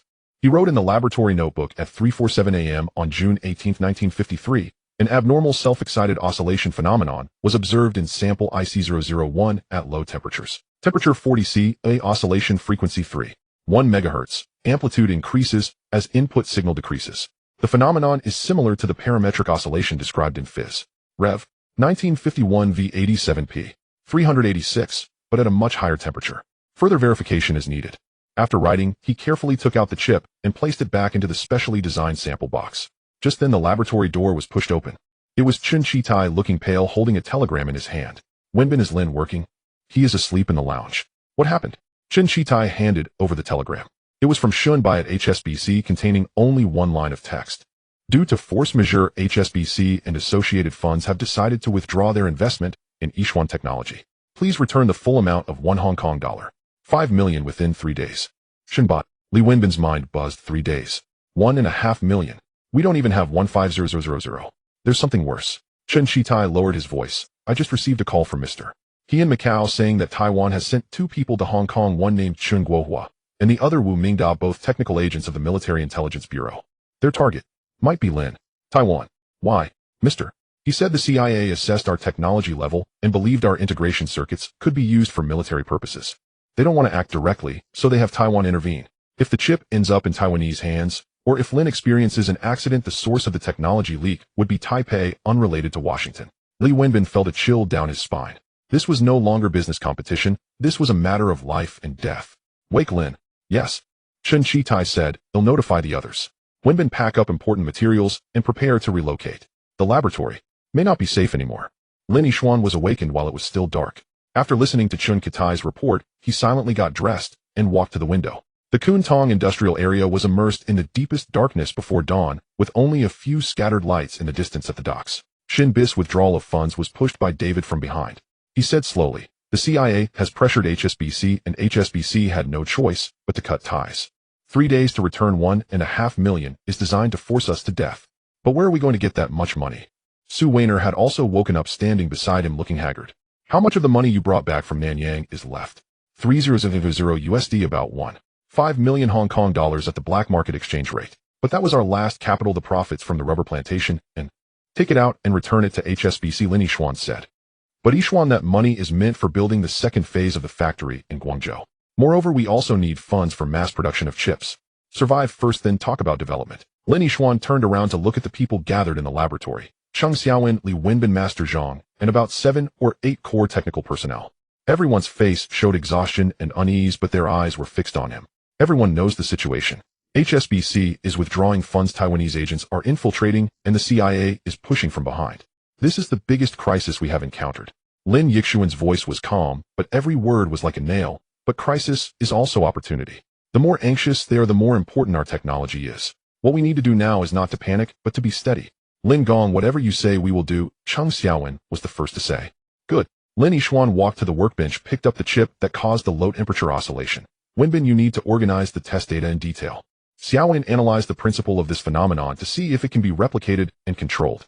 This will be our next. Shin Shitai take a few trusted workers and move the important equipment and materials of the laboratory to a safe house in Wanchai overnight. Only take the core items, leave the heavy ones for now. Be quick, but also discreet. Wainer prepare the 30 USD and return it to HSBC first thing tomorrow morning. Also contact Mr. Hua and see if he can help arrange a boat to Guangzhou quickly and safely. Master Zhang take a few trusted workers to guard the laboratory. If anyone comes say we are performing maintenance and it's temporarily closed, try to buy some time. As the orders were given, the laboratory began to move again, but the atmosphere was tense like the calm before a storm. Yishuan, what about you? Su Wainer asked. I'm going to meet someone. Lin Yishuan glanced at the watch. Michael Jean, the supervisor sent by Shen Bai. He should know something. That's too dangerous. He might be a CIA person. Precisely because he might be, I need to. Lin Yishuan said. Wainer, if I don't return within 2 hours, take the materials and ship and go to Guangzhou with Mr. Find Secretary Zhang. He will protect you. Yishuan, listen to me. Lin Yishuan held her hand, his gaze gentle yet firm. That's the worst case scenario. But most likely I will return. Because for them a living me is more valuable than a dead one. He put on his coat, walked to the door, and glanced back at the laboratory. Chung Xiaowen was organizing data, Li Wenbin was packing equipment, Qin Shitai was contacting vehicles, and Master Zhang was checking doors and windows. These people had followed him for 2 years, from transistors to integrated circuits, from Kowloon walled city to Kuntong industrial area. They trusted him, he could not let them down. Wait for me to return, he said, then pushed the door and stepped into the darkness before dawn. Michael Jean lived in an apartment on the hillside. When Lin Yishuan knocked on the door, it was 6 in the morning and the sky was just beginning to brighten. The door opened and Michael, dressed in a bathrobe and holding a cup of coffee, was not surprised to see Lin Yishuan. Mr. Lin, so early. Come in. The apartment was simple, a typical bachelor pad. But Lin Yishuan noticed that the bookshelf not only had technical books, but also several books on geopolitics and military strategy, all in English. I received Mr. Shun's notification. Lin Yishuan sat down and got straight to the point. As expected, Michael poured him a cup of coffee. Mr. Lin, you are a smart man. You should know why. CIA pressure. Not just the CIA. Michael sat down across from him. The Pentagon, the Department of Commerce, and several senators have all made inquiries. Your integrated circuit technology has already attracted the attention of Washington. On the Korean battlefield, the Communist Party's radio jamming ability has suddenly increased, and they suspect it is related to your transistors. Now you have also developed integrated circuits. He didn't finish, but the meaning was clear. So you want to take away the technology or destroy it? Lin Yishuan said. Taking it away is the preferred option, Michael stated candidly. Mr. Lin, I am a PhD from MIT. I understand the value of technology. Your integrated circuit, though rough, is on the right path. If you are willing to cooperate, I can arrange for you to go to the U.S., to Bell Labs or Texas Instruments, whichever you choose. Starting salary of 100 USD with an independent lab and the best equipment. 100 times better than this little workshop in Hong Kong. What are the conditions? Technology sharing. You provide us with the design and process details of the integrated circuit, and we help you apply for patents and industrialization. You could become a millionaire or even a billionaire. Your team could also go to the U.S. together. What if I refuse? Michael took a sip of coffee and his gaze sharpened. Mr. Lin, you are a scientist. You should know that science has no, but scientists have nationalities. You are from Hong Kong, which is a colony of country Y. Theoretically, you are a citizen of country Y. But now you are too close to Beijing. That is very dangerous. Dangerous. The CIA has a circuit breaker plan specifically targeting sensitive technologies that could flow to the communist camp. Michael set down his cup. Your integrated circuits have already triggered an alarm. If you do not cooperate, the plan will be initiated. By then it won't just be technology at stake, even people could be broken. A blatant threat. Lin Yishuan instead smiled. Dr. Jean, do you know why I left the walled city? To make transistors and integrated circuits. To make money. To get famous. To prove that Chinese people are not stupid. Lin Yishuan looked into his eyes. To prove that we can create the most advanced things in the world. To prove that this nation will not always be on its knees in technology. Michael fell silent. Money I can find a way to earn. Fame I do not care. But some things are more important than money and fame. Lin Yishuan stood up. Tell your superiors that I will not hand over the technology of integrated circuits. I will not go to the U.S. As for the circuit breaker plan, let them come. I will stay in Hong Kong, right here in Kuntong, waiting. He walked to the door, turned back. Also, thank you for the coffee. But next time I will treat you to tea. Chinese tea is more interesting than coffee. The door closed. Michael sat on the sofa for a long time before picking up the phone. It's me. I've made contact and declined. The attitude is very firm. Yes, I suggest initiating plan. However, I have an idea. On the way back to Kuntong, Lin Yishuan quickly calculated in his mind. Michael's words confirmed his judgment. The CIA was already watching and was preparing to take action. Within 3 days I must leave Hong Kong. But how to go? Who to take? What to bring? Returning 1,500,000 to HSBC leaves the account empty. Mass production of chips requires money, relocating the team requires money, and building a factory in Guangzhou requires even more money. Where will the money come from? And then there are the Taiwanese agents. If they dare to act in Hong Kong, what method will they use? Assassination, kidnapping, or creating an accident? By the time the car reached Kowloon, the sky was already bright. As soon as Lin Yixuan got out of the car, he saw two black sedans parked at the door of the laboratory with government license plates. Several men in suits stood at the entrance, and Master Zhang was negotiating with them. Mr. Lin, you're back. A man in his 50s approached. It was Harris from the political department wearing a hypocritical smile. We have a matter that requires your cooperation in an investigation. Wasn't this just checked yesterday? Lin Yixuan asked calmly. New situation. Harris produced a document. We received a report that your laboratory is developing electronic devices for military use suspected of violating the Strategic Material Control Ordinance. This is a search warrant. We need to go in and take a look. That's fine, but I need a lawyer present. The lawyer is already on the way. Harris said, waving to his subordinates. Go in and search carefully, especially for samples, data, and blueprints. Nothing can be missed. The police surged into the laboratory. Cheng Xiaowen, Li Wenbin, and others were pushed aside, watching them rummage through everything. Important equipment and data had already been moved, but some minor items remained.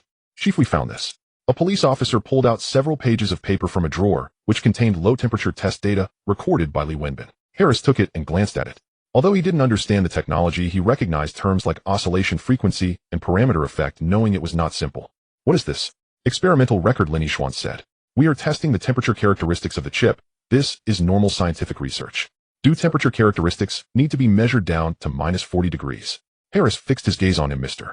Lin, I suggest you tell the truth. If these data were sent to the experts of the Royal Air Force, how would they view it? Then let them send it. Lin Yixuan said, without changing his expression. Our chip is a civilian 4-digit adder, and all design parameters can be found in public literature. If the experts of the Royal Air Force believe this has military value, then they are overthinking it. Harris was momentarily speechless from the rebuttal. At that moment, Lawyer Shen arrived. Mr. Harris, according to Article 101 of the Criminal Procedure Ordinance, without clear evidence of a crime, the political department has no right to seize scientific research data. We must take these records with us. Lawyer Shen spoke firmly. This is evidence of illegal activity. Whether it is illegal or not must be determined by the court. But now please return the records to my client. Lawyer Shen extended his hand. Harris' face turned dark, but in the end he returned the records. The search continued until noon, but no substantial evidence was found, and the people from the political department left in dejection. Yet Lin Yixuan knew this was just the beginning. Lawyer Shen, thank you. You're welcome. Lawyer Shen lowered his voice. Mr. Lin, I just received news that the two individuals from Taiwan checked into a hotel in Kowloon last night. They are inquiring about your itinerary. You'd better not go out alone in these days. I understand. Lawyer Shen left. The laboratory was left in a mess, but no one was harmed, and important items were not lost. This was a blessing in the midst of misfortune. Lin Gong, what should we do next? Cheng Xiaowen asked. According to the original plan, we will relocate. Lin Yixuan said, we will set off tonight. Wainer, is the money ready? It's ready in the HSBC safe. Should I go get it now? No, wait until tonight. Lin Yixuan looked at everyone. Everyone listened carefully. At 10 o'clock tonight, we will gather at the Wanchai Pier. Mr. Hua has arranged a boat to take us to Guangzhou. Each person can only bring one suitcase. I will be responsible for important technical materials and samples. As for family, just say you are going on a business trip to the mainland, and will return in 3 months. Understood? Understood. Now go prepare. Remember, act naturally, and do not attract attention. If anyone asks, just say the laboratory is undergoing renovations and is closed for 3 days. Everyone dispersed. Lin Yixuan walked over to Cheng Xiaowen. Xiaowen, what do you think about the phenomenon of low-temperature oscillation? It's very strange, but very valuable. Cheng Xiaowen's eyes lit up. Lin Gong, I checked the literature. This phenomenon may exist theoretically, but it requires specific structures, specific materials, and specific temperatures to achieve it. We unintentionally achieved it. Perhaps some parameters of the process happen to fall into the sweet spot. Can it be reproduced? Can it be controlled? It requires a lot of experimentation, but I think there is hope. Cheng Xiaowen said, if we can master this effect and create a controllable oscillator, the applications will be vast. Radar frequency sources, secure communication carriers, even missile guidance. Lin Gong, this may be our opportunity for a comeback. So the data and samples must be safely taken to Guangzhou. Lin Yixuan said, Xiaowen, keep the chip and record. Don't show them to anyone except me. I understand. In the afternoon, Lin Yixuan and Su Wainer went to HSBC. 1,500,000 Hong Kong dollars in cash was packed into 3 large suitcases.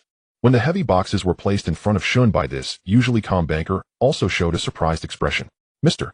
Lin, where did you get so much cash? You don't need to worry about that. Lin Yixuan said, the money is here, so we are settled.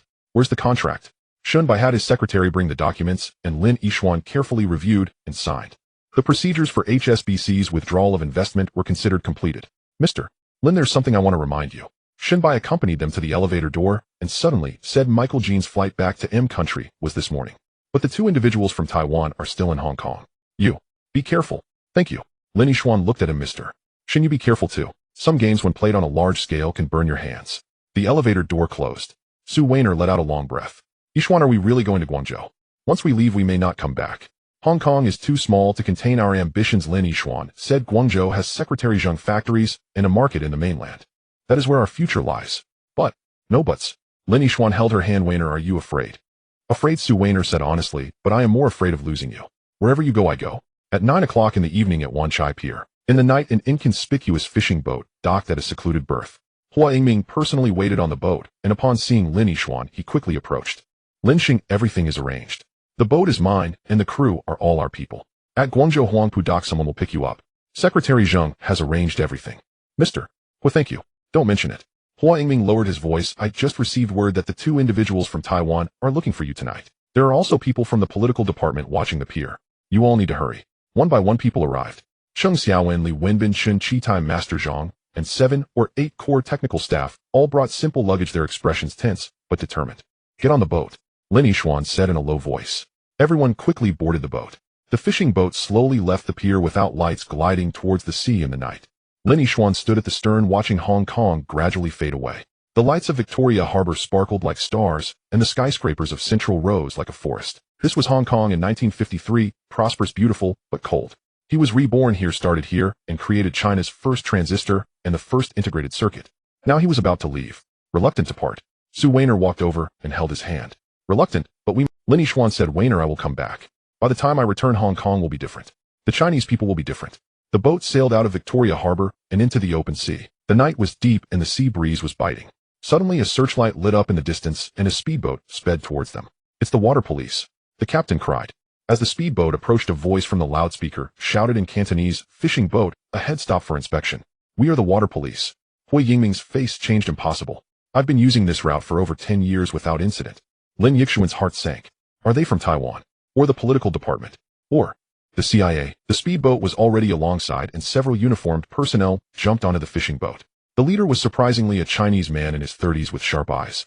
Mr. Lin Yixuan, right? He flashed his credentials. Political Department Special Operations Team.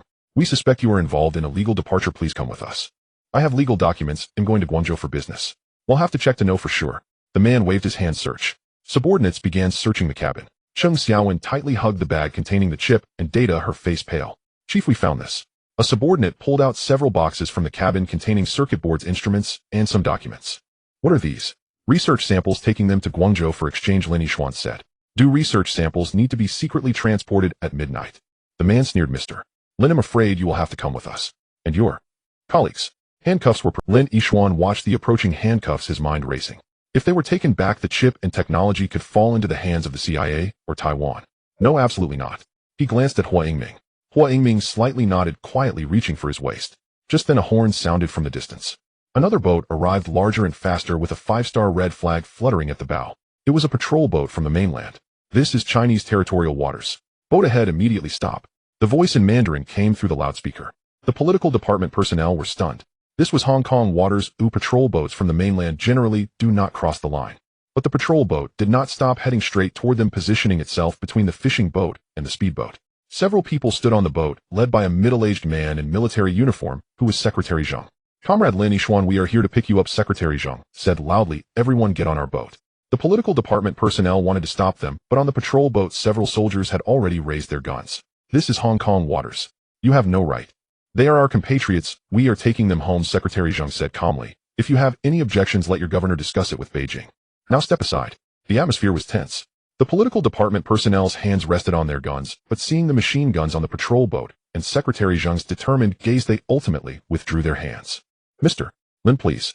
Secretary Zheng extended his hand. Lin Yixuan took a deep breath and shook his hand. Everyone quickly transferred to the patrol boat. The fishing boat and speedboat were left behind as the patrol boat turned and headed toward Guangzhou. Secretary Zheng looked at Lin Yixuan and smiled. Kid, you stirred up quite a commotion. The integrated circuit was successful. Yes, it was. What about the low-temperature oscillation? Lin Yixuan was taken aback. How do you know? Comrade Cheng Xiaowen's report arrived in Beijing yesterday. Secretary Zheng patted his shoulder. The leaders are very concerned and say this is a major discovery. Comrade Lin Yixuan, you have made a contribution. The patrol boat cut through the waves in the night. In the distance, the lights of Hong Kong gradually blurred. Ahead lay the direction of Guangzhou, the mainland, and a new era. Lin Yixuan stood on the deck, the sea breeze lifting his hair. On June 19, 1953, he left Hong Kong for Guangzhou. But this is by no means the end. It is a new beginning. The summer in Guangzhou is filled with the oppressive heat and the sound of cicadas. Lin Yixuan stood by the window on the second floor of the newly established South China Semiconductor Research Institute, gazing at the cargo ships slowly entering and leaving the Huangpu port in the distance. It was July 1953, 2 weeks since they had evacuated from Hong Kong. The Research Institute was built deep within the Huangpu factory area, a 3-story gray and white building surrounded by barbed wire with guards stationed at the entrance, internally codenamed Base 07. Yixuan, the equipment list has been checked. Su Weiner entered holding a folder, beads of sweat glistening on her. She had changed into a simple linen suit, her hair tied back in a ponytail, looking like an ordinary female cadre, though her eyes still held the same concern as before. How many are we still missing? The most critical ones: a high-precision lithography machine, an electron beam evaporation system, a step gauge, and a high-purity argon purification system.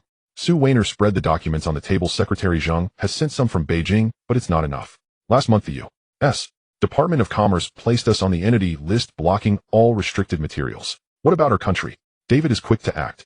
Su Weiner smiled wryly. He partnered with the Tokyo Communication Industry Company to establish Donnie Electronics, and last month they launched their integrated circuit calculator using planar technology, with a density of 30 transistors, selling for 300 Hong Kong dollars each. The advertisement claims its performance is 5 times that of our 4-bit adder. 300 Hong Kong dollars. Lin Yixuan calculated in his mind. Their cost would be 200, and to make a profit they would need to sell it for 350 if mass-produced. The technology from our country was more mature, allowing costs to be reduced to 150. This battle had been lost before it even began. Additionally, Su Weiner lowered her voice. The situation with Cheng Xiaowen isn't very good. What happened? The low-temperature oscillation experiments have failed 17 times in a row. Yesterday she stayed in the lab until 3 in the morning and came out pale. Li Wenbin said she had a fever. Secretary Zheng had the health clinic check on her, and they said it was due to overwork combined with acclimatization issues. Lin Yixuan fell silent. Cheng Xiaowen was the core of the team. Without her, the research on low-temperature oscillation would come to a halt. But that technology was too important. If they could truly create an oscillator that worked stably at low temperatures, it would hold immeasurable value in radar communication and navigation. We'll go take a look at her. Cheng Xiaowen's dormitory was at the end of the first floor, a less than 10 square meter single room. As he opened the door, a strong smell of traditional Chinese medicine hit him. Cheng Xiaowen lay on the bed, her face flushed, a wet towel on her forehead. Li Wenbin stood by her bedside, organizing the experimental records. Engineer Lin. Li Wenbin stood up, his eyes darkened, clearly not having rested well. How is she? The fever has subsided a bit, but she's still coughing. The doctor said she needs to rest for at least 3 days. Li Wenbin lowered his voice, but as soon as Engineer Cheng woke up, she asked about the experiments. I didn't dare to tell her that the 18th attempt also failed. Lin Yixuan walked to the bedside. Cheng Xiaowen heard the sound and struggled to sit up, but he pressed her back down. Lie down. The experiment is not urgent. How can it not be urgent? Cheng Xiaowen's voice was hoarse. David's our country calculator is already on the market, and we're still stuck in place. If we can't produce low-temperature oscillation, how can we compete with them? By being here. Lin Yixuan sat down by the bed. Xiaowen, do you remember how many times we failed when we made the first integrated circuit? 43 times. Exactly 43 times. We are only at 18 now, but still early. Lin Yixuan said, moreover, I reviewed your experimental records last night and found an issue. You used the same process parameters each time, only changing the temperature. But low-temperature oscillation might not only be about temperature, it could also be related to material purity, crystal orientation, and even packaging stress. Cheng Xiaowen's eyes brightened. Are you saying we need to systematically scan all process parameters? Yes, using an orthogonal experimental method. Lin Yixuan said, temperature, doping concentration, oxide layer thickness, metal line width, packaging pressure. Each parameter taken at 3 levels, conducting a 5-factor 3-level orthogonal experiment. We only need to run 27 times to find the optimal combination. It is far more efficient than blindly trying like you are now. But 27 times will still take time. You two can divide the work. You design the experiments, and he implements the processes. Additionally, I have applied to Secretary Zheng to bring over 2 optical experts from the Changchun Institute of Optics to help us improve the lithography system. 1 month, I'll give you 1 month. Don't rush, be steady. Cheng Xiaowen looked at Lin Yixuan, her eyes red. Engineer Lin, have I disappointed you? The integrated circuit has been completed, yet the low-temperature oscillation is stuck. Stop saying such foolish things. Lin Yixuan patted her hand. You are the pride of the team. Without you, there would be no first integrated circuit in China. You are tired now, just rest.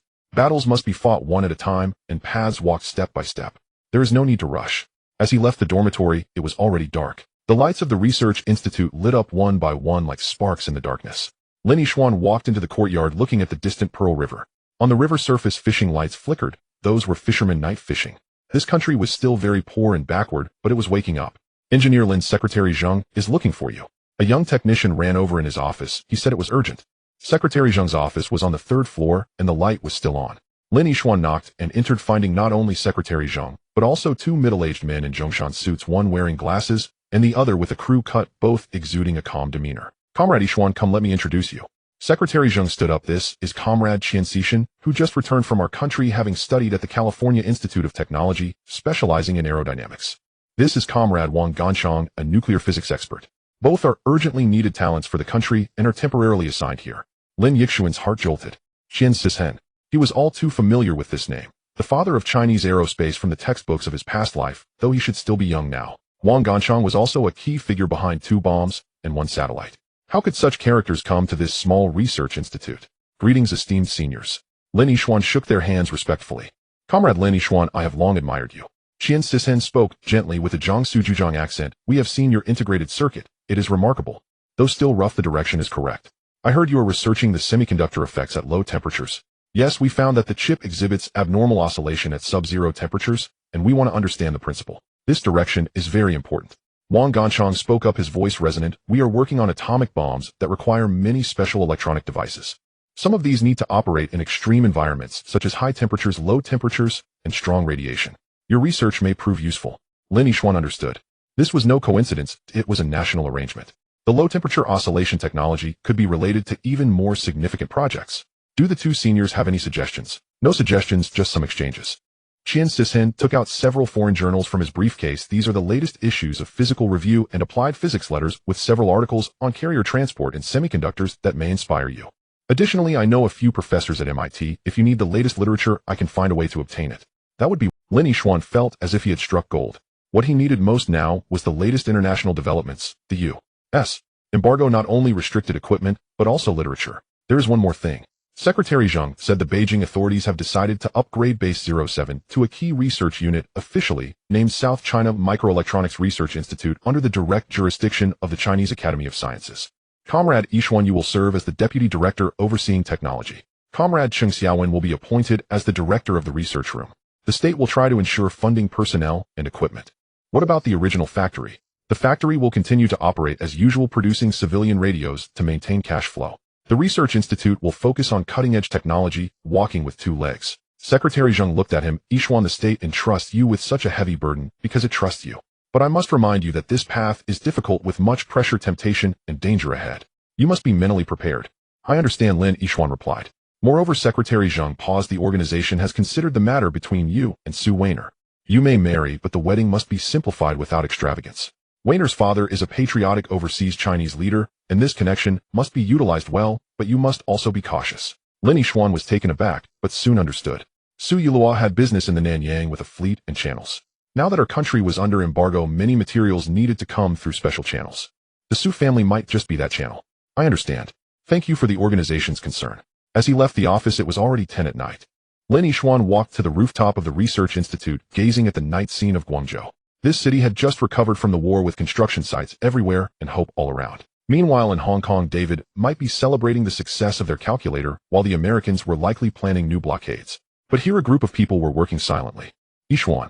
Su Weiner's voice came from behind. She walked up to the rooftop holding 2 bottles of soda. How did you come up here? I saw your office light still on and guessed you would be here. Su Weiner handed him a soda. Did Secretary Zheng call you about the wedding? Yes, the organization has agreed, but it needs to be simple. Simplicity is good. I also don't want a grand affair. Su Weiner leaned against his shoulder. Yixuan, do you think our chips can really help the country? They can. Lin Yixuan held her hand. Not only can they help, but they might be even more important than we imagine. Weiner, can your father help us get some materials? What do you need? High-purity silicon rods, at least 5/9 purity, about 50 kilograms. Also photoresist from the U.S. Shipley Company, AZ1350, about 10 gallons. Additionally, our country's Nikon has a new type of microscope lens with a resolution of up to 0.5 microns. See if you can get 2. Su Weiner calculated these items. Cannot come through normal channels. They can only be transshipped from Nanyang through Macau and smuggled in. The risks are high. What if we get caught? So I need your father to be careful. Lin Yixuan said, money is not a problem. We still have the profits from the rubber plantation. The key is to be fast and safe. They'll make the call tomorrow. Su Weiner paused. Yixuan, after we get married, I want to gradually shift the business from Nanyang back here. My father is getting old and wants to return to his roots. Let's establish a trading company in Guangzhou. We specialize in the import and export of electronic components, both legal and illegal. Su Weiner looked at him, saying, "You charge ahead, and I will support from behind. As husband and wife, we must accomplish this together." Lin Yixuan embraced her shoulders. In the distance, the fishing lights on the Zhujiang River flickered like a metaphor for this era. There is light in the darkness struggling to shine. The wedding was held on a Sunday at the end of July.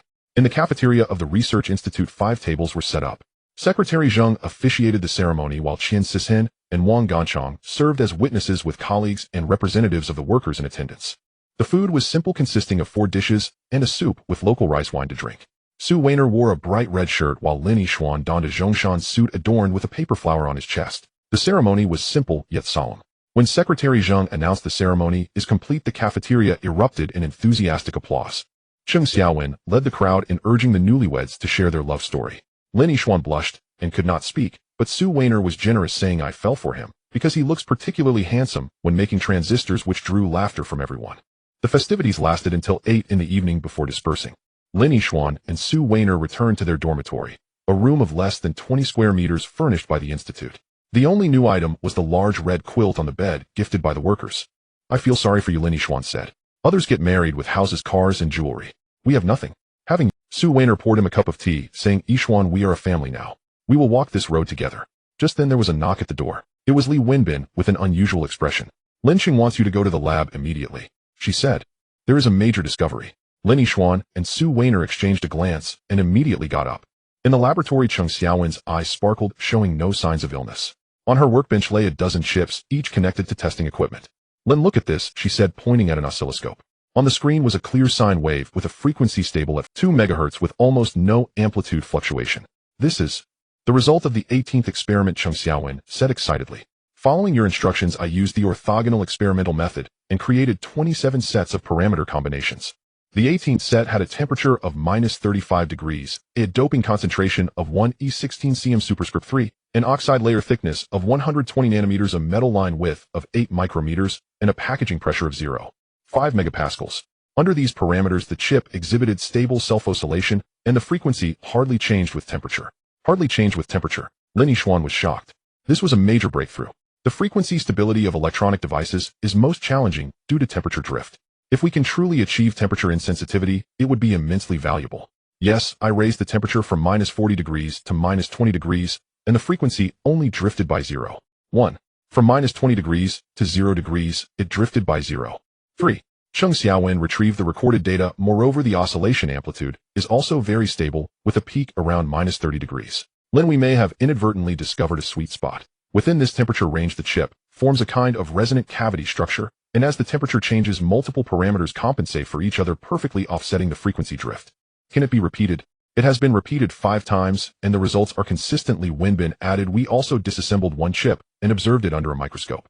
We found tiny cracks at the interface between the metal lines and the oxide layer related to the crystal orientation, forming a structure similar to an acoustic resonant cavity. We suspect that the oscillation occurs within this cracked cavity. Lin Yixuan stared at the waveform on the screen. 2 MHz. This frequency is quite special. Within the shortwave communication band in the radar's intermediate frequency, near the operating frequencies of many military devices. "Xiaowen, can we adjust the frequency?" "Yes, by changing the doping concentration and metal line width. We tested a range from 1 MHz to 10 MHz. But the best stability is between 5 and 6 MHz, Cheng Xiaowen said. "Lin, if we can clarify this effect and create specially designed oscillator chips, then we will have leverage to negotiate with the R country." Lin Yixuan interjected, "No, not just with the R country. The M country will also be interested. However, the M country has blacklisted us." "They blacklist us because we have value," Lin Yixuan said. "Xiaowen, organize all the data and write a detailed report. Wenbin, prepare samples. We need 10 of the best performing ones. Tomorrow I'm going to Beijing." "Going to Beijing?" "Yes, to report the results and apply for the project." Lin Yixuan's gaze was intense. "Additionally, I want to use this technology to negotiate a deal with the R country." Su Weiner worriedly asked, "Yixuan, will the R country negotiate with us?" David sighed. "David wants the market, the R country wants the technology," Lin Yixuan said. "In the direction of low temperature oscillation, the R country is surely also researching. But we have already made progress, and we have samples. That is our leverage. We will use this leverage to exchange for their photolithography machines, their silicon materials, and the resources we need. But this is military technology. That's why we need to go to Beijing and obtain approval from the higher-ups," Lin Yixuan said. "Weiner, please prepare. Come with me tomorrow. Contact your father, as well. See if we can connect with the R country's Mitsubishi or Mitsui." "Okay." The atmosphere in the laboratory was lively. The gloom of a month was swept away by this breakthrough. Cheng Xiaowen and Li Wenbin continued testing, while Lin Yixuan and Su Weiner returned to the office to prepare materials. As night deepened, the lights of the Research Institute remained on. On this summer night in 1953, a group of Chinese scientists in a humble laboratory achieved a technological breakthrough that could change the fate of the nation. Outside, the Zhujiang River flowed quietly. In the distance across the Pacific, David might be celebrating the hot sales of calculators for our country. But he did not know that the real war was just beginning. Not a war of prices, nor a war of markets. It was a war of technology, a war for the future. And this time the Chinese did not miss their chance. 3 days later in Beijing at the Chinese Academy of Sciences. The small conference room was filled with people, some in military uniforms, some in Zhongshan suits, some elderly scientists with gray hair, and some young assistants. Lin Yixuan stood in front of the projector with data and waveforms of low-temperature oscillation displayed on the screen behind him. In summary, we have observed the phenomenon of stable self-oscillation at low temperatures in silicon integrated circuits for the first time. The oscillation frequency is around 5.2 MHz, and within the temperature range of -20 degrees to -40 degrees, the frequency-temperature coefficient is less than 5 parts per million. Preliminary analysis indicates that this is related to the microcrack resonant cavity formed at the metal oxide layer interface within the chip at low temperatures. He paused and looked at the audience. This discovery has several potential applications, first as a high-stability frequency source for radar navigation and communication systems, second for sensors in extreme environments such as high altitudes, deep seas, and polar regions, third for special signal generators, which hold significant value in electronic warfare. A low voice of discussion arose from the audience. An elderly man in military uniform raised his hand. Comrade Lin Yixuan, how reliable is this technology? Can it withstand vibrations, shocks, and temperature cycles? We conducted preliminary tests cycling from -40 degrees to +85 degrees for 100 times, and there was no significant degradation in performance. Vibration tests have not been conducted yet, but the packaging uses our improved metal ceramic packaging, which theoretically can withstand 20 G shocks. What about mass production feasibility? Currently, the process yield is only 10%, but this is primarily a process control issue. With better photolithography and doping equipment, the yield could be increased to over 30%. Has there been any report of this phenomenon abroad? We have seen similar directional research in the latest applied physics letters. A group at MIT is studying acoustic effects in semiconductors, but they did not mention low-temperature oscillation. The military of the M country may have related research, but it is classified. The meeting lasted for 3 hours. Finally, a leader who chaired the meeting summarized. Comrade Lin Yixuan, your work is very valuable. It has been decided that the low-temperature oscillation project will be designated a national key project codenamed Pendulum. Funding, personnel, and equipment will be fully supported. However, there is one requirement. This technology must be kept strictly confidential. All personnel involved must undergo political review, all data must be archived, and all samples must be registered. Understood. Additionally, your proposal to exchange this technology for equipment with our country is in principle agreed upon. But there are several conditions. First, only civilian equipment and technology can be exchanged. Second, our country cannot access core data and samples. Third, exchanges must take place in a third country, not domestically. The Foreign Affairs Department will coordinate with you for specific arrangements. Understood. By the time they left the Chinese Academy of Sciences, it was already dark. Su Weiner was waiting at the door and approached him as he came out. How did it go? Approved. It's a key project. Lin Yixuan sighed in relief.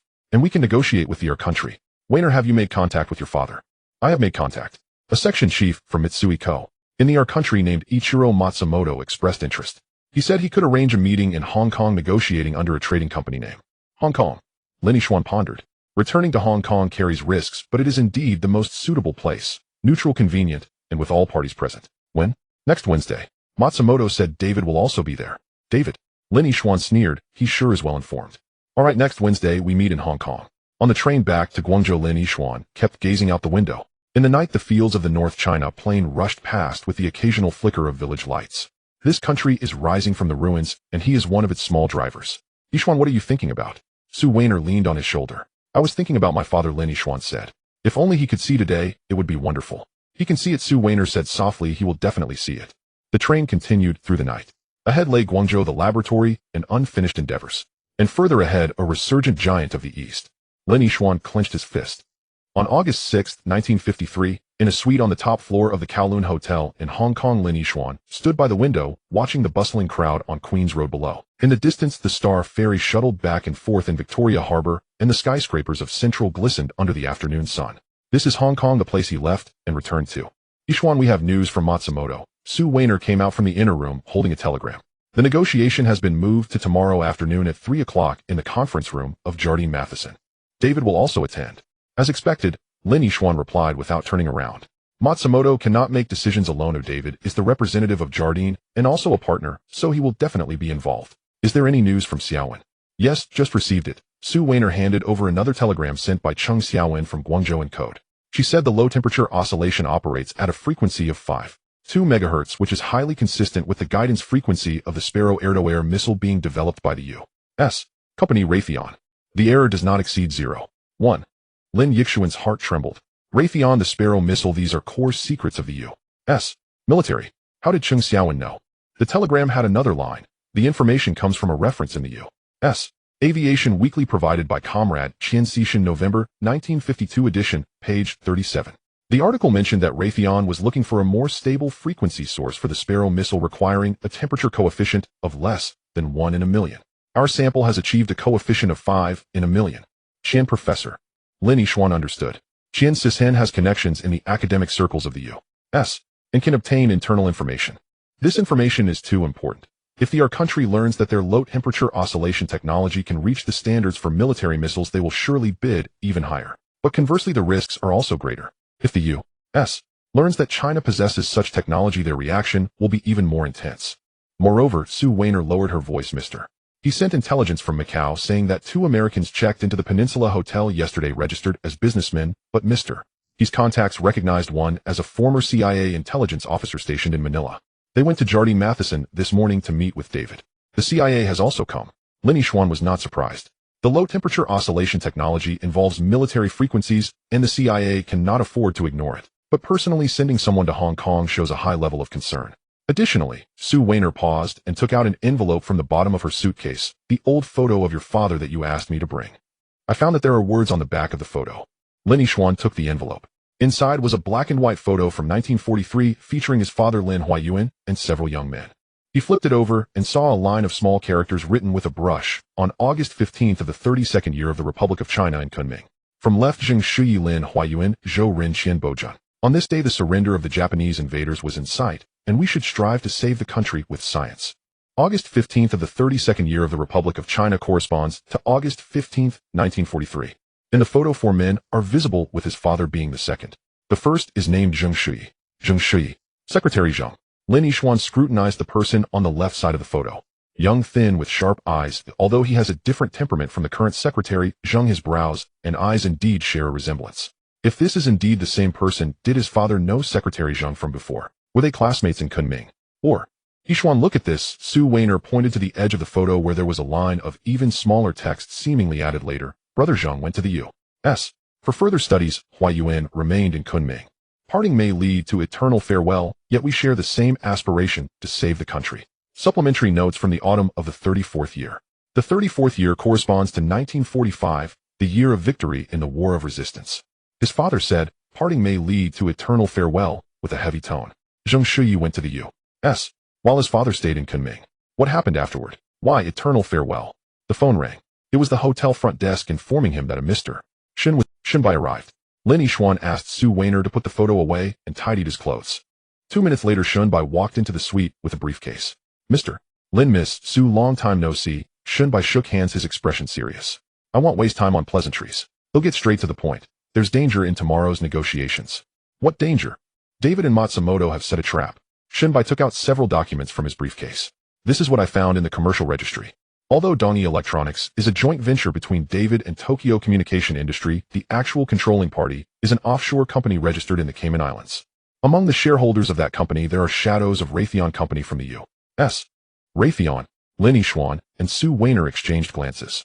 Yes, the one that makes missiles, Shinbai said. In other words, while Dongi Electronics appears to be a Japanese-British joint venture, it actually has ties to American arms dealers.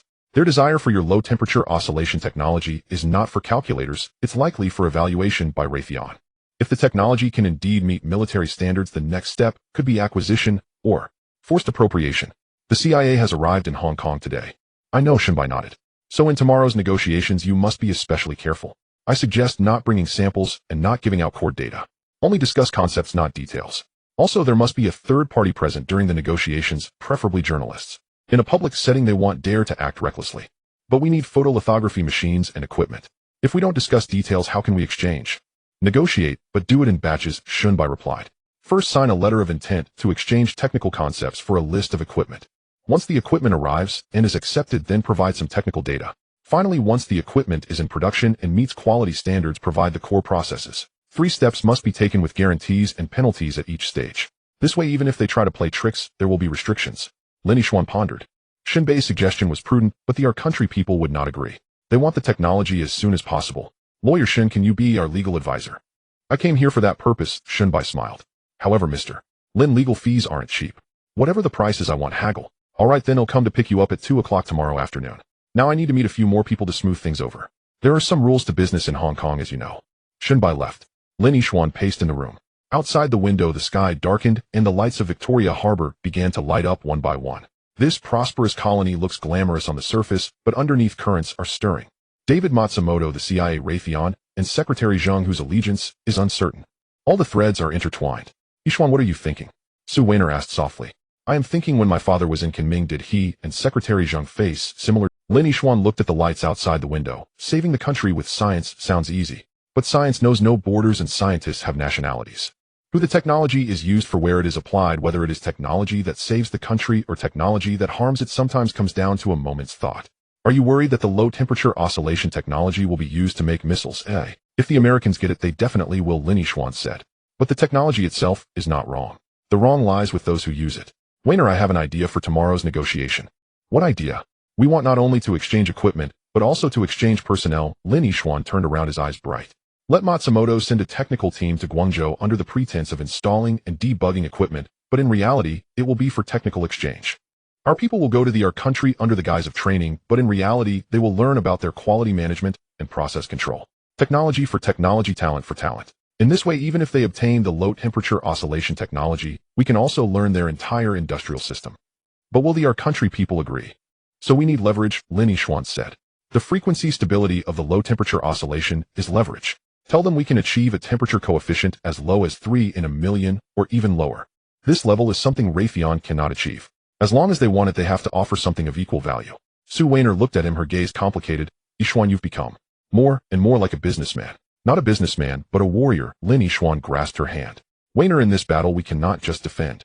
If they want technology, let them have it, but they must bring something in exchange. And it must be something we urgently need: photolithography machines, silicon materials, process technology management systems. Whatever we lack, we must demand. This is not begging, it's making a deal. A fair deal. Night deepened. Lin Yixuan let Su Weiner rest first, and sat down at the desk to prepare the negotiation materials for tomorrow. Technical parameters, sample data, application prospects, and exchange conditions were laid out one by one. He wrote meticulously, knowing that tomorrow he would face a cunning opponent, and any loophole could be seized. At 2 in the morning, the phone rang again. It was Chung Xiaowen calling from Guangzhou, her voice urgent. Engineer Lin Li Wenbin has made a new discovery. He dismantled the low-temperature oscillation chip and observed it with an electron microscope, finding that the oscillation did not come from metal cracks, but from the silicon substrate beneath the oxide layer. There is a special defect structure they're resembling. Artificially created. Artificially created.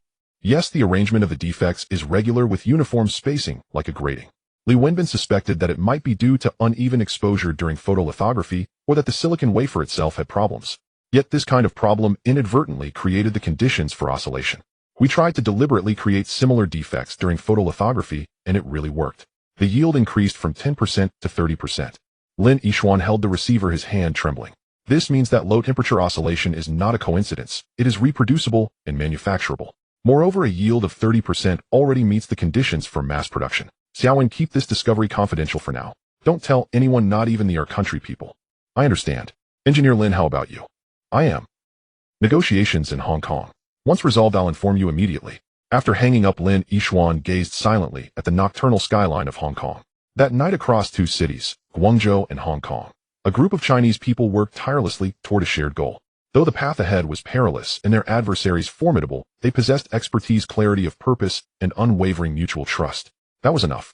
The next afternoon at 2:30 p.m., at the Jardine Matheson building, the conference room exuded classic British elegance: a dark walnut long table, high-backed leather chairs, and a portrait of Queen Victoria adorning the wall.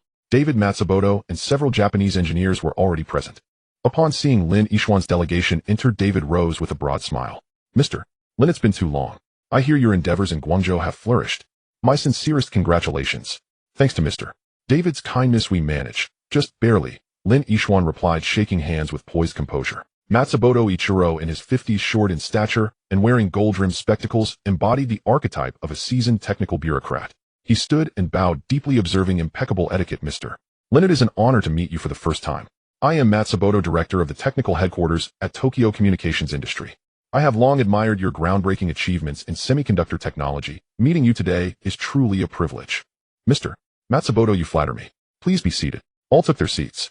Shinbai sat to Lin Yishuan's right, Su Waner to his left. Two additional Chinese delegates handled documentation. On the Japanese side, besides Matsumoto and David, 3 engineers and 1 interpreter were present. Let us dispense with preliminaries, Mr. Lin, Matsumoto said, gesturing for his assistant to distribute documents. This is our draft memorandum of cooperation. Donnie Electronics seeks exclusive licensing rights to your low-temperature oscillation technology for calculators and timepieces.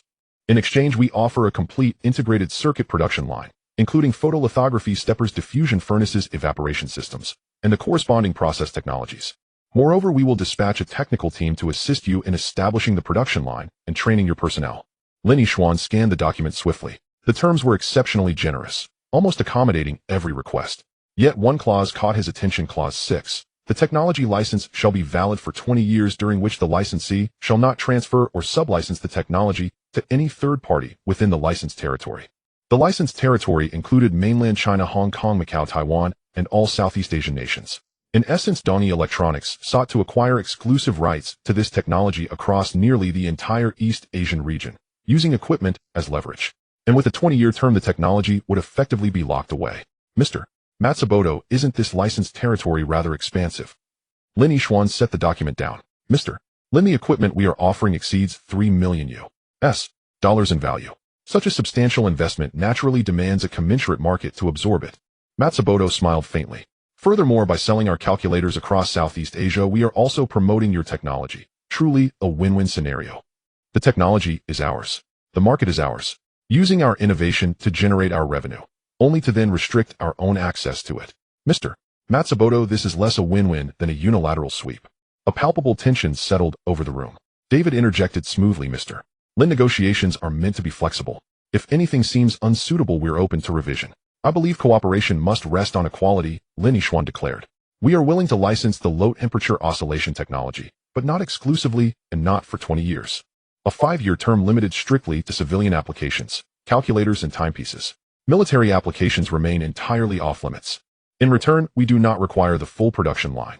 Only several critical pieces of equipment, 2 Nikon photolithography steppers, 3 Hitachi high-temperature diffusion furnaces, and 50 kilograms of ultra-high-purity silicon rods. Purity level 6,999.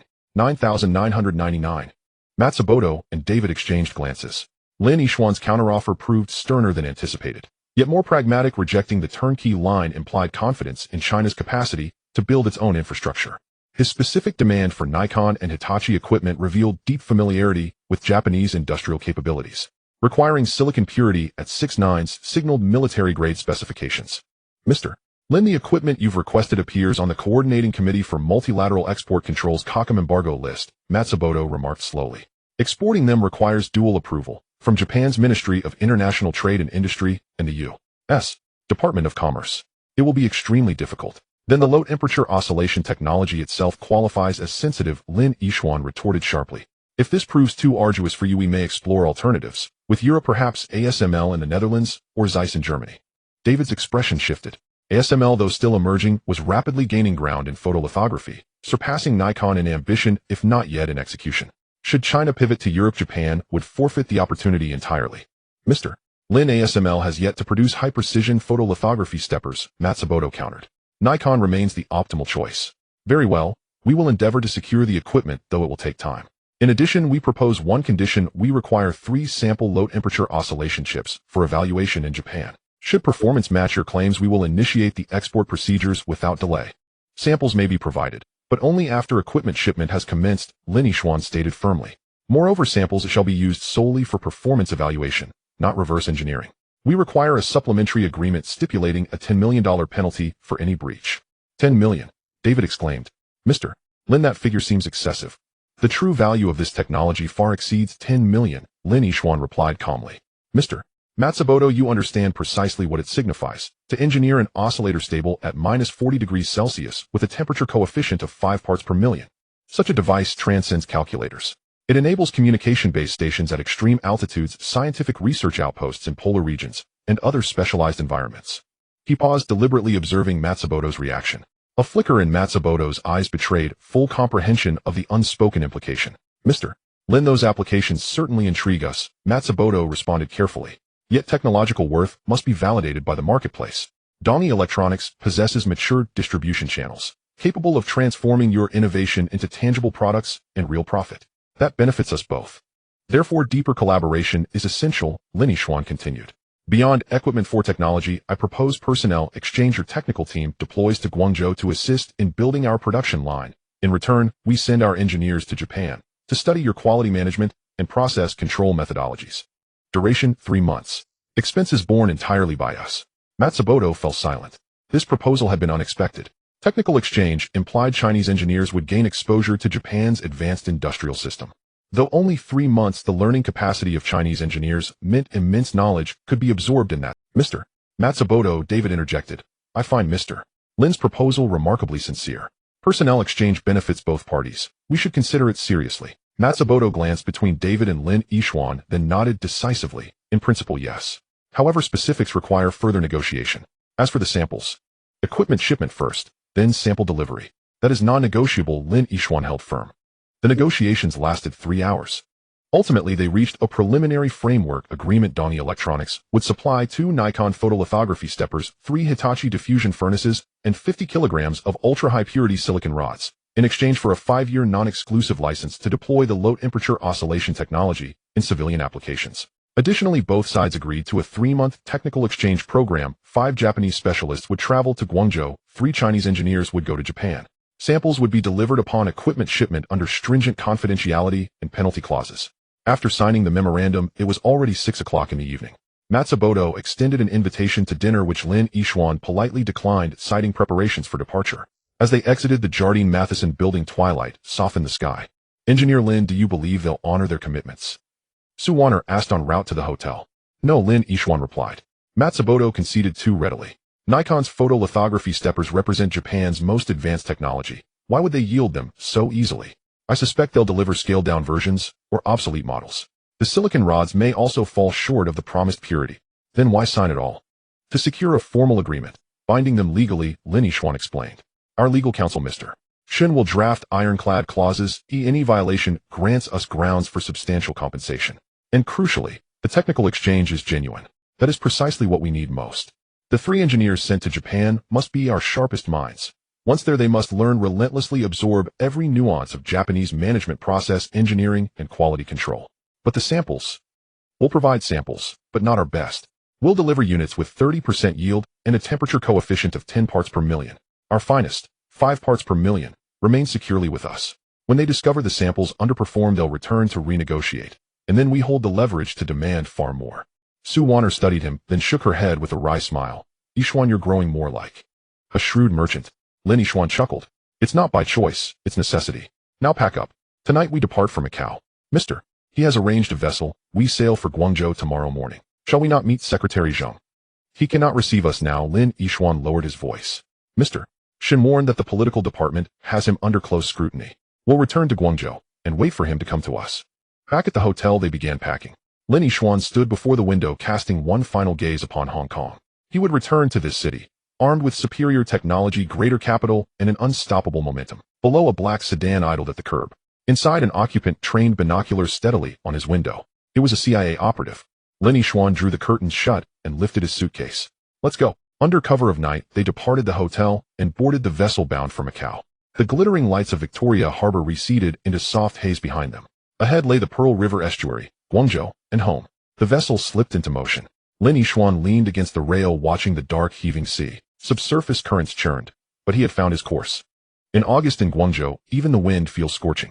Lin Yishuan stood on the rooftop of the research institute, gazing towards the Huangpu wharf. It has been 3 days and the cargo ship from Macau was supposed to dock yesterday, yet not even a shadow of it has appeared. He Hongshin called last night, and only said encountered a storm delayed, but Lin Yishuan knew that the situation was far more complicated. Su Weiner hurried up, holding an urgent telegram in her hand, her face pale. Yishuan Mr. Was telegram. That batch of goods was intercepted by Y country's warship at the Pearl River estuary. What was the reason? Suspected of smuggling strategic materials to North Korea. Sue Wayner's voice trembled. The ship was loaded with 20 tons of natural rubber that we procured from the South Seas, along with 100 boxes of penicillin from a Singaporean pharmaceutical factory. The Y people said that rubber is a strategic material and penicillin can be used for military purposes. According to the Bretton Woods Agreement, it is prohibited to be shipped to China. Lin Yishuan closed his eyes. Rubber is key for manufacturing transistor packaging materials, and penicillin is urgently needed on the front lines.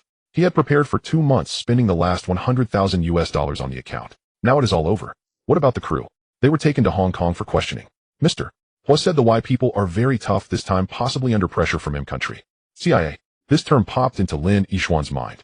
After Michael Jean returned to M country, he must have reported on the low temperature oscillation technology. M country would not allow this technology to flow to China, and they would definitely not allow China to obtain the urgently needed strategic materials. Intercepting the ship was just the beginning. Yishuan, what should we do now? Sue Wayner asked, her eyes reddening with anxiety. Without rubber, our packaging materials will only last for a month. Penicillin is what Secretary Zheng wants, and the frontline hospital is waiting for it. Tell Mr. Hua not to panic. The safety of the crew comes first. Lin Yishuan opened his eyes, his gaze calm. I will figure out a way for the rubber and penicillin.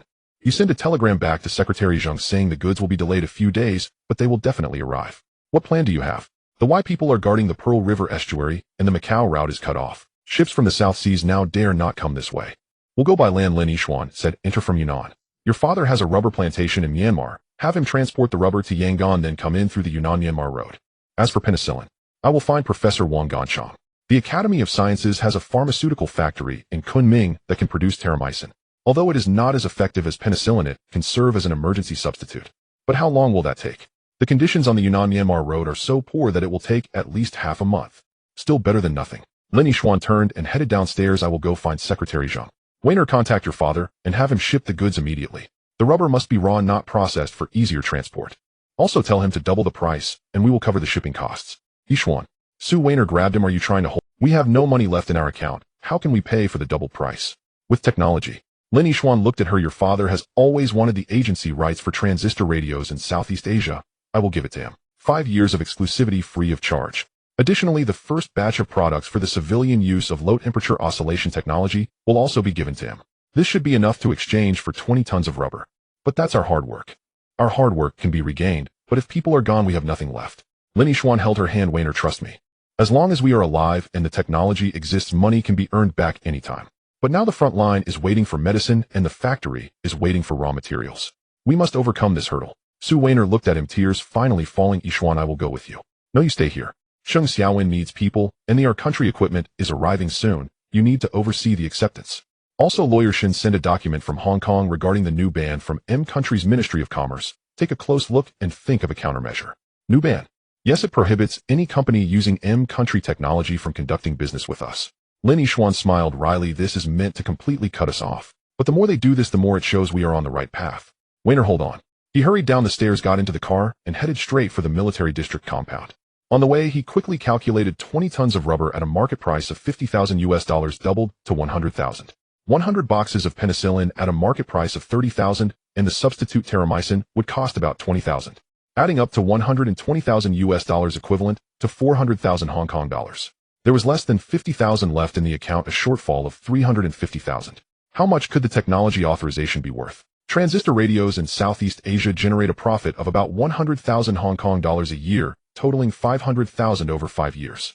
The civil products of low-temperature oscillation have not yet hit the market valued at 200,000. Together that makes 700,000, which is enough for payment, but that is future money. Now cash is needed.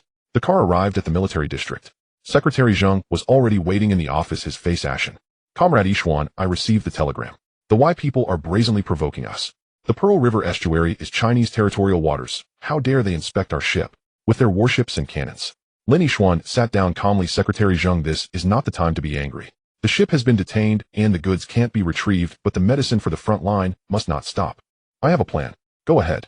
For penicillin, we can substitute with terramycin. The Kunming Institute of Botany can produce it, although it is less effective. It can be produced in large quantities and cheaply. Rubber can come in from Myanmar via the Yunnan-Myanmar road, and my father-in-law has a plantation there. But there are two issues. First, time, which will take at least half a month. Second, cash. I don't have enough in my account. Secretary Zheng stared at him. How much do you need? 350,000 Hong Kong dollars, or equivalent materials. Such a large amount. 20 tons of rubber at a market price of 100,000 US dollars. Terramycin must be produced at full capacity. Equipment, raw materials, and labor all require money. Plus transportation. The conditions on the Yunnan-Myanmar road are poor, so trucks need to be hired and bribes will be needed at checkpoints. 350,000 is the minimum estimate. Secretary Zheng fell silent, tapping his fingers on the table. Outside the window, the sounds of training slogans can be heard along with gunfire from the shooting range. This is the military district. Every penny must be used wisely. Comrade Ishuan, I must be frank with you, military funding is very tight. On the front lines in Korea, every day costs real money. I cannot come up with 350,000, but I can issue you a note. Secretary Zheng took out a blank introduction letter from his drawer and began to write, you take this to Kunming and find Minister Liu of the Logistics Department of the military district. He has stockpiled imported rubber, which is a reserve material, and can lend you 10 tons. As for terramycin, I will call the Kunming Institute of Botany and have them produce it at full capacity with the costs temporarily covered by military funding. As for the remaining 250,000. He paused and looked at Lin Yishuan. Do you have anything that can be quickly converted to cash? Technology. Lin Yishuan said, I can make a batch of simplified samples of the low-temperature oscillation technology and sell them to the civilian market. For example, high-end watches, scientific instruments, communication devices. The performance will be reduced to 1/10 of military standards, but better than existing products. A batch of 1,000 units selling for 500 Hong Kong dollars each would total 500,000. But didn't you just sign an agreement with your country people authorizing them in the civilian sector? The authorization was for the complete technology. The samples are made by me and do not violate the agreement. Lin Yishuan said, moreover, I am selling products, not technology. Your country people want a monopoly on technology. I am selling products which is beyond their control. How long will it take to produce them? 1 month. The front line can't wait a month. Secretary Zheng shook his head. In that case, I will help you contact a few people. Patriotic businessmen in Hong Kong. They have foreign exchange on hand and are willing to invest in national construction. You can convert the technology into shares and let them subscribe. 25,000 should be someone willing to invest. Shares. Lin Yixuan's heart stirred. This is indeed a way. Use technology to exchange for cash while retaining control. Yes, establish a company. You contribute technology as stock, they contribute cash as stock. The company will specialize in the commercialization of low-temperature oscillation products with markets not only domestically, but also for export to the Soviet Union and Eastern Europe. They also need advanced electronic components and are not affected by M countries' embargo. The Soviet Union. Lin Yishuan pondered. This is indeed a path. The Soviet electronic industry started late, but the market is large, and they are allies with China. Alright, I agree. But there's a condition: the technical team must be our people, and the core technology cannot be leaked. Of course. Secretary Zheng finished writing the introduction letter, stamped it, and handed it over. Ishuan, this matter is very important. It is not just about money, it is about proving to the world that Chinese people can create world-class technology and turn it into products, into wealth. Do you understand? I understand. Lin Yishuan took the introduction letter. Secretary Zheng, there's one more thing. Do you know my father Lin Huayuan? Secretary Zheng's hand stiffened for a moment. Though it was just a fleeting moment, Lin Yishuan noticed it. Why do you ask? I found an old photo at home taken in 1943 in Kunming. There are 4 people in it, one of whom is named Zheng Shuyi, who looks a lot like you. The office fell silent. The distant sounds of training slogans ceased, leaving only the cicadas outside making noise. Secretary Zheng slowly rose and walked to the window, turning his back to Lin Yishuan. Your father, Huayuan, is my classmate. We studied physics together at Southwest Associated University. He was a genius, truly a genius. In 1943, we were both in Kunming conducting research under Mr. Wu Yoshuan. Your father was researching semiconductors using copper oxide to make rectifiers. He said this thing could replace vacuum tubes in the future, making radios smaller and cheaper. He turned around, his gaze distant. In 1945, after the victory of the war, I went to M country while he stayed in Kunming. Before I left, he told me, Shuyi, you go out and learn your skills. I will stay behind to build factories. When our country is at peace, you can bring back your technology, and we will work together to develop China's electronic industry. They say your father disappeared in Kunming.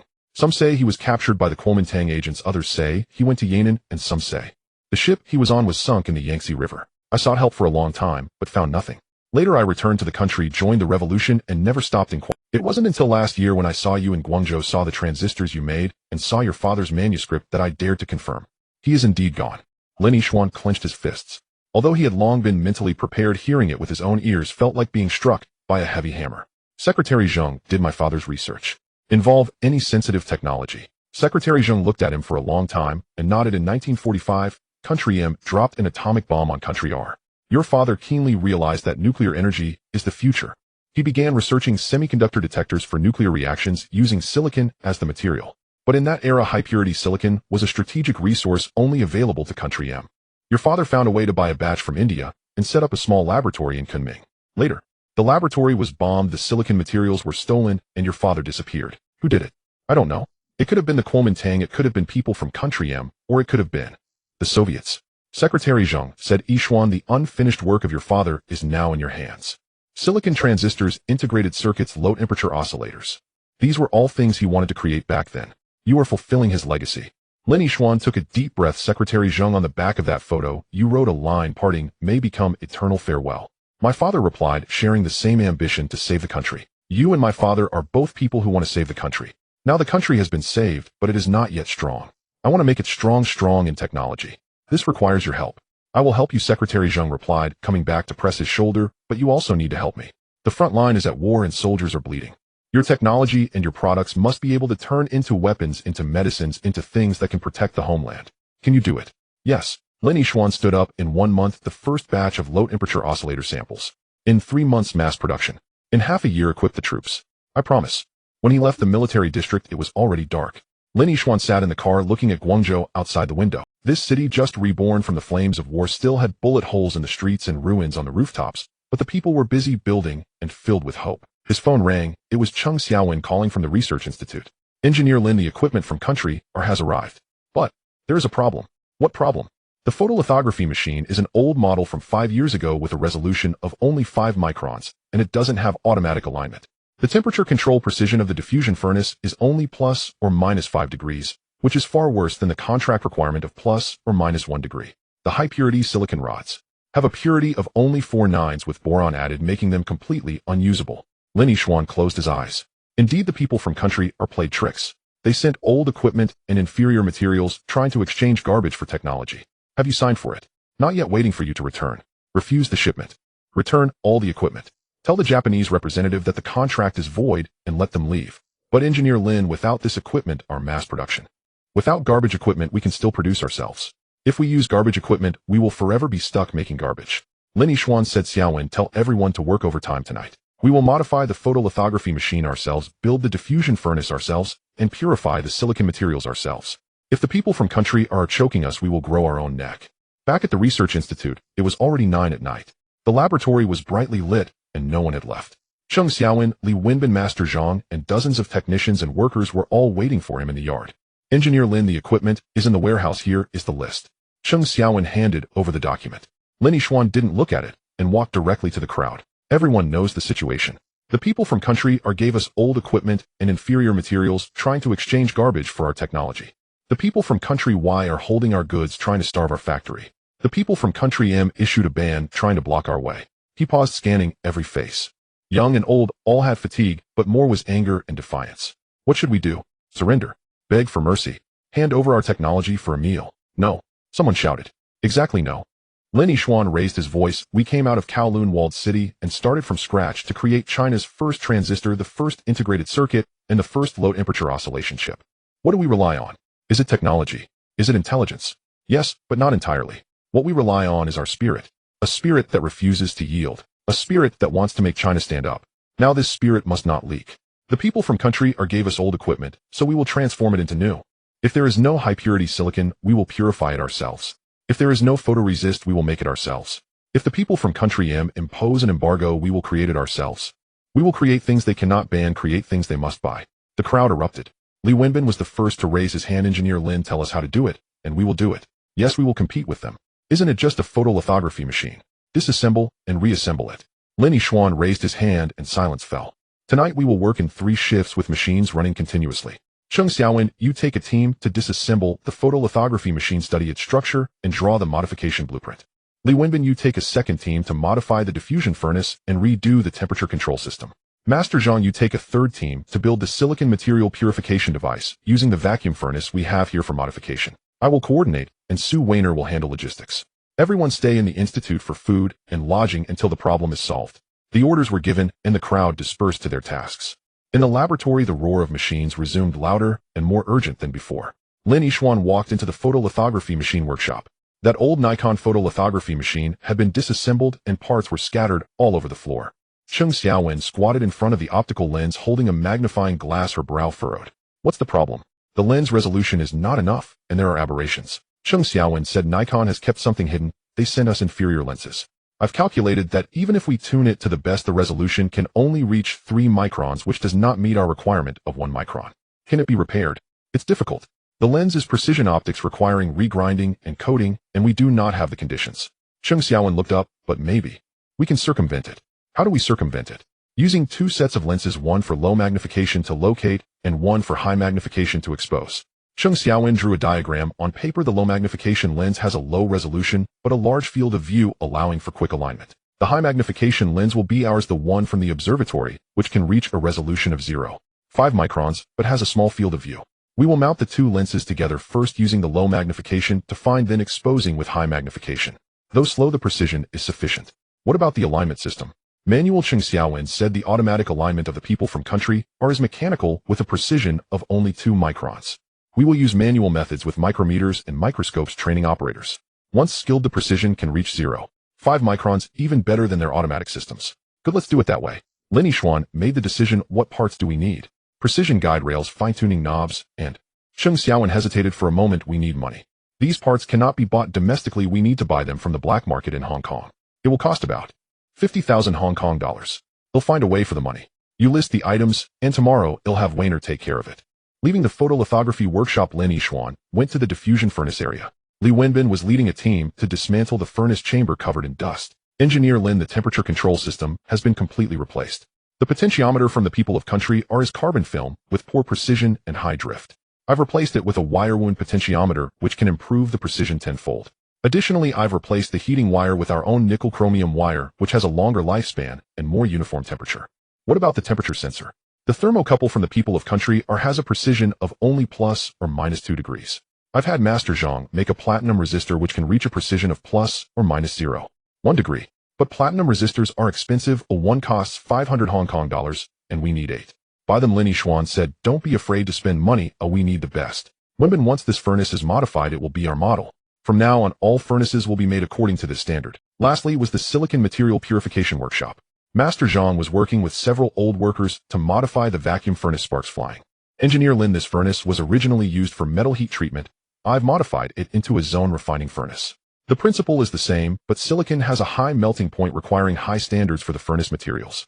I've used aluminum oxide crucibles which should be able to withstand it. What purity can we achieve? Theoretically it can reach 6 nines, but in practice, it depends on the operation. Master Zhang said, honestly, for zone refining we have no experience, so we need to test it. For the first batch I estimate we can reach 5 nines, which is sufficient. Good, hurry up and test it. Use the materials from our stock first. Although the purity is not high, it will serve as practice. Once the rubber from Myanmar arrives, we can sell it, and buy high-purity materials. At 3 in the morning, Lin Yixuan returned to his office. Su Weiner was asleep at the desk, still holding the procurement list. He gently draped a coat over her and walked to the window. The research institute was brightly lit. The machines in the workshop roared, and this night no one was asleep. In the distance, the Pearl River flowed quietly. Further away was the Korean peninsula, the battlefield, and the soldiers who were bleeding and sacrificing. Lin Yixuan clenched his fists. Father, the road you did not finish, your son will continue. The things you did not complete, your son will carry on. This country will surely grow strong. It will grow strong in technology. It will grow strong on every inch of land. He turned around, picked up a pen, and began to write a new plan. The title was 3-Year Development Plan for China's Semiconductor Industry. Outside the window, the sky was beginning. Sketches of the proximity fuse were spread across the entire workbench, the paper made of yellow craft with bold charcoal lines resembling barbed wire on a battlefield. Lin Yixuan's finger hovered over a complex set of circuit symbols, sweated his fingertips, hesitating to come down.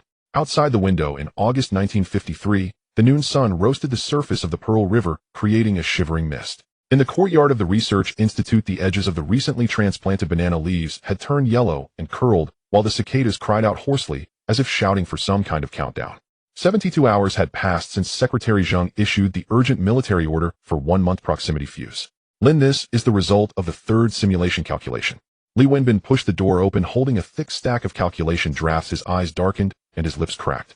The delay time for the fuse must be between 0.1 and 0.3 seconds, with an error not exceeding 0.01 seconds. We used a transistor to make the oscillation circuit, and the temperature range from -20 degrees to +50 degrees results in a frequency drift of 0.8, which translates to a delay error of 0.008 seconds, just within range. But the problem lies not here, but in vibration and shock. Lin Yixuan took the calculation draft, flipping through it quickly. The acceleration when the shell is launched exceeds 10,000 G, and the impact upon landing exceeds 500 G. Our transistor packaging with a buffer layer made of shellac and silver powder theoretically can withstand up to 2,000 G. But this is theoretical, it has not been tested, and it needs to be small. Cheng Xiaowen's voice came from the doorway. She leaned against the door frame, her face pale to the point of being frightening, but her eyes shone unusually bright. The entire fuse module, including the oscillator counter and ignition circuit, must not exceed the size of a cigarette box and weigh no more than 200 grams. Otherwise it won't fit inside the shell. A cigarette box. Lin Yixuan drew a rectangle on the paper 8 centimeters long, 5 centimeters wide, and 2 centimeters high. In such a small space, we need to fit at least 20 transistors, over a dozen resistors and capacitors, as well as a battery switch and safety device. The battery is a big problem. Li Wenbin pointed at the blueprint. The smallest dry battery available is still the size of a matchbox. Moreover, it must operate normally at -20 degrees, and its capacity cannot be too small. Once fired, the shell might need to fly for up to a minute before landing. Using button batteries, silver zinc ones. Cheng Xiaowen said the Shanghai battery factory produced a batch last year with a diameter of 1 centimeter and a height of 0.5 centimeters with a capacity of 20 milliamp hours. 4 in series would provide 6 volts, enough for an hour of use. But the low temperature performance. I haven't tested it. Have them send samples, we need them today. Lin Yixuan marked the battery's position on the blueprint. The circuit design should use the simplest structure. The oscillator will use our low-temperature oscillation chip, but the frequency needs to be adjusted to 500 Hz. This frequency corresponds to a period of 0.002 seconds, which facilitates counting. The counter will be made with 5 transistors forming a ring counter. It will trigger ignition after counting 250 pulses, exactly 0.5 seconds. 0.5 seconds. Li Wenbin frowned. Secretary Zheng requires a delay of 0.1 to 0.3 seconds. That's why it needs to be adjustable. Lin Yixuan drew a knob on the paper. Use a trimmer potentiometer adjusted during factory installation. The conditions on the front line are limited, so it cannot be too complicated. Additionally, a safety device must be added. When the shell is launched, the acceleration exceeds 1000 G, and this signal will disengage the safety. When the shell lands, if the impact exceeds 100 G, it will trigger the ignition. Double insurance to prevent misfires. Cheng Xiaowen stared at the blueprint, her brows furrowing tighter. Lin, this design is theoretically feasible, but the process requirements are too high. The ring counter needs 5 transistors, and the amplification deviation of each cannot exceed 5. The precision of the trimmer potentiometer should be 0.1. Moreover, for the packaging to maintain its seal under strong vibrations, the current shellac packaging definitely won't work. Then let's use a new method. Lin Yixuan stood up and walked to the blackboard on the wall, starting to draw a structural diagram. Don't use shellac, use glass metal packaging. Open lead holes on a ceramic base, use Kovar alloy for the leads, and ultrasonically bond them with the chip's aluminum wire. Then cover it with a glass lid and seal it in a vacuum furnace. The thermal expansion coefficients of glass and ceramics are close, resulting in small sealing stresses. Kovar alloy and glass can form airtight seals resistant to water and moisture and can withstand vibrations. Vacuum furnace sealing. Cheng Xiaowen calculated in her mind the furnace needs to be modified to reach 103 pascals and heated to 450 degrees. The old furnace in our institute can only reach 102 pascals, and the temperature can only reach 400 degrees. Modify it. Lin Yixuan said. Wenbin, take someone to modify the furnace. Add a molecular pump, replace the heating wire, and redo the temperature control. In 3 days, I want to see the furnace reach 103 pascals, or 450 degrees, and maintain the temperature fluctuation within plus or minus 2 degrees for 1 hour. 3 days. Li Wenbin turned pale. The front line is waiting. The soldiers are waiting with their blood and flesh. Lin Yixuan looked at him. Can we afford to wait? Li Wenbin gritted his teeth. We cannot afford to wait. I'm going now. Cheng Xiaowen, you are responsible for the circuit design and sample production. Make 10 samples in the first batch, and we will test them in 3 days. Remember, use the silicon we refined ourselves and the modified photolithography machine. Our country people are unreliable. We can only rely on ourselves. I understand. Cheng Xiaowen nodded, but her body swayed slightly, quickly holding onto the table. Xiaowen, you. Lin Yixuan frowned. I'm fine, just a bit of low blood sugar. Cheng Xiaowen forced out a smile. Lin, don't worry, 3 days, 10 samples, I guarantee they will be completed. You don't need to make the samples, you direct, and Wenbin and the others will do the work. You need to go to the infirmary now and let the doctor take a look. This is an order. Cheng Xiaowen wanted to say something else, but seeing Lin Yixuan's gaze, she swallowed her words and left silently. When the door closed, Lin Yixuan was left alone in the office. He walked to the window, looking down at the courtyard. Cheng Xiaowen's silhouette appeared particularly fragile under the scorching sun, her steps somewhat unsteady. This top student from Tsinghua University had followed him from Hong Kong to Guangzhou, from transistors to integrated circuits, never complaining, never faltering. But now she truly reached her limit. The task cannot stop. Every day on the front line, soldiers sacrificed many because the shells fail to detonate upon landing or explode before reaching their target. A proximity fuse can allow shells to explode a few meters above the ground, covering a larger area with shrapnel, increasing lethality several times. This technology could save many lives. The phone rang. It was Su Weiner calling from Kunming. Yishuan, the rubber has arrived. But there's a problem. What problem? 20 tons of rubber, 8 tons have been eaten by insects with deep holes, making it unsuitable for packaging materials. Additionally, the production of tetracycline is not going smoothly, and the equipment at the Kunming Botanical Institute is too old with insufficient purity and low yield. Minister Liu, whom Secretary Zheng contacted, said that battle-ready rubber can only be borrowed for 5 tons and it needs to be returned within 3 months. Lin Yishuan clenched the receiver tightly. 5 tons of rubber would only last half a month. The tetracycline yield is insufficient and the medication for the front line is still tight. What can we use to replace the borrowed 5 tons? Weiner, can you find other sources of supply in Kunming? I've inquired. The rubber in Kunming was all imported from Nanyang before the war, and the stock is now very low. The country people. Lin Yishuan closed his eyes. The CIA's actions were faster and more ruthless than he had anticipated. It was not just a technological blockade, it was the country people. Lin Yishuan closed his eyes. The CIA's actions were faster and more ruthless than he had anticipated. It was not just a technological blockade, it was a comprehensive encirclement. Yishuan, there's another thing. Su Weiner's voice became even lower. Secretary Zheng asked me to tell you that your father Lin Huayuan may still be alive. Lin Yishuan opened his eyes wide. What? Secretary Zheng found an interrogation record from 1947 in the old archives in Kunming. It's your father's interrogated by the Kuomintang agents asking about silicon semiconductor technology. The record ends with Lin Huayuan refused to provide information transferred on the following day, whereabouts unknown. There is no record of execution nor any record of release. Secretary Zheng said there are 2 possibilities: either he was secretly executed or he was taken to Taiwan. Taiwan. Lin Yishuan felt dizzy. If his father was indeed in Taiwan, then all these years. Moreover, Su Weiner continued. The record mentions a name, Yamamoto Ichiro. He is the superior of Matsumoto, who is currently at Tokyo Telecommunications Industry. In 1945, Yamamoto Ichiro was a technical advisor for a country stationed in Kunming and had contact with your father. Your father's silicon materials were purchased from Yamamoto, our country people. Lin Yishuan leaned against the wall, various clues rapidly connecting in his mind. Father silicon materials are country people, Kuomintang, Taiwan, and the current collaboration between Matsumoto and David. Weiner, you need to return to Guangzhou immediately. As for the rubber issue, they'll find a way. For tetracycline, let the Kunming Institute produce as much as possible, no matter how much. Also inform Secretary Zheng that the samples for the proximity fuse will be delivered in 7 days. 7 days. Wasn't it 1 month? We can't wait 1 month. Lin Yishuan looked at the blazing sun outside the window.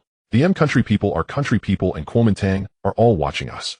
If we act quickly, the soldiers on the front line will have one more chance to survive. If we delay, we might lose everything. After hanging up, Lin Yishuan paced in the office. His father might still be alive in Taiwan. Yamamoto Ichiro, Matsumoto's superior, had contact with his father back in 1945. Now Matsumoto is using old equipment to deceive technology. Could there be Yamamoto's shadow behind this? And David Jardine Matheson, what role are the Y country people playing in this? Too many clues, but no time to ponder. The urgent tasks are the proximity fuse, rubber, and medicine. He picked up the phone and dialed a number in Hong Kong. Hello, is that Mr. He? It's me, Lin Yishuan. I have a business deal I want to discuss. In the workshop, modifying the vacuum furnace, temperatures exceeded 50 degrees. Li Wenbin was shirtless, drenched in sweat and oil, working with several workers to install the molecular pump. This equipment was salvaged from an old research institute in Shanghai, a pre-war product, rusty, but still functional. Li, the sealing ring is no good, gets leaking. An experienced worker pointed at the pump inlet. Li Wenbin leaned in to check. The rubber sealing ring had aged and cracked. He looked around, but found no spare parts. This special specification sealing ring is simply unavailable in the country. Use raw rubber tape, wrap it thickly, and apply vacuum grease, he said. But it won't withstand high temperatures. It will melt at 450 degrees. Li Wenbin gritted his teeth. Without a sealing ring, the pump cannot be installed. If the pump isn't installed, the vacuum won't be achieved. If the vacuum isn't achieved, the glass metal packaging can't be made. Li, how about using copper gaskets? A young worker timidly suggested. Copper is soft and can compress tightly. We can make it ourselves. Use the lathe to make it thinner. It should work. Copper gaskets. Li Wenbin calculated in his mind. The melting point of copper is 1083 degrees, which is sufficient. However, the thermal expansion coefficient of copper differs significantly from that of stainless steel, so it will leak when heated. Let's make it conical. He thought of a solution. Turn the pump inlet into a 30-degree cone and make the gasket conical as well. When heated, the stainless steel will expand more and compress the copper tighter. Although it won't be completely sealed, we should be able to reach 103 pascals. Try it. Let's try it. The lathe started, its harsh noise echoing in the workshop. Sweat dripped onto the scorching metal, instantly evaporating into white smoke. Li Wenbin stared at the rotating copper rod, holding the tool handle, moving it gradually, meticulously. Precision must be 0.01 millimeters, not more not less. His father was a mechanic in a shipyard in Hong Kong who taught him from a young age, Wenbin, those who work with their hands must be steady and detail-oriented. Machines don't lie. If you fool it by an inch, it will ruin a piece. Now he was not making machine parts, but a fuse that could save lives. His hands must not tremble, and his heart must not falter. The gasket was turned out with a 30-degree conical shape, smooth as a mirror. After installing it on the pump body, applying vacuum grease, and tightening the bolts. Start the vacuum. The pump started, and the vacuum gauge's needle slowly descended. 101 pascals, 102 pascals, 103 pascals. It stabilized. It worked. Cheers erupted in the workshop.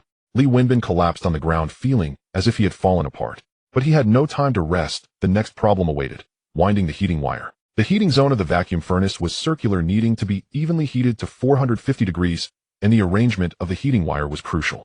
If it's too dense, it will overheat in localized areas. If too sparse, the temperature will be uneven. Moreover, the heating wire is prone to volatilization in a vacuum environment, which will contaminate the furnace chamber. Use molybdenum wire, Li Wenbin said. Molybdenum has a high melting point and low volatilization. But molybdenum wire is brittle and easy to break, so it needs to be handled carefully. But we don't have molybdenum wire.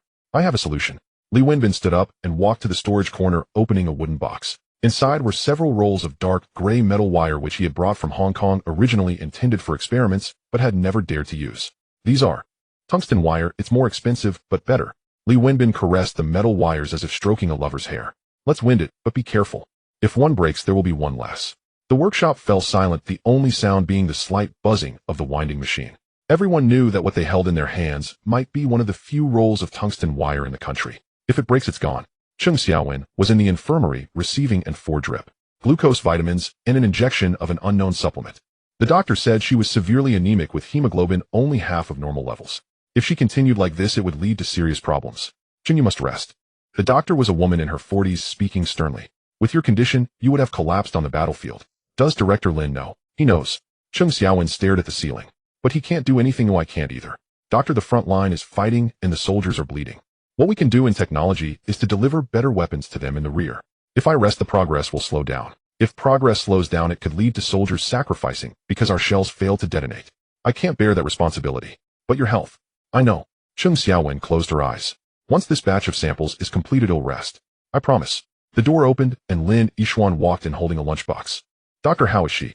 Malnutrition and excessive fatigue. If this continues, she will collapse. The female military doctor sighed. Director Lin, I know the task is heavy, but people are not machines. A technical backbone like Cheng, if she collapses, it will be an even greater loss. I understand. Lin Yishuan nodded. Doctor, you can go busy yourself. I want to talk to her for a few minutes. Once the doctor left, Lin Yishuan sat down by the bed, opened the lunchbox, which contained chicken soup and a few pieces of chicken. Brought back by Weiner from Kunming, local free-range chicken, good for nourishing. Drink it while it's hot. Lin, I. Drink first, then talk. Lin Yishuan's tone brooked no argument. Cheng Xiaowen received the lunchbox and took small sips. The soup was delicious, but she couldn't taste it. Her mind was filled with circuit diagrams, transistor parameters, and packaging stresses. Xiaowen. Lin Yishuan looked at her, his voice gentle. Do you know about my father's situation? I've heard some from Sister Sue. My father, Lin Huayuan, went missing in Kunming in 1946 and may have been taken to Taiwan. Lin Yishuan said before he went missing, he was researching silicon semiconductors aiming to create China's transistors. But he couldn't succeed because someone didn't want him to. It could have been the Kuomintang, the M country people, or the Er country people. Cheng Xiaowen put down the lunchbox. I'm not complaining, I'm telling you that what we do is not just technology, but it's war. Lin Yishuan looked into her eyes. My father's generation used pens, paper, and rudimentary equipment to persevere in research amidst the flames of war. They didn't see the results, but they paved the way. Now we are walking this path, and we cannot stop, cannot falter. Because if we falter, this path will be cut off. Future generations will have to start from scratch. I understand. Tears fell from Cheng Xiaowen's eyes. But Lin, I'm scared. I'm afraid I won't be able to do it, afraid the samples will fail, afraid the soldiers on the front line will sacrifice because of our mistakes. Every night I dream that shells land without exploding and the soldiers charge then fall. I'm scared too. Lin Yishuan held her hand. But fear is useless.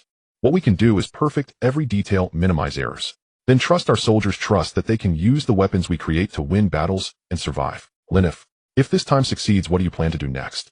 Mass production of integrated circuits, creating our own. Lin Yishuan said, then create computers capable of calculating missile trajectories, computers that can control satellites, and computers that allow this country to stand shoulder to shoulder with anyone in technology. But all of this starts with this small fuse in front of us. Xiaowen, I need you. The team needs you. This country, so you must get better. Chung Xiaowen nodded vigorously, wiping her tears. I will get better. Lin, I've revised the circuit diagram, reducing the ring counter from 5 transistors to 4 using a positive feedback loop, saving 1 tube, and improving reliability. Let me show you. She pulled out a notebook from under the pillow filled with dense diagrams. Lin Yixuan looked at those lines and symbols as if seeing a path extending from the ruins with his father's shadow, Secretary Zheng's shadow, and the shadows of countless others. And now he and Chung Xiaowen were also walking on this path. All right, let's use this plan. Lin Yixuan closed the notebook. As for the samples, you don't need to worry about them. Focus on recovering. Wenbin's side is progressing smoothly. The furnace has been modified and the photolithography machine has been adjusted. In 3 days, the first batch of packaging samples will be out, and we will test them together.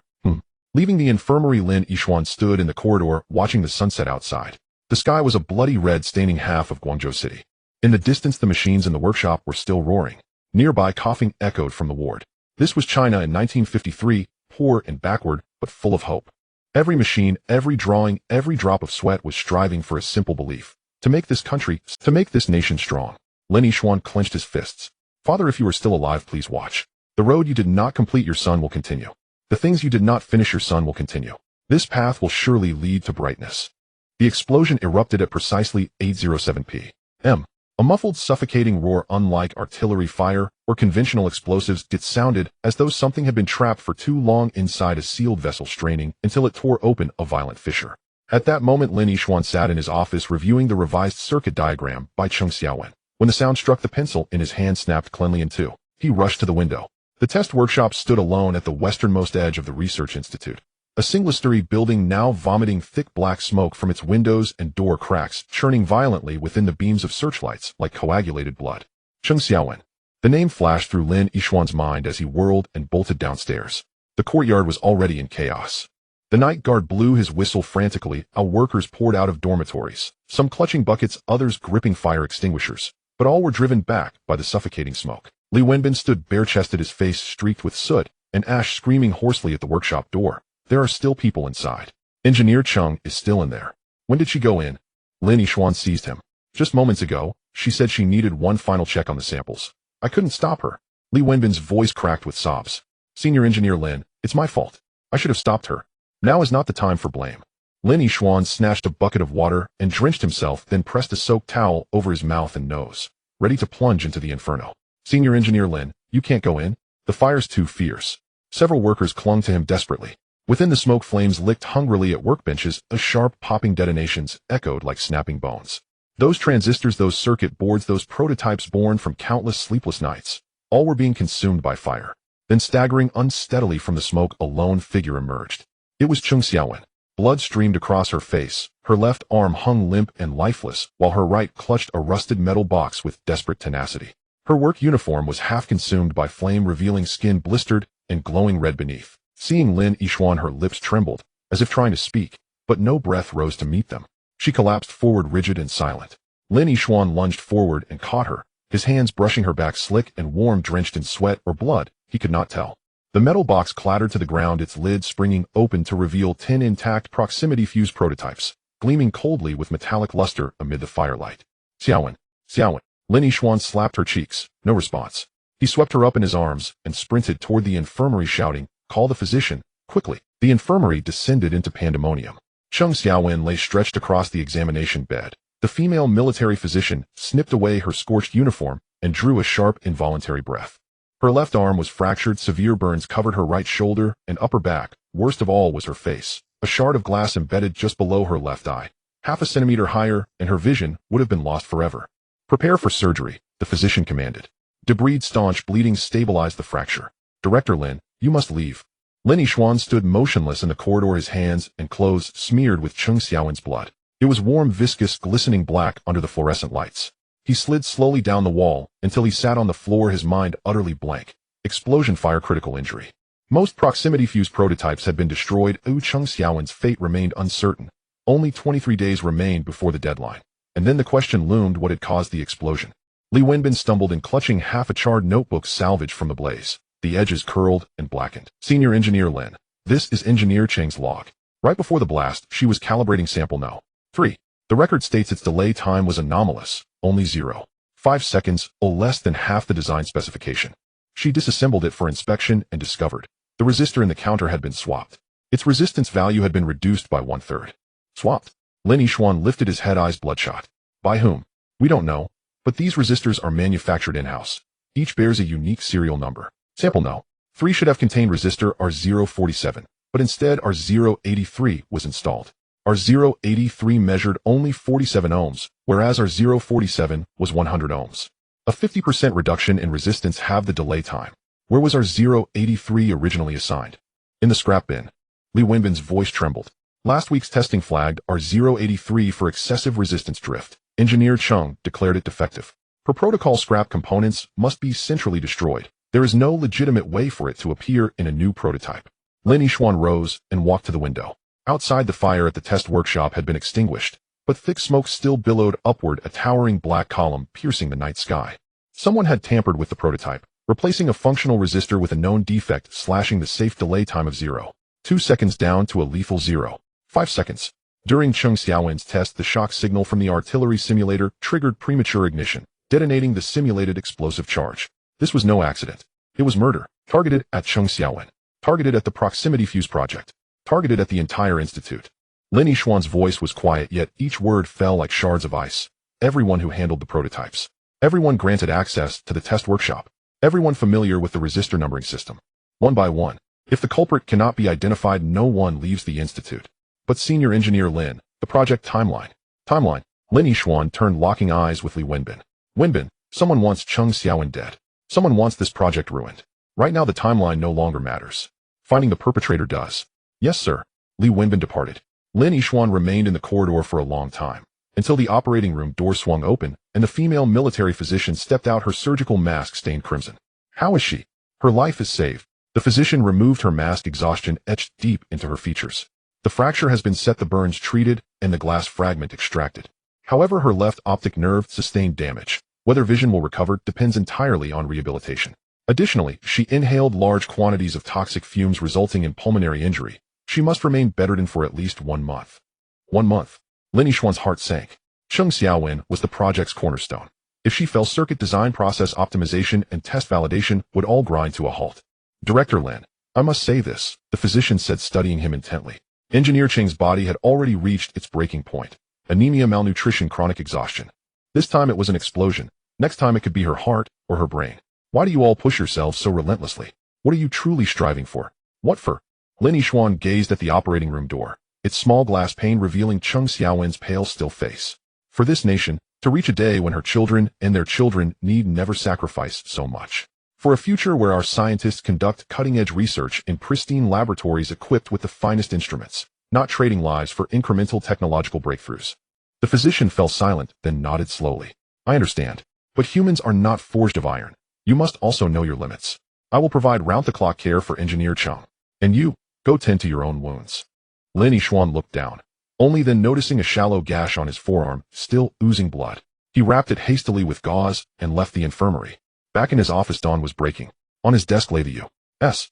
Department of Commerce Export Restriction Notice, brought back yesterday from Kunming by Su Wanyu. He opened it, turning page after page. A long, meticulous list encompassing machine tools, reagents, instruments, and raw materials. Everything China required, all banned.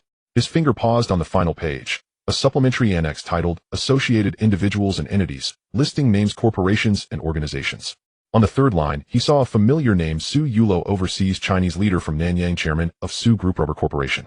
Reason for designation: supplying strategic materials, including rubber and pharmaceuticals, to the People's Republic of China and facilitating sanctions evasion. Sanctions imposed: freeze of all U.S. based assets, prohibition of transactions with U.S. citizens and entities. His father-in-law had been sanctioned for smuggling rubber, for smuggling medicine. Lin Yixuan picked up the phone, intending to call Su Wanyu, but his hand froze midair. What good would it do? To burden her with worry. To make her feel guilty. Then the phone rang. Comrade Zheng, the party secretary, his voice urgent. Comrade Yixuan, I've learned about the explosion. How is Engineer Cheng Xiaowen? Her life is secure, but injuries are grave as she requires 1 month of convalescence. And the project? 8 prototypes were destroyed, 2 remain. Someone tampered with the components, replaced a resistor deliberately to engineer the accident. I'm investigating now. A pause lingered on the line. Yixuan, there is something I must tell you.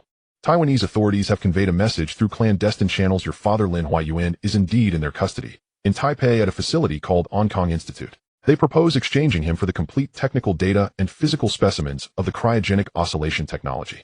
Lin Yishuan gripped the receiver, his hand trembling uncontrollably. His father was alive, in Taiwan held by the Kuomintang.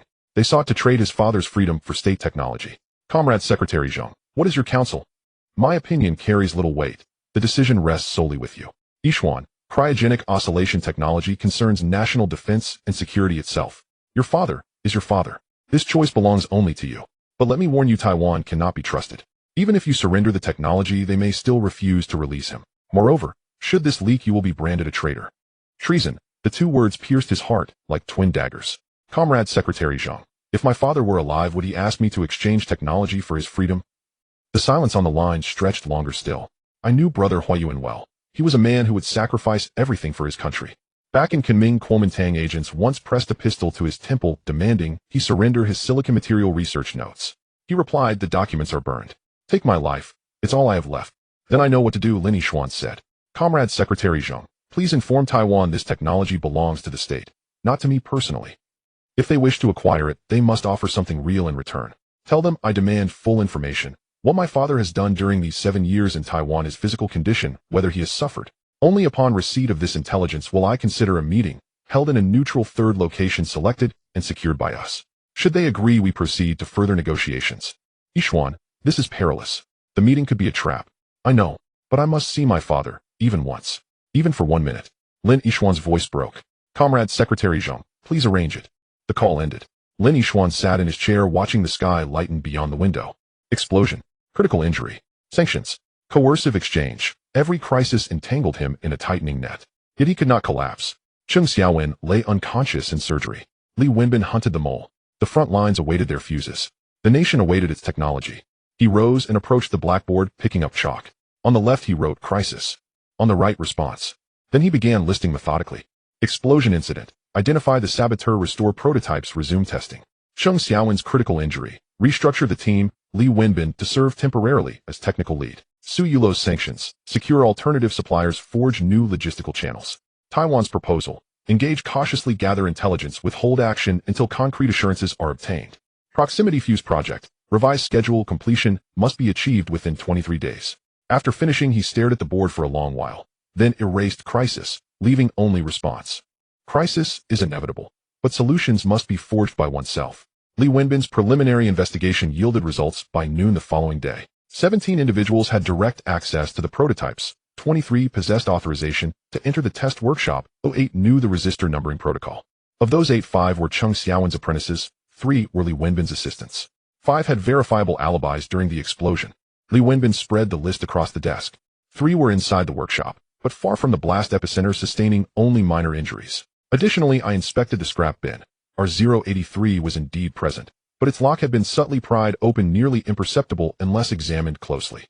Who holds keys to the workshop? Myself, Engineer Cheng, and old Zhao the custodian. But Zhao took leave yesterday to visit family in his hometown. He won't return until next week. Leave? Lin Yishuan's gaze sharpened. When was it requested? The day before the explosion, citing a letter stating his mother's grave illness. Where is his hometown? Meixian. Lin Yishuan calculated swiftly. Meixian lay a full day's journey from Guangzhou. If old Zhao were the saboteur, departing the day before the explosion was far too convenient. Dispatch personnel to Meixian. Locate old Zhao and verify whether his mother is truly ill. Simultaneously investigate his recent contacts and any unexplained income. Yes, sir. Li Wenbin turned to leave, but Lin Yishuan called him back. Wenbin, Engineer Cheng has collapsed. You must shoulder the technical responsibilities. Only 2 proximity fuse prototypes remain. You are to restore at least 5 within 3 days. Can you accomplish this? Yes. Li Wenbin snapped to attention. But Engineer Lin, the circuitry must be redesigned. Using defective resistors proves a critical flaw in our materials management. I propose that all critical components undergo full retesting before installation, and that tamper-evident sealant be applied afterward. Any unauthorized disassembly will be immediately apparent. Agreed. Furthermore, the testing protocol must be revised. All prototypes must undergo their first test inside an explosion-proof cabinet remotely operated. No more lives shall be risked. Understood. Li Wenbin departed. Lin Yishuan walked to the window and gazed down into the courtyard below. Workers were clearing the blast site. Charred planks, shattered instruments. Each item carried out and stacked on the open ground like fallen soldiers laid out for burial. The telephone rang again. This time it was Sue Weiner, her voice trembling with tears. In Ichuan, my father has been sanctioned. All his accounts in country have been frozen. His shipping company's insurance has been revoked. No insurer dares underwrite his vessels now. Cargo cannot depart, raw materials cannot enter. His entire business across the Nanyang region is collapsing. Weiner, don't panic. Speak slowly. In father just called. The country consulate visited him and demanded he sever ties with you and with the mainland. If he publicly declares disassociation from you and halts all shipments to the mainland, the sanctions will be lifted. Otherwise, all his Nanyang enterprises will be systematically squeezed out by country firms, and he will face total bankruptcy. What did your father say? He said. Sue Weiner choked back sobs, that he has never done anything to shame. Overseas Chinese in Nanyang trace their roots to China. Let country sanction us, if they must. Business may cease, wealth may vanish, but we will never deny our identity as Chinese. Lin Yishuan felt his eyes burn. Su Yulo, the shrewdest merchant of his generation, had chosen the hardest path at this pivotal moment. Weiner, tell your father his losses will be fully compensated by me. I am granting him exclusive civilian agent rights for low-temperature oscillation technology across Southeast Asia. Moreover, he holds 30% equity in my Guangzhou factory. Though unprofitable now, its future value is certain. Ask him to hold firm. Once I regain stability, I will help him rebuild. Yishuan, you're struggling too. However difficult we must endure, Lin Yishuan replied. Weiner, return to Guangzhou as soon as possible. Your father needs support. Your presence will steady his heart. And what of you? I cannot leave. The proximity fuse, the mole, and perhaps, Lin Yishuan paused, news of my father from Taiwan. Silence fell on the line. After a long pause, Su Weiner whispered, Yishuan, no matter what unfolds, I stand beside you. And so does my father. Our family bears this burden together. Yes, together. And he ended the call and approached the safe, entered the code, and opened it. Inside lay his father's handwritten manuscripts and a faded photograph dated 1943. He lifted the image, studying the young man who was his father standing beside a youthful secretary Zhang. Father, if you still live, please wait just a little longer. And your son is coming. And the prototype restoration proceeded non-stop for 3 days and nights. Li Wenbin scarcely slept, leading the remaining staff to fabricate new circuit boards, resolder components, and retest and repackage each unit. When the 5th prototype was completed, darkness swallowed his vision. He nearly collapsed. A colleague caught him and handed him a cup of strong tea. Engineer Li, rest for a moment. At this pace you'll break down. No rest. Not yet. Li Wenbin gulped the bitter brew, wincing. Engineer Chung lies better. Engineer Lin holds the front line. We must not falter behind them. 6th prototype. Next. The 6th prototype was an upgraded version coated with advanced tamper-evident sealant, equipped with dual redundant circuitry and subjected to rigorously enhanced testing protocols. Upon final packaging, Li Wenbin personally delivered it to the explosion-proof test chamber. The testing workshop had been rebuilt, reinforced with thick steel plates, armored observation glass, and a fully integrated remote control system. Test operators now worked from a control room 10 meters away, monitoring via high-resolution cameras. Standby, first vibration test commencing, Li Wenbin's voice echoed through the loudspeakers. A robotic arm retrieved the prototype and secured it onto the vibration table. Frequency rose from 10 to 100 Hz. Acceleration increased from 1G to 10G. The unit remained perfectly stable. Its status LED glowed steadily. Passed. Standby, impact test. The robotic arm released the prototype, which dropped freely from 1 meter on a hardened steel. A muffled thud. It was retrieved and inspected. Minor casing deformation, yet the LED still burned brightly. Passed. Standby, temperature test. The chamber temperature began descending from ambient to minus 20 degrees Celsius. The LED flickered briefly, then stabilized. Further cooled to minus 30 degrees. It held steady. Temperature coefficient 0.5 reported the technician, within acceptable tolerance. Final test simulated detonation. This was the most critical phase. Inside the chamber, a miniature explosive device replicated the shock of artillery impact upon ground contact. The prototype was connected to a simulated fuse. The robotic arm withdrew to maximum safety distance. 3, 2, 1, detonate, boom. Not contained explosion. A flash of fire, a billow of smoke. As the haze cleared, the camera focused on the prototype. Its casing shattered, yet the internal ignition circuit triggered the detonation signal precisely at the preset 0.2 mark. Success. A roar of jubilation erupted in the control room. Li Wenbin slumped into his chair, drenched in sweat. But there was no time to celebrate. He snatched up the phone and dialed Lin Yishuan. Engineer Lin. The 6th prototype has passed all tests. Delay time 0.2 seconds, a deviation 0.005 seconds. Vibration impact and extreme temperature performance, all compliant. Mass production can commence. On the other end, Lin Yishuan paused for several seconds before replying, good. Wenbin, you and your team have rendered extraordinary service. Now begin full-scale production. First batch 500 units. Deadline 20 days. 500. 20 days. Li Wenbin sucked in a sharp breath. Our current manpower, our equipment, insufficient personnel, reassigned from other workshops. Insufficient equipment. Run it 24 hours a day. Lin Yishuan's tone brooked no dissent. Wenbin, the front line waits. Delivering 1 day earlier could save dozens, even hundreds, of lives. Is enduring 20 days of hardship worth trading for soldiers' lives? Worth every second. Li Wenbin clenched his jaw. 20 days, 500 units. I guarantee it. The call ended. Li Wenbin stepped out of the control room and surveyed the bustling workshop. Many of these young workers were barely 18 or 19. Fresh arrivals from rural villages who had never even heard of transistors. Yet now they soldered gold wires finer than human hair beneath microscopes, handled rice grain-sized chips with tweezers, and memorized intricate manufacturing sequences, because they knew the devices they built could save lives. Everyone listen. Li Wenbin mounted the workbench. We've just received orders 500 proximity fuses in 20 days. I know it's daunting, but the front line waits. Our soldiers wait. Can we do it? Nah, brief silence. Then a young female worker raised her hand. Yes. We'll work day and night to deliver them. Right. We'll sleep after completion. Let them country devils see. We Chinese never flinch. A chorus of fervent agreement filled the workshop. On those youthful faces, exhaustion lingered, but something brighter blazed resolve. Li Wenbin watched them, tears welling in his eyes. He thought of Cheng Xiaowen, her pale, fragile face in the hospital bed. If she could witness this moment, how radiant her joy would be. Then let's begin. He leapt down from the bench. Effective immediately, everyone eats and sleeps here. 3 rotating shifts, machines run continuously. Meals doubled, night rations include meat. Upon completion, I'll petition Engineer Lin for bonuses, and extended leave for all. Yes, and the machinery roared back to life. That summer night of 1953, in a modest workshop on Guangzhou's outskirts, a group of Chinese workers poured their intellect and sweat into a war waged thousands of miles away. They did not yet know how profoundly those tiny chips in their hands would alter the course of that distant conflict. 20 days later, September 12, 1953, the first consignment of 500 proximity fuses was precisely packed and loaded onto a military train bound northward. Lin Yishuan stood on the platform watching the train recede into the distance. Inside those unassuming wooden crates lay 60 days and nights of relentless labor, and the hope of countless soldiers' survival. Li Wenbin stood beside him, dark circles beneath his eyes, but spine straight as steel. Engineer Lin, the shipment is away. Yes. Away. Lin Yishuan turned. Wenbin, go home and sleep deeply. Tomorrow we hold a celebration. In the celebration, will Engineer Cheng attend? I consulted the physician. She confirmed he may sit in a wheelchair for a short while. Lin Yishuan glanced toward the hospital. Xiaowen would be overjoyed to know we succeeded. Engineer Lin, the mole investigation progress. Our team returned from Meixian.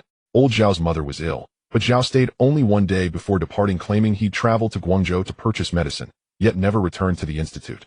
We found this in his dormitory. Li Wenbin handed over an envelope. Inside lay 10 gold bars, and a note bearing a single line, 20 more upon successful completion. Die and die Wei. Lin Yishuan clenched the envelope. So it was him, bribing Zhao with gold to substitute defective resistors, engineer the explosion, and cripple the proximity fuse project, eliminating Cheng Xiaowen in the process. Where is Zhao now? He fled, possibly to Hong Kong, possibly Macau. We're searching. No need to search further. Lin Yishuan returned the envelope to Li Wenbin. He knows too much. Dai Wei won't leave him alive. Let this end here. But alert everyone, heightened vigilance is imperative. Our adversaries are not only country agents or country operatives, but also traders who sell their souls and their nation for money. Yes. And the two left the platform and drove back to the research institute. En route, Lin Yishuan stared out the window. Guangzhou's streets bustled. People worked, children played, elders sipped tea. Beneath this placid surface flowed invisible smoke, unseen, unrelenting. Arriving at the institute, Secretary Zheng awaited them in his office. Comrade Yishuan, the frontline reports. The first batch of proximity fuses has been deployed. Initial feedback confirms exceptional performance. Blast radius tripled, infantry casualties during assaults dramatically reduced. You have rendered outstanding service to the nation. It is our duty. Lin Yishuan replied. Secretary Zheng, what word from Taiwan? Secretary Zheng's expression grew grave. There is news. They have agreed to meet in Macau 3 days hence. Their representative will bring a recent photograph of your father. We must carry partial documentation on low-temperature oscillation technology. But Yishuan, I must warn you, this may be a trap. Stepping into Macau could mean detention, coercion, or abduction.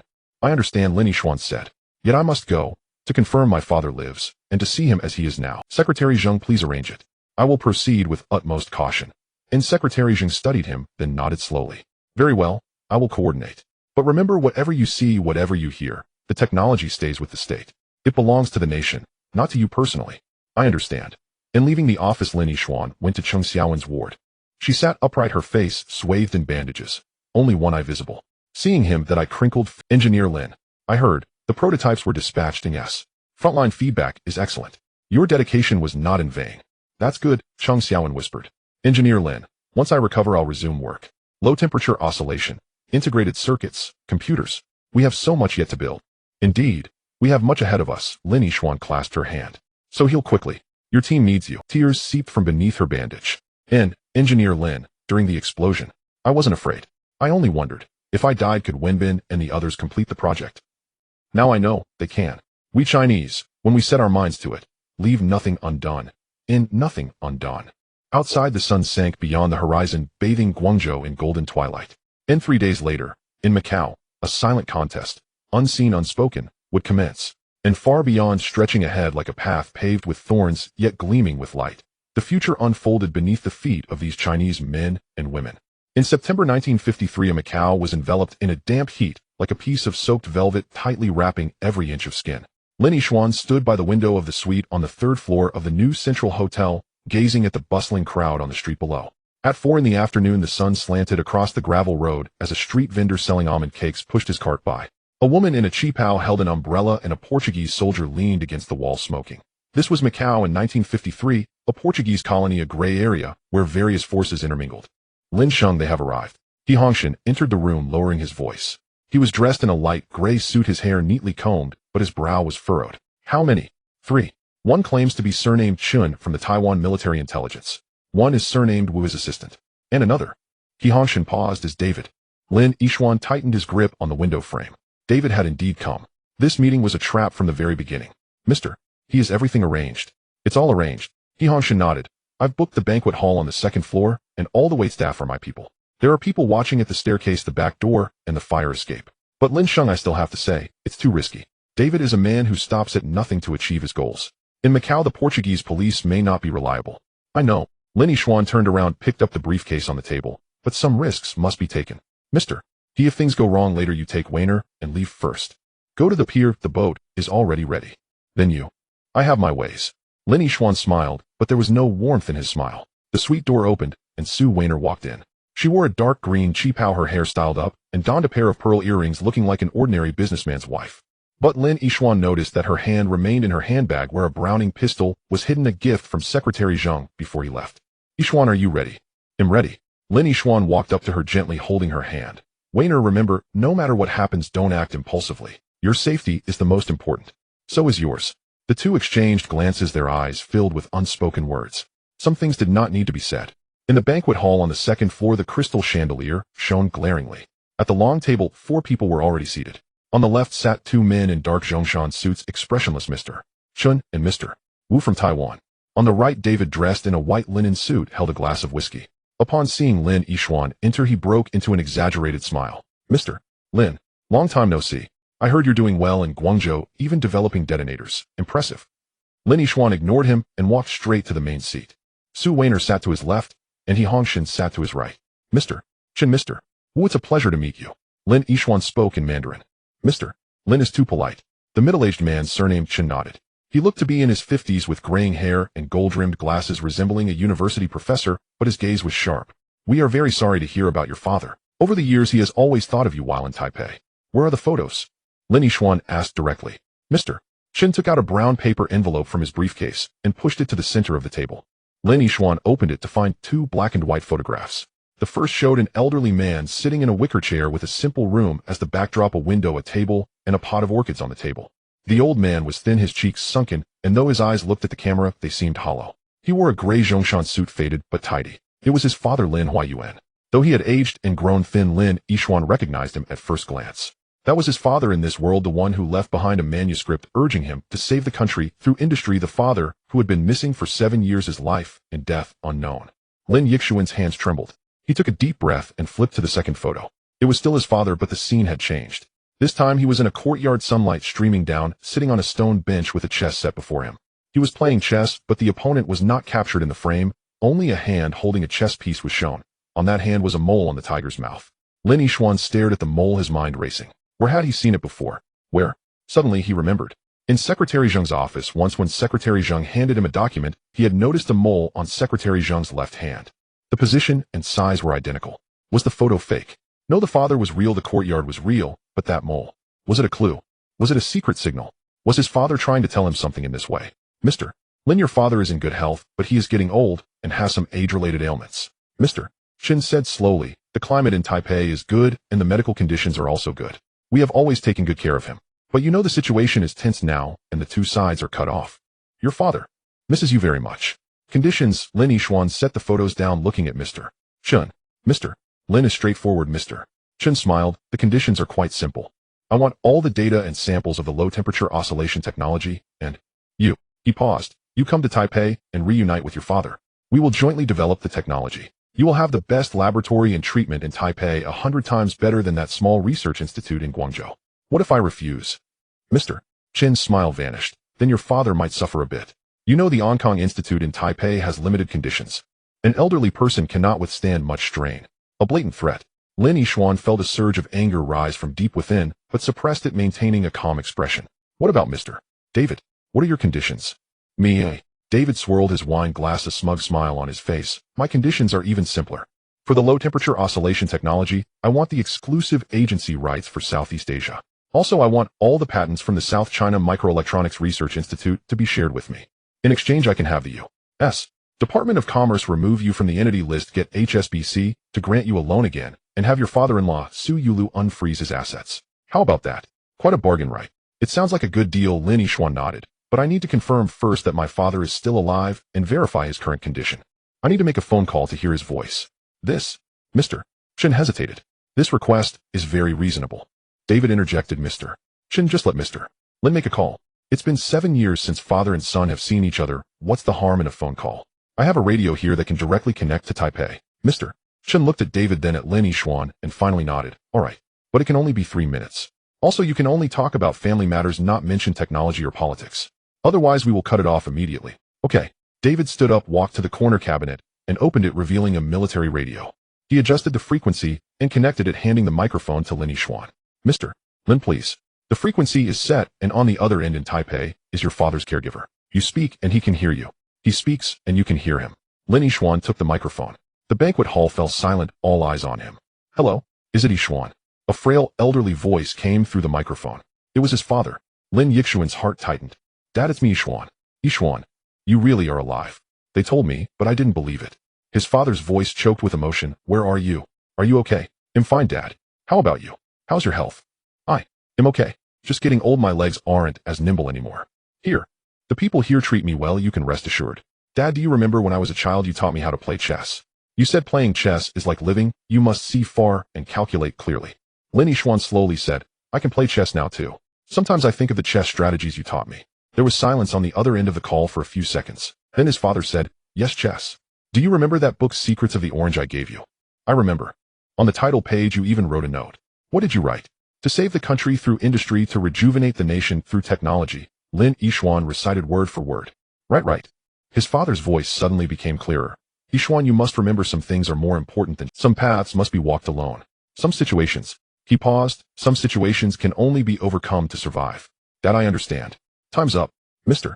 Chen suddenly snatched the microphone and cut off the call. Lin Yixuan sat back in his chair, his hands clenched tightly into fists under the table.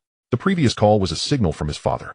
The Secrets of the Orange is an ancient chess manual, and indeed the title page of the book his father gave him had those 8 characters written on it. But his father had explicitly mentioned some situations can only be overcome to survive. A reminder that today's meeting was a trap, and breaking the trap was the only way to survive. Mr. Lin, the call has been made. It's time to discuss business. Mr. Chen sat back down. We have met your conditions. What about yours? I need to think about it, Lin Yixuan replied. The technical data is in Guangzhou, and the samples are not with me. Give me 3 days, I will return to Guangzhou to retrieve them. Mr. Chen, are you joking? David scoffed. If we let you go back to Guangzhou, will you really return? How about this, let your wife go back to get the items. You and Mr. He will stay in Macau as guests. After 3 days, when the items arrive, you can leave. Your father can also return to Guangzhou to be reunited with you. How wonderful. This was clearly to hold him hostage. Lin Yixuan looked at Su Weiner, who slightly shook her head, signaling him not to agree. Mr. David, don't you trust me? Trust? David laughed heartily. Mr. Lin, in the business world, we only trust interests, not character. If you stay in Macau, I'll be at ease. If your wife goes back, I'll also be at ease. It's a win-win situation, isn't it? What if I refuse? David's smile vanished. He set down his wine glass and clapped his hands. The door to the banquet hall opened, and 4 burly men walked in, bulging at the waist, clearly armed. Mr.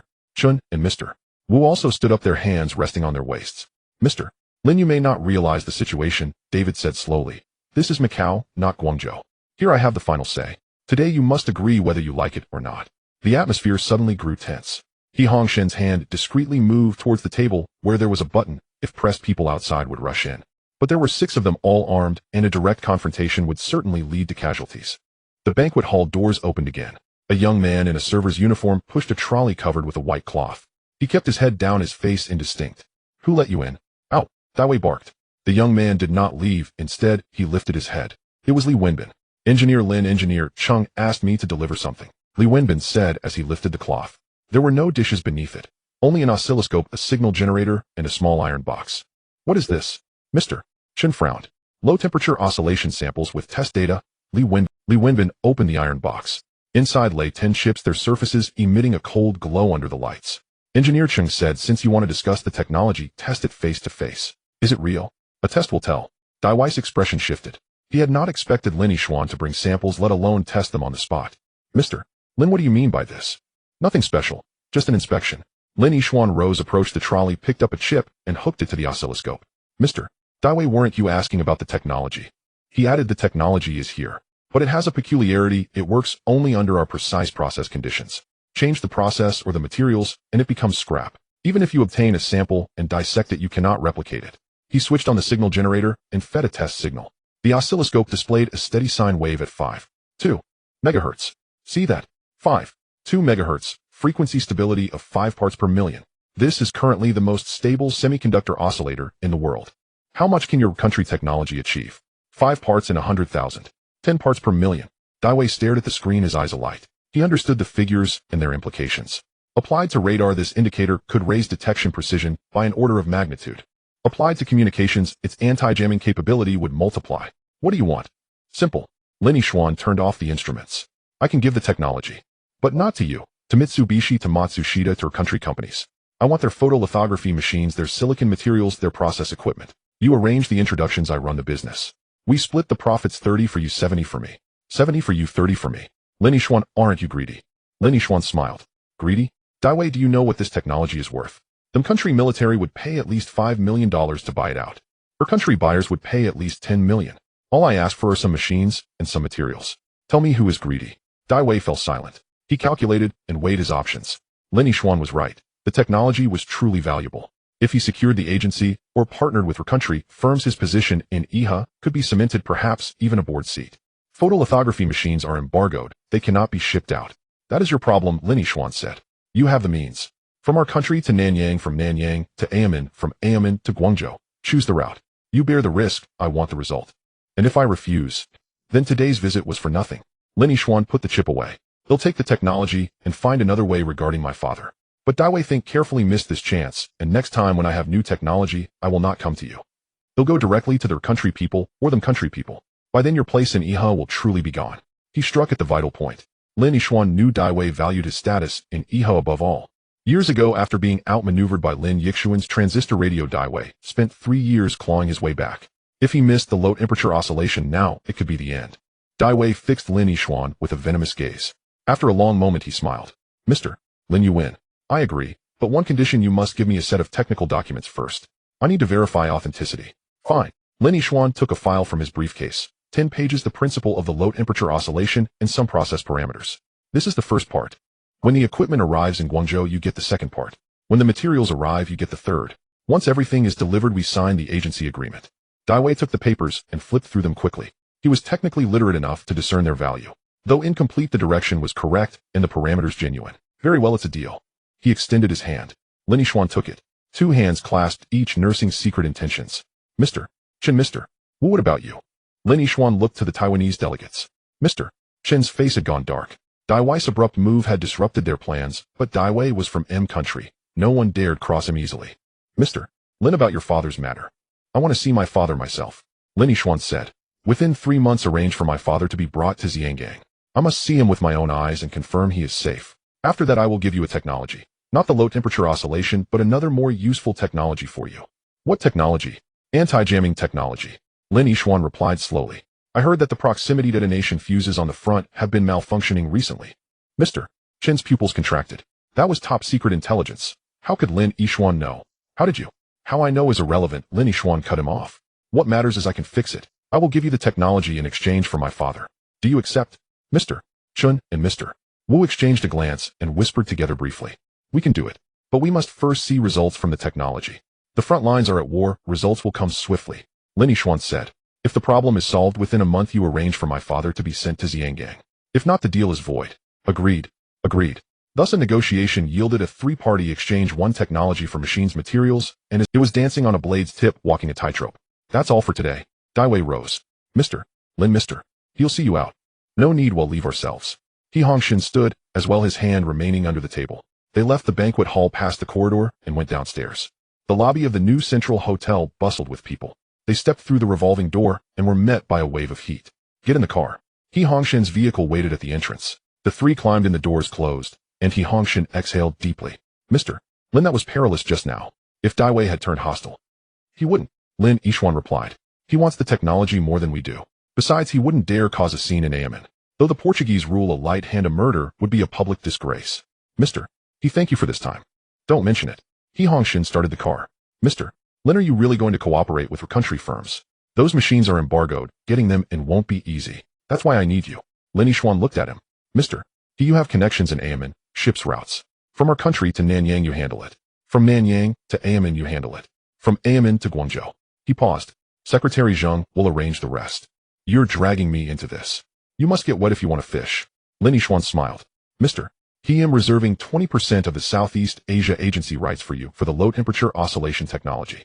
When the equipment arrives and the technology is in place, the country parties will want to partner with you. Then you will be more than Aomin's casino king. You will be the electronics magnate of Southeast Asia. He Hongshin's eyes brightened. Casino profits were lucrative but lacked dignity. The electronics industry was a sunrise industry, reputable and state-supported. Good, Mr. Liniment. The car drove toward the wharf. Lin Yixuan looked back at the new central hotel, shrinking behind them. On the third floor, Dai Wei still stood at the window, a glass in hand, watching them leave. This round he had lost, temporarily, but the next round had already begun. His father waited in Taipei, waiting to be rescued. The front needed his technology in Korea. Dai Wei and Xiangang waited for the machines. Her country firms awaited cooperation. 1,000 knots of complication, all to be borne by him alone. Yixuan, what are you thinking? Su Weiner asked softly. About my father, Lin Yixuan said. On the phone earlier, he said some situations must be broken to survive. Weiner, I think he was hinting at something. A hint? Yes. That photograph, the one of the chess game. The opponent's hand bore a mole identical to Secretary Zheng's. That cannot be coincidence. Lin Yixuan analyzed. My father may be pointing to Secretary Zheng's involvement. Or that Secretary Zheng can help me. But Secretary Zheng is in Guangzhou. Then we must hurry back. Lin Yixuan said. Return and ask Secretary Zheng, what does that mole, that chessboard, truly mean? The boat set off. Amin receded, Guangzhou drew nearer. Lin Yixuan stood at the prow, the sea breeze lifting his hair. In his hand, he still clutched the 2 photographs of his father. Father, wait for me. No matter the cost, I will bring you home. Meanwhile, on the third floor of the new central hotel, Dai Wei put down his glass and picked up the phone. Hello, is this Mr. Yamamoto at Tokyo Communications Industries? This is Dai Wei. There has been progress on the low-temperature oscillation technology. Yes, Lin Yixuan agreed, but he wants equipment and materials. What can you supply? Photolithography machines. Good, we need photolithography machines. But there's a problem how to transport them out. Via Taiwan. That can work. But Taiwan will demand a share. Yes, they want the anti-jamming technology. Alright, I'll coordinate. He hung up and went to the window, watching the boat as it vanished. Lin Yixuan, do you think you have one? The game is only beginning. He turned to Mr. Chun. Mr. Chun, make arrangements. Keep a close eye on Lin Huayuan, but do not let him come to harm. He still has use. Also, that batch of photolithography machines, route them from our country to Taiwan, from Taiwan to Xiangang. You handle the logistics. Once they arrive in Xiangang, they'll take over. Mr. Dai Wei, Lin Yixuan wants to see his father. Yes, let him see him, but not now. Dai Wei smiled. Wait until the photolithography machines and the anti-jamming technology are in our hands. Then we will let him see his father. With his father held by us and the technology in our control, he will have no choice but to cooperate. Clever. Dai Wei lit a cigar, drew deeply, and exhaled slowly. Lin Yixuan, you are brilliant, but you harbor one fatal weakness. You are too sentimental. He continued, filial bonds, marital love, workplace loyalties. Those emotions are your shackles. I excel at using shackles to my advantage. Outside the window, Aomen's lights were beginning to glow. A larger storm was quietly gathering. Morning in Guangzhou awoke to the whistles of the Zhujiang. Lin Yixuan pushed open Secretary Zheng's office door as dawn was only just pulling. The office lights were still on. Secretary Zheng lay over his desk, maps and papers spread before him, the ashtray filled with butts. He had clearly not slept. Secretary Zheng, were you looking for me? Comrade Yixuan said. Secretary Zheng lifted his head. His eyes were bloodshot, but his gaze remained sharp. He handed over a telegram. Chaoxian front, last night's urgent dispatch. Look it over first. The telegram was encrypted. The decoded text was terse. September 15th, our artillery regiment, using a new proximity fuse, encountered intense electronic jamming from the American forces. The fuse misfire rate exceeded 80, artillery accuracy severely degraded. Technical support urgently requested. Lin Yixuan felt his stomach drop. An 80% misfire rate meant the proximity fuse was essentially useless.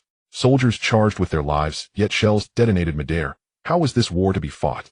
When did this begin?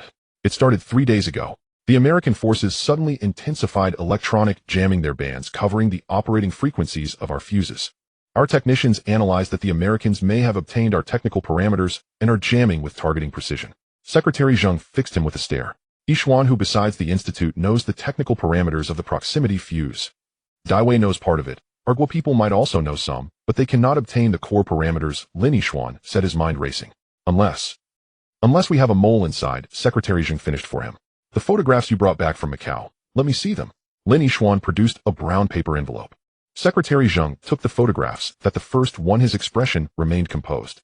At the second, his father's hand at the chessboard, the hand bearing a mole. His hand trembled noticeably. Where did this photograph come from? From the Taiwan side. They claim it was taken in Taipei. Nonsense. Secretary Zheng slammed the table so hard the teacup rattled. This photograph was taken in Kunming in 1943. This stone table, this magnolia, this courtyard. It's the faculty dormitory of the physics department of Southwest Associated University. I lived next door at the time. Lin Yixuan was stunned. 1943. Kunming. How could the photograph of his father playing chess be from so many years ago? Secretary Zheng, are you sure? I'm certain. Secretary Zheng said, pointing to the hand in the photograph. The mole on the fleshy part of the thumb. It's mine. August 1943. Yes, the night of August 15th, the day our Guo surrendered. Your father Lin Huayuan, myself, and several professors from the Associated University played chess in our dormitory courtyard to celebrate. The game lasted the entire night, and at dawn your father delivered a decisive iron bolt move to checkmate me. That photograph was likely taken by Professor Wang, who watched from beside us using the Kodak camera he brought back from Mgwa. But the Taiwan side says this was taken in Taipei. It's a composite.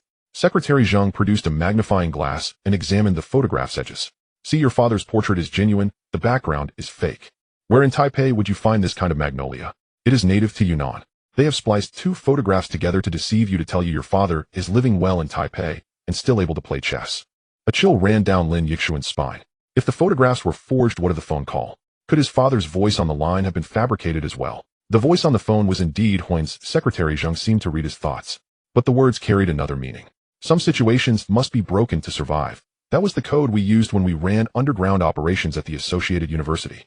It meant the present situation was a dead end, one must take the initiative to shatter the impasse to have a chance at survival. My father was an underground party member. Not only an underground party member, but the head of our scientific intelligence network in the Southwest region. Secretary Zheng's voice dropped, laden with deep remembrance. In 1943, your father taught in the physics department at the Associated University. Ostensibly a scholar researching silicon materials, he in fact gathered scientific intelligence in the Japanese-occupied zones, particularly on Argua's research into bacteriological and chemical weapons in the Northeast. On the day that photograph was taken, news of Argua's surrender arrived. We thought victory was at hand, and that we could pursue research openly. Who could have known? He paused, lit a cigarette. Who could have foreseen that the Kuomintang would soon begin purges? In 1946, your father was ordered to relocate to Hong Kong, using business as a cover to continue working for the party. In 1949, on the eve of the liberation, he received his final assignment, to infiltrate Taiwan and obtain the scientific materials and the list of personnel evacuated by the Kuomintang. He went and never returned. The office fell silent. Outside, the light grew of fishing boats could be seen on the Zhujiang at dawn. So my father did not get captured by the Kuomintang. He went willingly. Yes, but he was forced. Secretary Zheng sighed. In 1949, on the eve of Guangzhou's liberation, Kuomintang agents had already set their sights on him. To stay was death. To leave meant a sliver of hope and the chance to complete the mission. Before he left, he entrusted someone to give me a message. Tell Yixuan to study hard, to build airplanes, build artillery, build the most advanced machines for the nation. Tears welled in Lin Yixuan's eyes. In a past life, he had been an orphan who had not felt a father's love. In this life, he had believed his father a mere merchant who left behind a few manuscripts and vanished. He had not expected his father to be a hero, one who forsook family and livelihood to go behind enemy lines for the nation. Secretary Zheng, did my father's mission succeed? We do not know. Secretary Zheng shook his head. After he entered Taiwan, he sent back only 3 reports. The first, in October 1949, reported that the Kuomintang had transported 300 crates of scientific materials from the Nanjing Central Research Institute. The second, in March 1950, reported that Mgwa had sent a technical advisory team to Taiwan to assist in establishing radar and communication systems. The third, in June 1951, reported that the Kuomintang had established a National Defense Science Research Institute in Taipei, focusing on electronic warfare and missiles. After that, contact ceased. So he is probably still alive, but in grave danger. Secretary Zheng looked at Lin Yixuan. Taiwan is using him to blackmail you, which means 2 things. First, they know your father's value. Second, they know his ties to the party. So they will not kill him rashly, but they will not let him live comfortably. Yixuan, your father is a hero. You should be proud of him. I am proud. Lin Yixuan wiped away his tears. But I must rescue him. Secretary Zheng, I will go to Taiwan. Nonsense. Secretary Zheng sprang to his feet. You go to Taiwan? Are you going to throw your life away? The Kuomintang has been eager to capture you. If you go, they will catch you in one net. But I cannot stand by and watch my father. Your father went to Taiwan for the nation. You remaining in Guangzhou now is also for the nation. Secretary Zheng walked up and placed his hands on his shoulders. Yixuan, your father's task is unfinished. Those scientific documents and personnel lists remain in Taiwan. Your duty is not to seek death, but to complete what your father could not. How do I do that? Use your skills, use your wit. Secretary Zheng returned to the desk and spread the map. The Taiwan side wants anti-jamming technology. They can provide it. But not for free, it must be in exchange. First, they must provide your father's current condition authentic photographs and medical records. Second, a copy of those scientific materials and the personnel list. Third, their contacts in Hong Kong to help us move equipment. Will they agree? If not, well, make their forces endure bombardment on the front lines. Secretary Zheng sneered. Yixuan, you now hold 2 cards. One is the low-temperature oscillation research that Ergua desires. The other is the anti-jamming technology that Taiwan desires. Played well, these 2 cards can not only save your father, but open a path for us.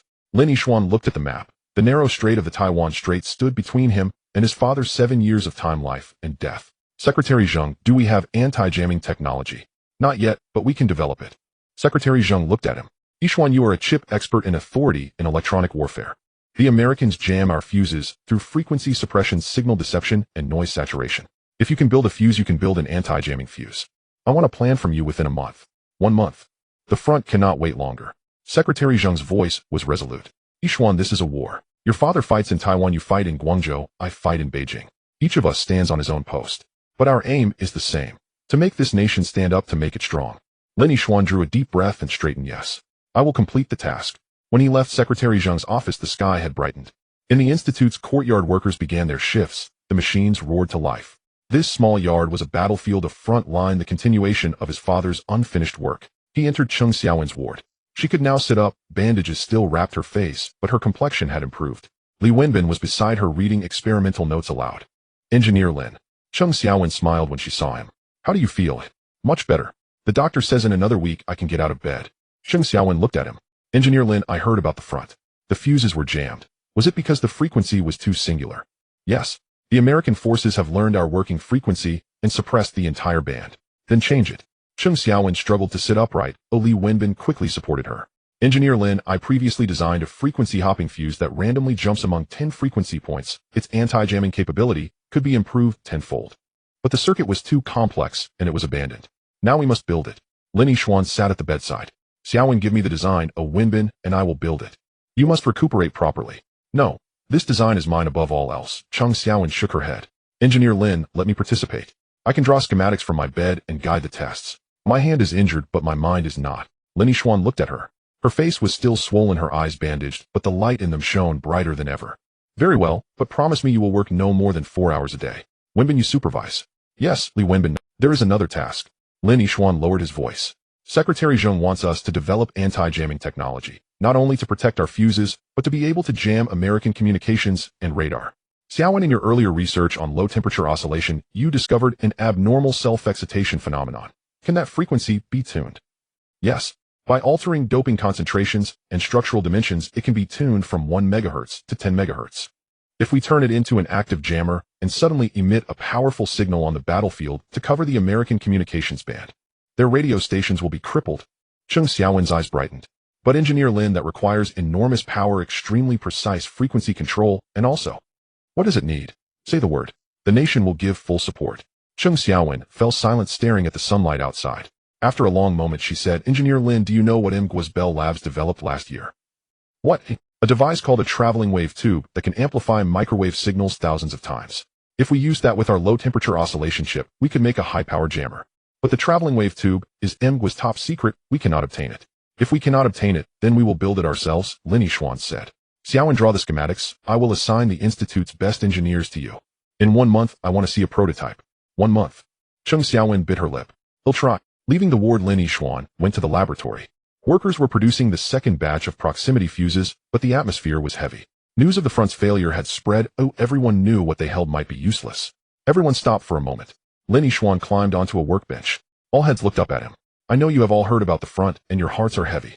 The devices we've labored 2 months to build were rendered useless by a single interference from MGW. It's infuriating, isn't it? The floor was silent. But let me tell you, this is war. Not fist against fist, flesh against flesh, but technology against technology. If MGW uses electronic jamming, we will use anti-jamming. If they have radar, we will build counter-radar. We will deconstruct what they possess, and then craft something better. He paused, eyes sweeping over every young face. I know our equipment is backward, materials are scarce, and experience insufficient. But what do we have? Brains, hands, and heart. The nation's best engineers are helping us, and the soldiers at the front await with their lives. Can we retreat? No, came scattered replies. I can't hear you. No, the voice rose firmer. Still can't hear. No, an ear-splitting roar. Very well. Lin Yixuan nodded. Then we shall do it. From today, the production line will be retooled to make frequency-hopping fuses. The Institute will concentrate all its forces on cracking anti-jamming technology. In 1 month, I want to see results. Are you confident? Yes. Dismissed. Get to work. The laboratory roared back to life. But this time the roar carried something new. Anger, pent-up grievance, a fierce determination to prove themselves. Lin Yixuan returned to his office and spread out the blueprints. Frequency-hopping fuses, anti-jamming chips, traveling wave tubes. 1,000 threads to be sorted, all resting on him. The phone rang. It was Su Weiner calling from Nanyang. Yixuan, my father received word the 2 lithography machines Daiwei ordered from Argua have already shipped from Hungbin. The ship belongs to the Argua Steamship Company, the Yinghua Maru, and is due in Hong Kong in 5 days. But my father says the vessel calls at Kaohsiung in Taiwan, which may spell trouble. Taiwan. Lin Yixuan's chest tightened. Daiwei was indeed colluding with Taiwan. If the lithography machines stop at Kaohsiung, Kuomintang agents might board and inspect, or even confiscate them. Weiner, tell your father to find a way to leak the news before the ship reaches Hong Kong. To whom?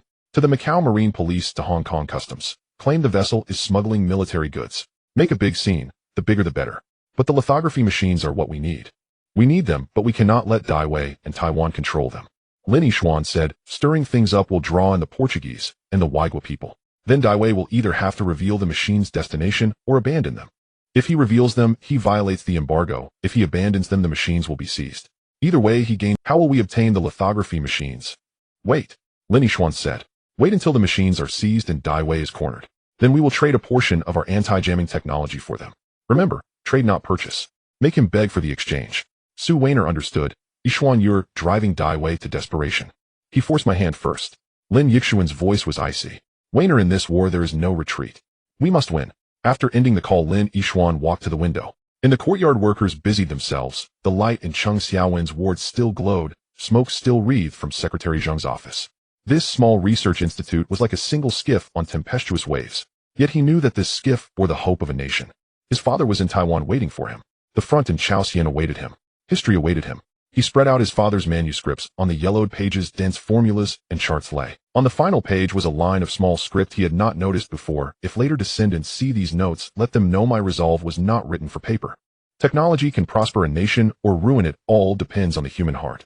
The loyalty or betrayal of hearts determines a nation's rise and fall. Hua Yuan, winter of the 37th year of the Republic. The 37th year corresponds to 1948. That was the year before his father's trip to Taiwan. The loyalty or betrayal of hearts determines a nation's rise and fall, Lin Yixuan repeated softly. Father, I understand. Technology matters, but more important is who wields it and whom it serves. You lived your life to embody that truth. Now it was my turn. Outside, the sun set over Guangzhou, the city bathed in golden afterglow. Farther out at sea, a storm was already brewing. Yinghua Maru, the freighter, was steaming toward the Taiwan Strait. The lithography machines aboard it would become the focal point of this coming tempest. The freighter Sakura Maru entered Kaohsiung Harbor at 417 a.m.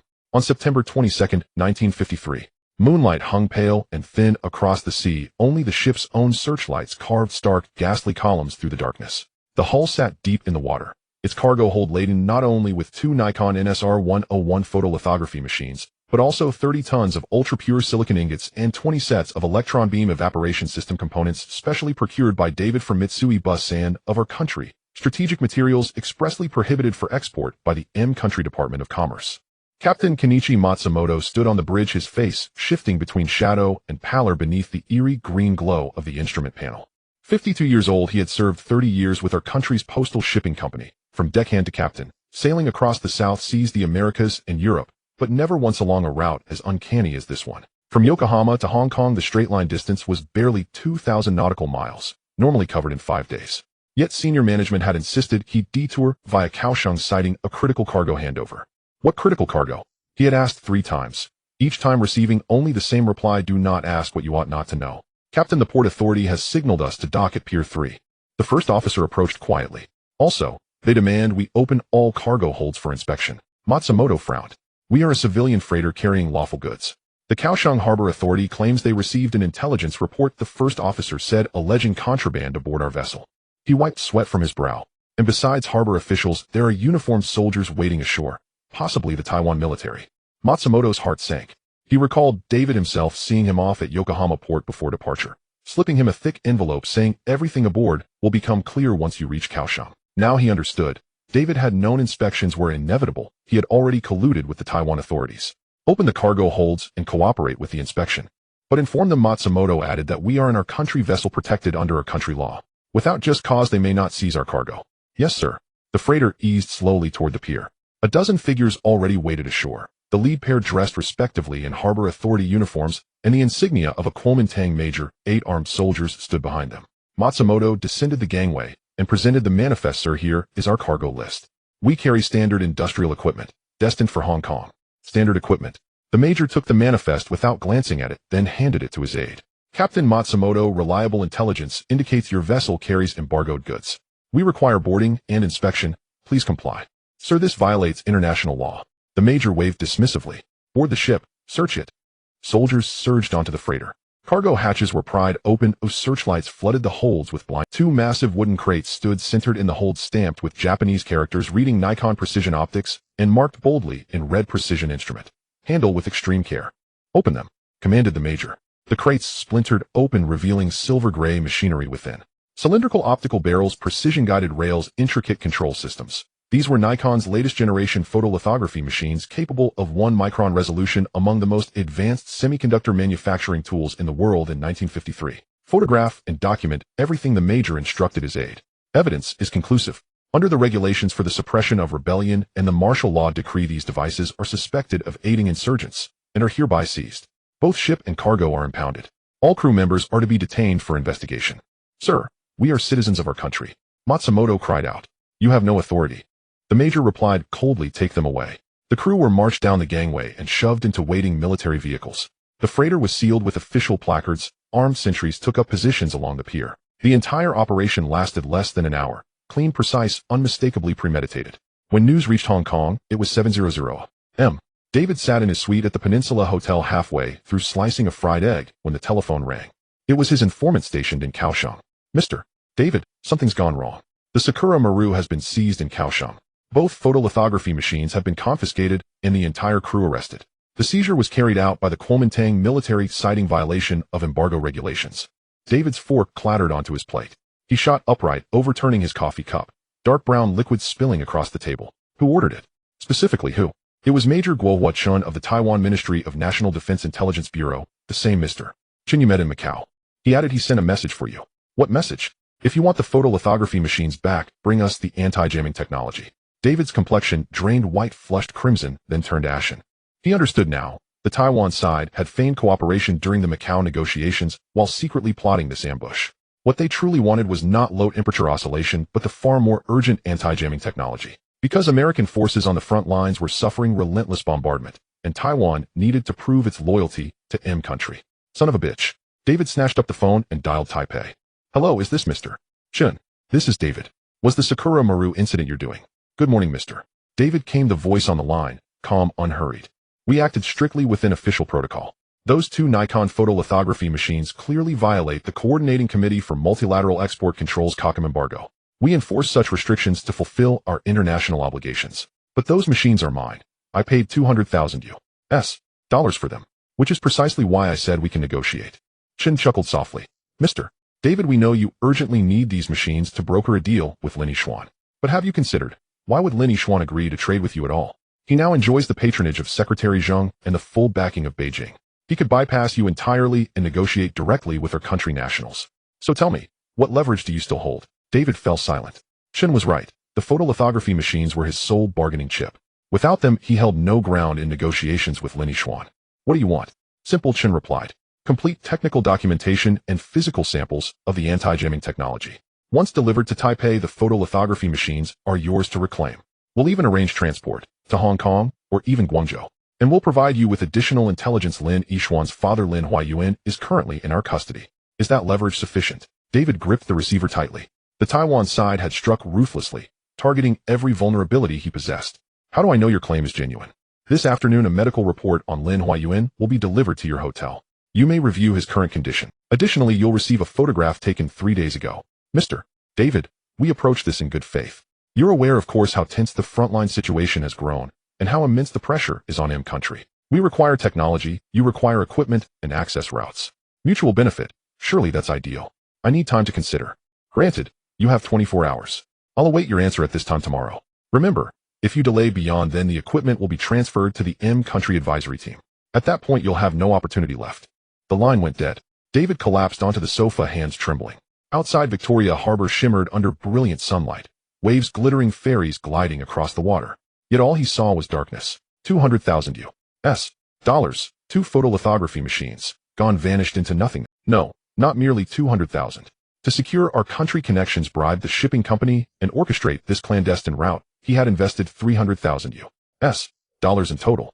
That sum represented his entire fortune, the last desperate hope for redemption at Jardine Matheson. Now, everything was lost. Unless he accepted the Taiwan side's terms. To exchange anti-jamming technology for photolithography machines for his father's life as hostage for survival itself. But where was the anti-jamming technology? Lin Yixuan hadn't yet completed it. Even if he had, why would he surrender it? David rose, strode to the liquor cabinet, poured a full tumbler of whiskey, and drank it in one burning gulp. The searing alcohol sharpened his thoughts just enough. He still held one final card. Lin Yixuan remained unaware that his father was an underground party member or that he had deliberately infiltrated Taiwan. The Taiwan side certainly hadn't disclosed this. Doing so would drastically diminish the value of their leverage. He could exploit this asymmetry of information. Tell Lin Yixuan his father suffered in captivity and urgently required rescue. Use the photolithography machines as bait. Use his father as collateral. Compel Lin Yixuan to surrender the anti-jamming technology, or at least a portion of it. Yes, that was the path forward. David snatched up his coat and bolted from the room. Prepare the car. To the docks. Book me passage on the fastest vessel to Guangzhou. At the same moment, in the South China Institute of Microelectronics in Guangzhou, Cheng Xiaowen's hospital room had been converted into a makeshift laboratory. Her bed had been wheeled aside against the wall, clearing space for a workbench, oscilloscope, signal generator, and a scattering of disassembled proximity fuse components. Bandages still swathed her face, though she could walk unassisted. Her left arm remained suspended in a sling while her right hand gripped a pencil, scribbling calculations rapidly across engineering paper. No, still incorrect. She stared intently at her calculations, brow deeply furrowed. The core of the frequency-hopping fuse was a voltage-controlled oscillator VCO engineered to shift rapidly among 10 preset frequencies within 0.1 milliseconds, or risk missing the optimal detonation window. Yet existing VCO designs failed on at least one critical parameter: switching speed, frequency stability, or compactness. None could fit within the fuse's confined casing. Cheng Xiaowen had tested 7 distinct configurations, all ending in failure. Engineer Cheng, have some water. Li Wenbin entered holding a tin mug. His bloodshot eyes betrayed another night spent awake. Wenbin, you've arrived just in time. Cheng pointed to her schematic. Look at this design, using varactor diodes as tuning elements. In theory, switching speed reaches 0.05 milliseconds. But the capacitance variation range of varactor diodes is too narrow, only to 1. It can't cover more than 10 frequency points. Then how about using multiple varactor diodes in parallel? Temperature change. Li Wenbin was taken aback. Temperature changes too slowly. It takes at least a few seconds to stabilize. Cheng Xiaowen's eyes lit up. What if we make a small, thin film heater on the chip using pulsed current to rapidly heat a specific area, changing the dielectric constant of the silicon in that area, thereby altering the oscillation frequency? Both heating and cooling can be completed in milliseconds with a wide frequency change range and good stability. But how to implement it? Integrating a heater on the chip must couple with the oscillating circuit. Using metal wires as the heater with silicon dioxide as the insulation layer and silicon itself as the temperature-sensitive medium. Chung Xiaowen quickly sketched on the paper. Look like this: the oscillator's resonant cavity is structured as a silicon cantilever beam with one end fixed and the other free. A small heater is placed beneath the free end. When heated, the beam expands due to heat altering its length and thereby changing the resonant frequency. Heating for 1 millisecond raises the temperature by 50 degrees with a thermal expansion coefficient of 2.6 pm, leading to a length change of 0.013 micrometers, resulting in a frequency change of roughly 2.410 frequency points. A temperature range from room temperature to 200 degrees is sufficient. But what about the power of the heater? The power supply is limited by the battery. With pulsed heating, each frequency point is heated for only 0.1 milliseconds, then naturally cooled. The average power won't exceed 10 milliwatts, which the battery can support. Chung Xiaowen lifted her head, her eyes shining. Wenbin, let's give it a try. Let's do the design immediately, create the mask tomorrow, and have the wafers the day after. If all goes well, we could see samples the day after tomorrow. But your health? I'm fine. Chung Xiaowen waved her hand. Wenbin, this is our last chance. The front line is waiting, the soldiers are waiting. We can't wait. Li Wenbin looked at her, his eyes reddening. This girl, only a few years younger than him, had injuries on her face and her arm in a sling, yet the light in her eyes was brighter than anyone in the research institute. All right, Engineer Ching, I'm with you. He'll prepare right away. Just then the ward door was pushed open. Lin Yixuan walked in, his face grave. Xiaowen, there's a situation. David is here in Secretary Zheng's office. He says the Sakura Maru has been detained in Kaohsiung and the photolithography machine is gone. He wants to see you to discuss counterinterference technology. Chung Xiaowen dropped the pencil in her hand on the table.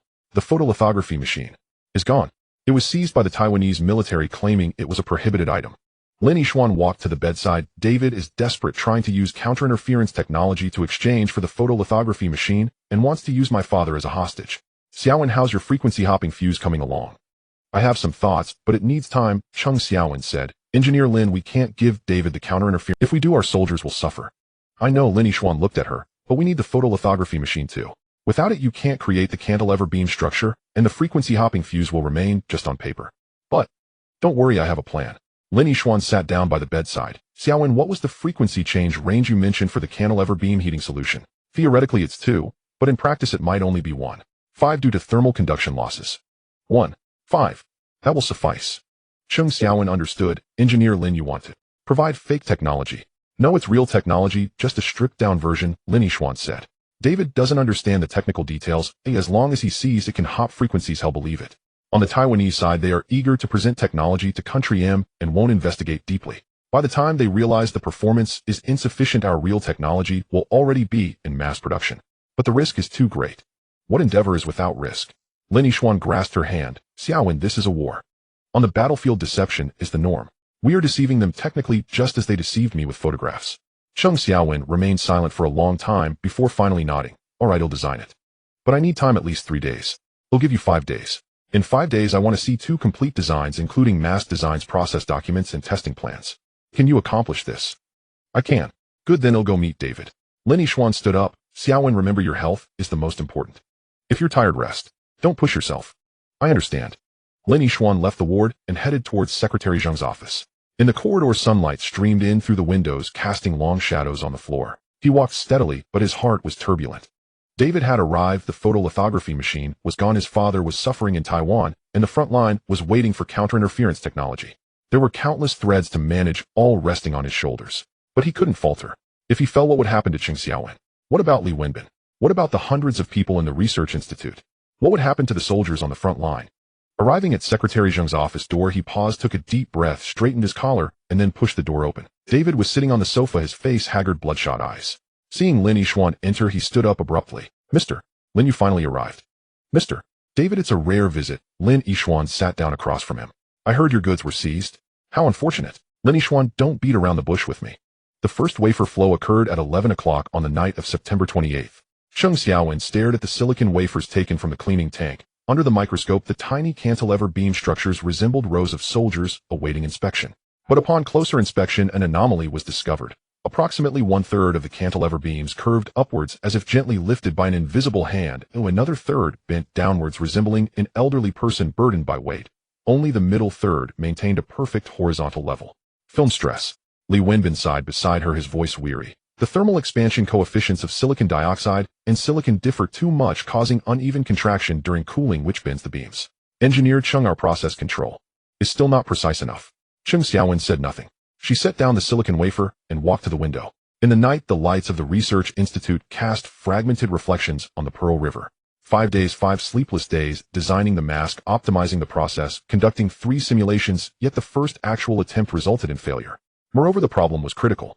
If the cantilever beams were bent, the resonant frequency would shift, and the deformation during heating would also be uneven, severely affecting the precision and speed of frequency hopping. Such chips would be rendered useless on the front lines.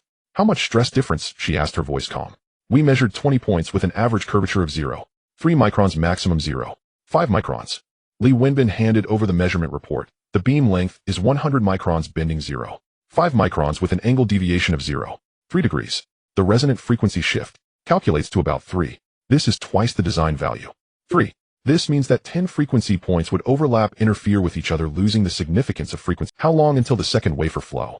The mask is fine, but the process needs adjustment.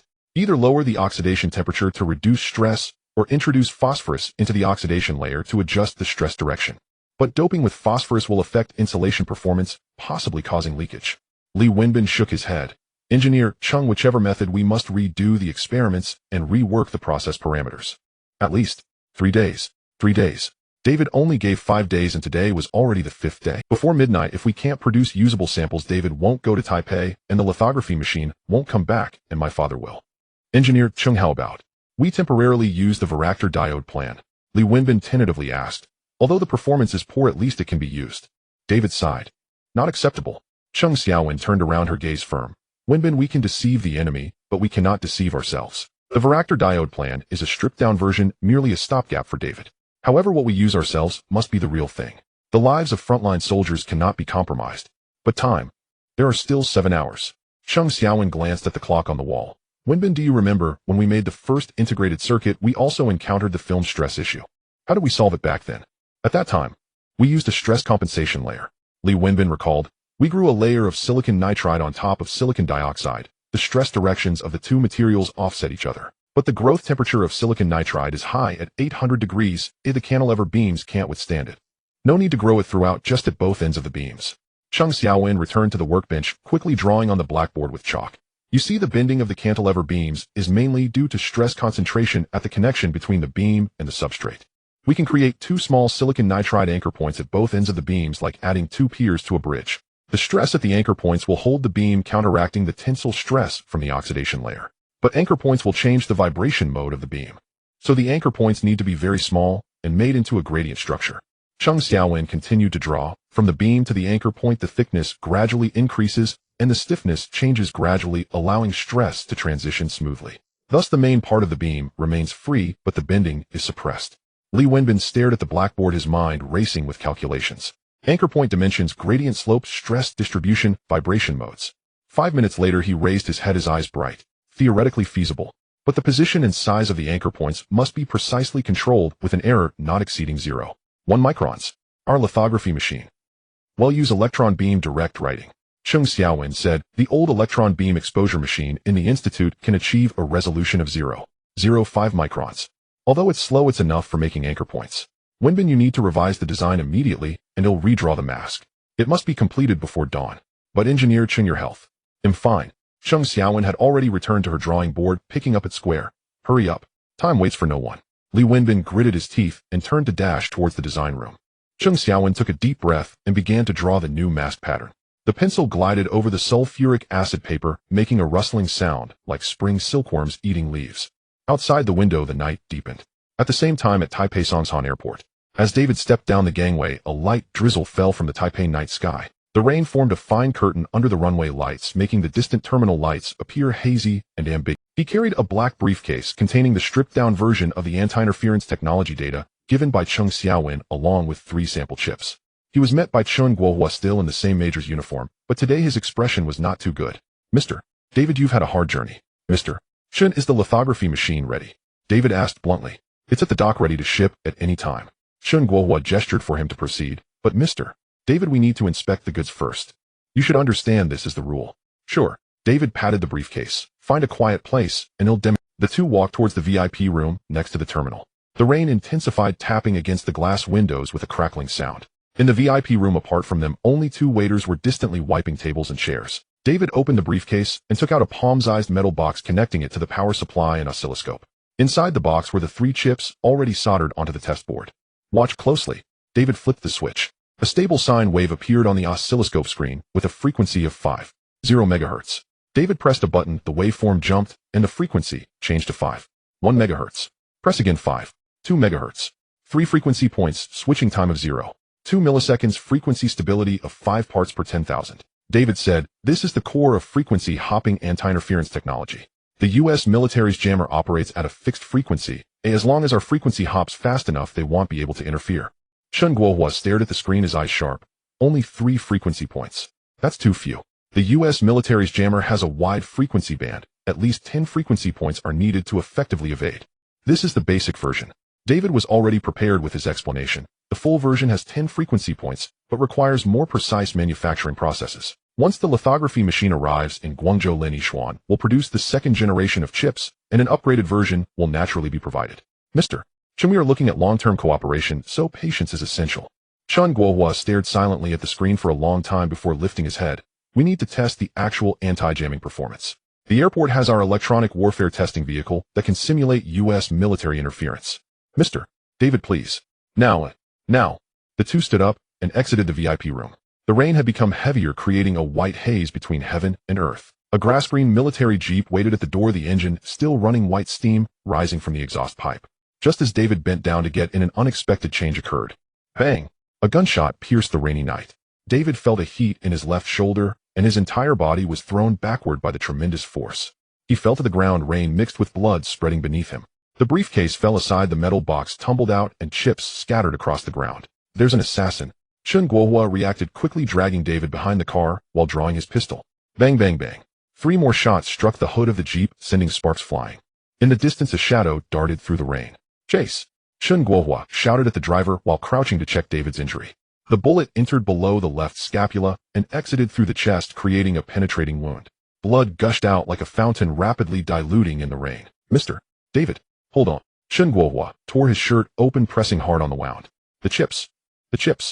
David's lips turned pale, pointing at the scattered chips.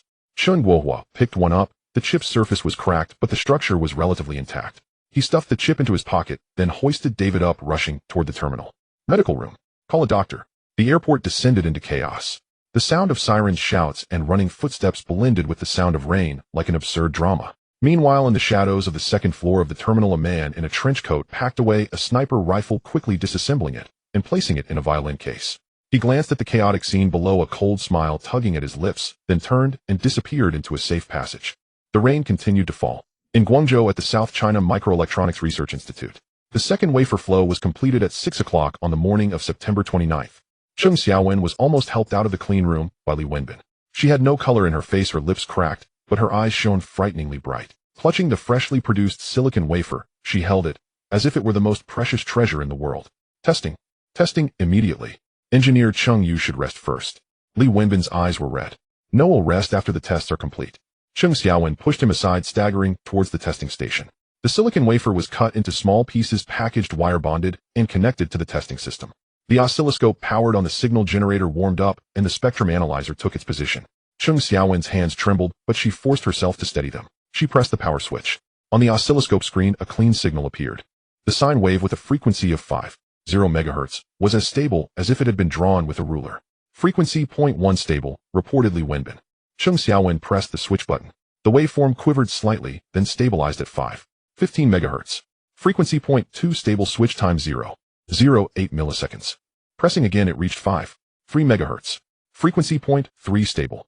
All 10 frequency points switched successfully. The slowest at 0.12 milliseconds, the fastest at 0.07 milliseconds. Frequency stability 0.3 ants. We did it. Li Wenbin murmured, tears streaming down his face. Cheng Xiaowen slumped in her chair, staring at the jumping waveforms on the screen for a long time. Then she smiled, and as she smiled, tears also fell. Wenbin, we succeeded. Yes, we succeeded, Li Wenbin nodded vigorously. Outside the window, dawn broke. The first ray of sunlight pierced through the clouds, illuminating the Pearl River with shimmering gold. The wake-up bell of the Research Institute rang, and the workers began a new day of work. Meanwhile, in the hospital room, Cheng Xiaowen had already fallen asleep on the testing platform, still clutching the chip tightly in her hand. At 9 a.m., in Secretary Zheng's office, Lin Yixuan was discussing the reception of the Soviet expert group with Secretary Zheng when he received an urgent call from Taipei. What? David was assassinated. Seriously injured. Lin Yixuan gripped the phone tightly, his face changed. Yes, in the early morning at Songshan Airport, a sniper opened fire. A bullet penetrated his left chest just 2 centimeters away from the heart. He is currently in critical condition at Taipei General Hospital and has not escaped danger. On the other end of the line was He Hongshan, his voice urgent. The assassin was not caught, but something was left at the scene. A shell casing from an M1 carbine of M country, but the serial number has been ground off. Furthermore, one of the chip samples David was carrying was lost, and the other 2 were damaged. What was Taiwan's reaction? Chen Guohua was furious, claiming it was the work of Chinese communist spies. However, the advisors from M country, after examining the scene, said that the assassination technique was very professional and did not resemble the style of the Chinese Communist Party, but rather the style of the CIA cleaning house. Lin Yixuan's heart sank. The CIA cleaning house. David was merely a manager at IHA. Was it worth the CIA to act personally? Unless David knew too much, or David's role was already over. What about the lithography machine? It's still at Kaohsiung port, but Chen Guohua said that with David's fate uncertain, the transaction is on hold. Yixuan, things have become troublesome. If David dies, Taiwan is likely to turn against us, and we won't be able to retrieve the lithography machine. As for your father, I understand. Mister, he continue to keep an eye on it, and notify me immediately if there are any updates. Hanging up the phone, Lin Yixuan looked at Secretary Zheng. David was assassinated and is seriously injured. The assassin might be from the CIA. Secretary Zheng silently smoked, then said after a long pause, Yixuan, this is a silencing job. David helped us transport the lithography machine and connected us with Taiwan. The people of M country can't allow him to live after knowing this. But why now? Why after the chip was secured? Because the chip is a stripped-down version. Lin Yixuan understood. People from M country inspected the goods and found the performance lacking, realizing David had been deceived. Keeping him alive is useless and may lead to more leaks. So, eliminate him. Then what about the lithography machine? Taiwan will not give it to us. Lin Yixuan shook his head. Chen Guohua is not a fool. Once David dies, he will know the deal is off. The lithography machine will either be taken by the people of M country or kept by Taiwan itself. We have no chance. A silence fell in the office. Outside, the sun was shining brightly, but both men's hearts sank to the bottom. Without the lithography machine, the cantilever beam chip could not be mass-produced. If the cantilever beam chip cannot be mass-produced, the frequency-hopping fuse cannot reach the front lines. Frontline soldiers would still have to charge into the firepower net of the American army with their flesh and blood. There is still one way. Secretary Zheng extinguished his cigarette. The Soviet expert group will arrive this afternoon. The leader is Viktor Ivanovich Korolev from the Institute of Electronics of the Soviet Academy of Sciences, an authority in the semiconductor field. I have inquired. This person is very pragmatic and is willing to help as long as he sees the real deal. Yixuan, can your frequency-hopping chip impress him? Lin Yixuan thought for a moment. The performance of the cantilever beam chip is indeed world-leading. But why would the Soviets help us? They don't have many lithography machines either. Use technology in exchange.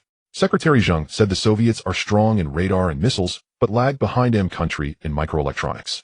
Your frequency-hopping technology and low-temperature oscillation technology are what they need. We can use these to exchange for their equipment and technical support. This is our only way out. But these are all we can't think about that now. Secretary Zheng stood up and walked to the window. Yixuan, this is a matter of life and death. Soldiers are dying on the front lines every day, and we cannot just watch because of the word confidential. When it's time to exchange, we must do so. As long as the core is not lost, as long as our people are still learning the technology, will continue to progress. Lin Yixuan watched Secretary Zheng's back. This veteran who had come down from the battlefield understood better than anyone what cost meant. Some costs must be paid. All right, I will prepare the materials and samples. This afternoon, I will take Cheng Xiaowen to meet Korolev. But comrade, Cheng Xiaowen's health. She is the technical leader. If she does not go, it will be unclear. Lin Yixuan said. Also, Secretary Zheng, I have a hunch. This time the Soviet expert group is coming not just for technical exchange. There may be other tasks involved. Secretary Zheng turned around and looked at him. You mean? In 1943, my father met with Soviet experts in Kunming.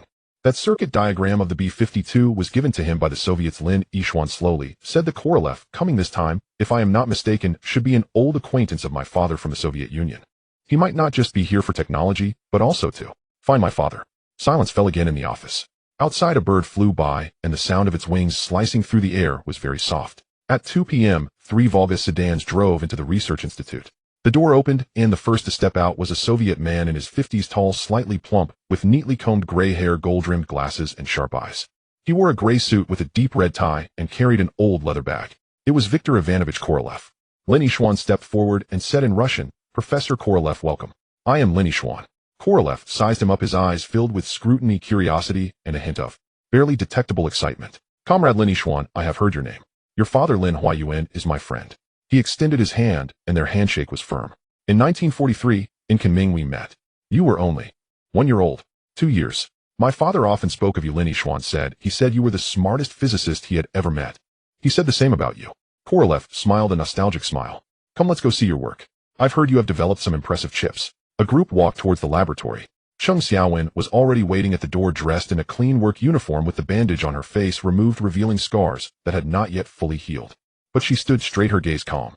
"This is Comrade Cheng Xiaowen, the designer of the frequency-hopping chip," Lin Yishuan introduced. Korolev looked at Cheng Xiaowen, a flash of surprise in his eyes followed by admiration. "A female engineer. That's impressive. Comrade Cheng Xiaowen, may I see your chip?" "Of course, Professor. Please come in." In the laboratory, the testing platform was already prepared. The cantilever beam chip was connected to the testing system, and the oscilloscope screen was lit up. Cheng Xiaowen began her demonstration. 10 frequency points switched smoothly, data reported one by one. Korolev stared at the screen, his eyes growing brighter. After the demonstration ended, Korolev remained silent for a full minute. Then he turned around, looking at Lin Yishuan and Cheng Xiaowen, and said something that shocked everyone. "This technology is not possessed by the people of M country. It is not possessed by the people of Y country. Even we in the Soviet Union do not have it." He paused and continued, "Comrades Lin Yishuan and Cheng Xiaowen, I represent the Institute of Electronics of the Soviet Academy of Sciences to formally invite you to visit Moscow. We are willing to exchange the most advanced lithography machines, the purest silicon materials, and the best experimental conditions for your shared technology." Furthermore, he took out a letter from his bag. The envelope was already yellowed but well preserved. "This is a letter your father entrusted someone to bring to me before he went to Taiwan in 1949. He said if he did not return, this letter should be given to you. Now the time has come." Lin Yishuan took the letter, his hands. On the envelope was his father's familiar handwriting. "To Yishuan, if you see this letter, I should no longer be here. Do not be sad, son. Everything I do is for your future and the future of the country." Inside the letter was a diagram of significant importance to be handled with caution. Father Huayuan, spring of the 38th year of the Republic. The 38th year of the Republic was 1949, the year his father went to Taiwan. Lin Yishuan opened the letter. Inside was only a piece of paper with a complex circuit diagram densely annotated. But unlike the B52 circuit diagram in the manuscript, this diagram had a small mark in the lower right corner, a circle with a triangle inside. Upon seeing that mark, Korolev's expression changed. "This mark is the symbol of the Scorpion Project, the most confidential electronic warfare project of M country, codenamed Scorpion. Your father, did he even acquire this?" Lin Yishuan stared at that mark, suddenly understanding. What his father left behind was not an ordinary circuit diagram. It was a trap, a deadly trap prepared for the people of M country. And now this trap had fallen into his hands. Cheng Xiaowen's hands trembled as she laid the Scorpio circuit diagram on the lightbox. It wasn't fatigue, it was excitement, a primal thrill experienced by a top engineer upon seeing a brilliant design, regardless of the fact that this design came from an enemy or that it carried the scent of death. The blueprint was large, measuring 1 square meter, crafted with a high-precision plotter with lines as fine as hair. But what truly took Cheng Xiaowen's breath away was the equation marked in pencil at the bottom right corner. F02 pi LC 110. 003 sin 2 pi 1, 23107T. This is the resonant frequency formula with an additional sign modulation term, with a modulation depth of 0.003 and a modulation frequency of 23,107 Hz, 12.3 MHz. Look here. Cheng Xiaowen pointed to a small square in the circuit diagram, only the size of a fingernail, but with an extremely complex internal structure. This is a voltage-controlled oscillator, but the control voltage isn't direct current, it's a 12.3 MHz sine wave. Therefore, its output frequency will oscillate periodically around the central frequency with an amplitude of 0.3. Frequency modulation. Lin Yishuan leaned in for a closer look. Yes, but the purpose isn't communication, it's anti-jamming. Cheng Xiaowen's voice grew tight. Engineer Lin, think about it. If the U.S. military's radar, communications, and missile guidance all use this frequency modulation, then our jamming devices will find it difficult to target a fixed frequency. It's like trying to hit a moving target 100 times harder than hitting a stationary one. But our frequency hopping chip. Our frequency hopping is discrete, jumping between 10 frequency points. But Scorpio is continuous, with the frequency oscillating continuously within a small range, theoretically providing stronger anti-jamming capability. Cheng Xiaowen picked up a calculating ruler and quickly calculated, with a modulation depth of 0.3 for a central frequency of 12.3 MHz. That means a frequency offset of 36.9 kHz. To jam it, we either need to cover it with a wide band or precisely track its frequency changes. The former lacks power, and the latter. We can't do it right now. The laboratory fell silent. Outside the window, the convoy of Soviet experts had already departed, but Korolev's words still lingered in the air. The M nation uses this system to protect their military bases in our country, South Korea and Taiwan. If you can crack it, you can temporarily blind their eyes and ears at critical moments. What about this backdoor? Lin Yishuan pointed to an inconspicuous resistor on the diagram, marked with a small arrow in red ink. My father specifically pointed it out. This resistor is labeled as 1 kiloohm, but in parentheses it says actual 470 ohms. Why? Cheng Xiaowen stared at the resistor, her mind racing. This is a bias resistor providing a DC bias to the oscillation tube's base. Dropping the resistance from 1 kiloohm to 470 ohms would double the bias current, altering the transistor's static operating point, changing the amplification factor. I understand now. She lifted her head, her eyes sparkling. This resistor is intentional. The designer deliberately mislabeled the resistance value, and the correct value would be used during installation. But if the enemy obtains the diagram and replicates it using the incorrect resistance value, the oscillator would operate in an unstable region. Lin Yishuan added, the frequency would drift, the modulation depth would change, and even it might stop oscillating. Not just that. Cheng Xiaowen picked up a pencil and quickly sketched the equivalent circuit on paper. Look, this resistor also forms a low-pass filter with the adjacent capacitor with a cutoff frequency of exactly 12.3 MHz. If the resistance value is wrong, the phase characteristics of the filter will change, causing the phase of the sine modulation signal to shift. What happens with a signal at 12.3 MHz if the phase shifts by 90 degrees? It becomes a cosine wave orthogonal to the original signal. Lin Yishuan suddenly had a bright idea, and then it would cancel out the original signal. The modulation depth would drop to nearly zero. Exactly. This is the backdoor. Cheng Xiaowen's voice trembled with excitement. As long as at a critical moment we inject a specific frequency jamming signal into this system, we can induce this phase cancellation. Then the entire frequency modulation will fail, and the system will revert to fixed frequency mode. By then our frequency hopping jamming device will easily lock onto it. Lin Yishuan stared at the diagram as if he could see the radar station of the M nation thousands of miles away, suddenly going blind, missiles losing their targets and communications breaking down. Xiaowen, what is this specific frequency? How much power does the jamming signal need? Let me calculate. Cheng Xiaowen picked up the calculating ruler, her fingers swiftly gliding over it. Based on the parameters of this RC filter, the turning frequency is 12πRC13, 39 MHz. But the modulation frequency is 12.3 MHz, which is 363 times greater. To create a 90-degree phase shift at 12.3 MHz, the required frequency is. She paused, writing the calculation result on paper. 451 MHz. 451 MHz, the frequency of the jamming signal. The power doesn't need to be too high as long as it can cause the voltage fluctuation across the resistor to reach 10 millivolts. It can induce a phase shift, but it must be precisely 451 MHz, with an error not exceeding 0.1. 451 MHz. Lin Yishuan repeated the number. This is neither far nor near, just right in the shortwave band commonly used for radio broadcasting, amateur communications, and certain military communications. Can we make the jamming source? Yes, we can modify our frequency hopping chip. Cheng Xiaowen said, change the 10 frequency points to a fixed 451 MHz, and add an amplification stage. But Engineer Lin, this will take time. Need equipment, need a photolithography machine. Lin Yishuan finished her sentence. The two looked at each other, seeing the helplessness in each other's eyes. The frequency hopping chip had been produced, the backdoor principle was cracked, and the jamming plan was in place. But without a photolithography machine, everything is just talk. The cantilever beam structure requires submicron precision, and the existing equipment cannot achieve mass production. The phone rang. It was Secretary Zheng, his voice urgent. Yishuan, urgent telegram from the dock. The Soviet cargo ship Volga has been intercepted by customs while entering the port. They say it's a routine inspection, but among those boarding the ship are members of the political department and the M nation's consulate. They received a tip-off that there are contraband on board. What contraband? Lin Yishuan's heart sank. Photolithography machines. Those two Nikon photolithography machines are on board. At the Huangpu dock in Guangzhou, it was 4 p.m. Volga is a 5,000-ton dry cargo ship painted deep gray with its Russian name emblazoned on the side. At this moment, a customs gangway was attached to the right side of the ship, and 7 or 8 people in uniform were boarding. At the forefront was AY Nation National, a customs inspector, followed by Harris from the political department, and a young man named James from the M Nation consulate. The captain is a Soviet named Ivan, in his 50s, with a ruddy face and a bushy beard. He stood at the gangway speaking in broken English. Gentlemen, this is a Soviet ship protected by international law. You have no right to search. Captain Ivan, we have received reliable information that your ship is carrying two Nikon NSR-101 photolithography machines, which are strategic materials prohibited from export under the Basel Convention. Harris displayed the search warrant. This is a legal search, please cooperate. Photolithography machines. What is that? I've never heard of it. Ivan shrugged. We are carrying ordinary machine tools, aid materials for the Guangzhou tractor factory. There are documents, there is a list, it's all legal. Then let us take a look.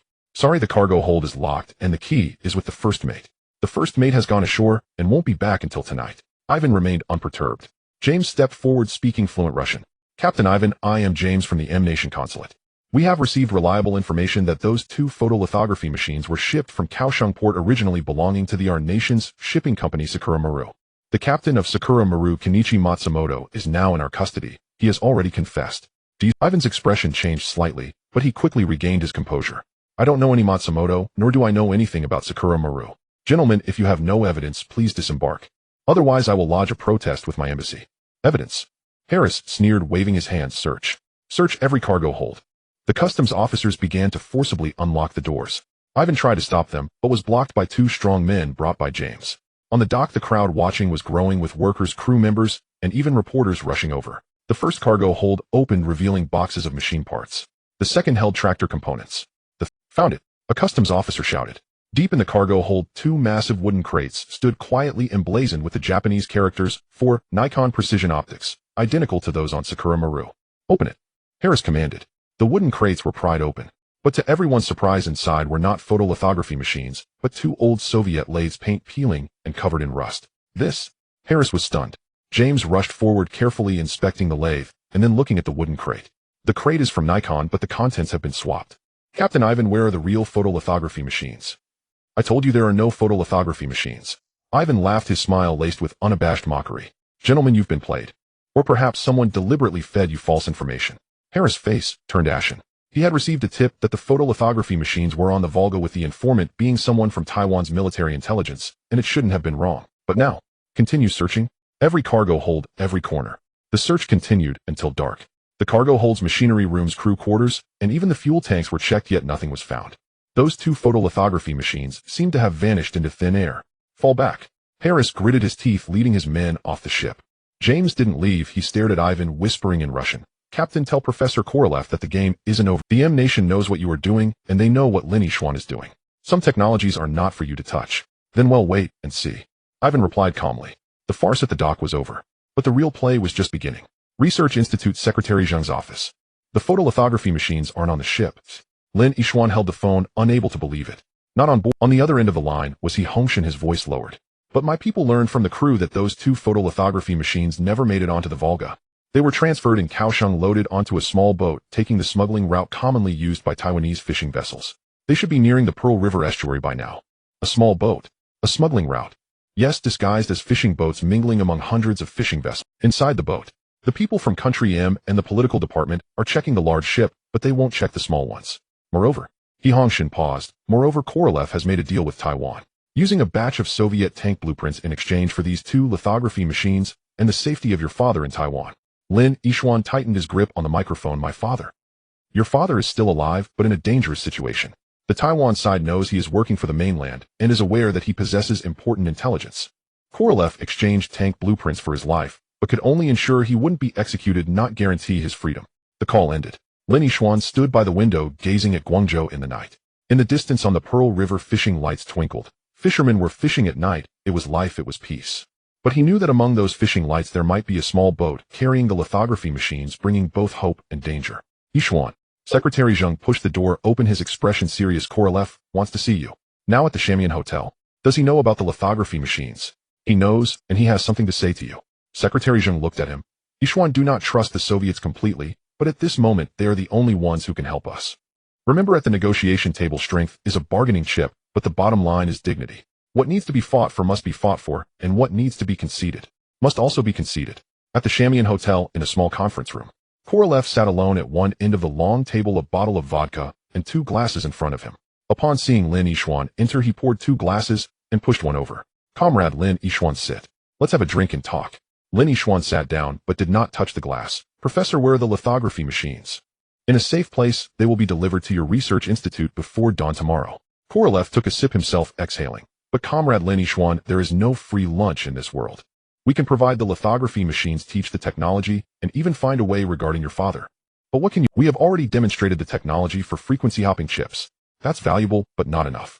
Korolev set down his glass, leaning forward. We need the backdoor cracking plan for the Scorpion system. We want that for 51 megahertz jamming technology. Moreover, we need your commitment to assist us with this technology at a critical moment. Assist you? Yes, assist us. Korolev's gaze sharpened. The people from Country M have deployed forward stations for the Scorpion system in Turkey, Italy, and Country R. Once war breaks out, these systems will jam our missiles and interfere with our radar. We need your technology to disable these systems at a critical moment. Even if it's just for a few minutes, that will be enough. Lin Yishuan fell silent. This would require him to use technology for war, for direct confrontation between the two major camps. This is not a commercial exchange. This is a political stance. Professor, we are just scientists, engineers. In a Cold War, there are no purely scientific scientists. Korolev interrupted him. Comrade Lin Yishuan, your father is a hero. He has been undercover for the country for 7 years. What you are doing now, like your father, is fighting for survival space for the country. The difference is that he is in Taiwan and you are in Guangzhou. He uses his life and you use your technology. But if we use this technology, the people from Country M will know it was us. At that time, the embargo will escalate, the blockade will strengthen, and it may even lead to direct strikes. Then it depends on whether your technology is covert enough. Korolev smiled. If the interference appears to be a natural phenomenon like equipment failure, who can prove it? Just like the lithography machines on the Sakura Maru, who can prove that we move them? Lin Yishuan looked at Korolev. This Soviet scientist had in his eyes an obsession with technology, loyalty to his motherland, and the coldness and calculation of a politician. He was not asking, he was bargaining, exchanging the lithography machines for a weapon pointed at Country M. I need time to consider. You don't have time. Korolev stood up and walked to the window. The lithography machines will arrive tomorrow morning, and you must give me an answer by then. Additionally, there is one more thing. He turned to Lin Yishuan. Your father in Taiwan has little time left. The Kuomintang spies are already suspicious of him, and the M Country Advisory Group is investigating him. Our people can protect him for at most another month. Within a month, if you do not take action, he will commit suicide. Lin Yishuan felt a chill run down his back. A month, the countdown on his father's life. What can we do? Trade technology for people. Korolev walked back to the table, lowering his voice. What the Taiwan side truly wants is not the anti-jamming technology, but the trust of the people from Country M. They want to use this technology to prove their worth to Country M.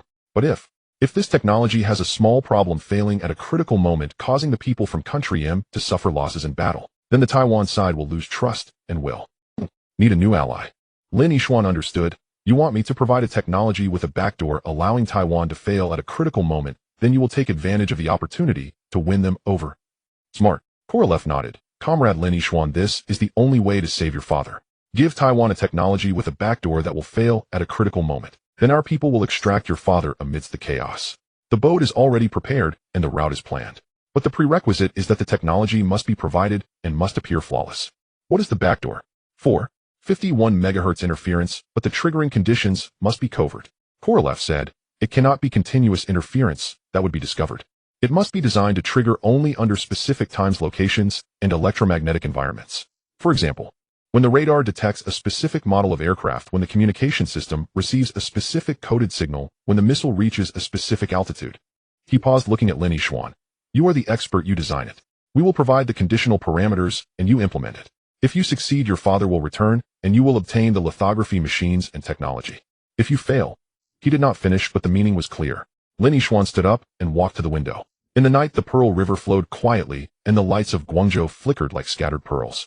This city had just risen from the ruins of war. This country had just lifted its head in the world. And he stood at the crossroads of history, holding technology that could tip the balance, while bearing the weight of his father's life. Professor, I need to see someone. He turned. Chang Xiaowen, my technical head. Without her, I cannot create this back. All right, where is she? In the hospital, but she can be discharged. Tomorrow I will bring her to see you. Good, tomorrow. Korolev raised his glass. Comrade Lin Yishuan, hey, race to our successful cooperation. Lin Yishuan did not raise his glass. He turned and left the conference room, walking into the night. In the corridor, Secretary Zheng was waiting for him. How did it go? They want the backdoor for the Scorpion. They want us to design a technology with a trap for Taiwan to exchange it for my father and the lithography machines. Lin Yishuan said in one breath, his voice weary. Secretary Zheng was silent for a long time before saying, Yishuan, do you know what this means? I know.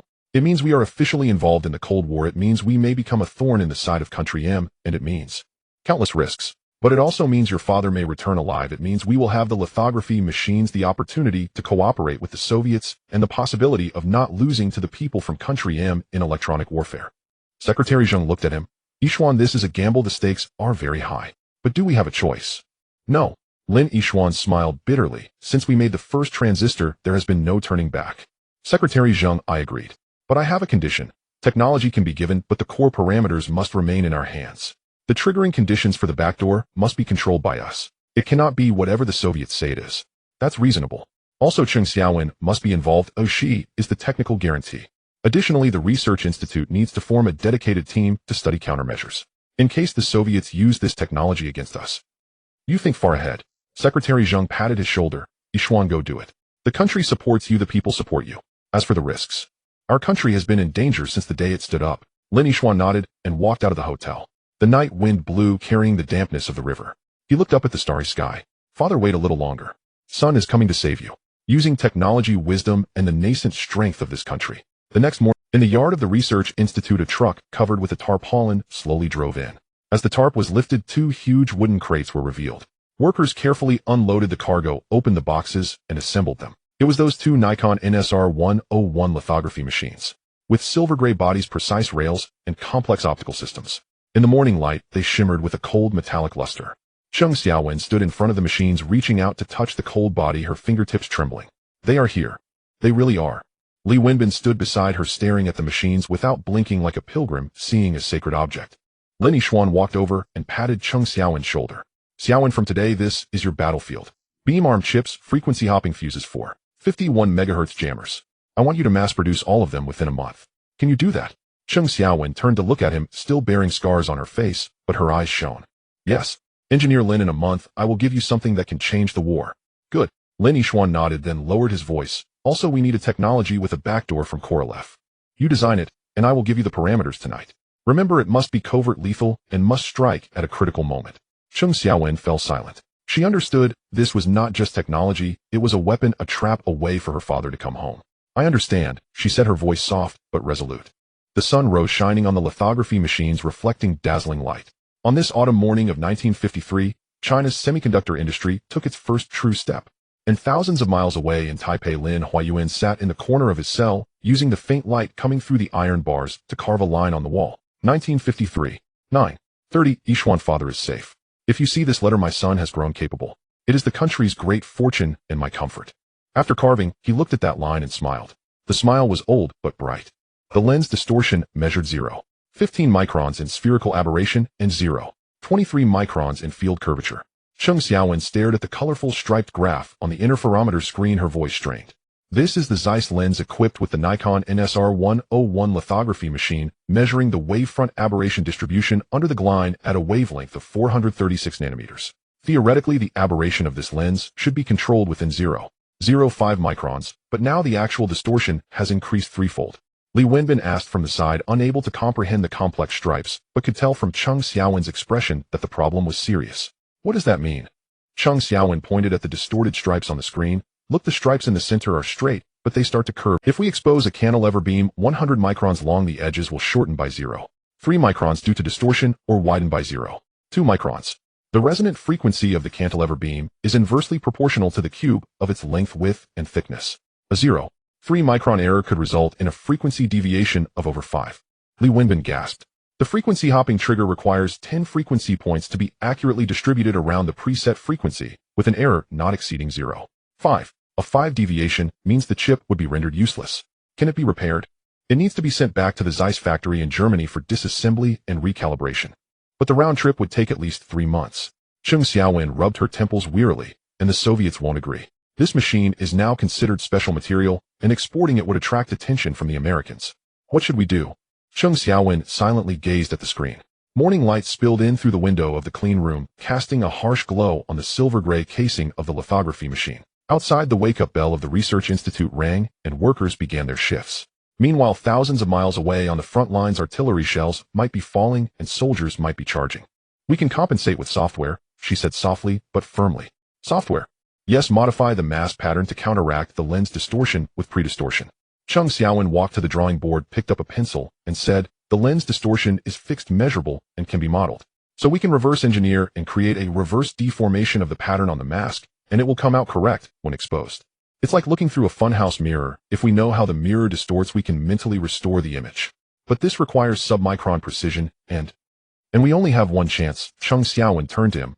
Wenbin, this is the only way. Korolev has given us 10 days, and in 10 days the disruptor needs to be deployed in Okinawa.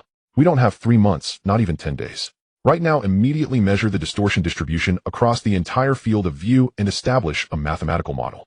I want to see the compensation algorithm by 3 o'clock this afternoon. Li Wenbin looked at Chung Xiaowen. The wounds on her face had not fully healed, her left eye still blurry from optic nerve damage, but the light in her right eye was piercing. Yes, Engineer Chung. I will organize the measurements right away.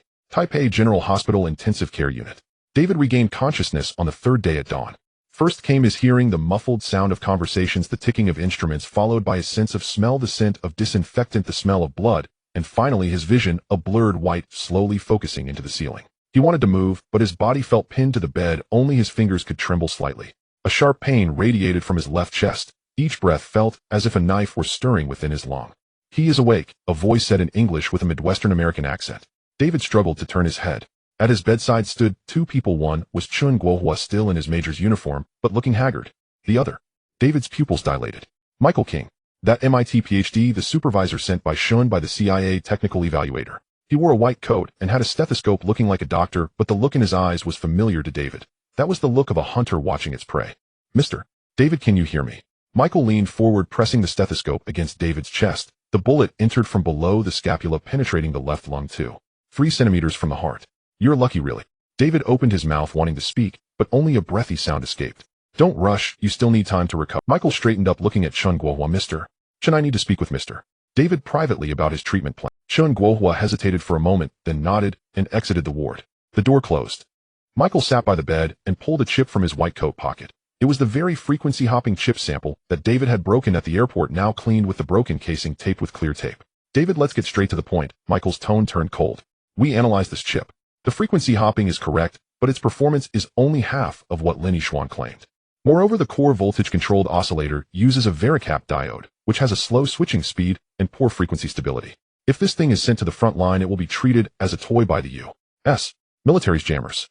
Were you deceived, or did you intentionally deceive us? Michael stared into his eyes. David, you need to understand, your life right now was saved by the CIA.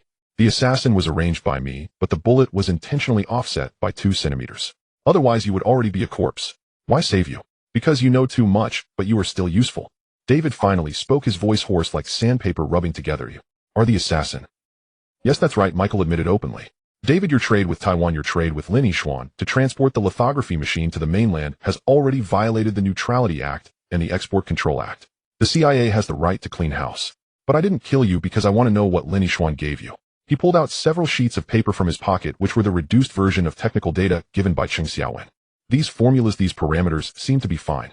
But our experts say there is a critical piece missing: phase control algorithms. Without this algorithm, frequency hopping is just talk. David, Lin Yixuan didn't give you the complete technology. He is playing you. David closed his eyes. He had suspected it long ago, but hearing the truth still stung. Not for being deceived, but for his own foolishness. He thought he was a player, but he was actually a pawn. Now I'm giving you a chance to live. Michael's voice hissed like a snake in his ear. Tell me, what does Lin Huayuan, Lin Yixuan's father, really hold? Why did the Soviets suddenly intervene? Why did Korolev come to Guangzhou personally? And where exactly are those 2 lithography machines? David opened his eyes, looked at Michael, and suddenly smiled. The smile pulled at his wound, causing cold sweat to break out, yet he still smiled. Michael, you're scared, he rasped. You're afraid Lin Yixuan will produce something you can't. You're afraid that old man Lin Huayuan left something behind. You're afraid the Chinese will surpass you in electronic warfare. Michael's expression darkened. David, I'm trying to save you. I don't need your help. David stared at him. Tell your superior. The game Lin Yixuan holds. A trump card. The name of the trump card is Scorpio. Michael's expression froze. He abruptly stood up, grabbing David's hospital gown. How do you know about Scorpio? Who told you? David just smiled, laughing until blood came out. The ward door was pushed open and Chun Guohua rushed in. What happened? The patient is agitated and needs a sedative. Mr. Chen, please arrange it, Michael said calmly. Chun Guohua glanced at David, then at Michael, and finally nodded. They'll have someone handle it. Michael turned and left the ward. In the corridor, he took out a mini recorder and pressed the record button. The target mentioned Scorpio, possibly having grasped some intelligence. Recommend initiating the second phase of the fuse plan. Additionally, Lin Yixuan indeed holds unknown technology with the threat level raised to a class, requesting authorization to take necessary measures. He paused for a moment adding, including physical elimination. Guangzhou Conference Room at the Research Institute. The map brought by Korolev was spread out on the long table with 3 points marked in red: the Kadena base in Okinawa, the Taoyuan base in Taiwan, and the Busan base in South Korea. Each point was annotated with frequency range, antenna type, and deployment time. These are the 3 major nodes of the Scorpio system in the Far East. Korolev tapped the map with a pointer. Kadena is the core with a control radius covering the entire East China Sea. Taoyuan targets the Taiwan Strait, and Busan is aimed at the Korean Peninsula. Your mission is to deploy 3 sets of jammers in the Zhoushan Islands within 10 days, targeting Kadena. Frequency 451 MHz, power 100 watts, continuous radiation for 72 hours. Continuous for 72 hours. Lin Yixuan frowned. That would be detected. The U.S. electronic reconnaissance aircraft are not idle. That's why we need to use frequency hopping for camouflage. Korolev said, your frequency hopping chip with 10 frequency points will randomly hop around 451 MHz. For most of the time, it will emit ineffective frequencies, only spending 1/10 of the time emitting 451 MHz. This way it will look like ordinary radio noise and won't attract attention. However, after 72 hours, it will be enough to trigger the Scorpio system's backdoor effect. What is the success rate? We calculated a single trigger probability of 0.1, but if it runs continuously for 72 hours, the triggering probability increases to 68. If all 3 jammers work simultaneously, the probability exceeds 90. Korolev looked at him. Comrade Lin Yixuan, this is mathematics, this is science. As long as the parameters are correct, it will certainly succeed. And then what? How will the U.S. react after the Scorpio system is paralyzed? They will think it's a system malfunction, send people to repair it, and increase vigilance. But for at least 3 days, all U.S. military radars, communications, and missile guidance in the East China Sea will be downgraded to backup mode. And during these 3 days, Korolev paused, we have a submarine that will pass through the Taiwan Strait to pick up someone. Lin Yixuan's heartbeat quickened. My father. Yes, Comrade Lin Huayuan. Korolev nodded. During the paralysis of the Scorpio system, transfer your father to Kaohsiung port. Our submarine will pick him up there. But the prerequisite is that the system must be paralyzed, otherwise the reconnaissance aircraft and destroyers from Country M will detect the submarine. This is a coordinated operation. Your success depends on my success. What if I fail? Then your father will be suicided during the transfer, the submarine will be sunk, and we will all die. Korolev said calmly, as if discussing the weather forecast. Comrade Lin Yixuan, this is a gamble. The stakes are high, but if we win, your father returns, you gain the technology, and we achieve a strategic advantage in the Far East. If we lose, everything goes back to 0. The meeting room fell silent. Outside the window, the humming of the photolithography machine could be heard. Yu Chung Xiaowen and Li Wenbin were working desperately. And 1,000 miles away, the father was engraving characters in his cell. The submarine was navigating the deep sea, and the U.S. military radar was spinning. Everyone's lives were tied to that tiny frequency hopping chip. When will the jammer be ready? Lin Yixuan asked. The chip mass production will take 5 days, assembly and debugging will take 2 days, and transportation and deployment will take 3 days. 10 days is already the limit. Korolev looked at him, but Comrade Chung Xiaowen seems to be encountering problems. There is lens distortion and she is resolving it. What if she can't resolve it? Then she won't be Chung Xiaowen anymore, Lin Yixuan said with a sense of trust he didn't even realize he had. Korolev smiled. Comrade Lin Yixuan, you truly resemble your father. Back in Kunming, he researched silicon purification and failed dozens of times. Everyone advised him to give up, but he said if it doesn't work this time, then next time.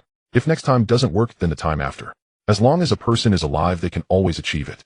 Did he succeed? He produced China's first high-purity silicon with a purity of 99.999, only 19 less than that of Country M. But at that time we had nothing. No equipment, no materials, not even electricity. He used a hand-crank generator, clay crucibles, and the most primitive methods to achieve it. Korolev's gaze became distant. Your father said that sometimes science isn't about who is smarter, but who can endure longer. If you can endure, you win. Lin Yixuan looked at the red dots on the map. Kadena, Taoyuan, Busan. The eyes, ears, and fists of Country M. Professor, I have one more question. He said slowly. After the Scorpio system is paralyzed, what will you do? It can't just be as simple as picking up my father, right? Korolev stared at him for a long time before laughing. Comrade Lin Yixuan, it's better to know less about some things. You only need to know that if we succeed, the military balance in the Far East will change. And China will be one of the biggest beneficiaries. One of them. The other beneficiary, of course, is us, the Korolev said calmly. But Comrade Lin Yixuan, in this world there are no eternal friends, only eternal interests. Today we are allies, tomorrow we may be adversaries. But at least today our goals are aligned. Diminishing Country M's presence in the Far East. That's enough, isn't it? Lin Yixuan fell silent. He remembered Secretary Zhang's words, trust the Soviets with caution, but at this moment they were the only ones who could help us. Alright, see you in Zhoushan in 10 days. See you in Zhoushan. Korolev left. Lin Yixuan stood in front of the map, gazing at the blue sea and the red dots. 10 days, 240 hours, 14,400 minutes. Every minute could mean life or death. The phone rang. It was an encrypted telegram from the front line. After Li Wenbin translated it, his hands were shaking. Lin Gong. Something happened. Last night, the Volunteer Army's artillery regiment used the first batch of frequency-hopping fuses and successfully shot down 3 U.S. reconnaissance aircraft. But the fourth shell exploded in the chamber, killing the loader and seriously injuring the gunner. Preliminary investigations suggest that the fuse was prematurely triggered under severe vibrations. Lin Yixuan felt a chill rising from his feet. Prematurely triggered. By how many seconds? 0.01 seconds. The shell exploded just as it left the chamber. Li Wenbin's voice was tinged with tears. Lin Gong, the front line, has ordered a suspension of all frequency-hopping fuses. They say, our devices are killing more than they are defeating the enemy. Outside the window, the sunlight was blinding. But Lin Yixuan only felt cold and unbearable chill. Nanyang, Singapore. When Su Weiner walked into her father's study, Su Yulo was looking at the accounts. In just half a month, her father seemed to have aged 10 years, his hair completely white and his back hunched. Daddy, Weiner, you're back. Su Yulo raised his head, trying to smile, but the smile was weary. How is it in Guangzhou? Is Yixuan doing well? He is very busy. Su Weiner sat opposite her father. Daddy, is there any breakthrough with Country M? Su Yulo shook his head. The account is still frozen, the insurance hasn't been restored, and 80% of the shipping company's orders have been cancelled. The people from the U.S. consulate came again yesterday and said that as long as I publicly sever ties with Yixuan and with the mainland, everything can be negotiated. Otherwise, next month our rubber plantation will be forcibly auctioned. They dare. They dare. Su Yulo smiled bitterly. Weiner, this is Country M, the most powerful. If they want to crush us, it's like squashing an ant. I am old and not afraid of death. But the Su family's industry over several generations cannot be ruined on my watch. Su Weiner held her father's hand. Daddy, Yixuan said he has a way. The civilian products of low-temperature oscillation technology will give us the rights in Southeast Asia. Also, he has 30% of the shares in the factory in Guangzhou. If we get through this, we will definitely turn things around. But far water cannot quench near thirst. Su Yulo sighed. What is most urgent now is that batch of goods. The rubber ship from Indonesia was intercepted by Country M's warship as it arrived at the Strait of Malacca, suspecting it was headed for the mainland. The goods are held at Port Klang, and the daily late fee is 5,000 U.S. dollars. If it gets held any longer, this batch of goods will be a total loss. Su Weiner fell silent.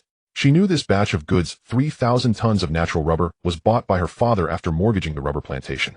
Originally, it was to be delivered to Guangzhou for Lin Yixuan to make sealing materials. Now that it is held, it means cutting off the raw material supply from Guangzhou. Daddy, I'm going to Port Klang. I will negotiate with the people from Country M. You? No, it's too dangerous. I graduated from Oxford, I understand the law, and I speak English. Besides, I'm a woman and they won't do anything to me. Su Weiner stood up. Daddy, wait for me at home. In 3 days, you'll get the goods back. Weiner.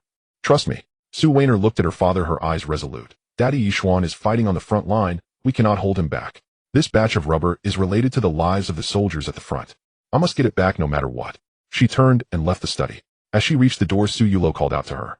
Weiner, be careful. If it really doesn't work, come back. The goods can be forfeited, but you can't be in danger. Su Weiner walked out of the house and got into the car. The driver asked, Miss, where to? To the dock to buy a ticket, the earliest one available. The car drove toward the dock. Su Weiner looked out the window. The streets of Singapore were still bustling, but the air was filled with unease. The colonial government had strengthened patrols, and Country M's warships were prowling outside the port with newspapers filled with news from the Korean battlefield. This is a war. Not just in Korea, not just in Guangzhou, but also in Singapore and Port Klang, in every corner of the world. And she was just a small soldier in this war. The 10-day countdown began. On the first day, Chung Xiaowen completed the full field distortion measurement and established the mathematical model. On the second day, Li Wenbin wrote the compensation algorithm and generated the pre-distortion mass template.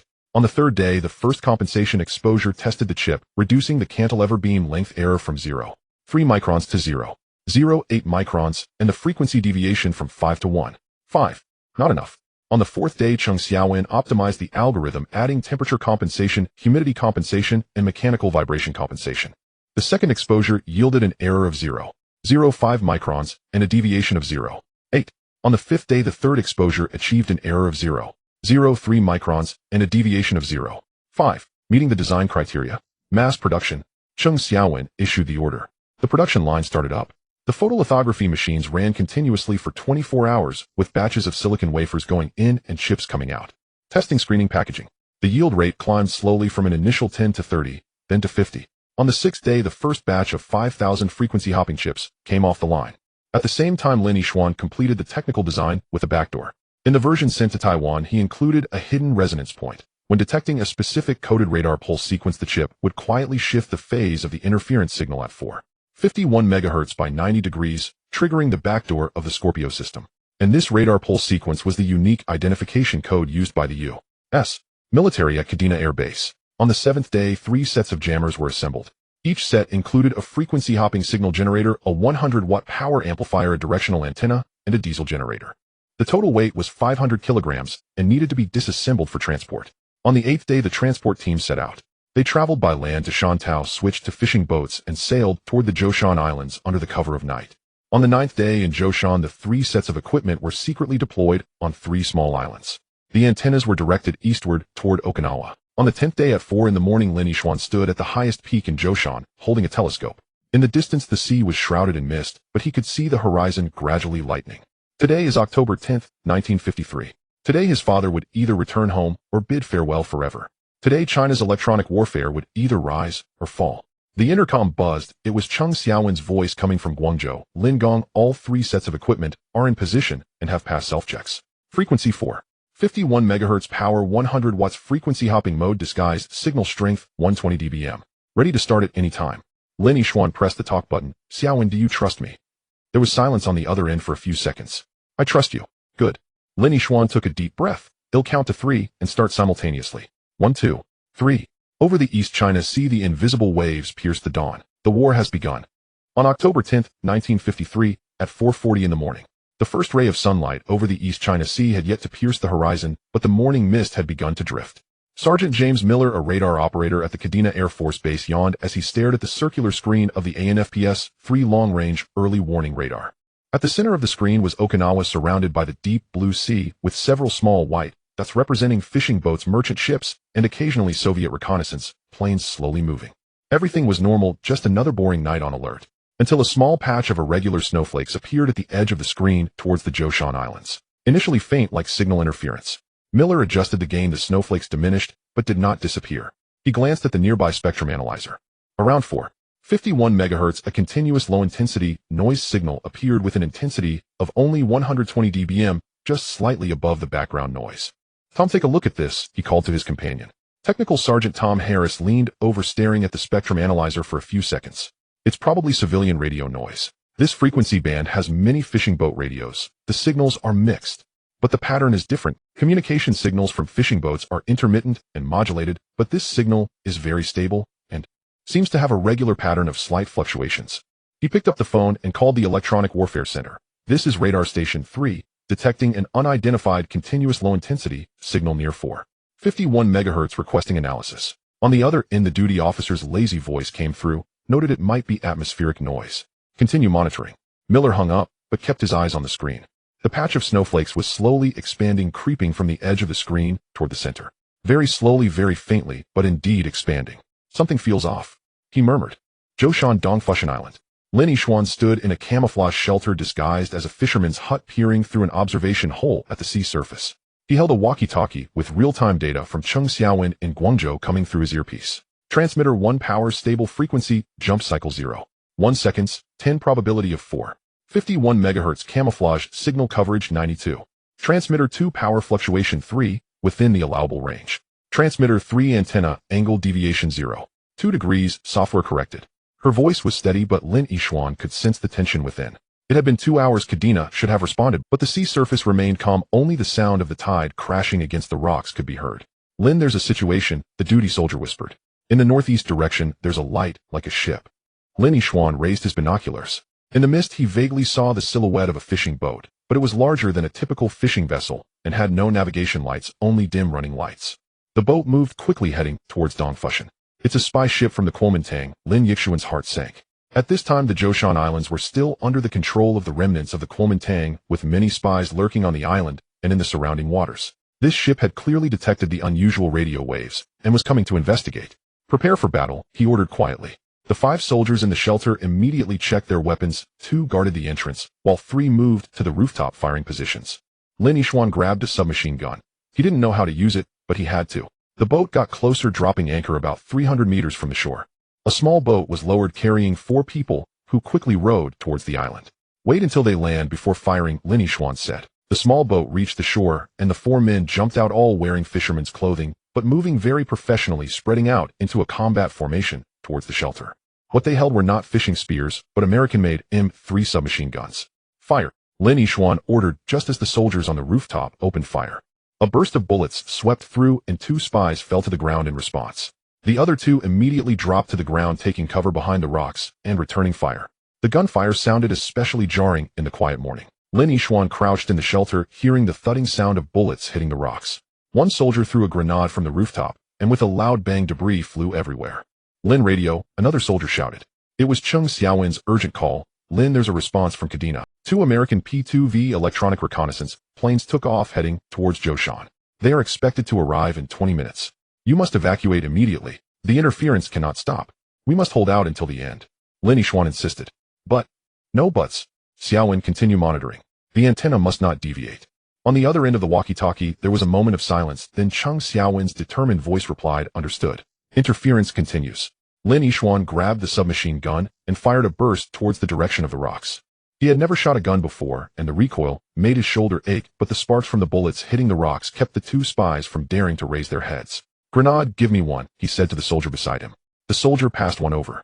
Lin Yixuan pulled the pin, counted to 3 silently, and threw it with all his strength. The grenade arced through the air, landing behind the rocks. Boom. As the smoke cleared, there was no movement behind the rocks. Quick, check the equipment, prepare to move. Lin Yixuan stood up. But just then the roar of engines came from the distant sea. The spy ship opened fire, its machine gun spewing flames, bullets sweeping towards the shelter like a rainstorm. Get down. In Taipei, on the road to Kaohsiung, 3 military trucks sped through the night. The middle truck's cargo area was enclosed, containing only Lin Huayuan. He sat on a cold iron bench, his hands shackled in front of him and his feet in leg irons. The truck's headlights shone through the gaps in the cargo area, casting alternating shadows on his face. It had been 7 years. From 1949, when he infiltrated Taiwan, to this morning in 1953, over 2,000 days and nights. In the basement of the Hong Kong institution, he carved a calendar into the wall. With his fingernail wrote reports on toilet paper with rice soup and feigned madness to escape repeated interrogations. He knew what he was waiting for. Waiting for his son to grow up, waiting for the country to prosper, waiting for a chance to go home. Now the opportunity had come. This morning Chen Guohua suddenly pulled him from his cell, stuffed him into the truck, saying the higher-ups have ordered a transfer. When he asked where to, Chen Guohua only said, you'll know when you get there. But Lin Huayuan deduced from the direction of the truck that it was heading south towards Kaohsiung, towards the coast. Was it for execution or exchange? The truck suddenly braked hard. Lin Huayuan's body lurched forward, his forehead hitting the wall of the cargo area. Outside, he heard scolding voices, the sound of gun bolts and English. Stop. Check. It was the voice of the Americans. The door was yanked open, blinding flashlight beams flooded in. Lin Huayuan squinted, seeing several American soldiers outside, led by a Major Michael King. Mr. Lin Huayuan, long time no see, Michael said in Chinese, his tone polite, but his eyes cold. Sorry to interrupt your journey, but I need to ask you a few questions. Lin Huayuan looked at him calmly. Go ahead. In 1949, what did you take from Nanjing? My luggage, a few clothes, and some books. Not just that. Michael stepped closer, the flashlight beam dancing across Lin Huayuan's face. 300 boxes of technological data from the Central Research Institute, of which 47 boxes contain classified military blueprints. Where are those blueprints now? Burned. When the Kuomintang retreated, they were afraid of falling into the hands of the Communist Army, so they burned them. But we found copies of these blueprints in the archives of the National Defense Science Research Institute in Taipei. Each blueprint has a pencil mark in the lower right corner, a circle with a triangle inside. This mark is identical to one on a 1943 report on silicon materials from the Southwest Associated University in Kunming. Michael paused, staring at Lin Huayuan. Mr. Lin, that mark was your code for contact with your Soviet friend Korolev, wasn't it? You brought the blueprints from Nanjing through Korolev to Moscow. In exchange, what did the Soviets give you? The navigation circuit diagram for the B-52. The backdoor design for the Scorpio system. Lin Huayuan laughed, the mockery evident in his smile. Mr. Michael, you watch too many movies. I'm just a teacher. I know a bit about silicon materials, that's all. I don't understand what you're talking about. Michael smiled, as well his smile icy. He pulled a photograph from his pocket, an aerial view of Dongfushan Island in Zhoushan, with 3 points marked in red circles. Not understanding is fine. But you should understand this. Your son Lin Yixuan is currently on the Zhoushan Islands using the Scorpio backdoor you left behind to interfere with our radar at Kadena Base. Moreover, a Soviet submarine is heading towards Kaohsiung port. You and your son want to exchange technology for his life. Lin Huayuan's heart raced, but his face remained calm. My son is a scientist. I have no control over what he does. As for the Soviet submarine, that's your business. Very well, Michael put away the photo. Mr. Lin, I admire your spirit. But spirit doesn't put food on the table. You have two choices. First, tell me all the details of the Scorpio backdoor and the technical parameters of your son's jamming device, and I will ensure you safely reach Kaohsiung, even escort you to the U.S. Second, continue to play dumb, and I will kill you right now, then go to Zhoushan, capture your son, and let him die with you. He drew his pistol, pressing it against Lin Huayuan's forehead. Choose. He'll count to 3. 1. Lin Huayuan closed his eyes. He remembered leaving Kunming in 1949, his wife holding their 2-year-old son, crying, saying, "You must come back." He recalled Yishuan as a child sitting on his lap, listening to him explain the purification of silicon and the wonders of transistors. He remembered the days spent carving in his cell, each scratch a longing for home. 2. He opened his eyes, looking at Michael, smiling. Shoot. But I tell you, my son will continue his work. When a Chinese person wants to accomplish something, no one can stop them. If it can't be done today, it can be done tomorrow. If not tomorrow, then the day after. As long as one is alive, it can always be done. Michael's finger tightened on the trigger. 3. The gun fired. But it was not Lin Huayuan who fell, it was an American soldier behind Michael. The bullet shot in from the dark, hitting the soldier's head with precision. Enemy attack. Michael immediately ducked down, returning fire in the direction of the gunfire. But more bullets flew in from all directions, from sniper rifles and submachine guns, the firepower fierce, clearly a premeditated ambush. Were they Soviets? Or were they from Taiwan? Lin Huayuan took advantage of the chaos to roll out from the carriage and hide under the truck chassis. He saw Chun Guohua rushing over with several Kuomintang soldiers, engaging in a firefight with the American troops. Bullets were flying everywhere, the sounds of explosions, screams, and the roar of engines mingling together. "Mr. Lin, over here," Chun Guohua shouted at him, simultaneously tossing over a key. Lin Huayuan caught it. It was the handcuff key. He quickly unlocked the handcuffs and shackles, crawled out from under the truck, and dashed towards the woods by the roadside. Bullets chased after him, striking the tree trunks and sending wood chips flying. He dashed deep into the woods and fell to the ground, gasping for breath.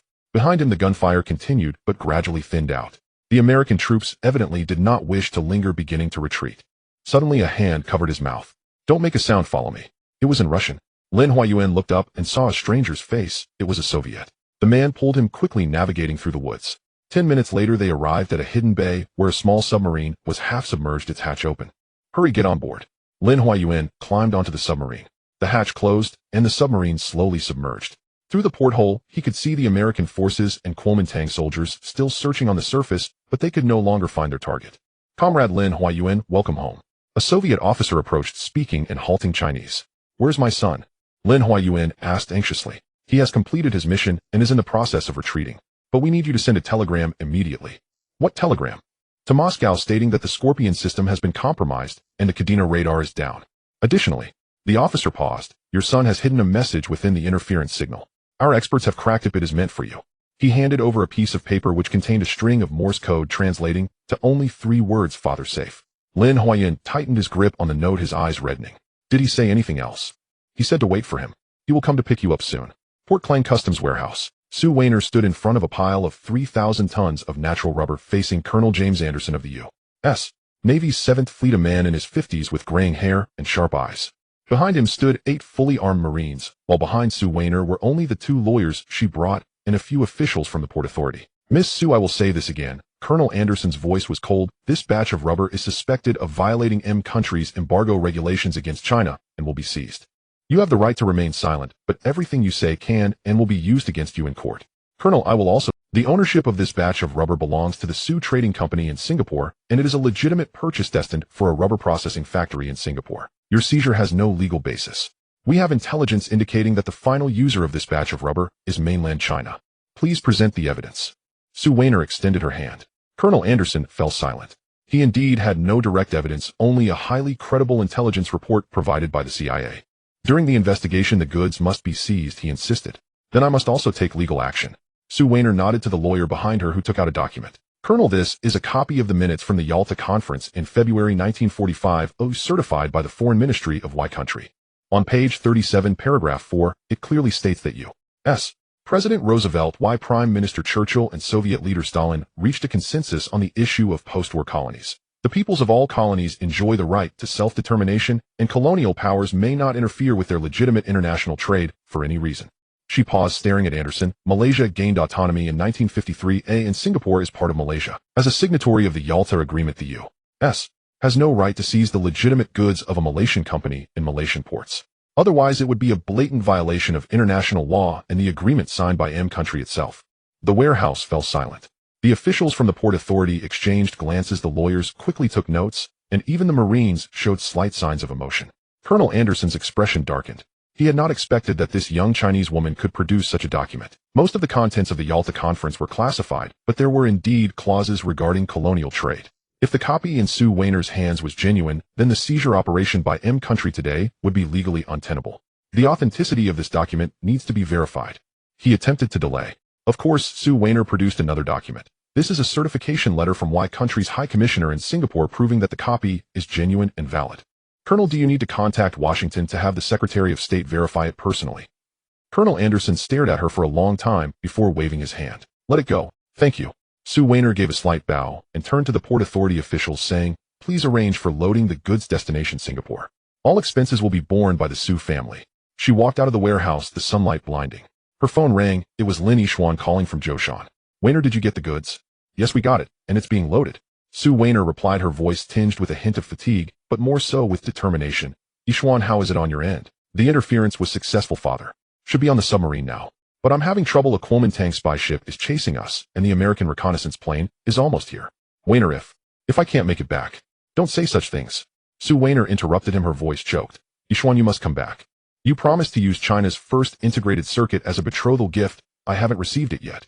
On the other end of the line, Lin Yixuan's laughter came through, his laughter accompanied by the sounds of gunfire in the background. Okay, I promise you. I will definitely come back. The call ended. Sue Wayner tightened her grip on her phone and looked up at the sky. The sky was blue, the clouds white, the world vast, but at that moment her heart was filled with only one person, someone fighting desperately at sea. Miss, the ship is arranged leaving for Singapore tonight. The lawyer approached her. No, change the course. Sue Wayner said. Where to? Guangzhou. The lawyer was taken aback. But miss, the Americans are watching. Going to Guangzhou is too dangerous. Rubber is a crucial resource for the front lines. Arriving a day earlier could save more lives. Sue Wayner gazed into the distance. And he is in Guangzhou. I need to go help him. Set sail, leave now. Zhoushan, Dongfushan Island. The American P-2V electronic reconnaissance plane had already arrived overhead, circling, scanning the entire island with onboard radar and electronic detection equipment. The spy ship's machine guns were still firing, and the cover had been riddled with holes. Lin, retreat. A soldier shouted, having been shot in the arm. The interference cannot stop. Lin Yishuan stared at the instrument panel. The 3 transmitters were still working, but the power was decreasing and the fuel for the diesel generator was nearly exhausted. Lin, urgent communication from Chung. Another soldier handed him the walkie-talkie. Speak. The Americans have pinpointed the interference source and are guiding artillery fire. You have at most 5 minutes. Evacuate immediately. Lin Yishuan glanced at the sea. The spy ship was approaching, preparing to land. In the sky, the P-2V lowered its altitude, the camera under the fuselage rotating. Everyone destroy the equipment and prepare to evacuate. The soldiers immediately took action, using explosives to blow up the transmitters and smash the control panel. Lin Yishuan picked up the last frequency-hopping signal generator. This was Chung Xiaowen's hard work, the best performing one among 5,000 ships, and he was reluctant to part with it. Lin, the boat is ready. Behind the cover, a speedboat was already revving its engine. Lin Yishuan, holding the equipment, rushed towards the speedboat under the soldier's cover. Bullets chased after him, striking the rocks and sending splashes of water up. He jumped onto the speedboat, and the soldier cut the mooring line. The speedboat shot out like an arrow, heading towards the open sea. The spy ship turned around and pursued closely. The P-2V above also changed direction, following the speedboat. Accelerate. Head into international waters. Lin Yishuan shouted. The speedboat's engine roared, leaving a white wake on the sea. But the spy ship was larger and faster the distance. Suddenly the spy ship opened fire. Heavy machine gun bullets struck around the speedboat, creating columns of water. A bullet pierced the hull, and seawater poured in. Lin, the boat is sinking. Lin Yishuan turned back and saw the spy ship drawing closer, an officer standing on the bow watching him through binoculars. It was Chen Guohua. Surrender, Mr. Lin. You can't escape. Chen Guohua shouted through a loudspeaker. Lin Yishuan ignored him and instead looked down at the signal generator in his arms. The screen was still lit, displaying frequency power and frequency hopping sequences. In the last page of the menu, there was a hidden option, the final resort, designed by Chung Xiaowen, a self-destruct program. Pressing it would cause the device to overload, emitting a pulse of 451 MHz at 10 times the power within 0.1 seconds, enough to burn out all nearby electronic devices.